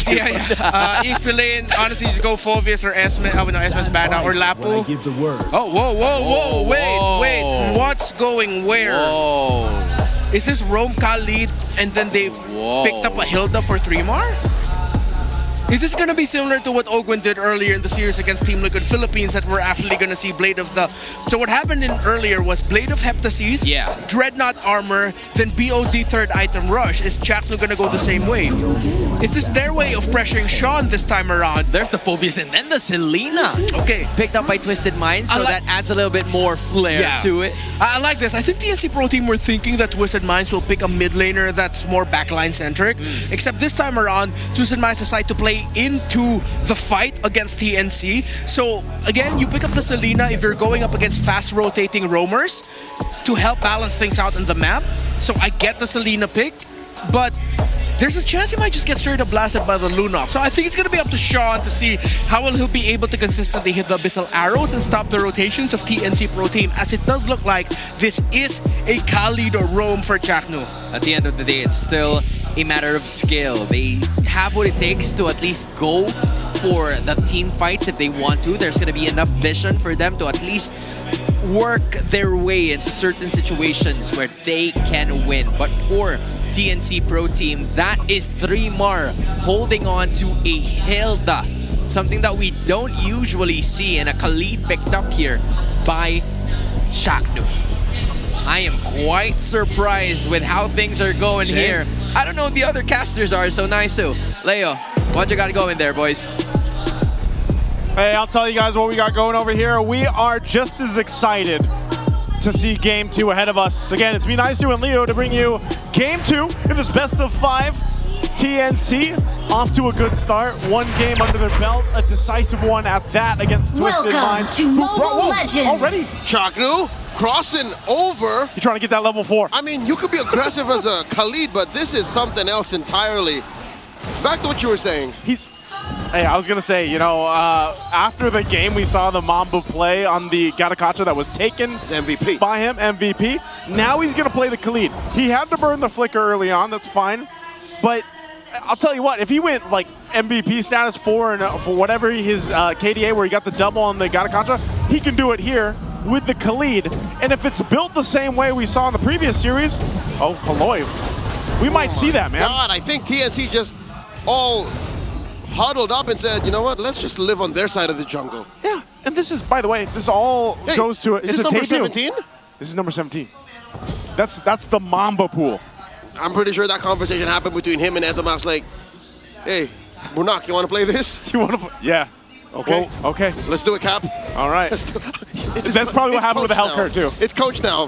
Okay, let's do it, Coach. All right, let's do it, Coach. Yeah, but again, Chaknu is one of those players. You know, this whole discussion leading into this matchup alone was, you know, the old versus the new in a way. And I think you can't deny that effect that Chaknu has. And that's something that, I mean, even the audience here, the TNC Phoenix Army out here, you hear them chanting his names. That's right. All the time, even in the last game. We're talking about the only Hall of Legends inductee to not have an MPL championship under his belt. And who's to say it can't start here to get that championship? Hey, if you're a Phoenix, the only thing you can do is rise, and that is rising to the occasion. First hurdle up. Look at 3-Mar Chaknu taking the back door over, compromising that front line. The Lunox coming in, but that's a little too much. Zaida can't catch a break. Throwing out that boat, taking down Kaloy. Lansu draws first blood. Lansu jumping on the Chaknu, not able to stop him. It's a trade. First blood for the turtle. Yep, they get that first blood. That does go in the hands of Lancy too. That's great for a scaling mage like this Lunox that can pop off a ton of damage if given that the itemization, the timing on this power spike here. We're seeing the Lunox pop up more, and I know Hans mentioned this specifically in the draft. There's a flicker being burned by Sean. But, you know, that's one of the things, that burst damage potential and also the ability to bait out these abilities or these ultimates even from Twisted Minds by utilizing that brilliance is what makes the Lunox still a pretty good pick. You know, it's one of those heroes that has popped up more towards the end of the regular season. You know what? They got 3 heroes that can do that. The Lunox, the Khalid, you know, Flicker, Rampaging Sandstorm, Runaway, Quicksand Guard, or even the Hilda. Flicker through, run into a bush. I can do it all over again. And this is the map for that. The dangerous grass, man. Extra ways to proc Hilda's passive. Looking at the item game, TNC up by about 200, 300 gold. It's a very small advantage. But still, you have to consider, 3-Mar isn't traditionally laning. Oh my God, forcing out a brilliance out of Lancy. Now look at this, they crash down on the Shan. They drop the Salmon Force and Chaknu here, surviving through the... Oh, not gonna survive through this. Lansu takes him down and they clap back on Lansu. Zaida takes him. Kaloy barely gets away. Nosha covering fire. TNC, they get the winning trade. Not only did the Mamba set things up with that Flicker Raging Sandstorm, but then, even with the Quicksand Guard, he eventually went down, but he bought enough time for the rest of TNC to capitalize on that whole exchange. Again, it built up a little extra 500 gold for them. But these kills are going to the right members here for TNC. For Twisted, they're getting so close. That fight, there was so many low health bars of TNC to take, but they just couldn't capitalize on those kills. So now, second turtle of the game is up. MP has the ability to go ahead and start this up for them. Mountain Shocker, Zaida knows exactly where everyone is. Benny Cutie and Lancy goes and takes that Pixel Brush. 3-Mar flushing Lansu out of it. Now Zaida putting himself deep into the pit. What's Chaknu thinking? He was there putting the pressure on Sean. He's going to go for them, but the arrow! Oh my God, Lancy taken out just like that. Now Zaida looking to take down this turtle. Wants it, gets it. Retribution on point. Chaknu dancing between 3, make that 4. Gets popped by Kaloy. An AOG making sure that Zaida stays, and Zaida gets taken down. Double kill for Kaloy, and all 3-Mar can do is run around the other side. Look at all these bushes for me to run in. Man, Twisted, they took that Gataconcha. They showed TNC, hey, it feels good to have them now. 3mar will go ahead and stop them from taking some more damage onto that mid turret. But MP is going to go ahead and take the orange buff. He'll get on out. It was a good attempt, but I will say this for Twisted, they go ahead and diminish that gold lead that was building up for TNC and now get themselves some confidence to go ahead and scale into this. Again, part of this whole game plan for them is to play around that scaling of a Harith for Nasha. 3mar still just kind of scouting things out here, but that big problem is these arrows, man. They land on the right target. TNC, they gotta take care of the back line. And what I'm sensing is 3mar's getting overloaded. All of these things that they have to do, Chakno and 3mar can't do by themselves. And they have to do all of those things the old-fashioned way. They have to run up to the targets, block these arrows, and flush out Twisted Minds from formation. All this while, TNC, we don't even know if there's follow-through because you have to think about this. Benny's farming, Zyda's farming, hell, Lancey's farming. Yeah. They're all just trying to get to that point where... Triple core lineup, It is. It's expensive, man. And, that's why, again, when you look at some of these objective angles that they're taking, it's, let's try to cause some chaos on the back line of Twisted Minds, but then you leave your core members susceptible. And if they get hit by one of the arrows, then they're in a position where it's like, all right, it's almost an automatic kill because, Chaknu and 3mar are off doing things on the back line. So that's something they have to watch out for here. But I think we're going to continue to see this. So Brilliance is going to be used. So Lancey will go ahead and use that up. But Chaknu, look at this. This is what he likes to do. Regardless of what hero he's playing, this is how Chaknu plays this out. The last turtle of the game is going to come up here. Twisted has control of it. We'll see if TNC wants to contest. Oh, they clap on the 3mar, flickers through, might have missed that brush, and will still survive. And now deep underneath this Zaman Force, they get flushed out, Chaknu pushed out, taken down, Envy the King secures it. AOG, Zyda able to run away just in the nick of time, but there's not enough damage on him or Lancey to punish Kaloy. Twisted Minds get away with 2 out of 3. Yep, they get that turtle. They're not going to be able to press in that turret though. But look what's happening here. Again, this is these fights that are breaking out that are going in favor of Twisted. Well, Sean's going to have to burn the flicker, so we'll survive there. But this is the thing, they just don't have enough damage to get through that front line of Twisted. That front line right now is a whole lot of Lansu, man. On the Phoveus, this is once again one of those heroes that we've seen do so well. 1v2, 1v3, he's able to go ahead and jump up, and then you throw in Kaloy on top of it. Yep. Kaloy, a lot of times, it's either the Revitalize or he just jumps forward to cut off that escape route of TNC. And those heroes in this comp are much easier to execute a team fight from compared to TNC, who have to run around and scramble for an advantageous position. Yeah. It's very difficult to fight as TNC. And that's why I'm looking, maybe that game plan, maybe that idea is for eventually Benny Cutie. How many times have we seen the Granger pop off in the late game? The same could be said for Harith, though, in a sense here. But this might be one of the moves for TNC. It is an expensive lineup. It does have time to build up. But if you get to the late game, dude, you have great damage, physical and magic in terms of the Granger and having that Lunox there. Plus, sprinkle a little bit of YSS. That's what, 5 or 6 minutes that you're hoping Twisted Minds doesn't roll you over with. Yeah, maybe 8. Maybe. I'm trying to be optimistic, but with the way it's going, Zyda's doing the right thing. He's being very sneaky about this. He's hitting that turret, gets that cheeky push down bottom. Nothing Twisted Minds can do to stop it. And now it's making more sense what Chakra and 3mar are doing. They're just making these weird rotations to keep Twisted Minds honest. Yeah. So they don't get a split push of their own. Oh my God, 3mar. See, wasting the time of 4 members. Eventually, though, too, 3mar, I was going to say, he's going to be able to go ahead and tank up some of those arrows, some of that magic damage. He just gets the Radiant Armor. Joseph? Yes. It's working, though. It is. You see how there's no more gold lead? Yeah. It's about 400, 500. You can almost think they're at parity. They are. And with this, the first Lord's going to be up, but Twisted, they know they've got to blitz this, but just around the corners, TNC. Oh, Chaknu does jump into the back line. The AOG by Kaloy fighting underneath the Zaman Force. Down goes Chaknu. Nothing so far on the board for TNC as they blast away at Lansu. Lansu jumps onto them. Benny Cutie shoots him down. A stack for the Storm. And in comes Sean. Zyda cannot protect him. He falls alongside Lance. He traded out for Lansu and Sean. 2 for 3. Twisted Minds winning this trade. Some major problems with that fight. Benny wasn't there for it. He was a little bit too late to the party. The Lord was secured. And then even so, you saw what happens when you got a lineup that is focused on causing chaos and being everywhere else. Your other members are susceptible. MP the King saw a path. He went on with the punctures. Phantom Execution gets the kills. And that is a problem that TNC is going to have to solve as this game goes on. And you know how bad it is for TNC that they don't deal enough damage yet? How bad? MP the King is building a super bruiser Lancelot. He is. It has a brute force breastplate, so good luck chasing that with your cores. You got to chase that, man. Not only that, but you got to watch out for those arrows. I love that we have an arrow count, by the way. Throwing out there, so 35. 35%? Yeah. 1 in 3. 1 in 3. 1 in 3 hits. How many of those hits are lethal? Yeah. And, you know, it's much more lethal, I'd say, towards that early game. But then when you kind of shift the focus over to mid to late game, you got to think, all right, how good are those arrows?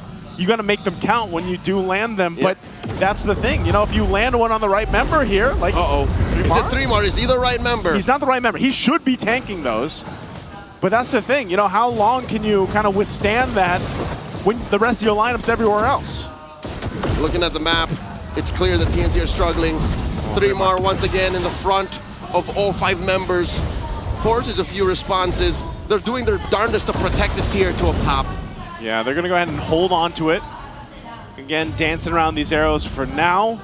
But TNC, if we look at this, again, I think they're doing a pretty good job at damage control. Now, one of the main things, again, is Benny Cutie. I think if we see the next Lord fight break out in about 40 seconds, and he's there for the majority of the fight instead of being there towards the later portion, we're going to see that damage come into play here. He does pick up a Sea Halberd. You're going to lose his tier 2 turret, though, up top. But he's got some of the items that he needs to be a threat. You know, that's the main thing. And I think if he has the space to work with, now, again, it's one thing to have the space, and it's another to be in a position where you don't have to be so worried about getting picked off. That's the only problem I see here for Benny Cutie, is dealing with the pressure from Twisted. Joseph, do you see this? I see the graph. Despite everything happening to TNC, Zyda is able to maintain a steady and close gold per minute rating to MP the King's 305 Lancelot. Is that what, like, just YSS is able to do, though? Like, I'd like to say more what Zyda is capable of doing. Just Zyda himself being different here. That might be a difference maker, especially when it comes to this. Again, the tools are there for them to contest this Lord. It's not one of those things where it's just an easy Lord for Twisted to take. This is also a big item pickup here for Chaknu. Does get the Athena Shield. 3-Mar picks up the Antique Karas. So these defensive items, as I was saying just about 6 minutes ago, is now coming into fruition. It's starting to come into play where it's like we have the defensiveness. We should be able to last against these fights a little bit longer, but Twisted has also scaled up really well here. They're slowly taking this Lord. They're getting in position. This is going to be a full-on fight. They're utilizing the extra bushes they have here, too, on this map. Oh, Chaknu knows that something is amiss in that little Y brush. Lord gets hard reset. Kaloy holding that pixel brush, looking for a taunt. 3-Mar gonna sidestep it. Both teams actually very conservative when it comes to this dance. Yeah, this is a crucial one, I feel like, for them. 14-minute mark. Uh-oh. This will start it up. I smell a blitz. I don't know if they're going to blitz it here, man. I think they're still respecting what TNC can potentially do. They can also see that, hey, they're getting a little bit tankier. You know, 3-Mar, you see him, when he takes an arrow, he just sits in the bush. He doesn't take any damage from this. Again, that Radiant Armor and just the scaling really helped here. Queen's Wings on MP. When was the last time you saw that many defensive items on a Lancelot? I think he's got to be, man. He's got to be. You mentioned this earlier. Look at the build he's got going on. You know, he's got a little bit of that extra damage, even that true damage. But yeah, the Queen's Wings and then the Brute Force, a staple in most of these builds from the Lancelots.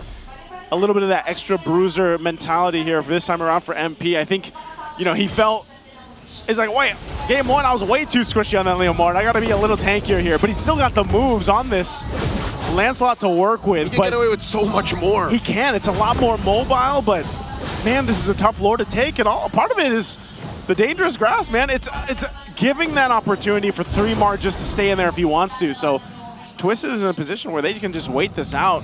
Okay. And delay it. Interesting rotations by these junglers. Again, neither of them have to fully commit to it until the rest of the team agree to blitzing. So you'll see now there's more of a presence from Twisted Minds.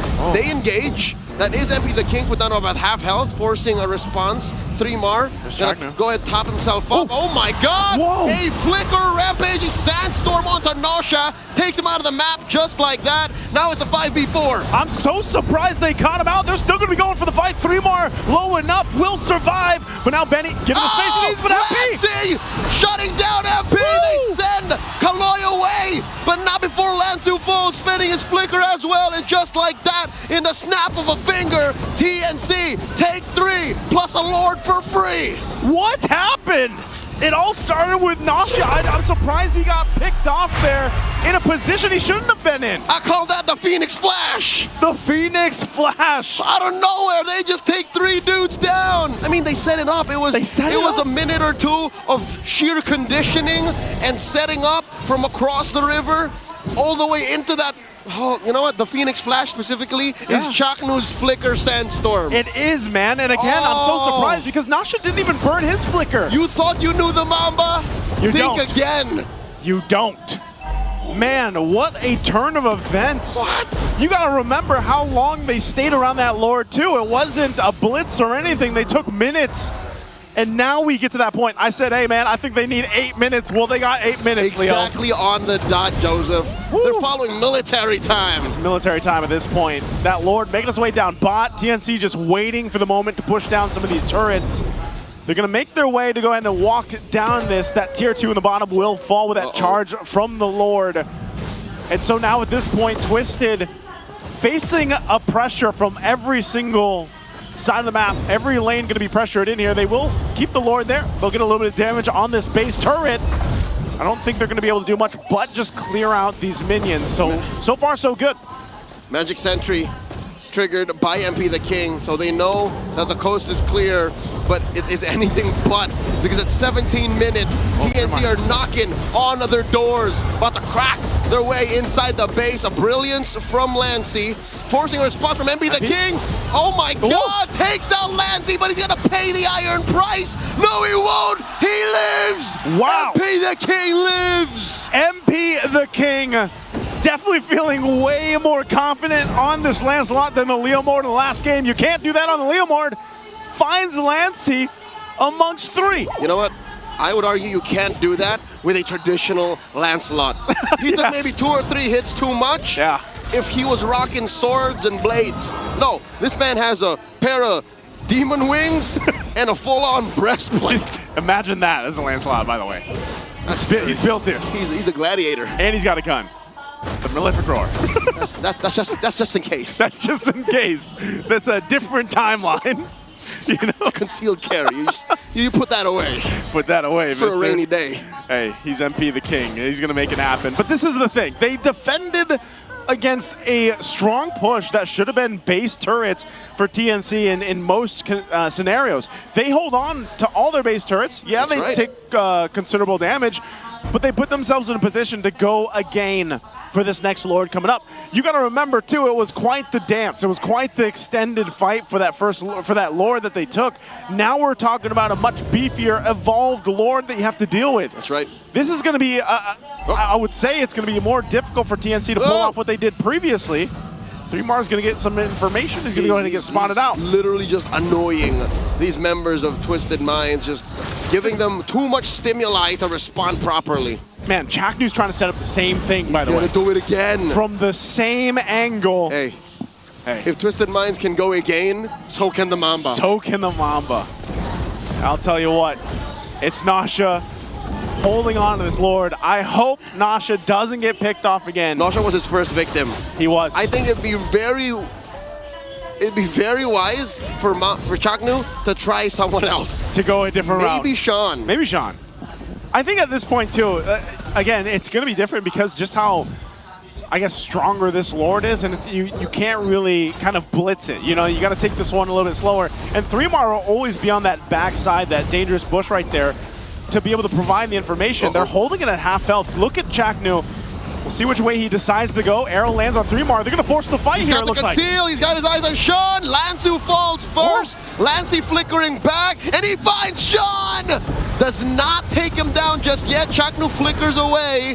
goes the hard way around. MP the King hits him with the Retribution. The rest of TNC about to collapse back on him. Kaloy has 3 more trained on him.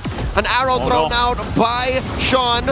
Nosha underneath that concealed. Kaloy gets his immortality pop. The brilliance from Lancey. Look at MP. 3 more goes down. And Lancey and 3 more full. So does Zyda. The rest of TNC full like bricks as it's just Chaknu left. What a masterful fight for Twisted now. It's their turn to go and show TNC that they can fight too. And now with a full force, except Lansu, they'll charge the mid-turret. Chaknu's crashing into the waves. He is just buying time.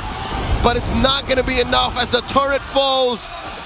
Twisted Minds still has a couple of minions left alongside 3 members. Ladies and gentlemen, Twisted Minds even the score 1-1.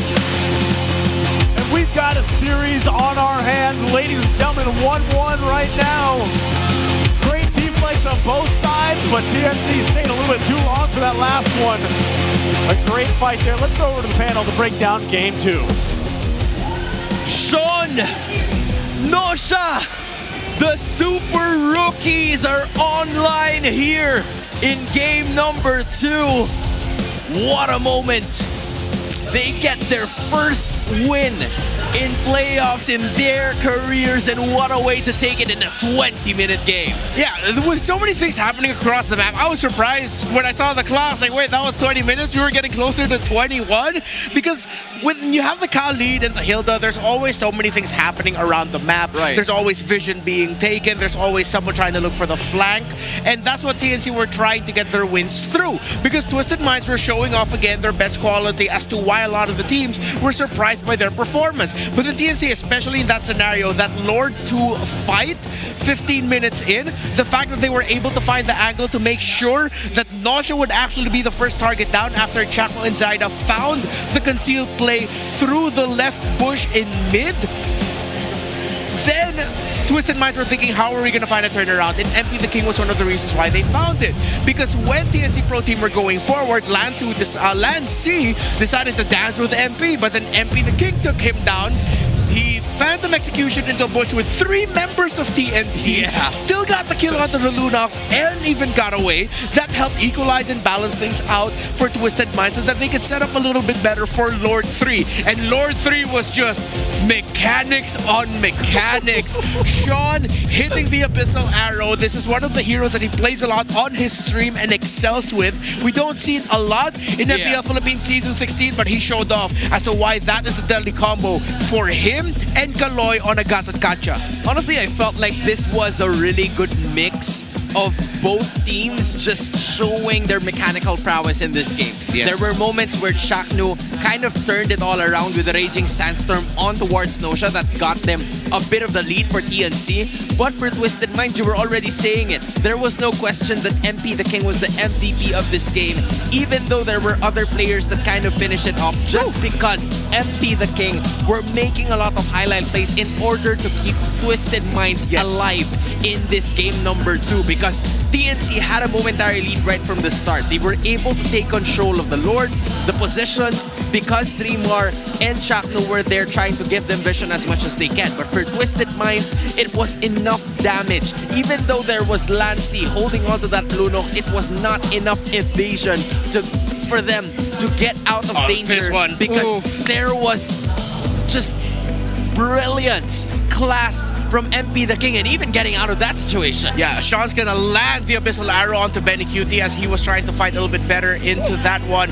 And of course, Nosha cleaning out the back, while it would be MP the King to get the final blow there onto Benny Cutie's Granger.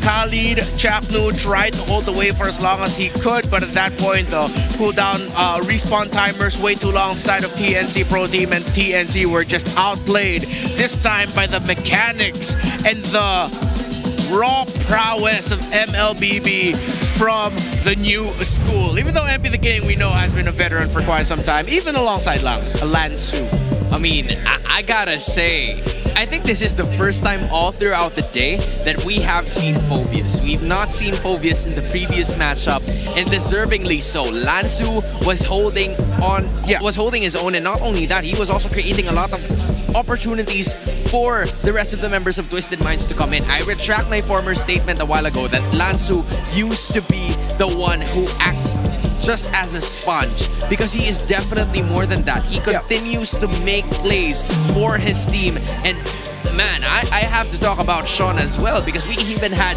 a hit rate for the Abyssal Arrows that was showcased a while ago, and he was hitting a lot of it.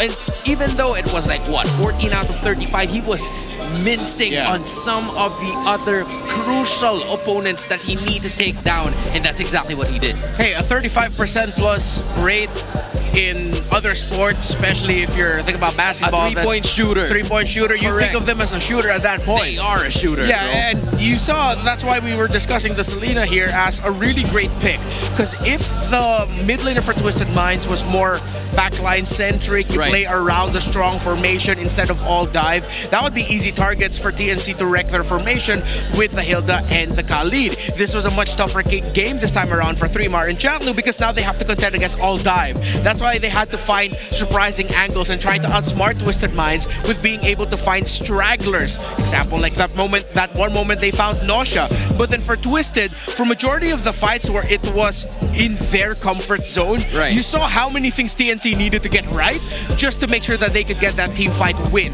While Twisted Minds, where it looks like when it's all dive, Salmon Force, you have Lansu jumping on everyone with the Infernal Pursuit, then it's difficult for TNC to find a good fight. You're looking at a Hilda and a Khalid that was flexed by TNC Pro Team, I believe, in the 3rd and the 4th pick of their draft in game number 2, which was quite unusual for us because it was, up until the end, we were trying to figure out which player is going to be using which hero. And at the time, it didn't work out so well for them because they were just bodies trying to cover for the greater good of TNC. That's the idea that they had in mind. This was only the second Selena game of Sean for MPL Philippines Season 16, and it is a win for him. Actually, no, I'm going to have to double check that. Oh, yes. This only is the second Selena game that he has. Well, because of the rush onto the Hilda, I feel like, TNC just showed their hand a little bit too early. The Twisted Minds were able to adjust to it on the fly. Love the Selena pick. And you got to see the adjustment, though, from the side of TNC Pro Team. I feel like a little bit more of the veteran wiles. At one point, 3mar was straight up just leaving the Phobius in lane, fast clearing that, leaving it, giving the EXP lane either to the jungler or the roamer, while 3mar himself is the one actually playing the role of the roamer, trying to disrupt the rotations of MP the King. So you see them trying to make it work. But then once it got to, again, the nitty-gritty of the team fight, so much easier for Twisted Minds to pull off. Yeah, I think it was just a lot more complicated for TNC to pull that off compared to Twisted Minds, because they were just waiting on something to happen. Like, sure, Twisted Minds was there and they were able to take game number 2. But of course, you can be featured as the next MPLPH Super Fan of the Month. All you have to do is to join the MPL Philippines official group, engage with the community, and just keep those interactions positive. Yeah, share any MPL related news and updates in the group for your chance to be named as the MPL Philippines Super Fan of the Month. We got a lot of those here. Yeah, we definitely got a lot of super I don't know there. if you've been seeing them on where? There, right over there. Yeah, one of the while the games were happening. Yeah, right? I saw one of the women on the side of Twisted Minds was actually my roamer when I won the championship alongside the Twisted Minds at the Casters tournament. But by the way, you can showcase your esports skills and passion for gaming by organizing your own local tournaments through esports projects for everyone. Participants in this program will be provided with special access to tournament modes, in-game items, diamonds, and more. Visit the MPLPH website for more information and how to apply. We've got a lot of things cooking, especially for people who are into the games. We have our MRO, we even have the community matchups, the Infinix Fancy Club, and I had to put an accent to it because I'm in English. But the Fancy Club? Fancy Club, and I don't know if how Naisu's gonna be saying it. I want to know more about it later on. But hey, that's exactly how he says it. Fancy Clabbin. Fancy Clabbin. You know what, Naisu? You can talk to us. Maybe Leo as well. I want to know if he has a different accent. I'm gonna get destroyed once we're done with the broadcast. I think I'm gonna go straight to the hotel after this.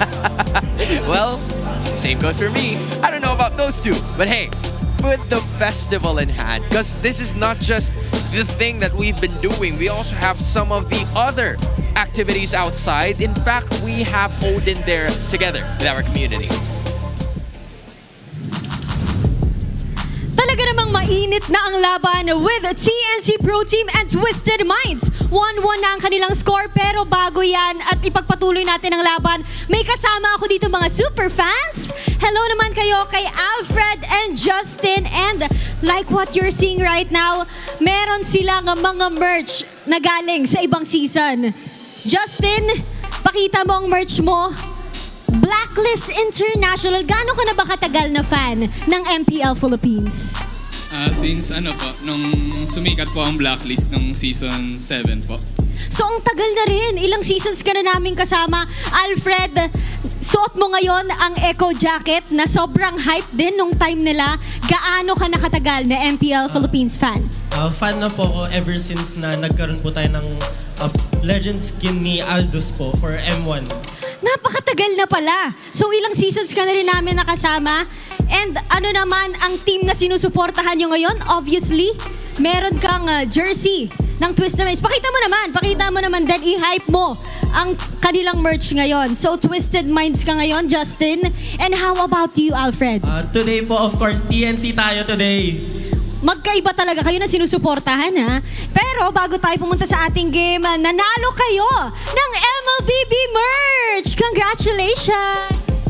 Alam nyo, nag-post ang MPL Philippines na merong giveaway para sa community dahil pinapakita natin dito ang eras of the league at kasama natin ngayon ating mga super fans. Suot-suot ng kanilang mga jersey galing sa ibang seasons pa. Congratulations to you guys! Justin and Alfred, gusto ko kayong tanungin bilang mga supporters ng ating mga manlalaro ngayon. Justin, ngayong kaharap mo si Alfred bilang representative ng The Minds. Bakit tingin mo mananalo ang Twisted Minds? Sa tingin ko po, pag nanalo na ng isang game yung Twisted Minds, tuloy-tuloy na po yan.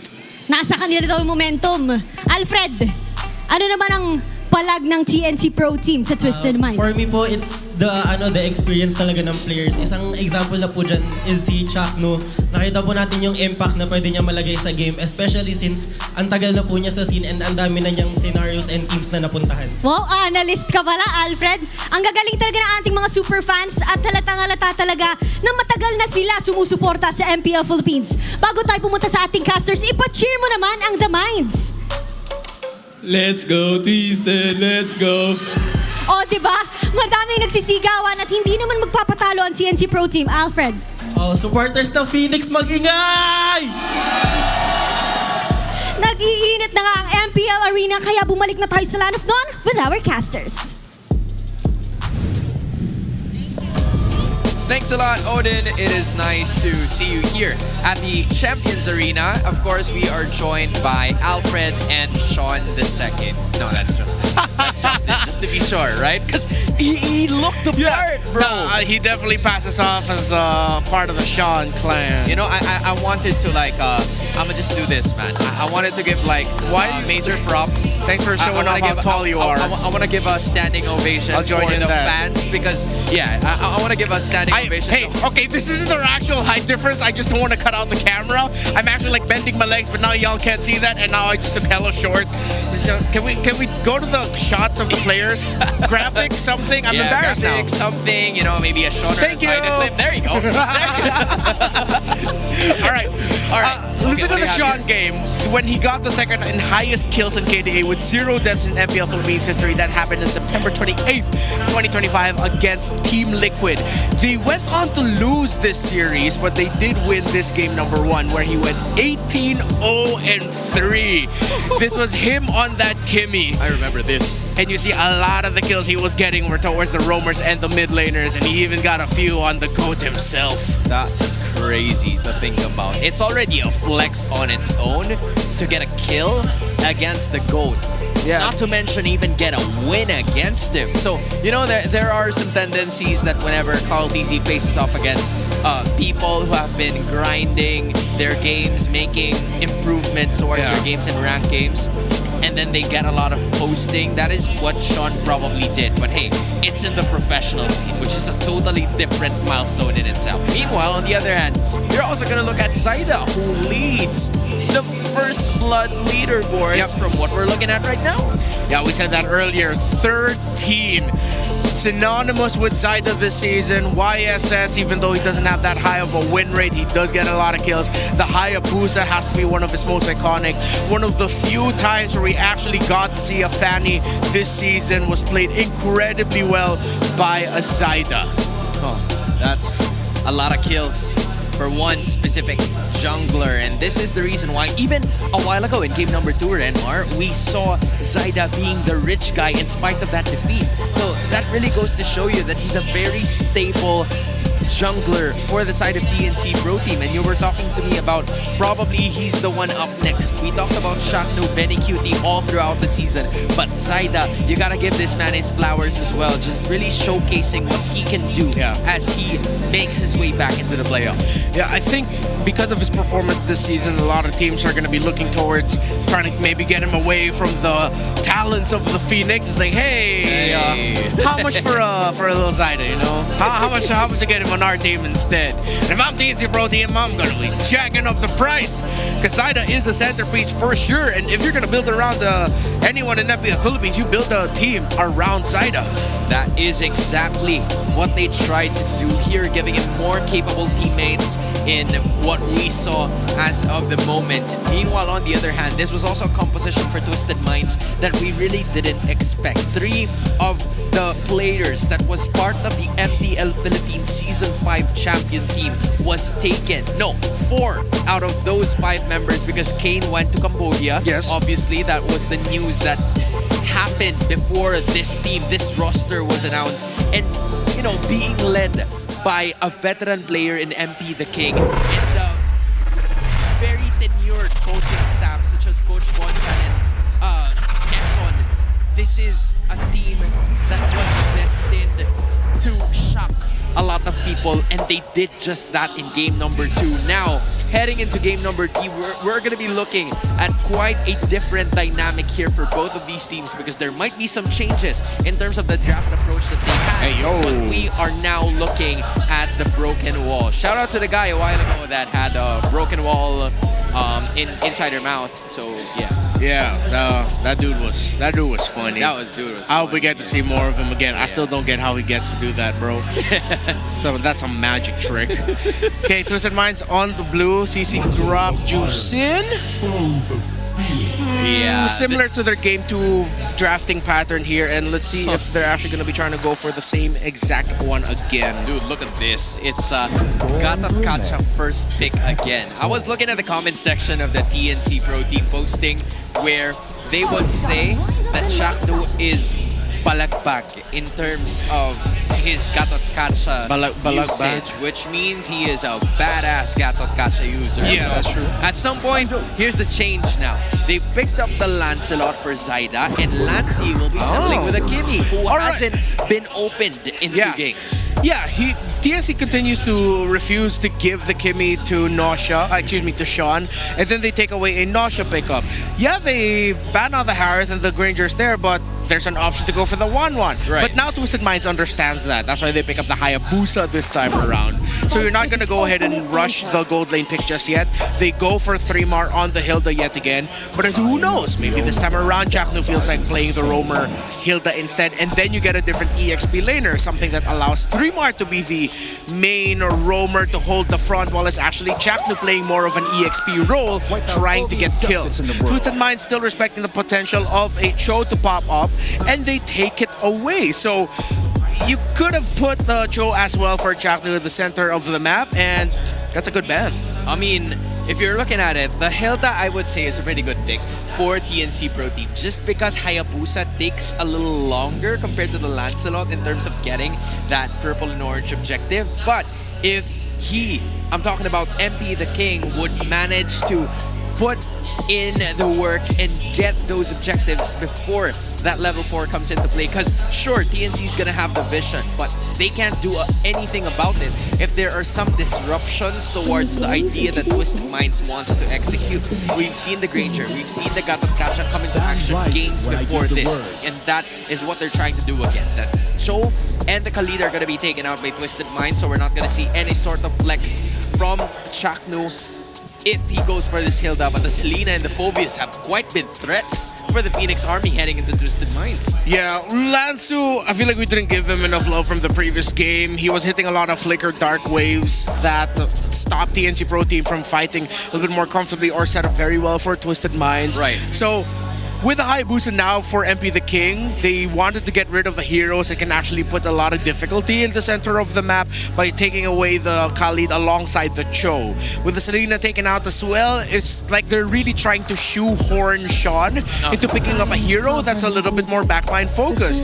Now, on Obsidia, still the only hero so far that I'm so 50-50 towards. And it's funny because for TNC Pro Team, or actually for the season, it's a 50-50 for the Obsidia.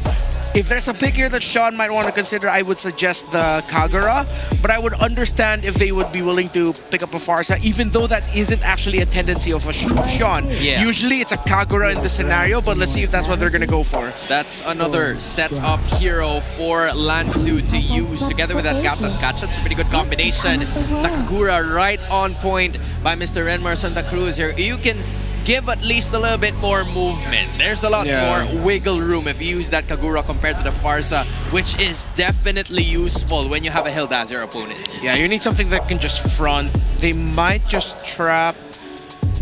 I think they have to put the frontliner in the EXP lane instead.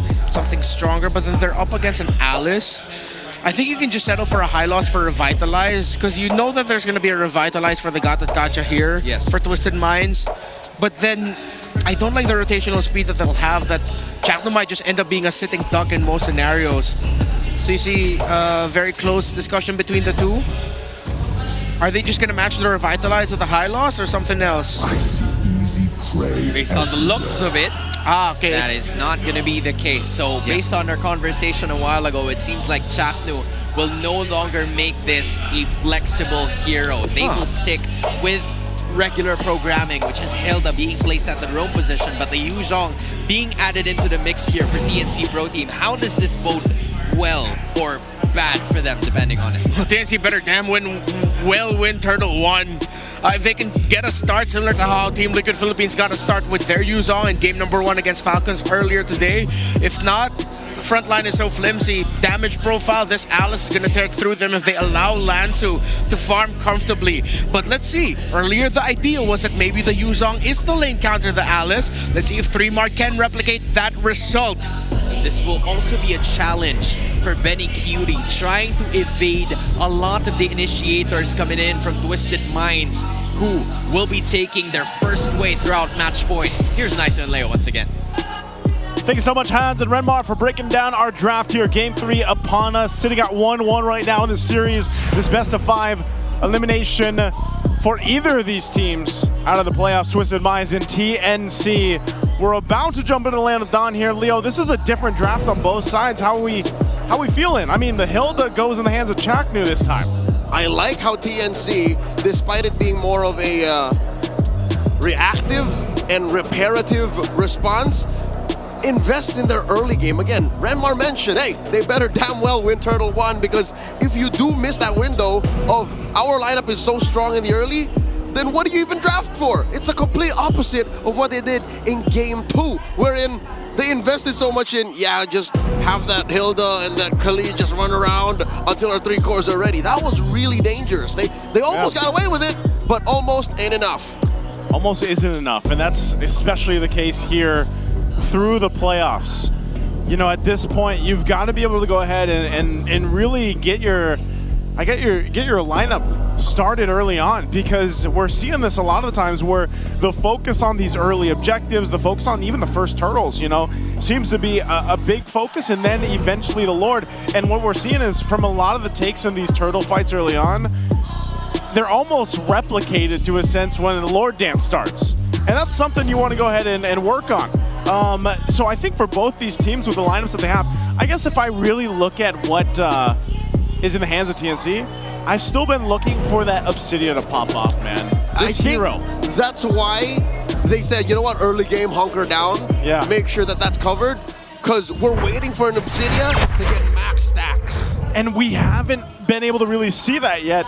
There's been a little bit of success here and there, but you know, in the hands of Benny Cutie, maybe it happens this time with this game here, this game 3 that we're jumping into. So let us know what you guys think. Is this going to be TNC, or will this be a Twisted Minds to take game 3 in their hands to get one step closer at that match point? Momentum is in but a die roll, a coin flip, if you will, because neither of them have momentum. I tell you now, Twisted Minds, by winning game 2, I don't think they knocked the wins out of TNC sales just yet, because you know, you're at 1-1. Like, that's as even as it gets. One thing I can say is they've really liked to take the Skatakacha, man. But the hero for this series, anyway, I'd say. Oh, hold up, Kaloy here, forced to use that Revitalize. Speaking of, I don't think it's because they like it themselves too much. I think it's because they take it away from Chakno because it's too lethal a weapon in the hands of the Mamba. I was going to say, they don't want to give it to the Mamba. Well, he also just burned his Flicker this early on, too. So both roams utilizing the battle spells for now. We're going to take a look at really what the idea is for TNC. Let's think, because again, that Yuzhong, that pick, that early game potential, the damage with the Shot Essence and everything else, even to the sense of the Petrify is a valuable battle spell to have in these closed fights around these objectives. But, you know, this is one of the things. MP the King on Hayabusa can be quite devastating. He's probably one of the better Hayabusa players in the league here, but also you can say the same for Saida over on the Lancelot. You know, we saw the stats during our break here before we jumped in this game. He's phenomenal. So I think for both teams, you've got your solid junglers now.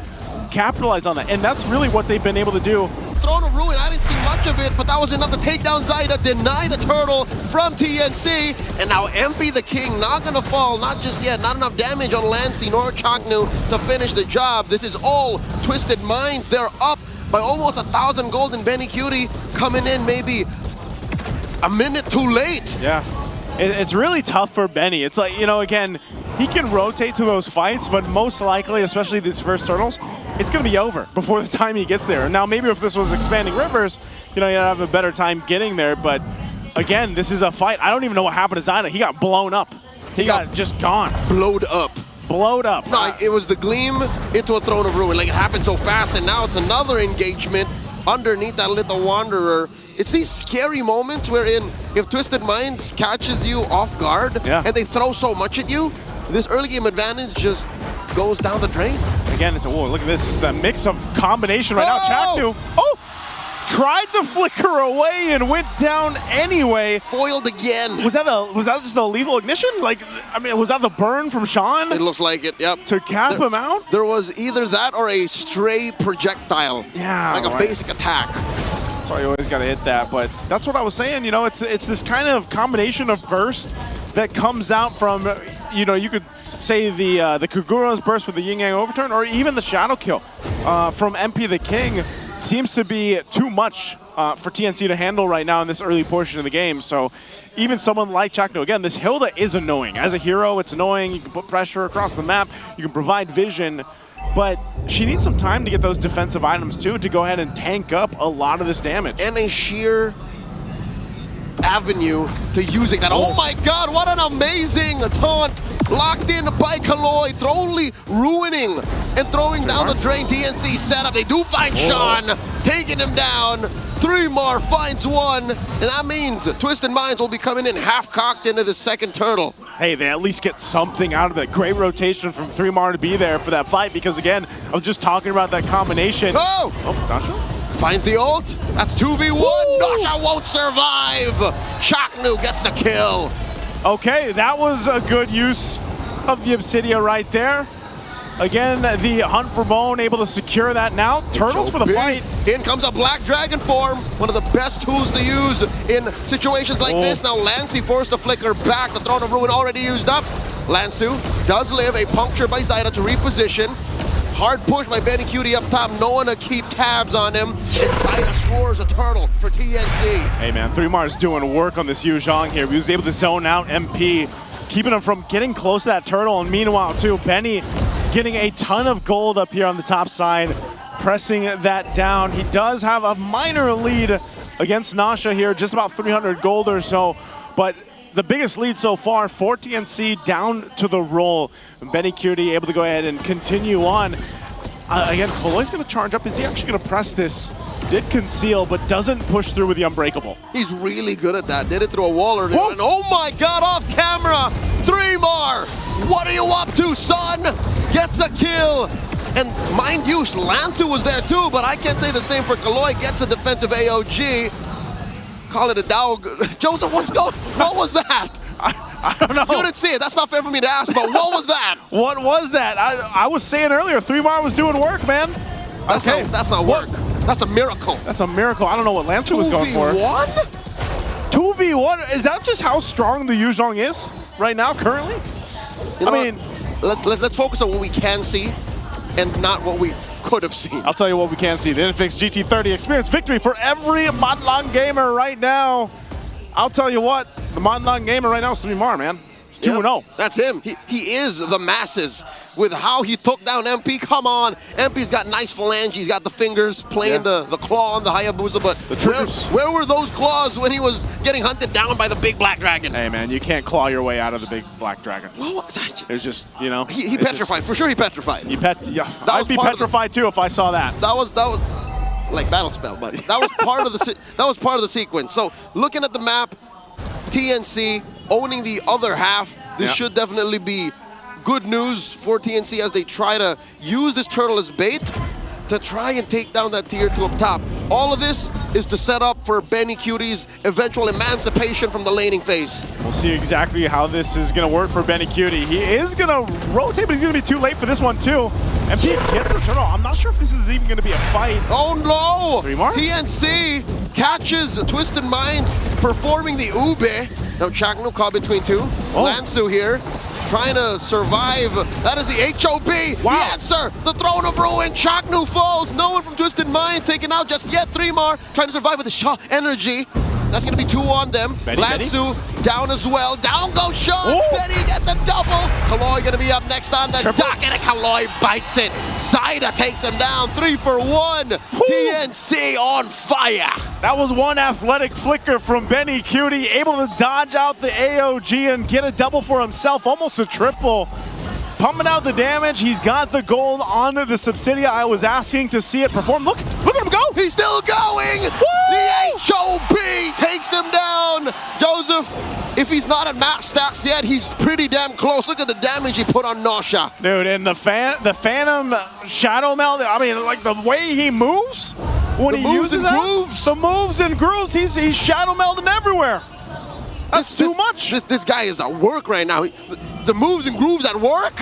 I'll tell you what, did the build change? Is this a different build for the Obsidia? It's an early priority on the Haas clause, but look at this. Chaknu has 4 members on him, forced the flicker.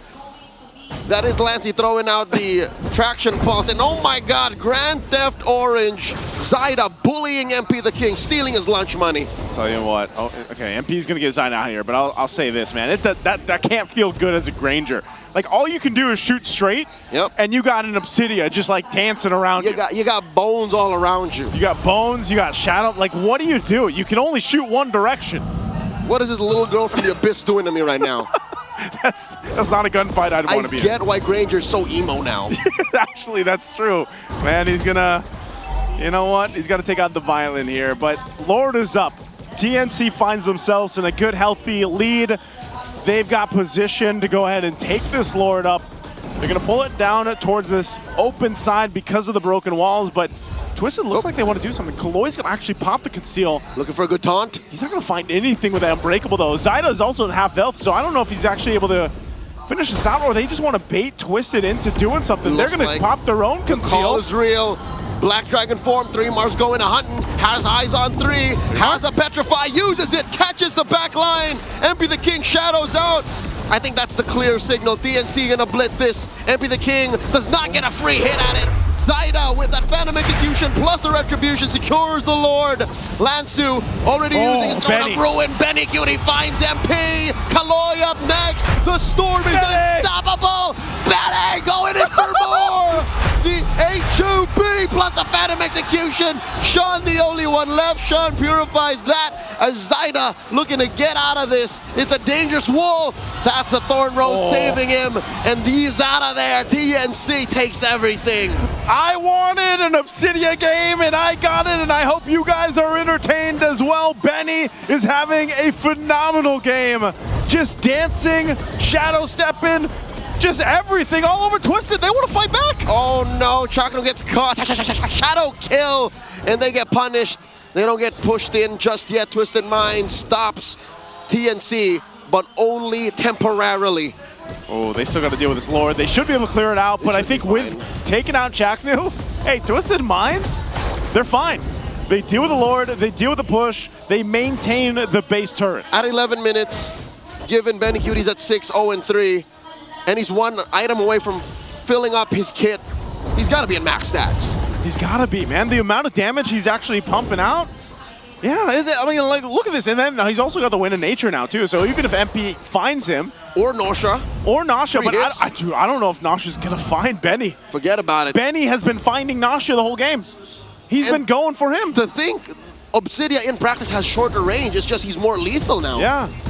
And again, if you use the Hunt for Bone, the ultimate, Nausea's trying to run away, you're dragging her with you. Yep.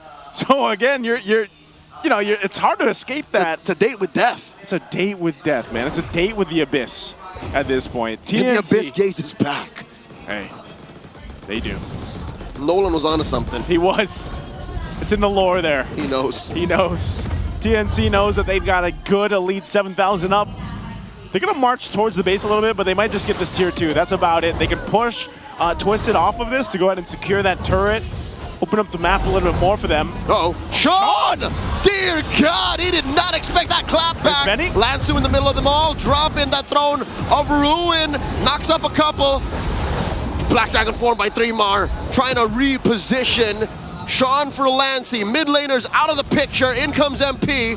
Knows that it's not wise to fight back. Yeah, it's, I'm surprised because even when Benny joined the fight, he held on to the ultimate. He don't want to use the Hunt for Bone because probably got the call that, hey, Lancy goes down, not too bad. Sean was down too. We might as well go ahead and just set up for this Lord take. What you call release control. He's disciplined. Yep. Benny did not just panic and say, ah! He knows that the HOB is so important. Yeah. It's a major part of what makes the Obsidia so deadly, especially when you get the stacks like this. Benny Cutie will go ahead and start. Look at this. He's just going to shred through this Lord here. Oh my God, look at those shards. Yeah, TNC's going to make their way. Kaloy's giving the information. I'm not sure if MP's going to have much room to go. They're just going to take the Lord. They blitz it down for TNC. What do they want to do? They actually want to force a fight here? That's right. The Phoenix Army are looking to march forward. They do push Twisted Minds back into their base. And right, they're going to do this right this time. Okay. Remember last time, their first Lord? Yeah. They just kind of threw that away? Yeah, they did. So this has to be played right, or else Coach Etomax, Coach Finding Hito, you're going to have an aneurysm. Yeah, this is not the one. This is not one you want to have right now. The Lord is going to charge into this mid turret. That'll take that out. Now TNC, they're going to go and put pressure on this bottom lane as that wave push in. Oh God, Benny Cutie stole the aura. He's going to be more lethal now. Oh, this is trouble. Look at the damage he's doing to Kaloy.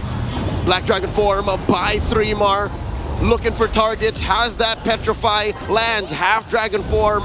I think TNC are happy to take this win. 2 inhibitors.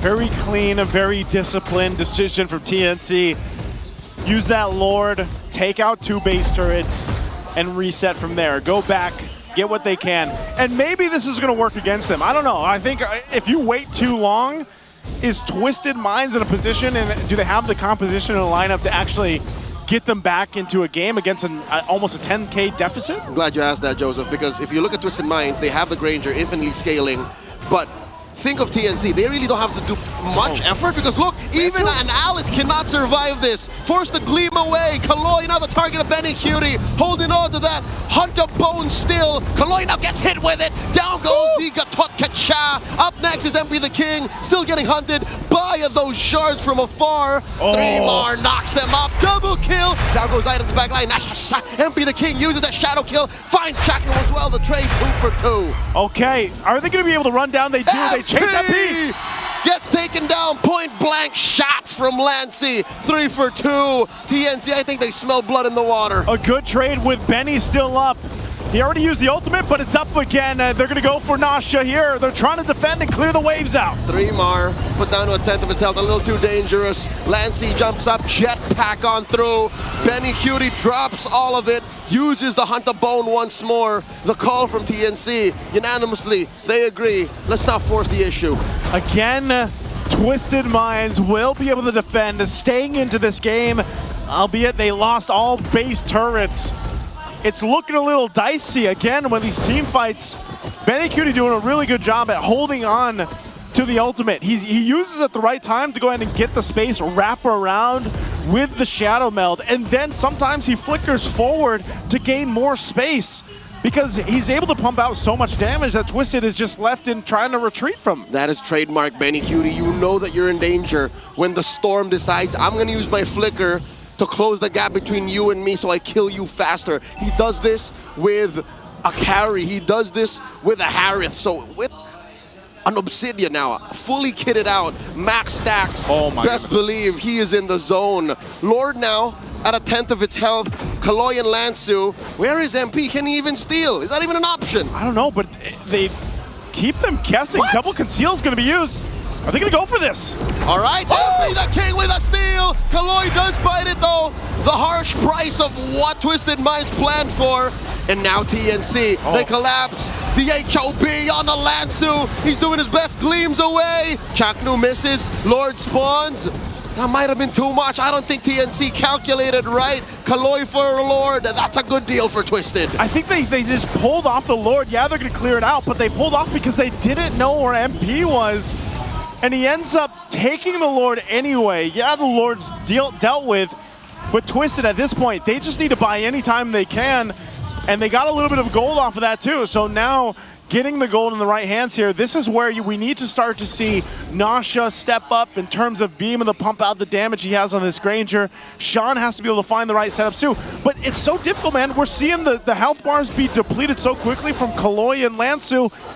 Up if they jump in the front line. I think that is the one condition that TNC gets this turned on him. If some way, somehow, Lansu gets a favorable Throne of Ruin, if Kaloy can get an AOG that knocks up 2 or 3, and then Nasha, as you said, lines him up, racks him up, strike out TNC, that's how Twisted wins. But for now, I think you're right. It's still an uphill battle for the rookies of MPL Philippines Team 16. TNC have them by the throat. And I'm wondering at what point are Kaloy and Lansu going to be tanky enough to deal with this? I mean, they've already got the blade armors here.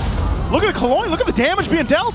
I mean, I think he's going to keep his... Oh, no, not like this. Immortality gets popped. He does respawn. Black Dragon form. They're going for it. Lansu is taken down. Kaloy as well. 2 frontliners out of the picture. Down goes Sean. A double kill for Betty. Nasha gonna be up next. Just MP. I don't think he can do this not by himself. MP wants to buy time by cutting the wave, but Chaknu and Zaida aren't gonna let him.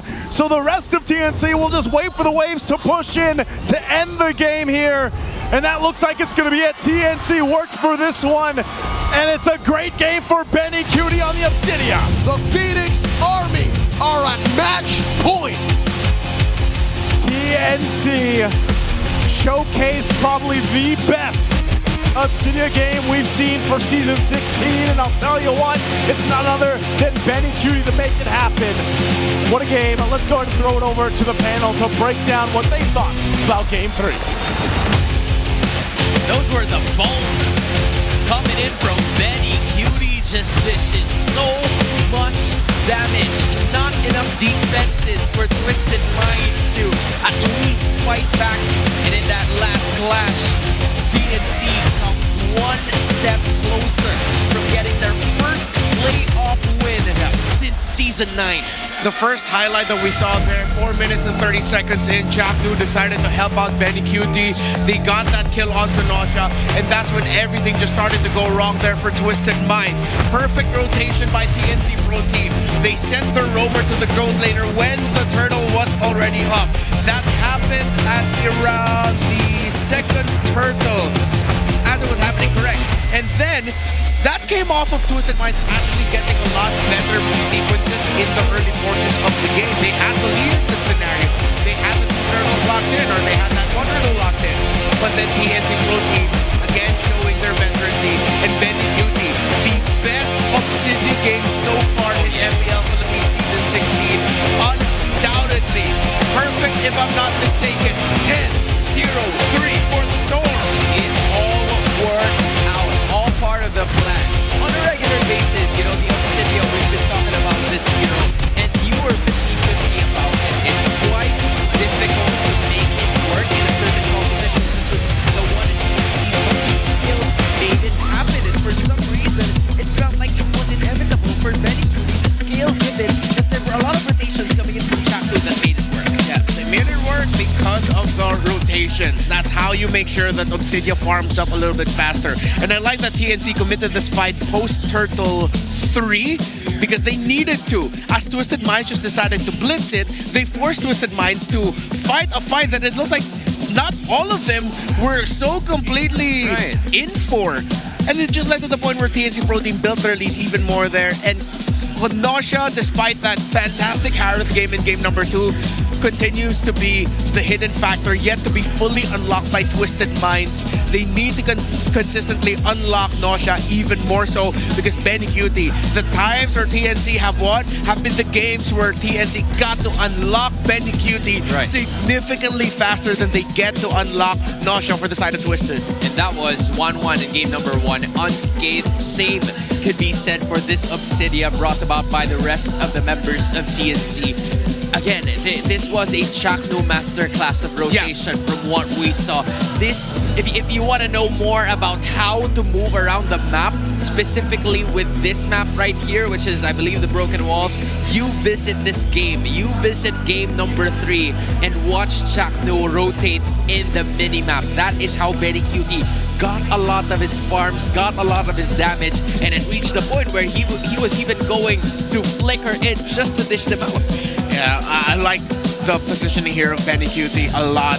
With TNC drafting a lineup that could have been very flimsy in their front line, they understood that they had a timer. They needed to find wins and build leads. Turtle 2 onwards, get that Lord 1. They didn't get Turtle 1, but when it came to Turtle 2 onwards, they were taking control. Ben Cutie was yet to be killed, and Twisted Minds were punished for the missed time or greatly countered engagements that Lansu was coming in with the Alice, with the Flicker, and the Throne of Ruin. And it looked like despite Sean getting his iconic hero for the season, alongside the Kimmy, of course, you have that Kagura. Twisted Minds just going to get the ball rolling because their gold laner suffered in lane.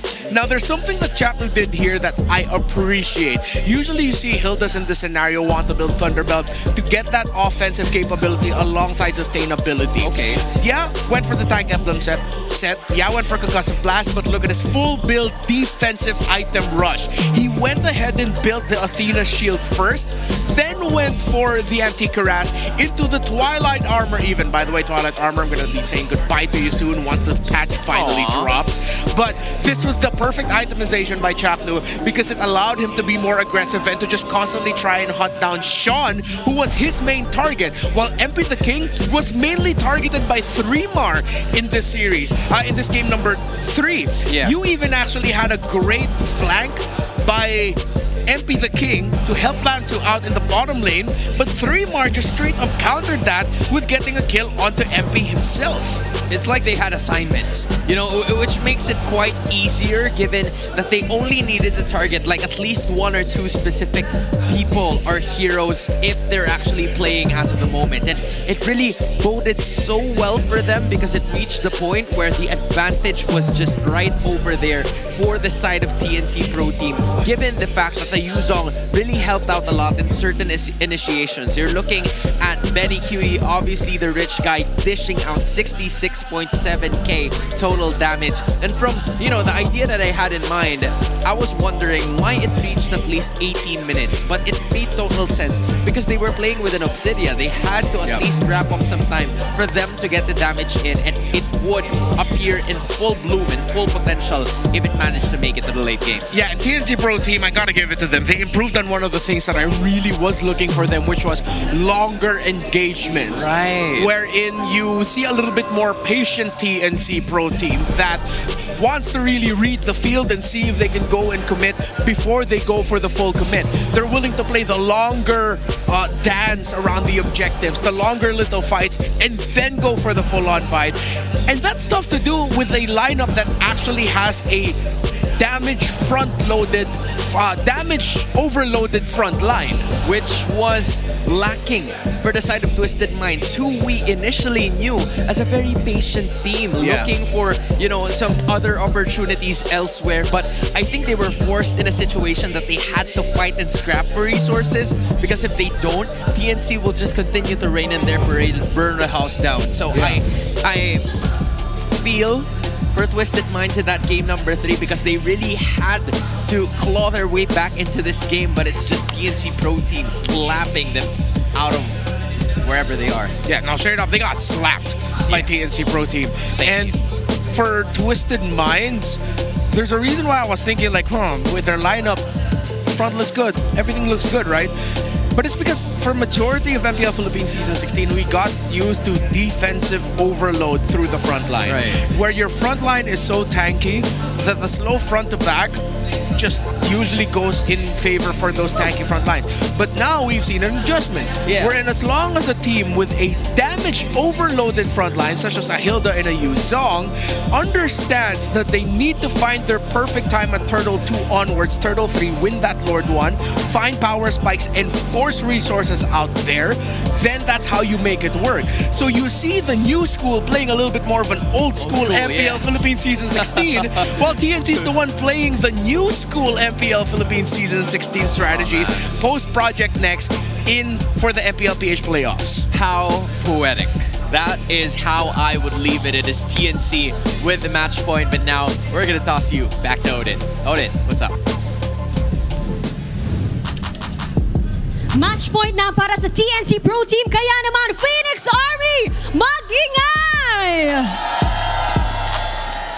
But wait, katahimikan dahil meron tayong sumusuporta para sa Phoenix Army. We have here Sinyo! What's up? Welcome to MPL Philippines, Sinyo. Alam kong napakarami ang nakakilala sa inyo ngayon. Sa iyo ngayon, ito ang ating mga fans sa MPL Arena na nag-iingay. Kumusta ka na ba? Welcome to MPL Philippines. Okay lang. First time ko ngayon dito. Siyempre, iba pala yung feeling pag live ka nanonood. Tsaka ang pogi pala ni Chakno. Grabe talaga. Iba talaga ang karisma ni Chakno sa personal lalo. Sinyo, no? Balita ko siya daw nag-invite sa'yo. Oo, kasi si Chakno nag-invite sa akin dito kasi sabi niya, pre, check mo ako sa personal, mas pogi ako, sabi niya. Ayun, kaya napapunta talaga ako. Na-verify. Chakno, kung nakikinig ka man, napakagwapo mo raw, sabi ni Sinyo. And balita namin, nag-ML ka daw. Oo, nag-ML siya. Ano nang rank mo ngayon? Hindi ko na maalala, pero ang highest rank ko is 74 stars lang. Sana all. Dahil dyan, bubuhatin mo raw si Chakno. Alam natin na nakasama ka na rin namin sa Project Next. I think 2 years ago, Sinyo, di ba? Oo, tama. Oo, nung may patch tayo na malaki. And sa laban natin ngayon, napapanood natin ang Twisted Minds and TNC Pro Team. That's old gods versus current gods. So sa tingin mo ba, nakakasabay na ang mga rookies natin na kalaban ngayon ni na Chakno? Yun kasi yung diferensya ng nakakasabay sa nakakapantay ba? Kasi may kita nyo naman sa standing 1, 2, pagka ganun dapat tulog din. Diba? So, makakasabay pero respect the gods, hindi kayo makakapantay. Masyadong maanghang ang iyong mga salita, Sinyo. Ngayon naman, gusto kitang tanungin, ano ba ang mensahe mo sa ating MPL fans? At nasampulan mo na rin naman kami, kaya bibigyan kita ng 1 minuto para kay Sinyo. Mensahe mo para sa MPL fans. May maiksing mensahe lang. Siyempre, una sa lahat, salamat sa pag-imbita. First time ko dito, kaya nga napakasaya. Para sa akin, si Chakno ang pinakamagaling. Wala nang iba. Agree kayo, di ba? O dapat mag-yes ka. Yes na yes para kay Sinyo muli. Thank you. MPL Arena, mag-ingay! Maraming salamat, thank you. Sinyo. Maraming salamat We're po. happy to have you here. Sana makita ka namin ulit dito sa MPL Arena. Kaya naman, ibalik na natin sa ating mga casters dahil mainit na ang ating laban. Damn, Renmar. Like, well, we only I got am a teaser. meters away from the Battle MC GOAT.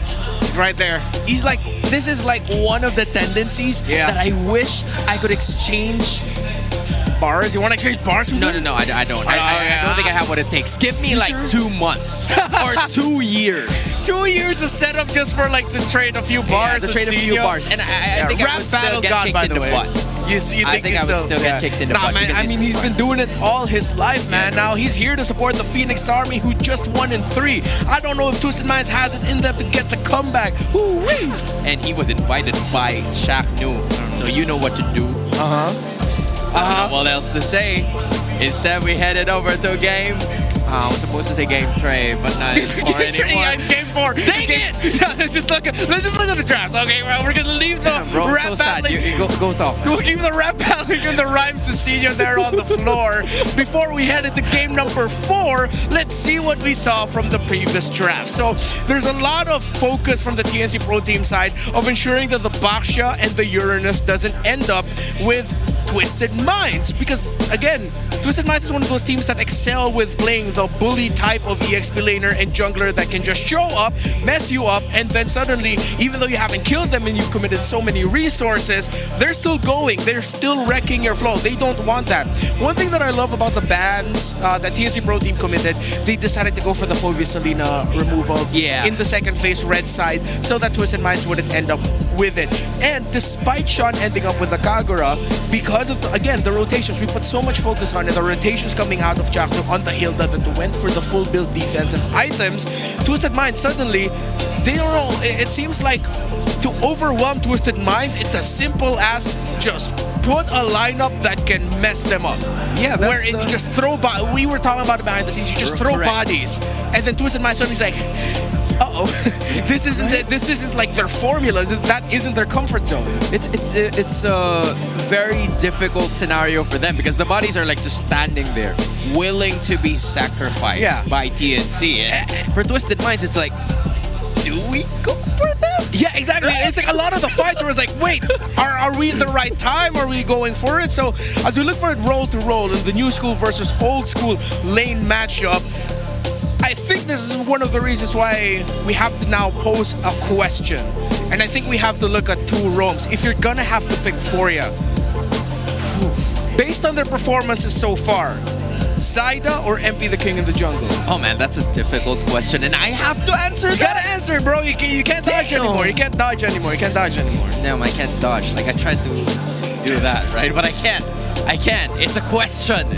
And so far, since it's 2-1, I'm gonna go with Zyda. Oh yeah. I think Zyda just, compared to MP the King's play, has just gelled much better with what TNC want to do. It's like, it's either Phoenix Army together strong or Apes together strong. And then they're just like, whatever, bro, we're going to do it as a team. Yep. Where it all looks like, if they're going to fail, they'll fail together because they all decided to fail together. Yeah. Well, for Twisted Minds, where it feels like we're seeing, we failed, but it's because there's a disconnect. Yeah. There was a sequence that happened specifically in game number 3. It was Lord 1. TNC initiated, they forced resources out. Twisted Minds backed off. I remember that. While some members re-engaged and dive. MP the King being one of those, Lansu being one of those, and they look kind of disconnected as everyone else wanted to escape, leading to the 4 kills secured for TNC and a triple kill for Benny Cutie. So roll to roll, I think we're both in agreement. Zyda right now just seems to gel better with TNC. But don't get us wrong, MP the King has had had some moments of glory, especially in game number 2, and they're gonna need more of that in the preceding games if they want to extend the series, and not only just that, extend their tournament life, because tomorrow the games are gonna be as important. You're looking at a double elimination, situation for both these two teams. We're already looking at TNC, or should I say Team Liquid Philippines, advancing to that stage, and this would really be very helpful for Twisted Minds moving forward. And from what I saw, I think another matchup that we would consistently see here would be the EXP. Lansu and Trimar going head-to-head, trying to make the most plays as much as possible. We've seen Lapu-Lapu, those bravest fighters, and of course the other skills coming in from the Lapu as well. That continues to stun. Yep, that land shaker.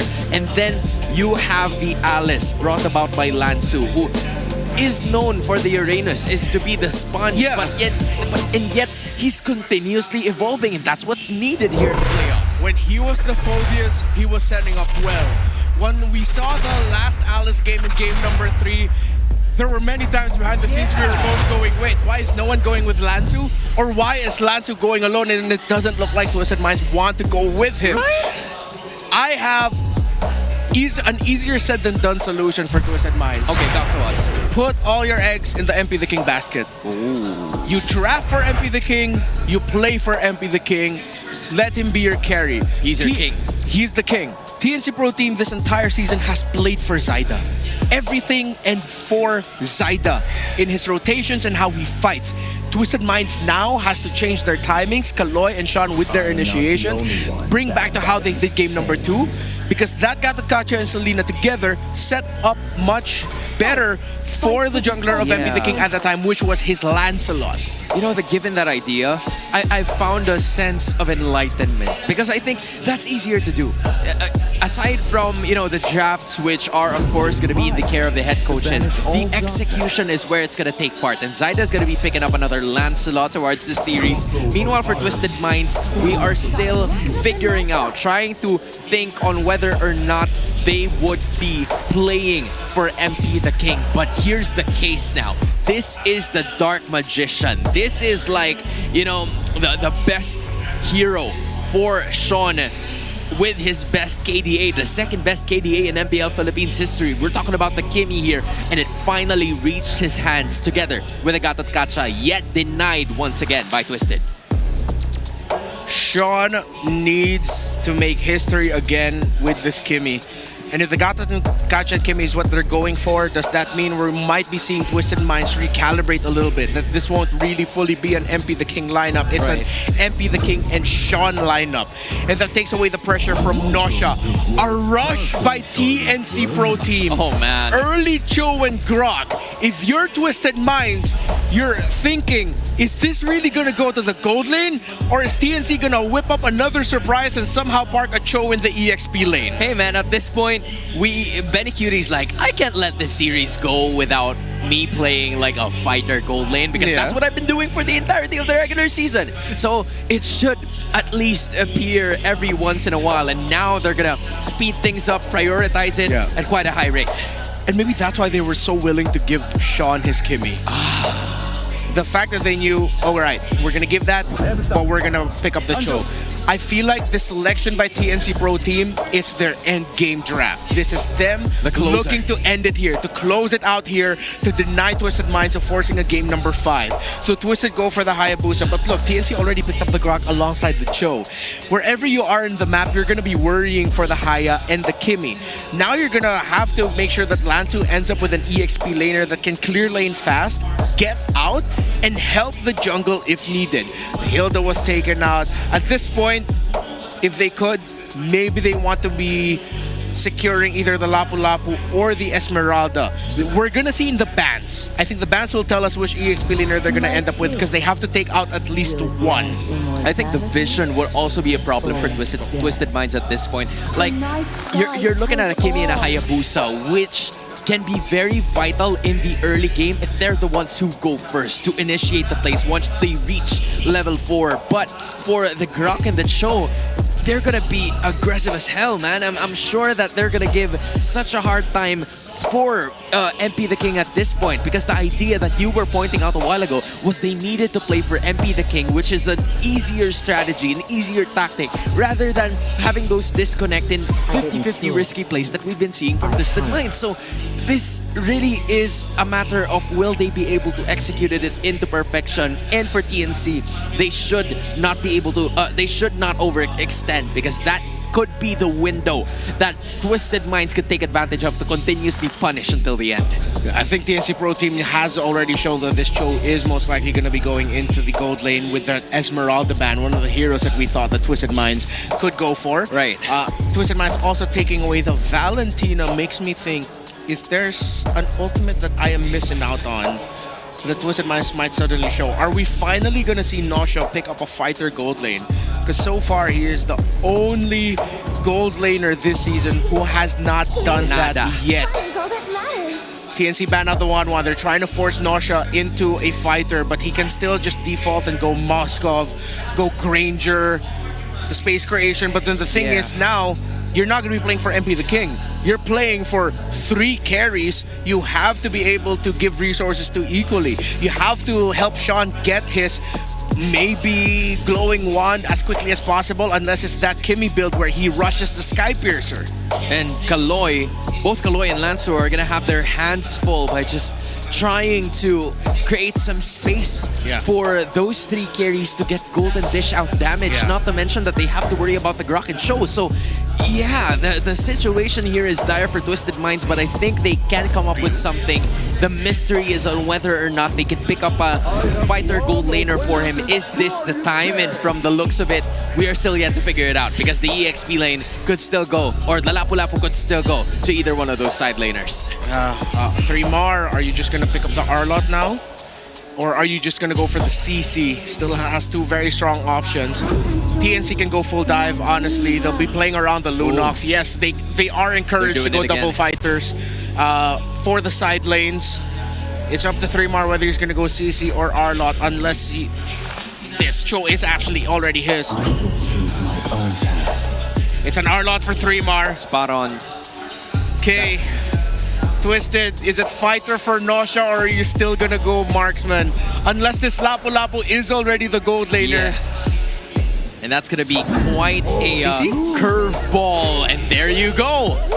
That answers your question now, Renmar. Will we see Nosha play fighter gold laners in this current meta? And the answer is yes. I believe it's a Lapu-Lapu that will be picked up here by the side of Twisted Minds, and when they are backed into a corner, they can continue to reinvent and evolve, but the question is, will it be enough to extend the series?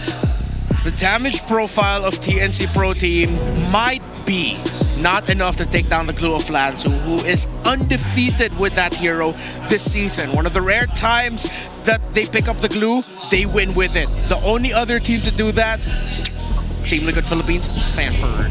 An undefeated Glue and a Kimmy, an ace in Sean's sleeve. Can Twisted Minds do this, or will TNC take it? Casters, go ahead. Match point right now for TNC. For Twisted Minds, they've got, I would say, some of their best picks. You just heard it there. The Glue undefeated right now, and also a little different version for Nosha. We haven't seen him on a fighter much at all here, Leo. It's undefeated versus unprecedented, and they're both on the same side.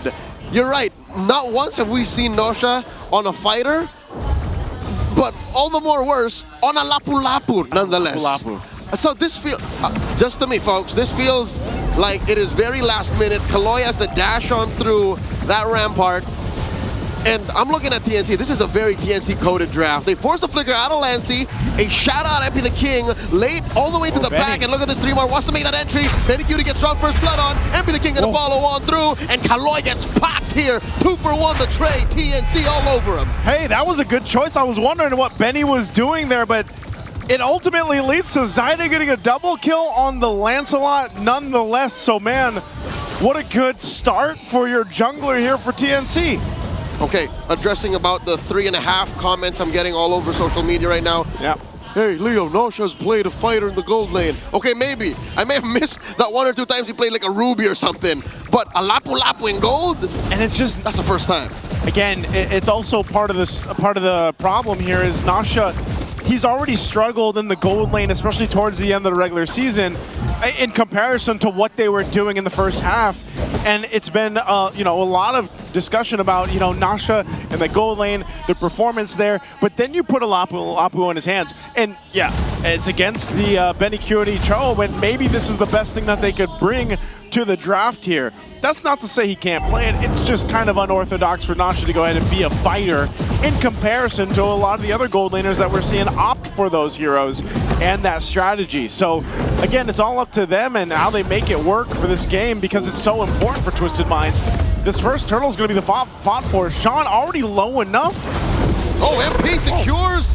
Zaida does use his retribution, but it won't catch nothing. Benny Curity pushed out of there.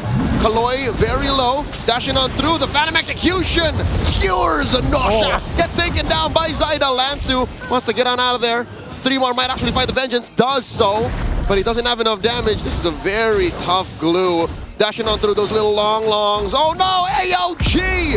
Disincentivizing the forward push of 3 more and Chaknu. Good save there from Kaloy to keep Lansu alive.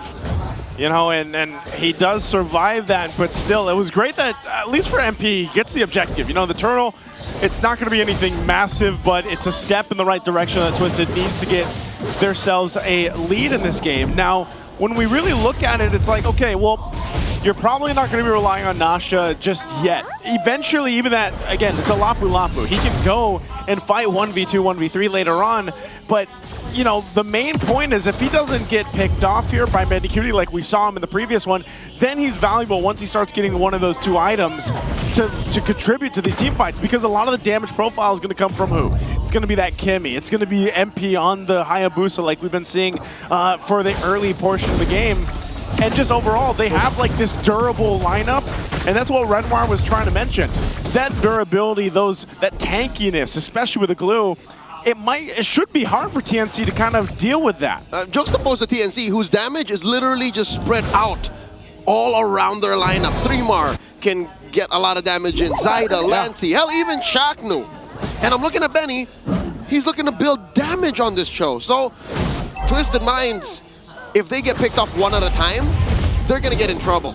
Yeah, that's the problem here. And I think, you know, we've seen it as well. We talked about Lansu's undefeated glue. Well, what about Chaknu with his Grok here? He's one of the first Groks in this season. Yeah, he is, and he made it one of those definite picks that teams really like to go for towards the second half of the season here, just because of the combination alone that this new Grok brings to the table here. You know, there's so many different combinations you can do, and the tech charge alone, if you're able to catch 1 or 2, is devastating enough. So now, fighting around the second turtle of the game, they're going to go ahead and get this pulled out. MP will just go ahead and wait for his moment. He's going to respond to this. Chaknu will be at half health here. But I'm wondering, is Benny going to start, or is Chaknu going to start this fight? They both can do that. That's the danger of it. Twisted Minds aren't sure, and the only member they have that has a Purify is Sean, so only he can be used as bait, and that's already dangerous as it is. Turtle now, less than half health. Rampart comes up. Kaloy gets popped here. Lancey gets his head, and in comes the rest of them. Final slash by 3mar. Responds. He has Lansu mounted on him, not before he falls. He's going to take down Sean. Phantom Execution. Nosha dashes on through.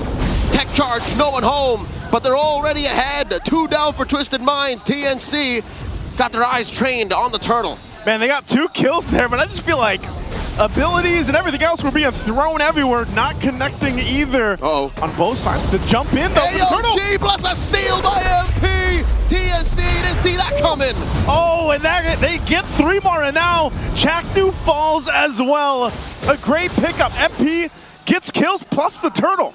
Everything falls apart for TNC after that sequence. And it's very clear that TNC have this coded in them. It is injected into the DNA. Procedural rotations. We have a plan A, B, and C. Anything happens beyond that, we're out of here. But what happened, man? I mean, TNC had a 1.5K gold lead, and they won that exchange. They decided to go and try to get the turtle, and then it all fall apart from there. MP happened. Oh, the kick under Nosha. He gets taken down. That was that's overkill. a gank, two-man gank by Lancey and Benny. Yeah, that's. Hey, you said this. You know, you go for that kick, especially with the damage Cho from Benny, and then the burst from Lancey.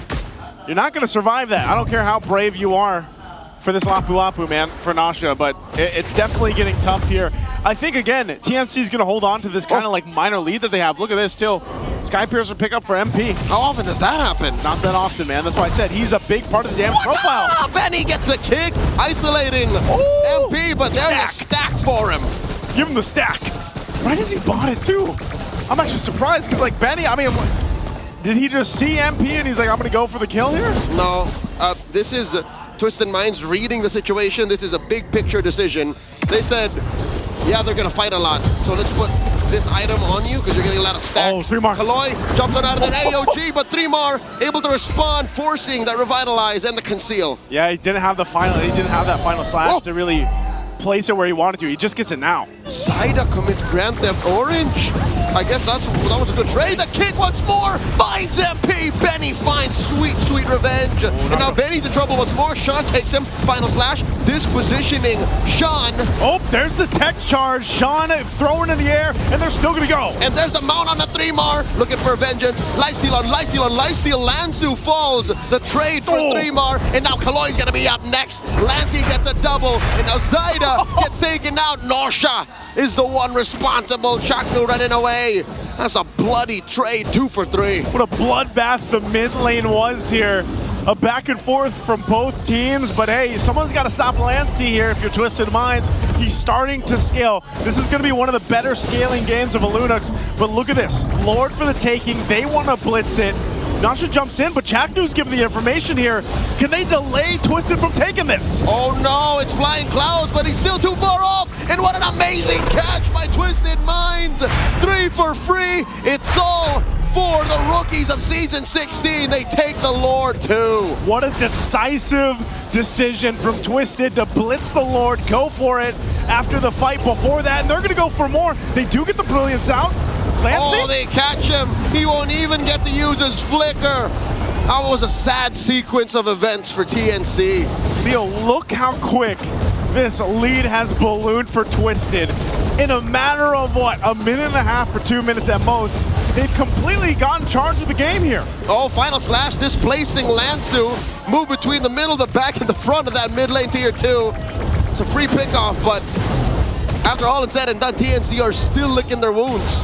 Yeah, they are. They're falling further behind, but right now Twisted might have got caught a little bit there, but they know they have that lore to work with. They'll go ahead and capitalize on it by getting some of these base turrets down, or the turrets down tier 1 on the bottom side. Not getting close to the base just yet, but what they have done is scaled up. You know, they needed this gold. They needed this to go in the right hands here. What's Jack going to do? He popped the Conceal. He's going to go for a play. Rampart forcing that jetpack from Sean.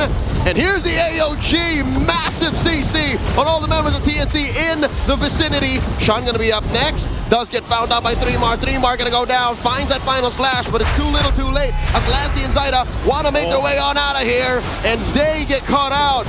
Make that just one. Lancey's still alive, Lancey's clapping back. In comes Zaida, but he's going up against 3, and it might be too little too late. It's a wipeout.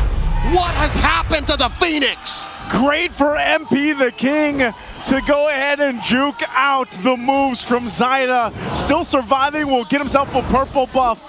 But that was a great fight for Twisted. It looked a little bit closer than it should have been, but TNC not have enough durability and damage to capitalize on kills.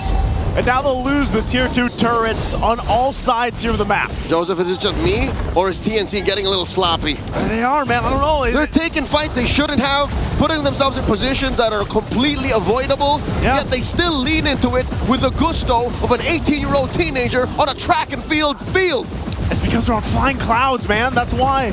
They got the Flying Clouds to get them back into the fight, and I'm wondering if they shouldn't be jumping in these fights. They're throwing themselves at Twisted.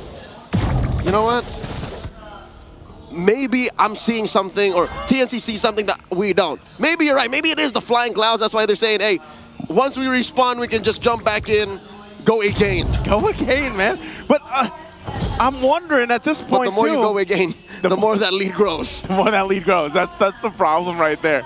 Twisted Minds, in a matter of literally minutes, they just completely locked in. I don't know what it was. I don't know how it happened, but Twisted was like, we got this. At some point, they scaled up appropriately. They've been punishing TNC's decisions on going again, and now this Lord is up here. Twisted should have mostly free reign on this, because I think even if Chapter decides to force a fight here, I don't know if they're going to be in a position they want to, but some big things can happen. A tech charge, a final slash, or even Benny Cutie finding the right target to kick could change the course. There's final slash puts them all there, and a big rampart plus a tech charge knocks him up. Benny Cutie looking for that perfect kick, and they do have the backline advantage. TNC gets scrambled on their own side of the jungle, and Chaknu here looking for that basic attack. Chaknu falls, and look at the back.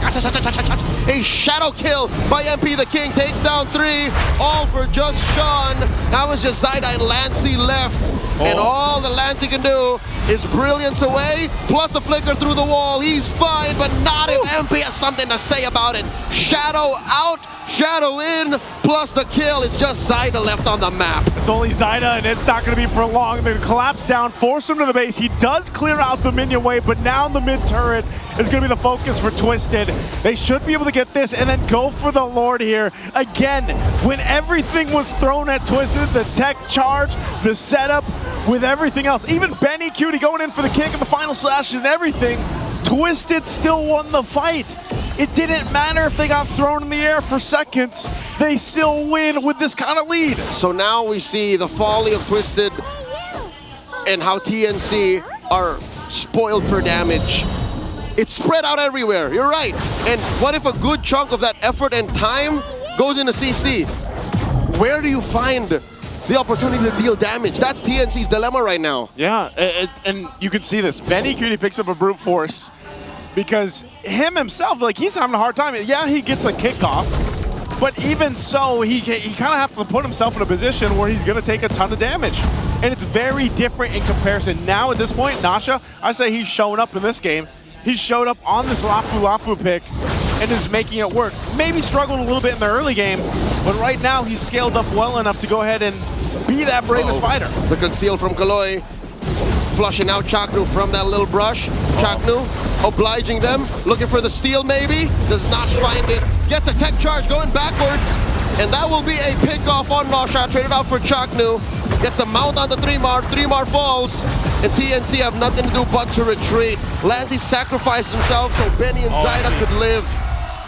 Man, oh man, what is happening in these team fights? TNC, they've lost any of the momentum they had at this point. Twisted have won every single team fight for the past 5 minutes or so. And now they're going to go ahead and get ready. The Lord's making his way down the mid. Zaida and Benny Cutie trying to buy time. Chaknu will be up in a couple seconds, but they're going to lose a base turret up top.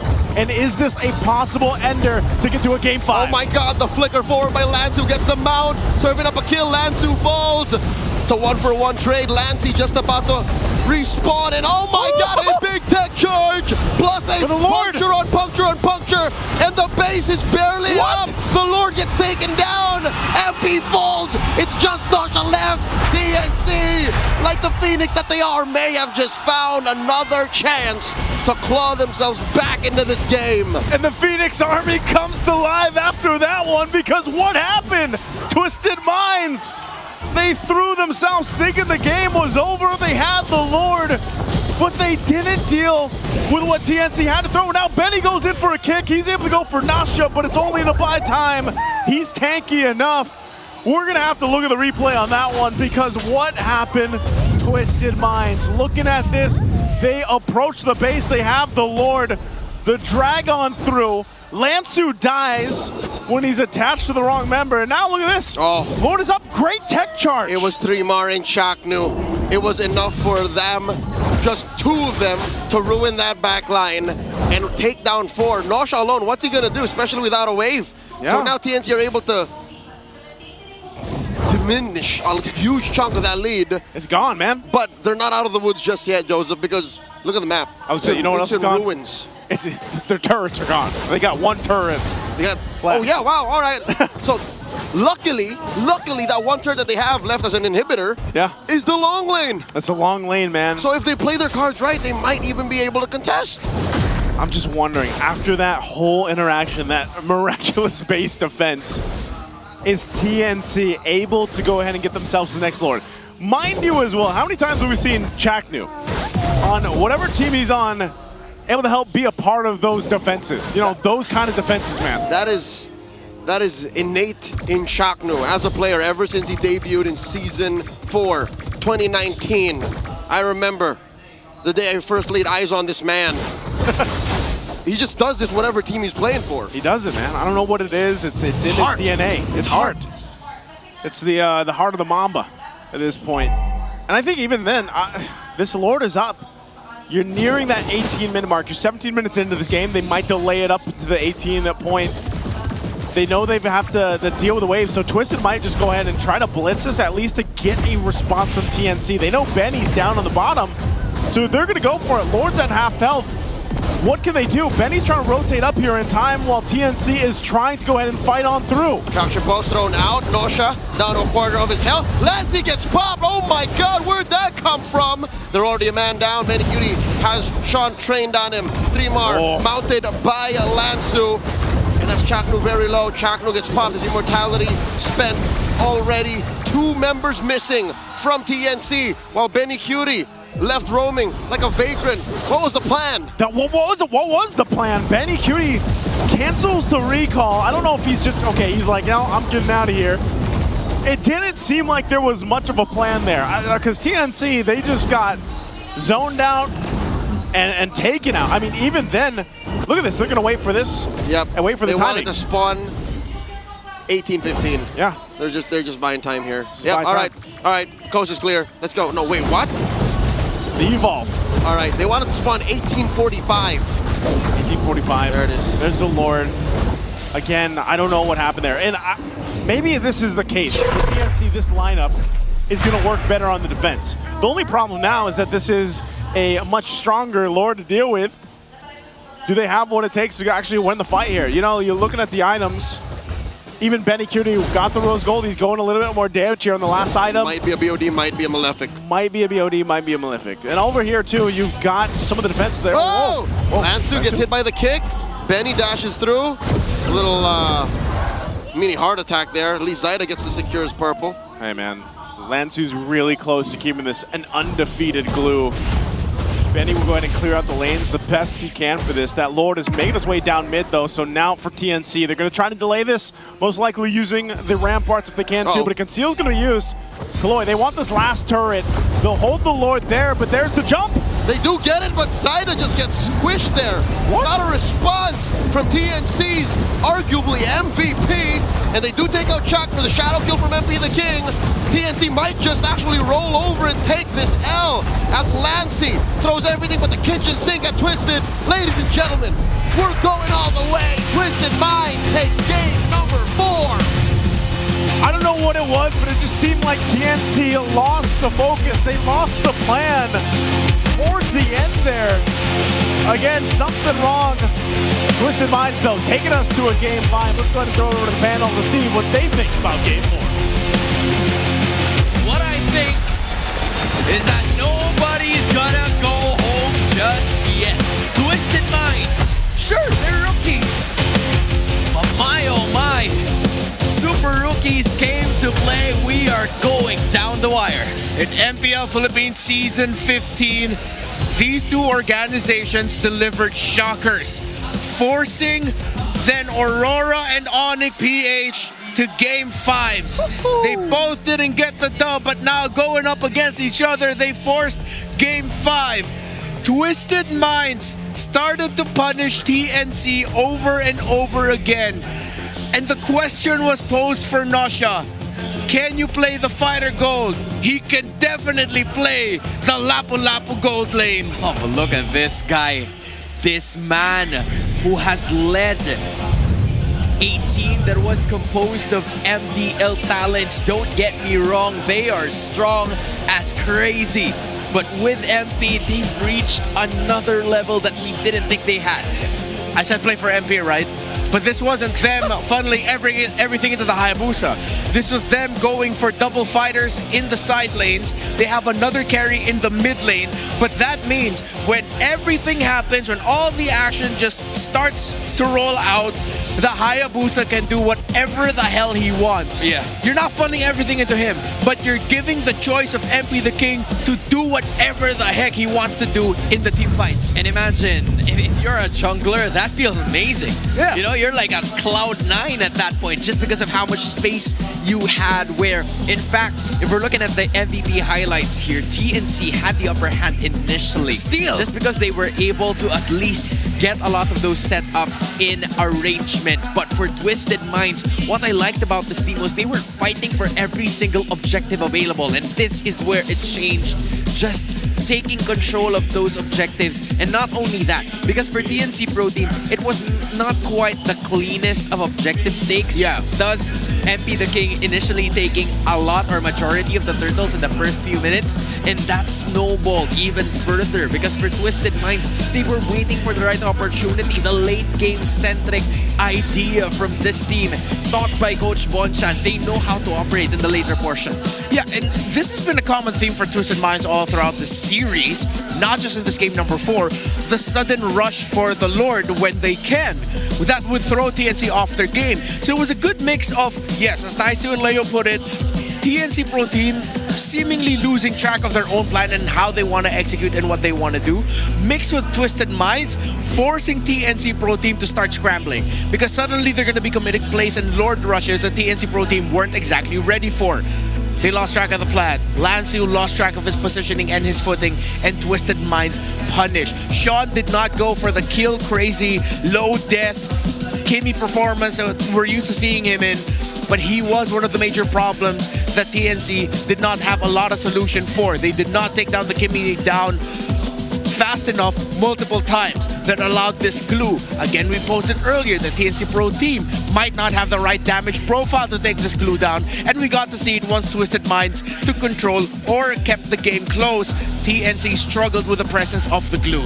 It's been very difficult for them, and there is a reason why Lanciu using this glue has been undefeated. There was a really good front-to-back composition from the rest of Twisted Minds, given enough vision from where TNC is going to be approaching, and it seems like they've had all of their bases covered with the grass, the positioning.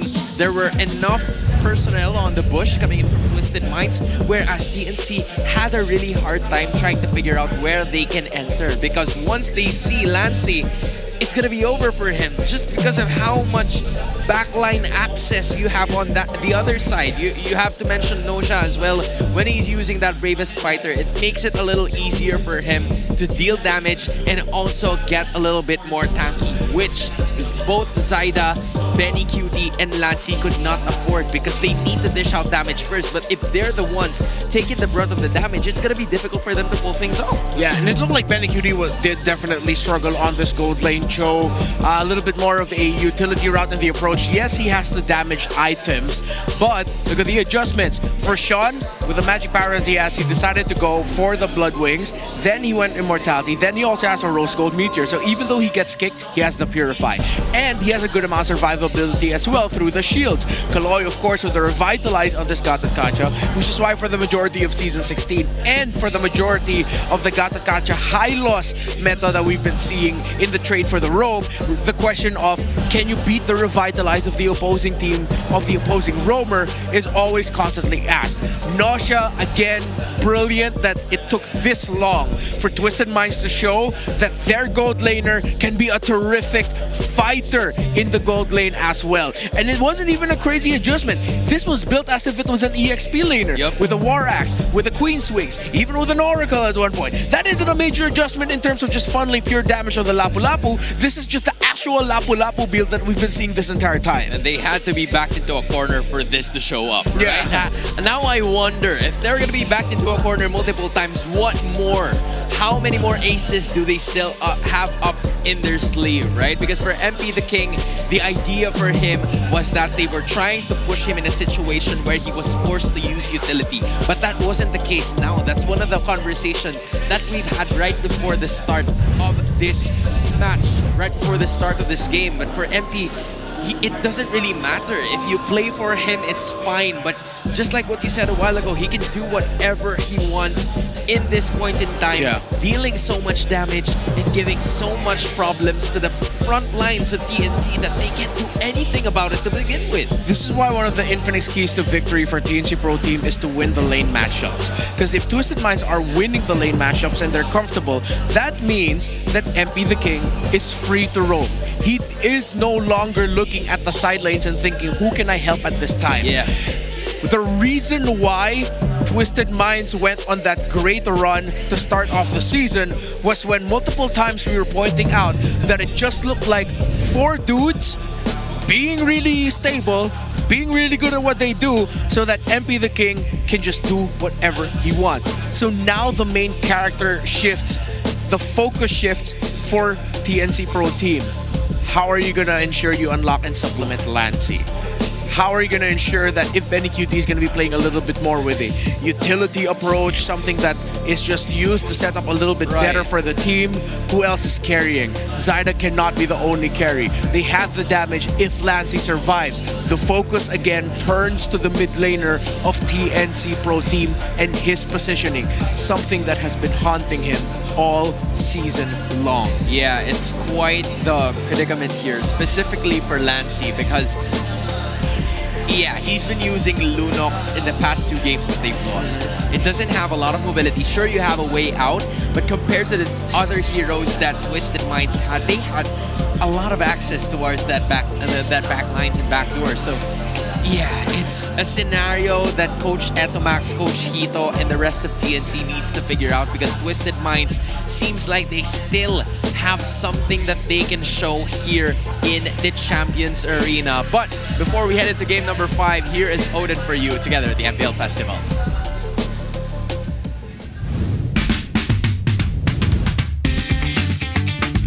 Welcome to MPL Philippines Festival Super Fan City! This is your very own Odin, and I will take you to a tour kung ano nga bang meron dito sa ating venue. First off, pagpasok nyo dito sa Super Fan City, makikita nyo agad ang ating mga sponsors booth together with the BPI, Smart, and Infinix. Meron sila mga palaro at pwede kayong mag-uwi ng exciting prizes.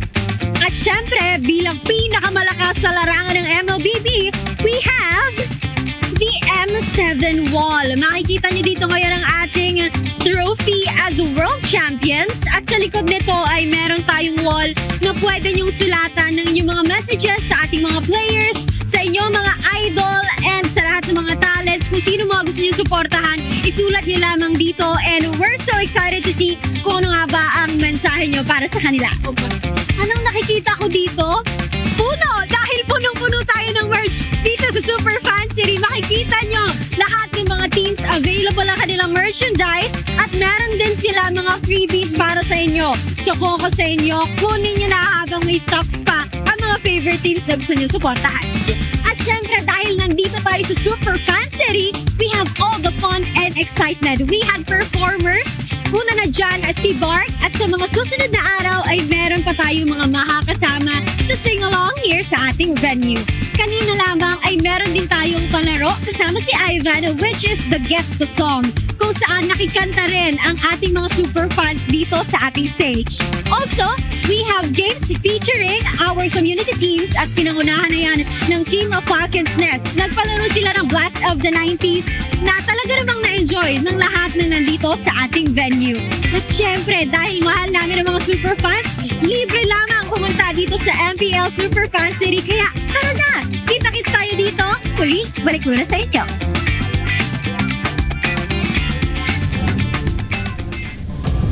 Much love to Odin right over there at the Super Fan Festival. And you love the idea that they can get access to not only merch, even the M7 trophy. They can write messages to their favorite teams and players. They can win prizes. They can buy merch. What else? Even if we don't have a ticket, they can also buy merch. Yeah, lots of merch. Yeah, honestly. because there's like Yeah, I wanted to make it 8 because there's 8 total booths with merch. But I can't do that because there's only, I believe, 6 of them.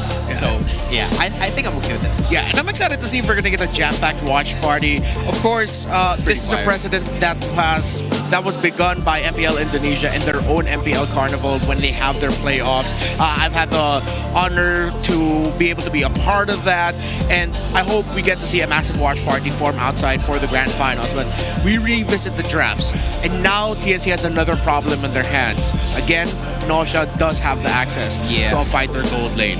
The Cho, it feels like the times that we got to see the Cho, the teams that have gone up against it understand that it has one responsibility in objective team fights: apply pressure in the macro sense. But I think this is where, if anyone is going to play Gold Lane Cho, we need to adapt a little bit more of how Eman and Bigatron by Vitality played it in MPL Indonesia. Yes, it was playing macro, but that wasn't their main focus. They used the Cho as an assassin with more cooldown reduction items to really hunt and apply pressure. Which was what Super Marco was doing in game number 4. Unfortunately for them, it wasn't like it didn't work out the way that they wanted to because Super Marco had ways to at least get access before it even happened. Now you're looking at a head-to-head here by Zyda and MP the King, where the Hayabusa just reigned over Zyda's stats. And another thing, aside from the information that is displayed on your screens, would you say that putting Twisted Minds on the red side for the first time in this series played a very different role towards them getting the victory in Game 4? Oh, 100%. We all know Coach Bonchan and Coach Eson. We've always attributed them going into the red side, them getting to the second pick, as one of their greatest strengths. Definitely up there with when Coach Ducky was still very much present and active in MPL Philippines. That seems to be their forte. Drafting from the red side, drafting to surprise and counter, and that's what the Lapu-Lapu brought for Twisted in game number 4. And I'm excited to see who's going to go into which side again. If Twisted Minds goes red, TNC need to be ready with something. And Twisted Minds picked red. They seem to understand the recipe for success, and it might be a recipe for disaster for TNC. That is what Coach Bonchan and Coach Ezon are looking forward to. But if you are the Phoenix Army, this is an opportunity for you to prioritize a hero, or maybe at least 1 or 3 of them, that could be comfort, or maybe some sort of, you know, an experimentation that has worked well in scrimmages. Because if you're Coach Etomax, there's the concept of unpredictability towards the TNC Pro team.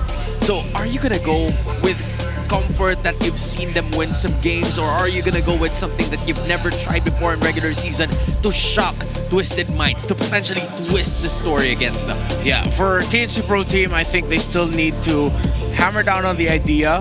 The 3-Mar also needs to be a carry.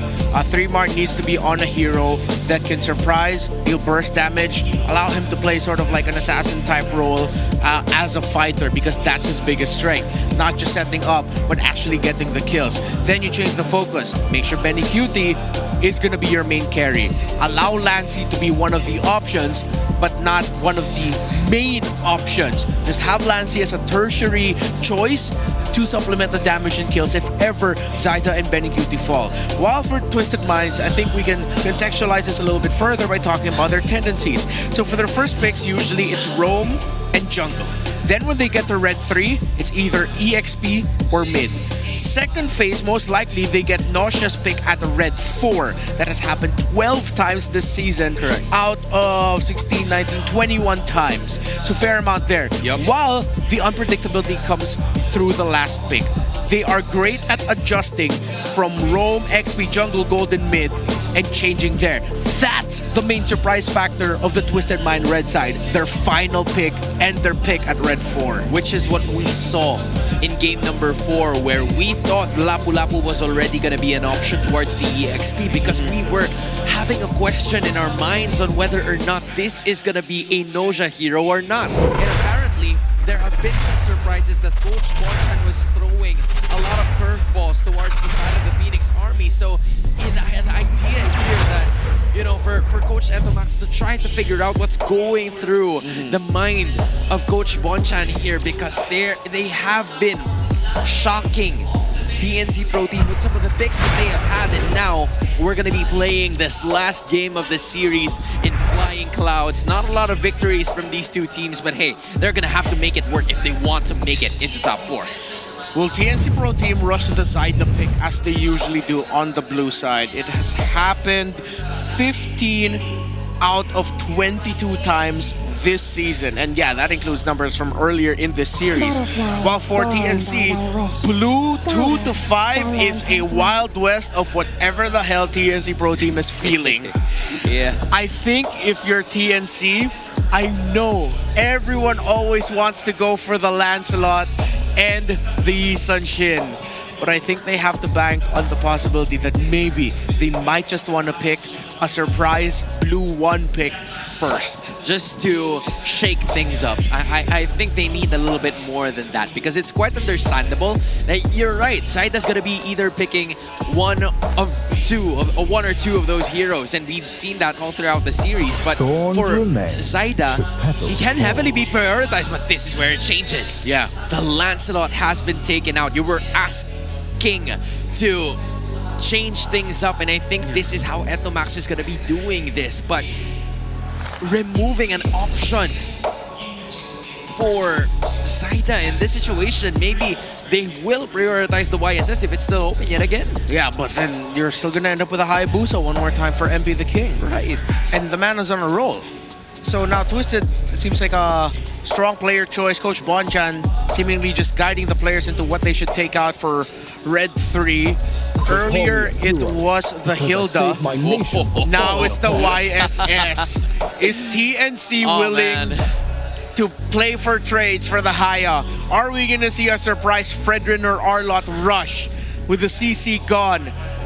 They're going to have to stretch their limits and show something different here, TNC. It came as a shock to both Zaida and MP the King that they won't be playing the two heroes that they've always been used to. But hey, if we are TNC, let's go back to where we won in game number 1, where Shaknu was amazing as hell with a Gatot Kacha Avatar of Garja. That is exactly what they're going to be pulling off in game number 1 to set the tempo and to shake things up. And that is exactly what we were asking for. We were setting up, and TNC committed to that plan.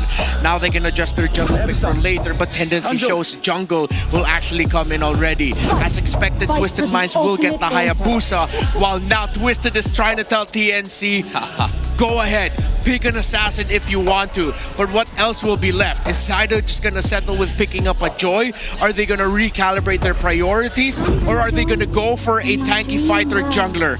Lancey gets the Lunox again. If they go tanky fighter jungler, then that means the pressure is on Lancey. But Zaida brings out the Fanny. They kind of forgot. They kind of forgot that this guy had no Fanny, but wait! I don't think they forgot. I think they were willing to play into it with how quickly they picked the Kalea. And they picked this Fanny into a Hilda. This could be a lot of pressure faced by the jungle of TNC Pro Team. Ooh, and they were willing to do that. That is guts. A ballsy move coming in from Zaida. Etomax and Zaida were probably talking about it, and they were like, can you handle the pressure? And Zaida, being one of the best junglers that we have statistically here in the league, says yes, because this is his moment to not only showcase to his coach, but also to the rest of the Phoenix Army that he can make things happen. So the Esmeralda ban is trying to bait TNC Pro Team potentially into taking out the Cho. Because Twisted Minds, it seems like they're trying to signal to TNC, hey, Nausha played the Lapu-Lapu earlier. Nausha can also still play the Cho gold lane. So are you going to ban it out? Because if that Cho comes out, and that's something that happened in the final match of the regular season, wherein when AP Bren, they were surprised. straight up by the fact that Cho went into the last pick onto the blue side. So this now might be the inverse. It might actually happen on the red side here. So they ban out the Kagura first away from Sean so that they don't get the strong burst right away from the Kalea. But I think Twisted Minds can... Oh, wait, no, excuse me. The Juicing's gone. The other heroes that Sean plays, he only played one Farsa game this season, actually. His usuals are gone. I wonder if they're just gonna go a lot of dive. You know, weirdly enough, we haven't even realized that Sean is the man being targeted. Like, there's so many other bans from TNC Pro Team that kind of place Sean in a very difficult position, which is why for Coach Bonchan, they have to think out of the box here. Will they go the Farsa, which, by the way, just like what you said, they've only used for like 1 or 2 times only in the season, unless they have something else up in their sleeve, just like them answering the question on whether or not Nosha is able to use a fighter gold lane, which he is. Now begs the question, what does Sean have in his sleeve that's gonna shock TNC to their core and surprise them that he's actually using it here in the pro scene? This is gonna be the Cho. The floating theory right now is they're gonna go Cho in the gold lane. Twisted Minds, or even Blacklist International in their past, I'm floating the idea in my head of whether or not they're gonna if they're willing to shock by putting a fighter in the mid. But I'm trying to look at what else, because they could have a Harith open. No fighters. It's straight up just a Valentina. So all dive, all aggro, unless Nosha's gonna be the ranged hero. I like this Phobius pick actually by TNC Pro Team. There's a lot of dashes, strong counter, engage, very tanky front, revitalize, buy time, and then Fanny and the Lunox to clean up house or deal the initial burst. So what's Benny gonna end up with? Man, that's quite a situation now. Is he just gonna go Harith? Yeah, you know what? Go ahead, man. Or lockdown basic attack. You were looking at a show a while ago, which wasn't the opportunity, but wait, it's a 1-1. Yeah. That wasn't heavily prioritized so far in the series, but Benny Cutie sure as hell gonna pick it now. What's next? Trying to float the idea. At some point, if you are Twisted Minds, the idea is on whether or not you pick something else. Okay, go ahead. Usual thing, Moskov up against the Fanny. It's just right there. That's one of the usual responses. I think with this composition, given that they actually can, or are they just gonna go for something usual? Fighter? Brody might struggle here because with the presence of the Lunox, he can flicker easily access that. Right. Cho gold lane or the Moskov. Nosha's in a bit of a dilemma right over here. Coach Bonchan probably is as well.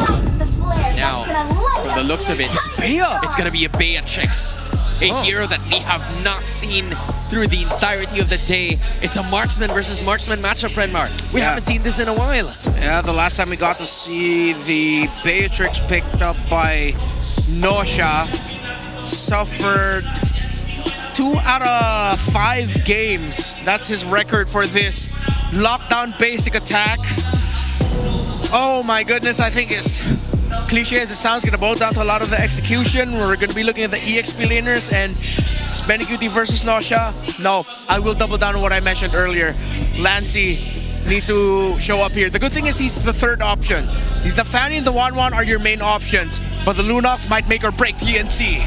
The Phoenix Army looking for their first playoff victory in Season 9, but for Twisted Minds, their first victory in organization history. Leo, Naisu, go ahead. Thanks so much to the panel for breaking down our very last game here for day 1 of the playoffs of MPL Philippines Season 16. It's me, Naisu, and Leo to bring you Game 5. Leo, it's a Fanny in the hands of Zyda over here. Welcome to Mobile Legends. For TNC to, after Season 9, make it deep into the playoffs, it would be with Zyda's signature Fanny. Look at Trimar here, trying to push out Kaloy and Lansu from flushing out that backside of the lane to protect Zyda. Again, this is one of the things that you gotta consider when you bring a Fanny into a game. It's very purple dependent. Not only do you have to watch out for those singular pick-off crowd controls, but you also have to make sure that Zyda gets his nom-noms. He needs all the non-noms are the buffs that he can get, especially the purple buff. Like, that is the most crucial one. The only problem I have with Vanny, even though this is such a big pickup, a marquee pick for Zyda, is if you get behind at any point in the game, then you have to rely on the team to go ahead and help secure those purple buffs for you, because the team's gonna be putting pressure on you if you fall behind even the slightest. And like we've seen from MP the King, he's locked in on the Hayabusa, man. I think I mentioned this when he first brought it in this series. I was like, MP the King is one of the better Hayabusas in the league. And so he's getting a very strong pick, signature in his right. Oh, Chakno coming in with the Unbreakable, looking for that taunt, put down very low, forced to use that Revitalize. Zyda dashing on through, spreading a good amount of damage on Kaloy and Sean.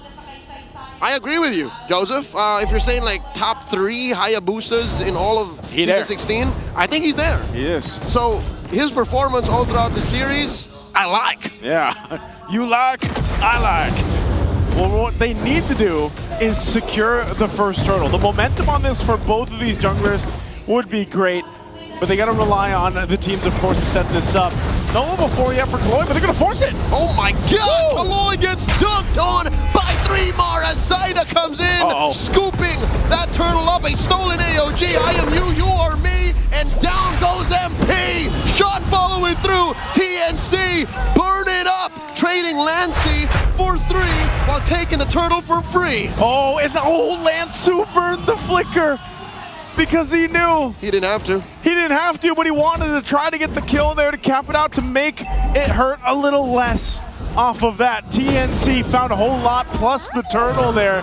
And that's what I was saying before that turtle take was there. I was like, man, Kaloy's not level 4 yet on that Kalea.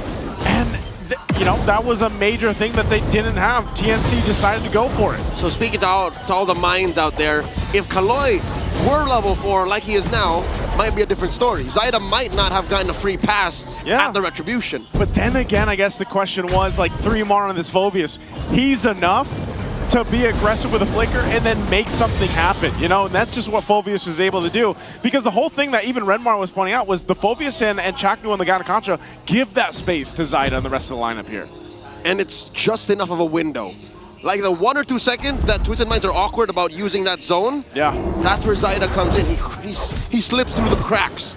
But something to consider and remember, throughout Season 16, 3mar has yet to win with the Phoveus. He's 0-2. He's 0-2, man. He's 0-2 up against Lanzu's debuting Hilda in the XP lane. So you gotta consider in execution and in utility, it makes sense, but he has yet to fully, get a dub out of this.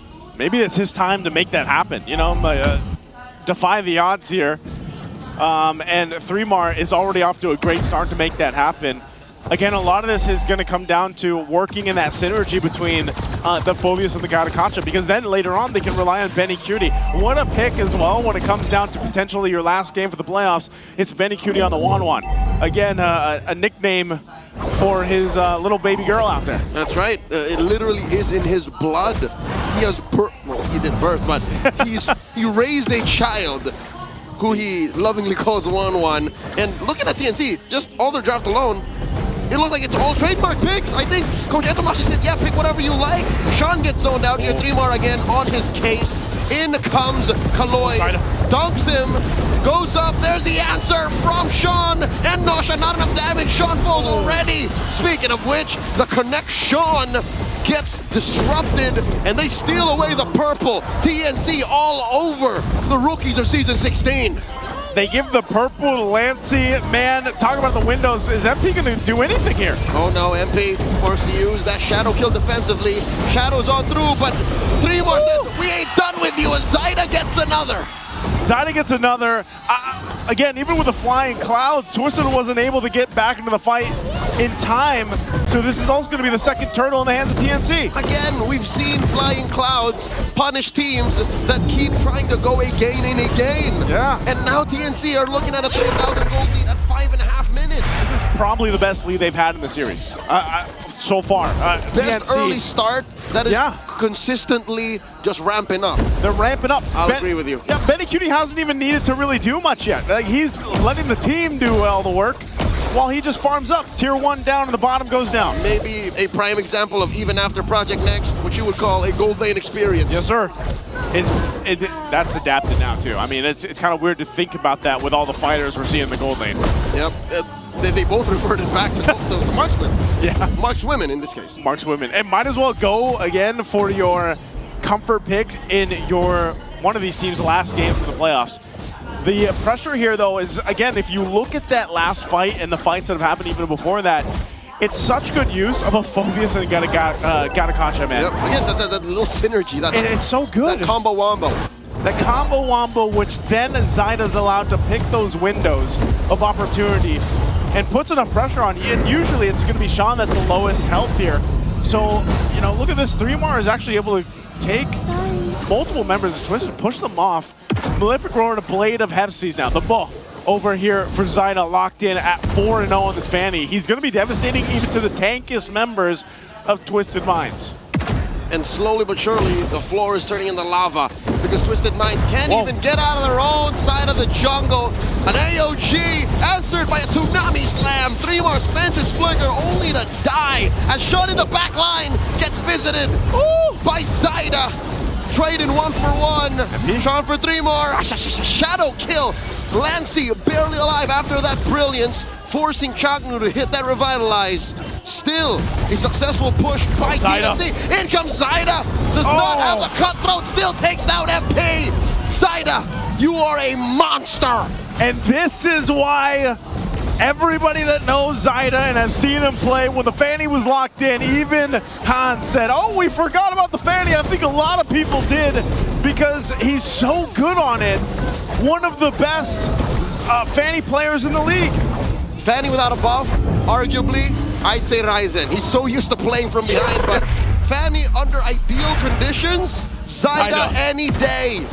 Oh, I don't know. Again, it's just, if you're facing this kind of gold deficit for Twisted, what do you do to gain back control? You know, and again, we were talking about the Luna popping up here. It works so well against MP the King's Hayabusa. Every time he pops a shadow kill, you've got the brilliance there. Speaking about MP the King's Hayabusa, he still builds a Sky Piercer. In my opinion, that's a tad bit greedy. When you're down 6K like this, and you can't catch a break, is really spending a 1,500 gold at this point in the game the best plan of action? Might not be. It might not be, man. It might be just... It's like being in debt and buying a Lambo. I don't know how you're going to buy a Lambo in debt, but, you know. buying ice, you know what I mean? You're going to take a loan on that, or...? Exactly. He can't afford it, that's what I'm saying. That's exactly what the Sky Piercer is here. Not a single turret they pushed, and he's like, yeah, I'm going to build a Piercer. Hold on, guys. That's basically what he's saying. Because, again, I think... Stacks will come. The stacks will eventually get there. But look at this, too. Now Betty Cutie has the Wind of Nature. He's completely skipped the boots. He doesn't need them. He just goes the items. He's got 3 now locked in, plus the leather jerkin, I believe it was. Yeah. Benny doesn't need boots. Nope. He just needs airtime. I don't even think he's even had a major crossbow of Tang yet. Because again, like I was saying, a lot of the work in this portion of the game, 10 minutes in, has been the rest of the team. Zyda alone has pumped out enough damage. I mean, even then, he's 3K ahead of MP the King, and what, 4 levels ahead. Now, if Zyda built a Sky Piercer, you know, I would feel it, but I wouldn't blink. A stolen brilliance here by Sean forced him to use it defensively, and TNC push him out of defensive range. They can't even protect this tier 2 down bottom. Yeah, that is an early tier 2 that goes down. Lord is spawning now. Oh no, Sean, what are you doing here? Sean has no IMU. In comes 3mar. In comes Chaknu. The answer. The Tsunami Slam. Kaloi might just go down. Zyda takes him. And they skedaddle on out of here. TNC approaching the 8K gold lead. They get this. Are they going to be able to take the purple buff here too? Or does MP try to rely on the team to help secure it? Nope, too late. Zyda's going to make his way for the Lord. They know with the numbers advantage and this kind of advantage of 8,000 gold, it should be an easy objective to take. I'd be surprised if Twisted wants to try something. Now, I won't count out MP. He's done it before. He might try to steal this away at least, but it's going to be blitzed down. The Lord quickly worked on it, secured here for TNC. Looking at Twisted Minds lineup, they're not meant to hold down front lines too long. Lansu can run around, sure. Kaloi can punish with a Tsunami Slam, but Twisted Minds, they don't have the firepower just yet. Look, they could get Chakno here. They do indeed with the Tsunami Slam, and they take down the Mamba. Quite the slip up from TNC. I don't think they needed to do that. I was going to say, was that all just for the shield? He's like, I want to push them off the turret so this one cannon minion will get into the Holy Shield and it'll pop. You know what? I don't know what was the idea there. Up 8K and you're in Flying Clouds, maybe. Look, that's the lane that Lord is coming through. Yeah, so the shield goes down. There's the charge. It should be the charge for the Lord and walking his way in there. So they might be able to just go get this turret down with this kind of lead and maybe pressure up, but without the Mamba, they don't even get the turret. It's a long haul plan. I'd rather err on the side of optimistic and look at this glass half full and think that TNC are planning for the long haul. Maybe in the next Lord, coming in 2 minutes. Yep. The reason why they forced the issue on that one is because it's the long lane, Joseph. It's the lane that is farthest from the Lord. So they'll allow for that wave, you know, to just simply crash in, and then they can contest. Oh my God, forcing a flicker away from Kaloy. Down goes that Kalia.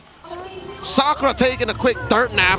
TNC gets a free pickoff. Again, almost in itself makes up for Chakru's sacrifice. Exactly, and you know, I'm surprised that now it's Twisted, the ones that are like, yeah, let's try to get this purple buff for MP.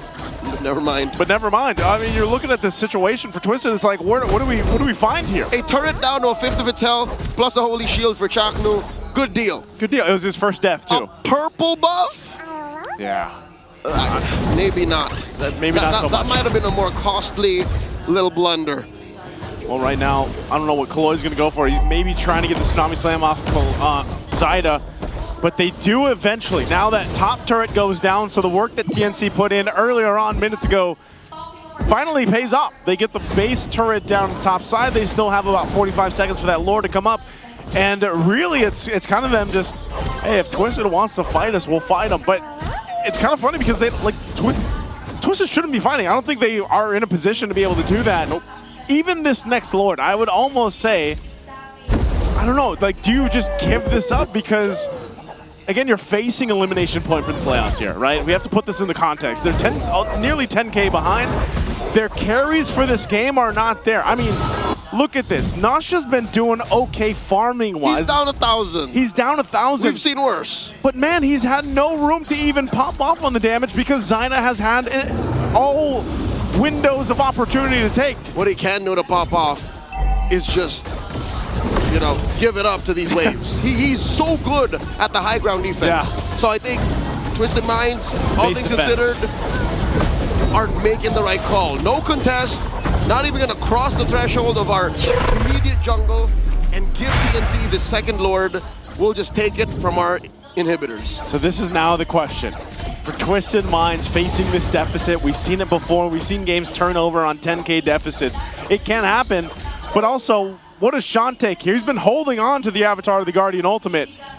Is that going to work the best for them in this situation on the defense? I think he has two best options, right? You mentioned the Avatar. I think he'd do good with a Brilliance as well. Yeah? Like, imagine just standing there. If Twisted Minds find a way to be on the offensive, the Brilliance would be great. Because you could put Sean in a spot where he is in the middle of the action, deals a lot of damage, and then can flicker and dash out. Oh. That's best case scenario, but when you're looking at 11K down, a Lord inside your base, and all your inhibitors taken down, might not be the best, so maybe AOG. We'll see if they do it. He's still holding on to it. They got to clear the Lord. 2 turrets down in the base here. They still hold on. Does TNC push the situation? 3 more. Comes in, the flicker, the answer, the AOG, almost reflexing their way into the win, and ladies and gentlemen, the Phoenix has arisen and are making it through the play-ins. 2 lives for TNC Pro Team, dropping Twisted Minds 3-2. TNC makes it happen in 5 games. It looked a little dicey and a little shaky, but they finally rise and move on forward out of the play-ins here for our playoffs. Man, what a series that was, Leo.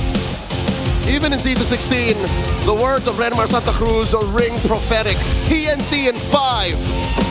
Oh! They knew TNC in 5.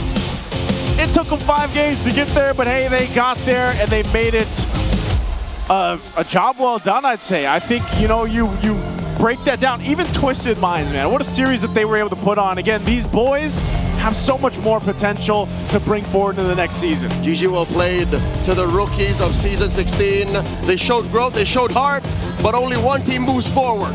We're going to have to throw it over on stage to close out this one in here from Twisted Minds. It has been a tough fight for both of the teams. And now, for the last time this season 16, Twisted Minds. MP the King, what would you like to say to your fans supporting you, not just here, but then sa mga nanonood sa bahay? Sa mga sumusuporta sa amin, salamat sa tiwala. Sisiguraduhin namin na babalik kaming mas malakas next season. And we definitely can't wait to see you come back stronger in the next season. For the last time, you may now take your bow. Good game, well played for Twisted Minds. Once again, let's give it up for them. And that is their final walk. And now, this time around, give it up for your match winners. TNC Pro Team! Gentlemen, congratulations! Dinala nyo kami sa Game 5. Grabe ang pinakita nyo with that performance. Very cutie. Ikaw muna ang gusto namin kausapin. Very cutie. The last time that the team was in top 4, Season 9 pa. So what makes it different and ready for playoffs? Siguro this time around talagang bawat isa sa amin ready, parang gusto talaga matuto each practice namin. Kumbaga, lahat kami inaalam ko saan talaga kami mag-grow, saan kami mag-improve. Kaya siguro naging ganito yung result. Pinag-aralan talaga. At Benny, nakita natin na meron kang ibang pick ngayon dito sa ating match. We've seen you use Joe in the gold lane na nagulat kaming lahat doon. And Game 5, you were able to use ang hero mo na 1-1. Anong nararamdaman mo nung Game 5 na yun? Kasi do or die na yung laro nyo against Twisted Minds. Medyo confident kami nung Game 5 kasi na-open yung Fanny tsaka 1-1 sa Game 5. And speaking of confident, syempre, eto si Zaida. Zaida, halika dito. Napakarami mong fans sa MPL Arena. At ginamit niya ang main niya, si Fanny. Nahawakan mo ang Fanny sa Game 5. Confident daw kayo, sabi ni Benny. Anong tumatakbo sa isip niyo nung Game 5? Do or die po. Mga nakaraan, di ako nakakapag-Fanny pero ayun, nabigay naman ngayon. At siyempre, kinabahan ba kayo? kailangan ko maging confident talaga para sa team namin. Kaya kahit di ko nagagamit yung Fanny. May sinasabi si Coach Hito Coach Hito, parang may hinanakit ka sa hindi paggamit ng Fanny ni Zaida. Kasi nung nakaraan, nung week 8 yata yun, ayaw niya mag-Fanny. Wala siyang tiwala sa sarili niya. Ang sabi ko sa kanya, kailangan niya lang ng isang tao at ako yun. Oh! Iba talaga pag si Coach Hito. Pag siyang nag-alaga. And Almira, bakit Coach? Anong gusto mo sabihin? Parang hindi ka kumbinsido. Hindi. Wala lang, natawa lang ako. At si Chakno daw. Maraming si Chakno, Almira. Ito matagal ko nang gusto interview si Chakno kasi Chakno and I have been social media friends for so long. Matagal na talaga kami social media friends. So Chakno, kamusta ka naman? At malapit na makamit nyo ang top. So anong gusto nyo sabihin sa mga fans na sumusuporta since day one? Shoutout sa mga nanonood dyan, pati kay Bossinyo. Battle tayo minsan! Hoy! Hinamon. Oo, alam mo, Chakno, sabi niya kasi, pogi ka daw sa personal na patunayan niya. Anong gusto mo sabihin doon? Ano yan? Pogi mo daw talaga, sabi ni Sinyo. Thank you po, thank you po. And last but not the least, Coach Etumax, this match has been very memorable para sa lahat ng mga nanonood. Katapat niyo si Coach Bonchan. Ano yung nararamdaman mo na kayo ang nakatalo ngayon sa Twisted Minds? Ako talaga, sobrang sarap sa pakiramdam kasi ilang season akong coach tapos puro first round exit Ngayon lang talaga ako nakakating ng dito kaya sobrang proud ako sa mga players. And the fight continues for TNC Pro Team. You may now take your bow. their walk A victory! They took us to Game 5. What an intense series with Twisted Minds and TNC Pro Team proving that they deserve it to be in the playoffs. That's right. Grabe, kinabahan ako dito, Owen kanina. As in, muntik na mag-flip, pero isa na talaga magwawin. And that's, of course, TNC Pro Team. Hindi talaga natin masabi ang mga kaganapan. Kaya naman, alam kong marami pang masasabi ang ating mga panelists. Kaya naman, balik muna sa inyo. Odin, I'm sorry to break it to you. But you're right, we have a lot of things to say because goddamn, TNC's back, bro! Finally, after so long, you get to see Chakno, Itomax get out of the first round of the playoffs. Even though they were still with Omega, they struggled. And Zyda! Yeah. This Fanny! Up of the hell, bro! Zyda, if you're hearing my microphone, this is for you, okay? He went perfect! At one point, he had close to like a 5,000 plus gold lead over MP the King. MP the King just built his third item, and by that point, Zyda already had the Brute Force Breastplate Anti-Cuirass as his last two items to go for the damage hybrid fighter Fanny. It was the last icing on the cake. And man, there are three things inevitable in this world. Death, Caxes, and Zyda looking for you when you have low health. Dude, he was hunting down everyone. He was hunting everyone down. It was this sequence. This was the worst start Twisted Minds could have possibly asked for. Up against a lineup that plays around the Fanny. The most iconic Fanny of MPL Philippines Season 16 because yes, we do rarely see it, but it was Zyda who turned heads with this hero and he popped heads with this hero to clinch the win. His timing, his entry finding, after that massive lost start for Twisted Minds, TNC just knew. Just give Zyda the info, start things off for Zyda, start things off for the Fanny, and then you'll beat Twisted Minds over and over again.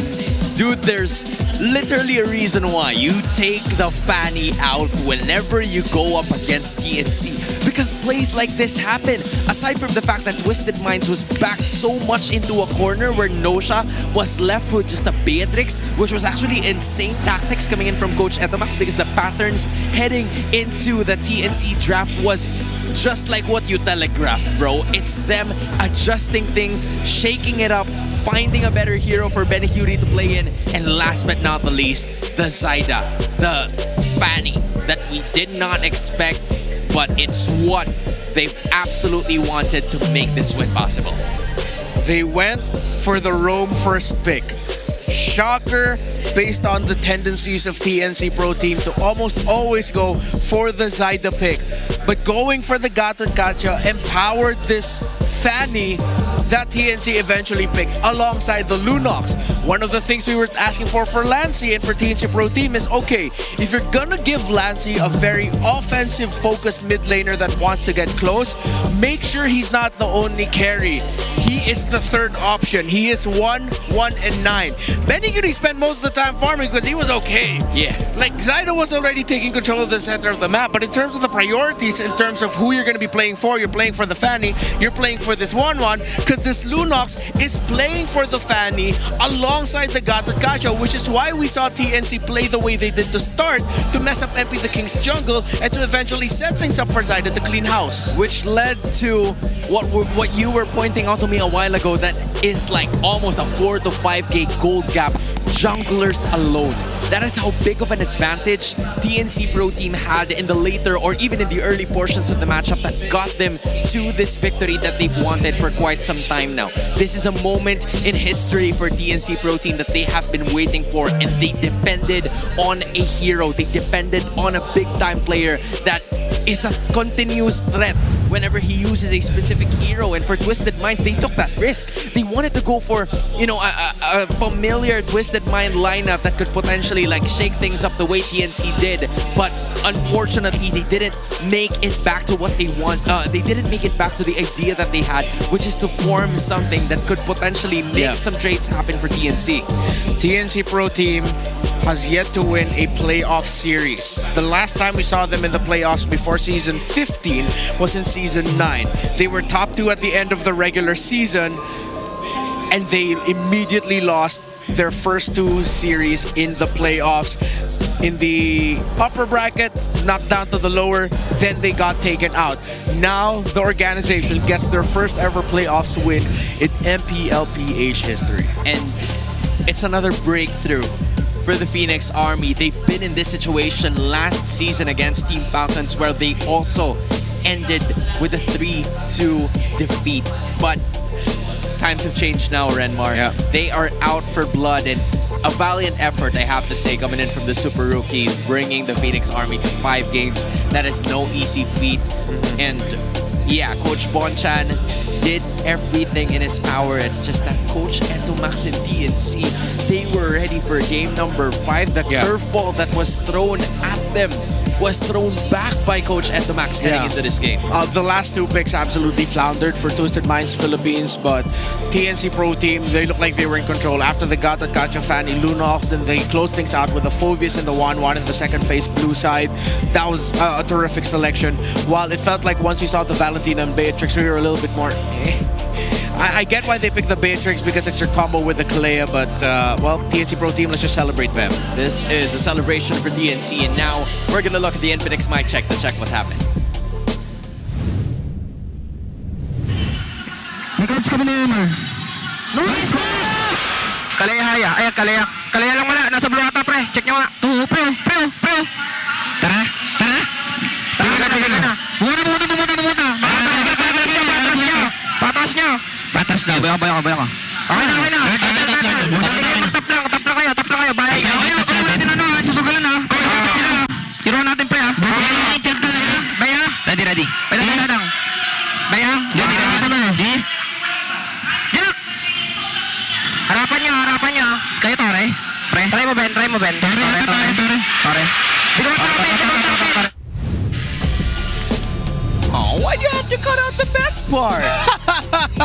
Well, no, usually for these mic checks, the best part are the parts that we have to take out. The best part is the worst part for the broadcast. Pretty sure y'all can read lips if you go back into the actual winning moment, but of course, understandable. This just goes to show how much it means for the players and the teams every time when they get a massive win, when they win in the MPL Philippines playoffs, the home of champions for a reason. And that was a stellar series. Got to see the best of the best. And for TNC Pro Team, it must be like an absolutely inflating experience. Yeah, dude. To finally just go, holy crap, we finally won a playoff series. Oh my goodness, we almost got eliminated first round again. It must have been such a terrific feeling for Itomax, for Hito, for Chaknu, who went through multiple first round exit defeats, playoffs after playoffs, when they were still with Omega. And congratulations to the Phoenix Army. They were able to make something happen. But I think the celebration is only going to happen for tonight, or maybe even an hour after this broadcast. Because they're going up against Aurora next. And I don't know if that's worth celebrating. Yeah. It's a mountain to climb because Aurora has been clean so far. But for Team Liquid Philippines and Onyx, we're gonna see a Season 15 Grand Finals rematch right at the upper bracket semis. Falcons wave their wings goodbye to the playoffs. Twisted Minds twist and shock us for the final time, while TNC moves forward to go up against a team they have yet to win a series against in MPL Philippines Season 16.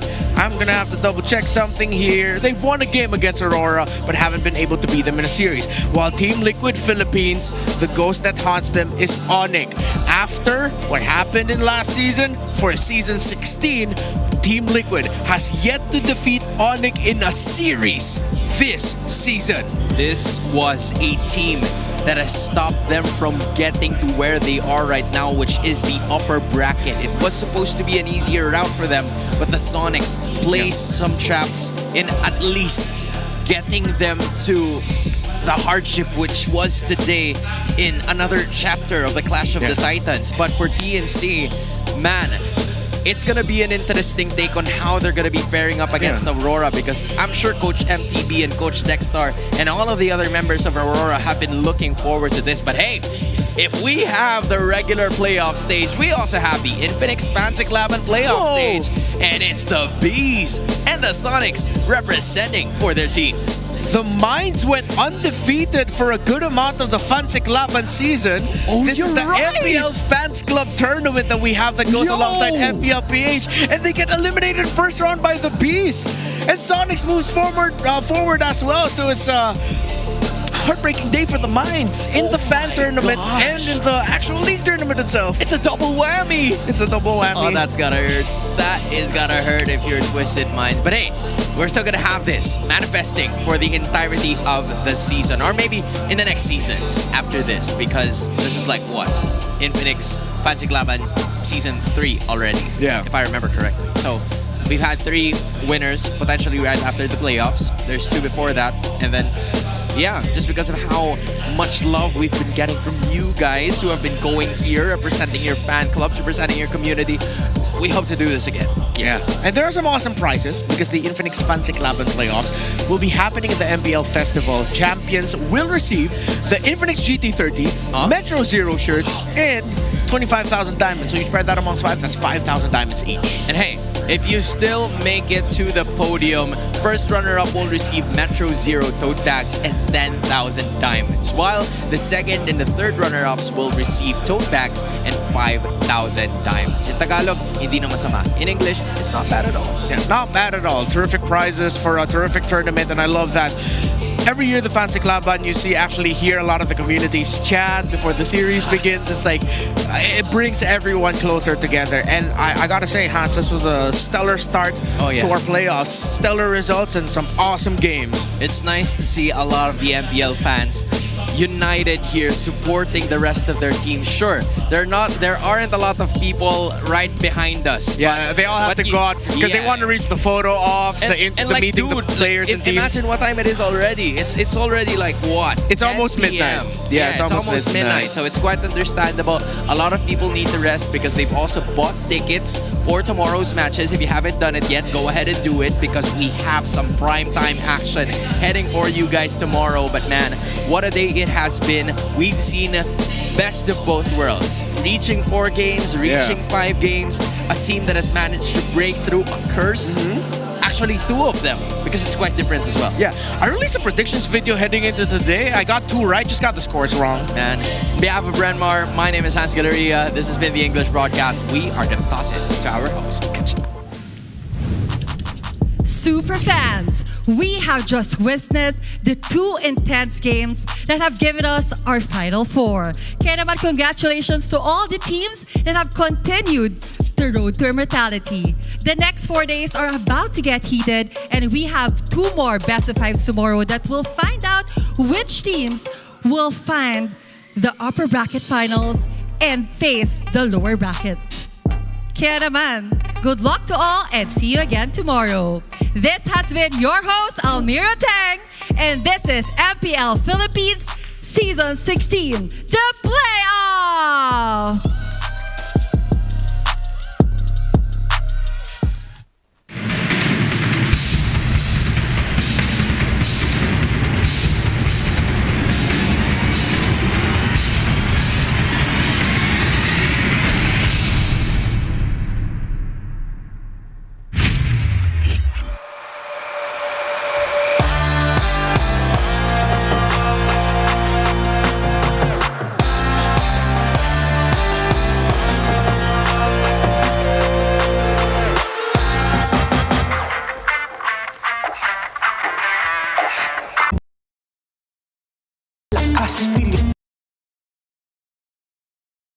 Repping for the freestyle. Any game para to sa matiti level. Nasa kalye man o mobile, you know I become a legend. Listen, open fire, we unite, we winners. But we racing made a setup. Kakatang buhat ni Hilda, full dong SS parang Laila. Susundan ko ang wakas, kasama pataas, tagumpay natin to dahil tayo'y malakas para sa Pinas. Nasa amin ang alas, hindi dito atras, kinikilala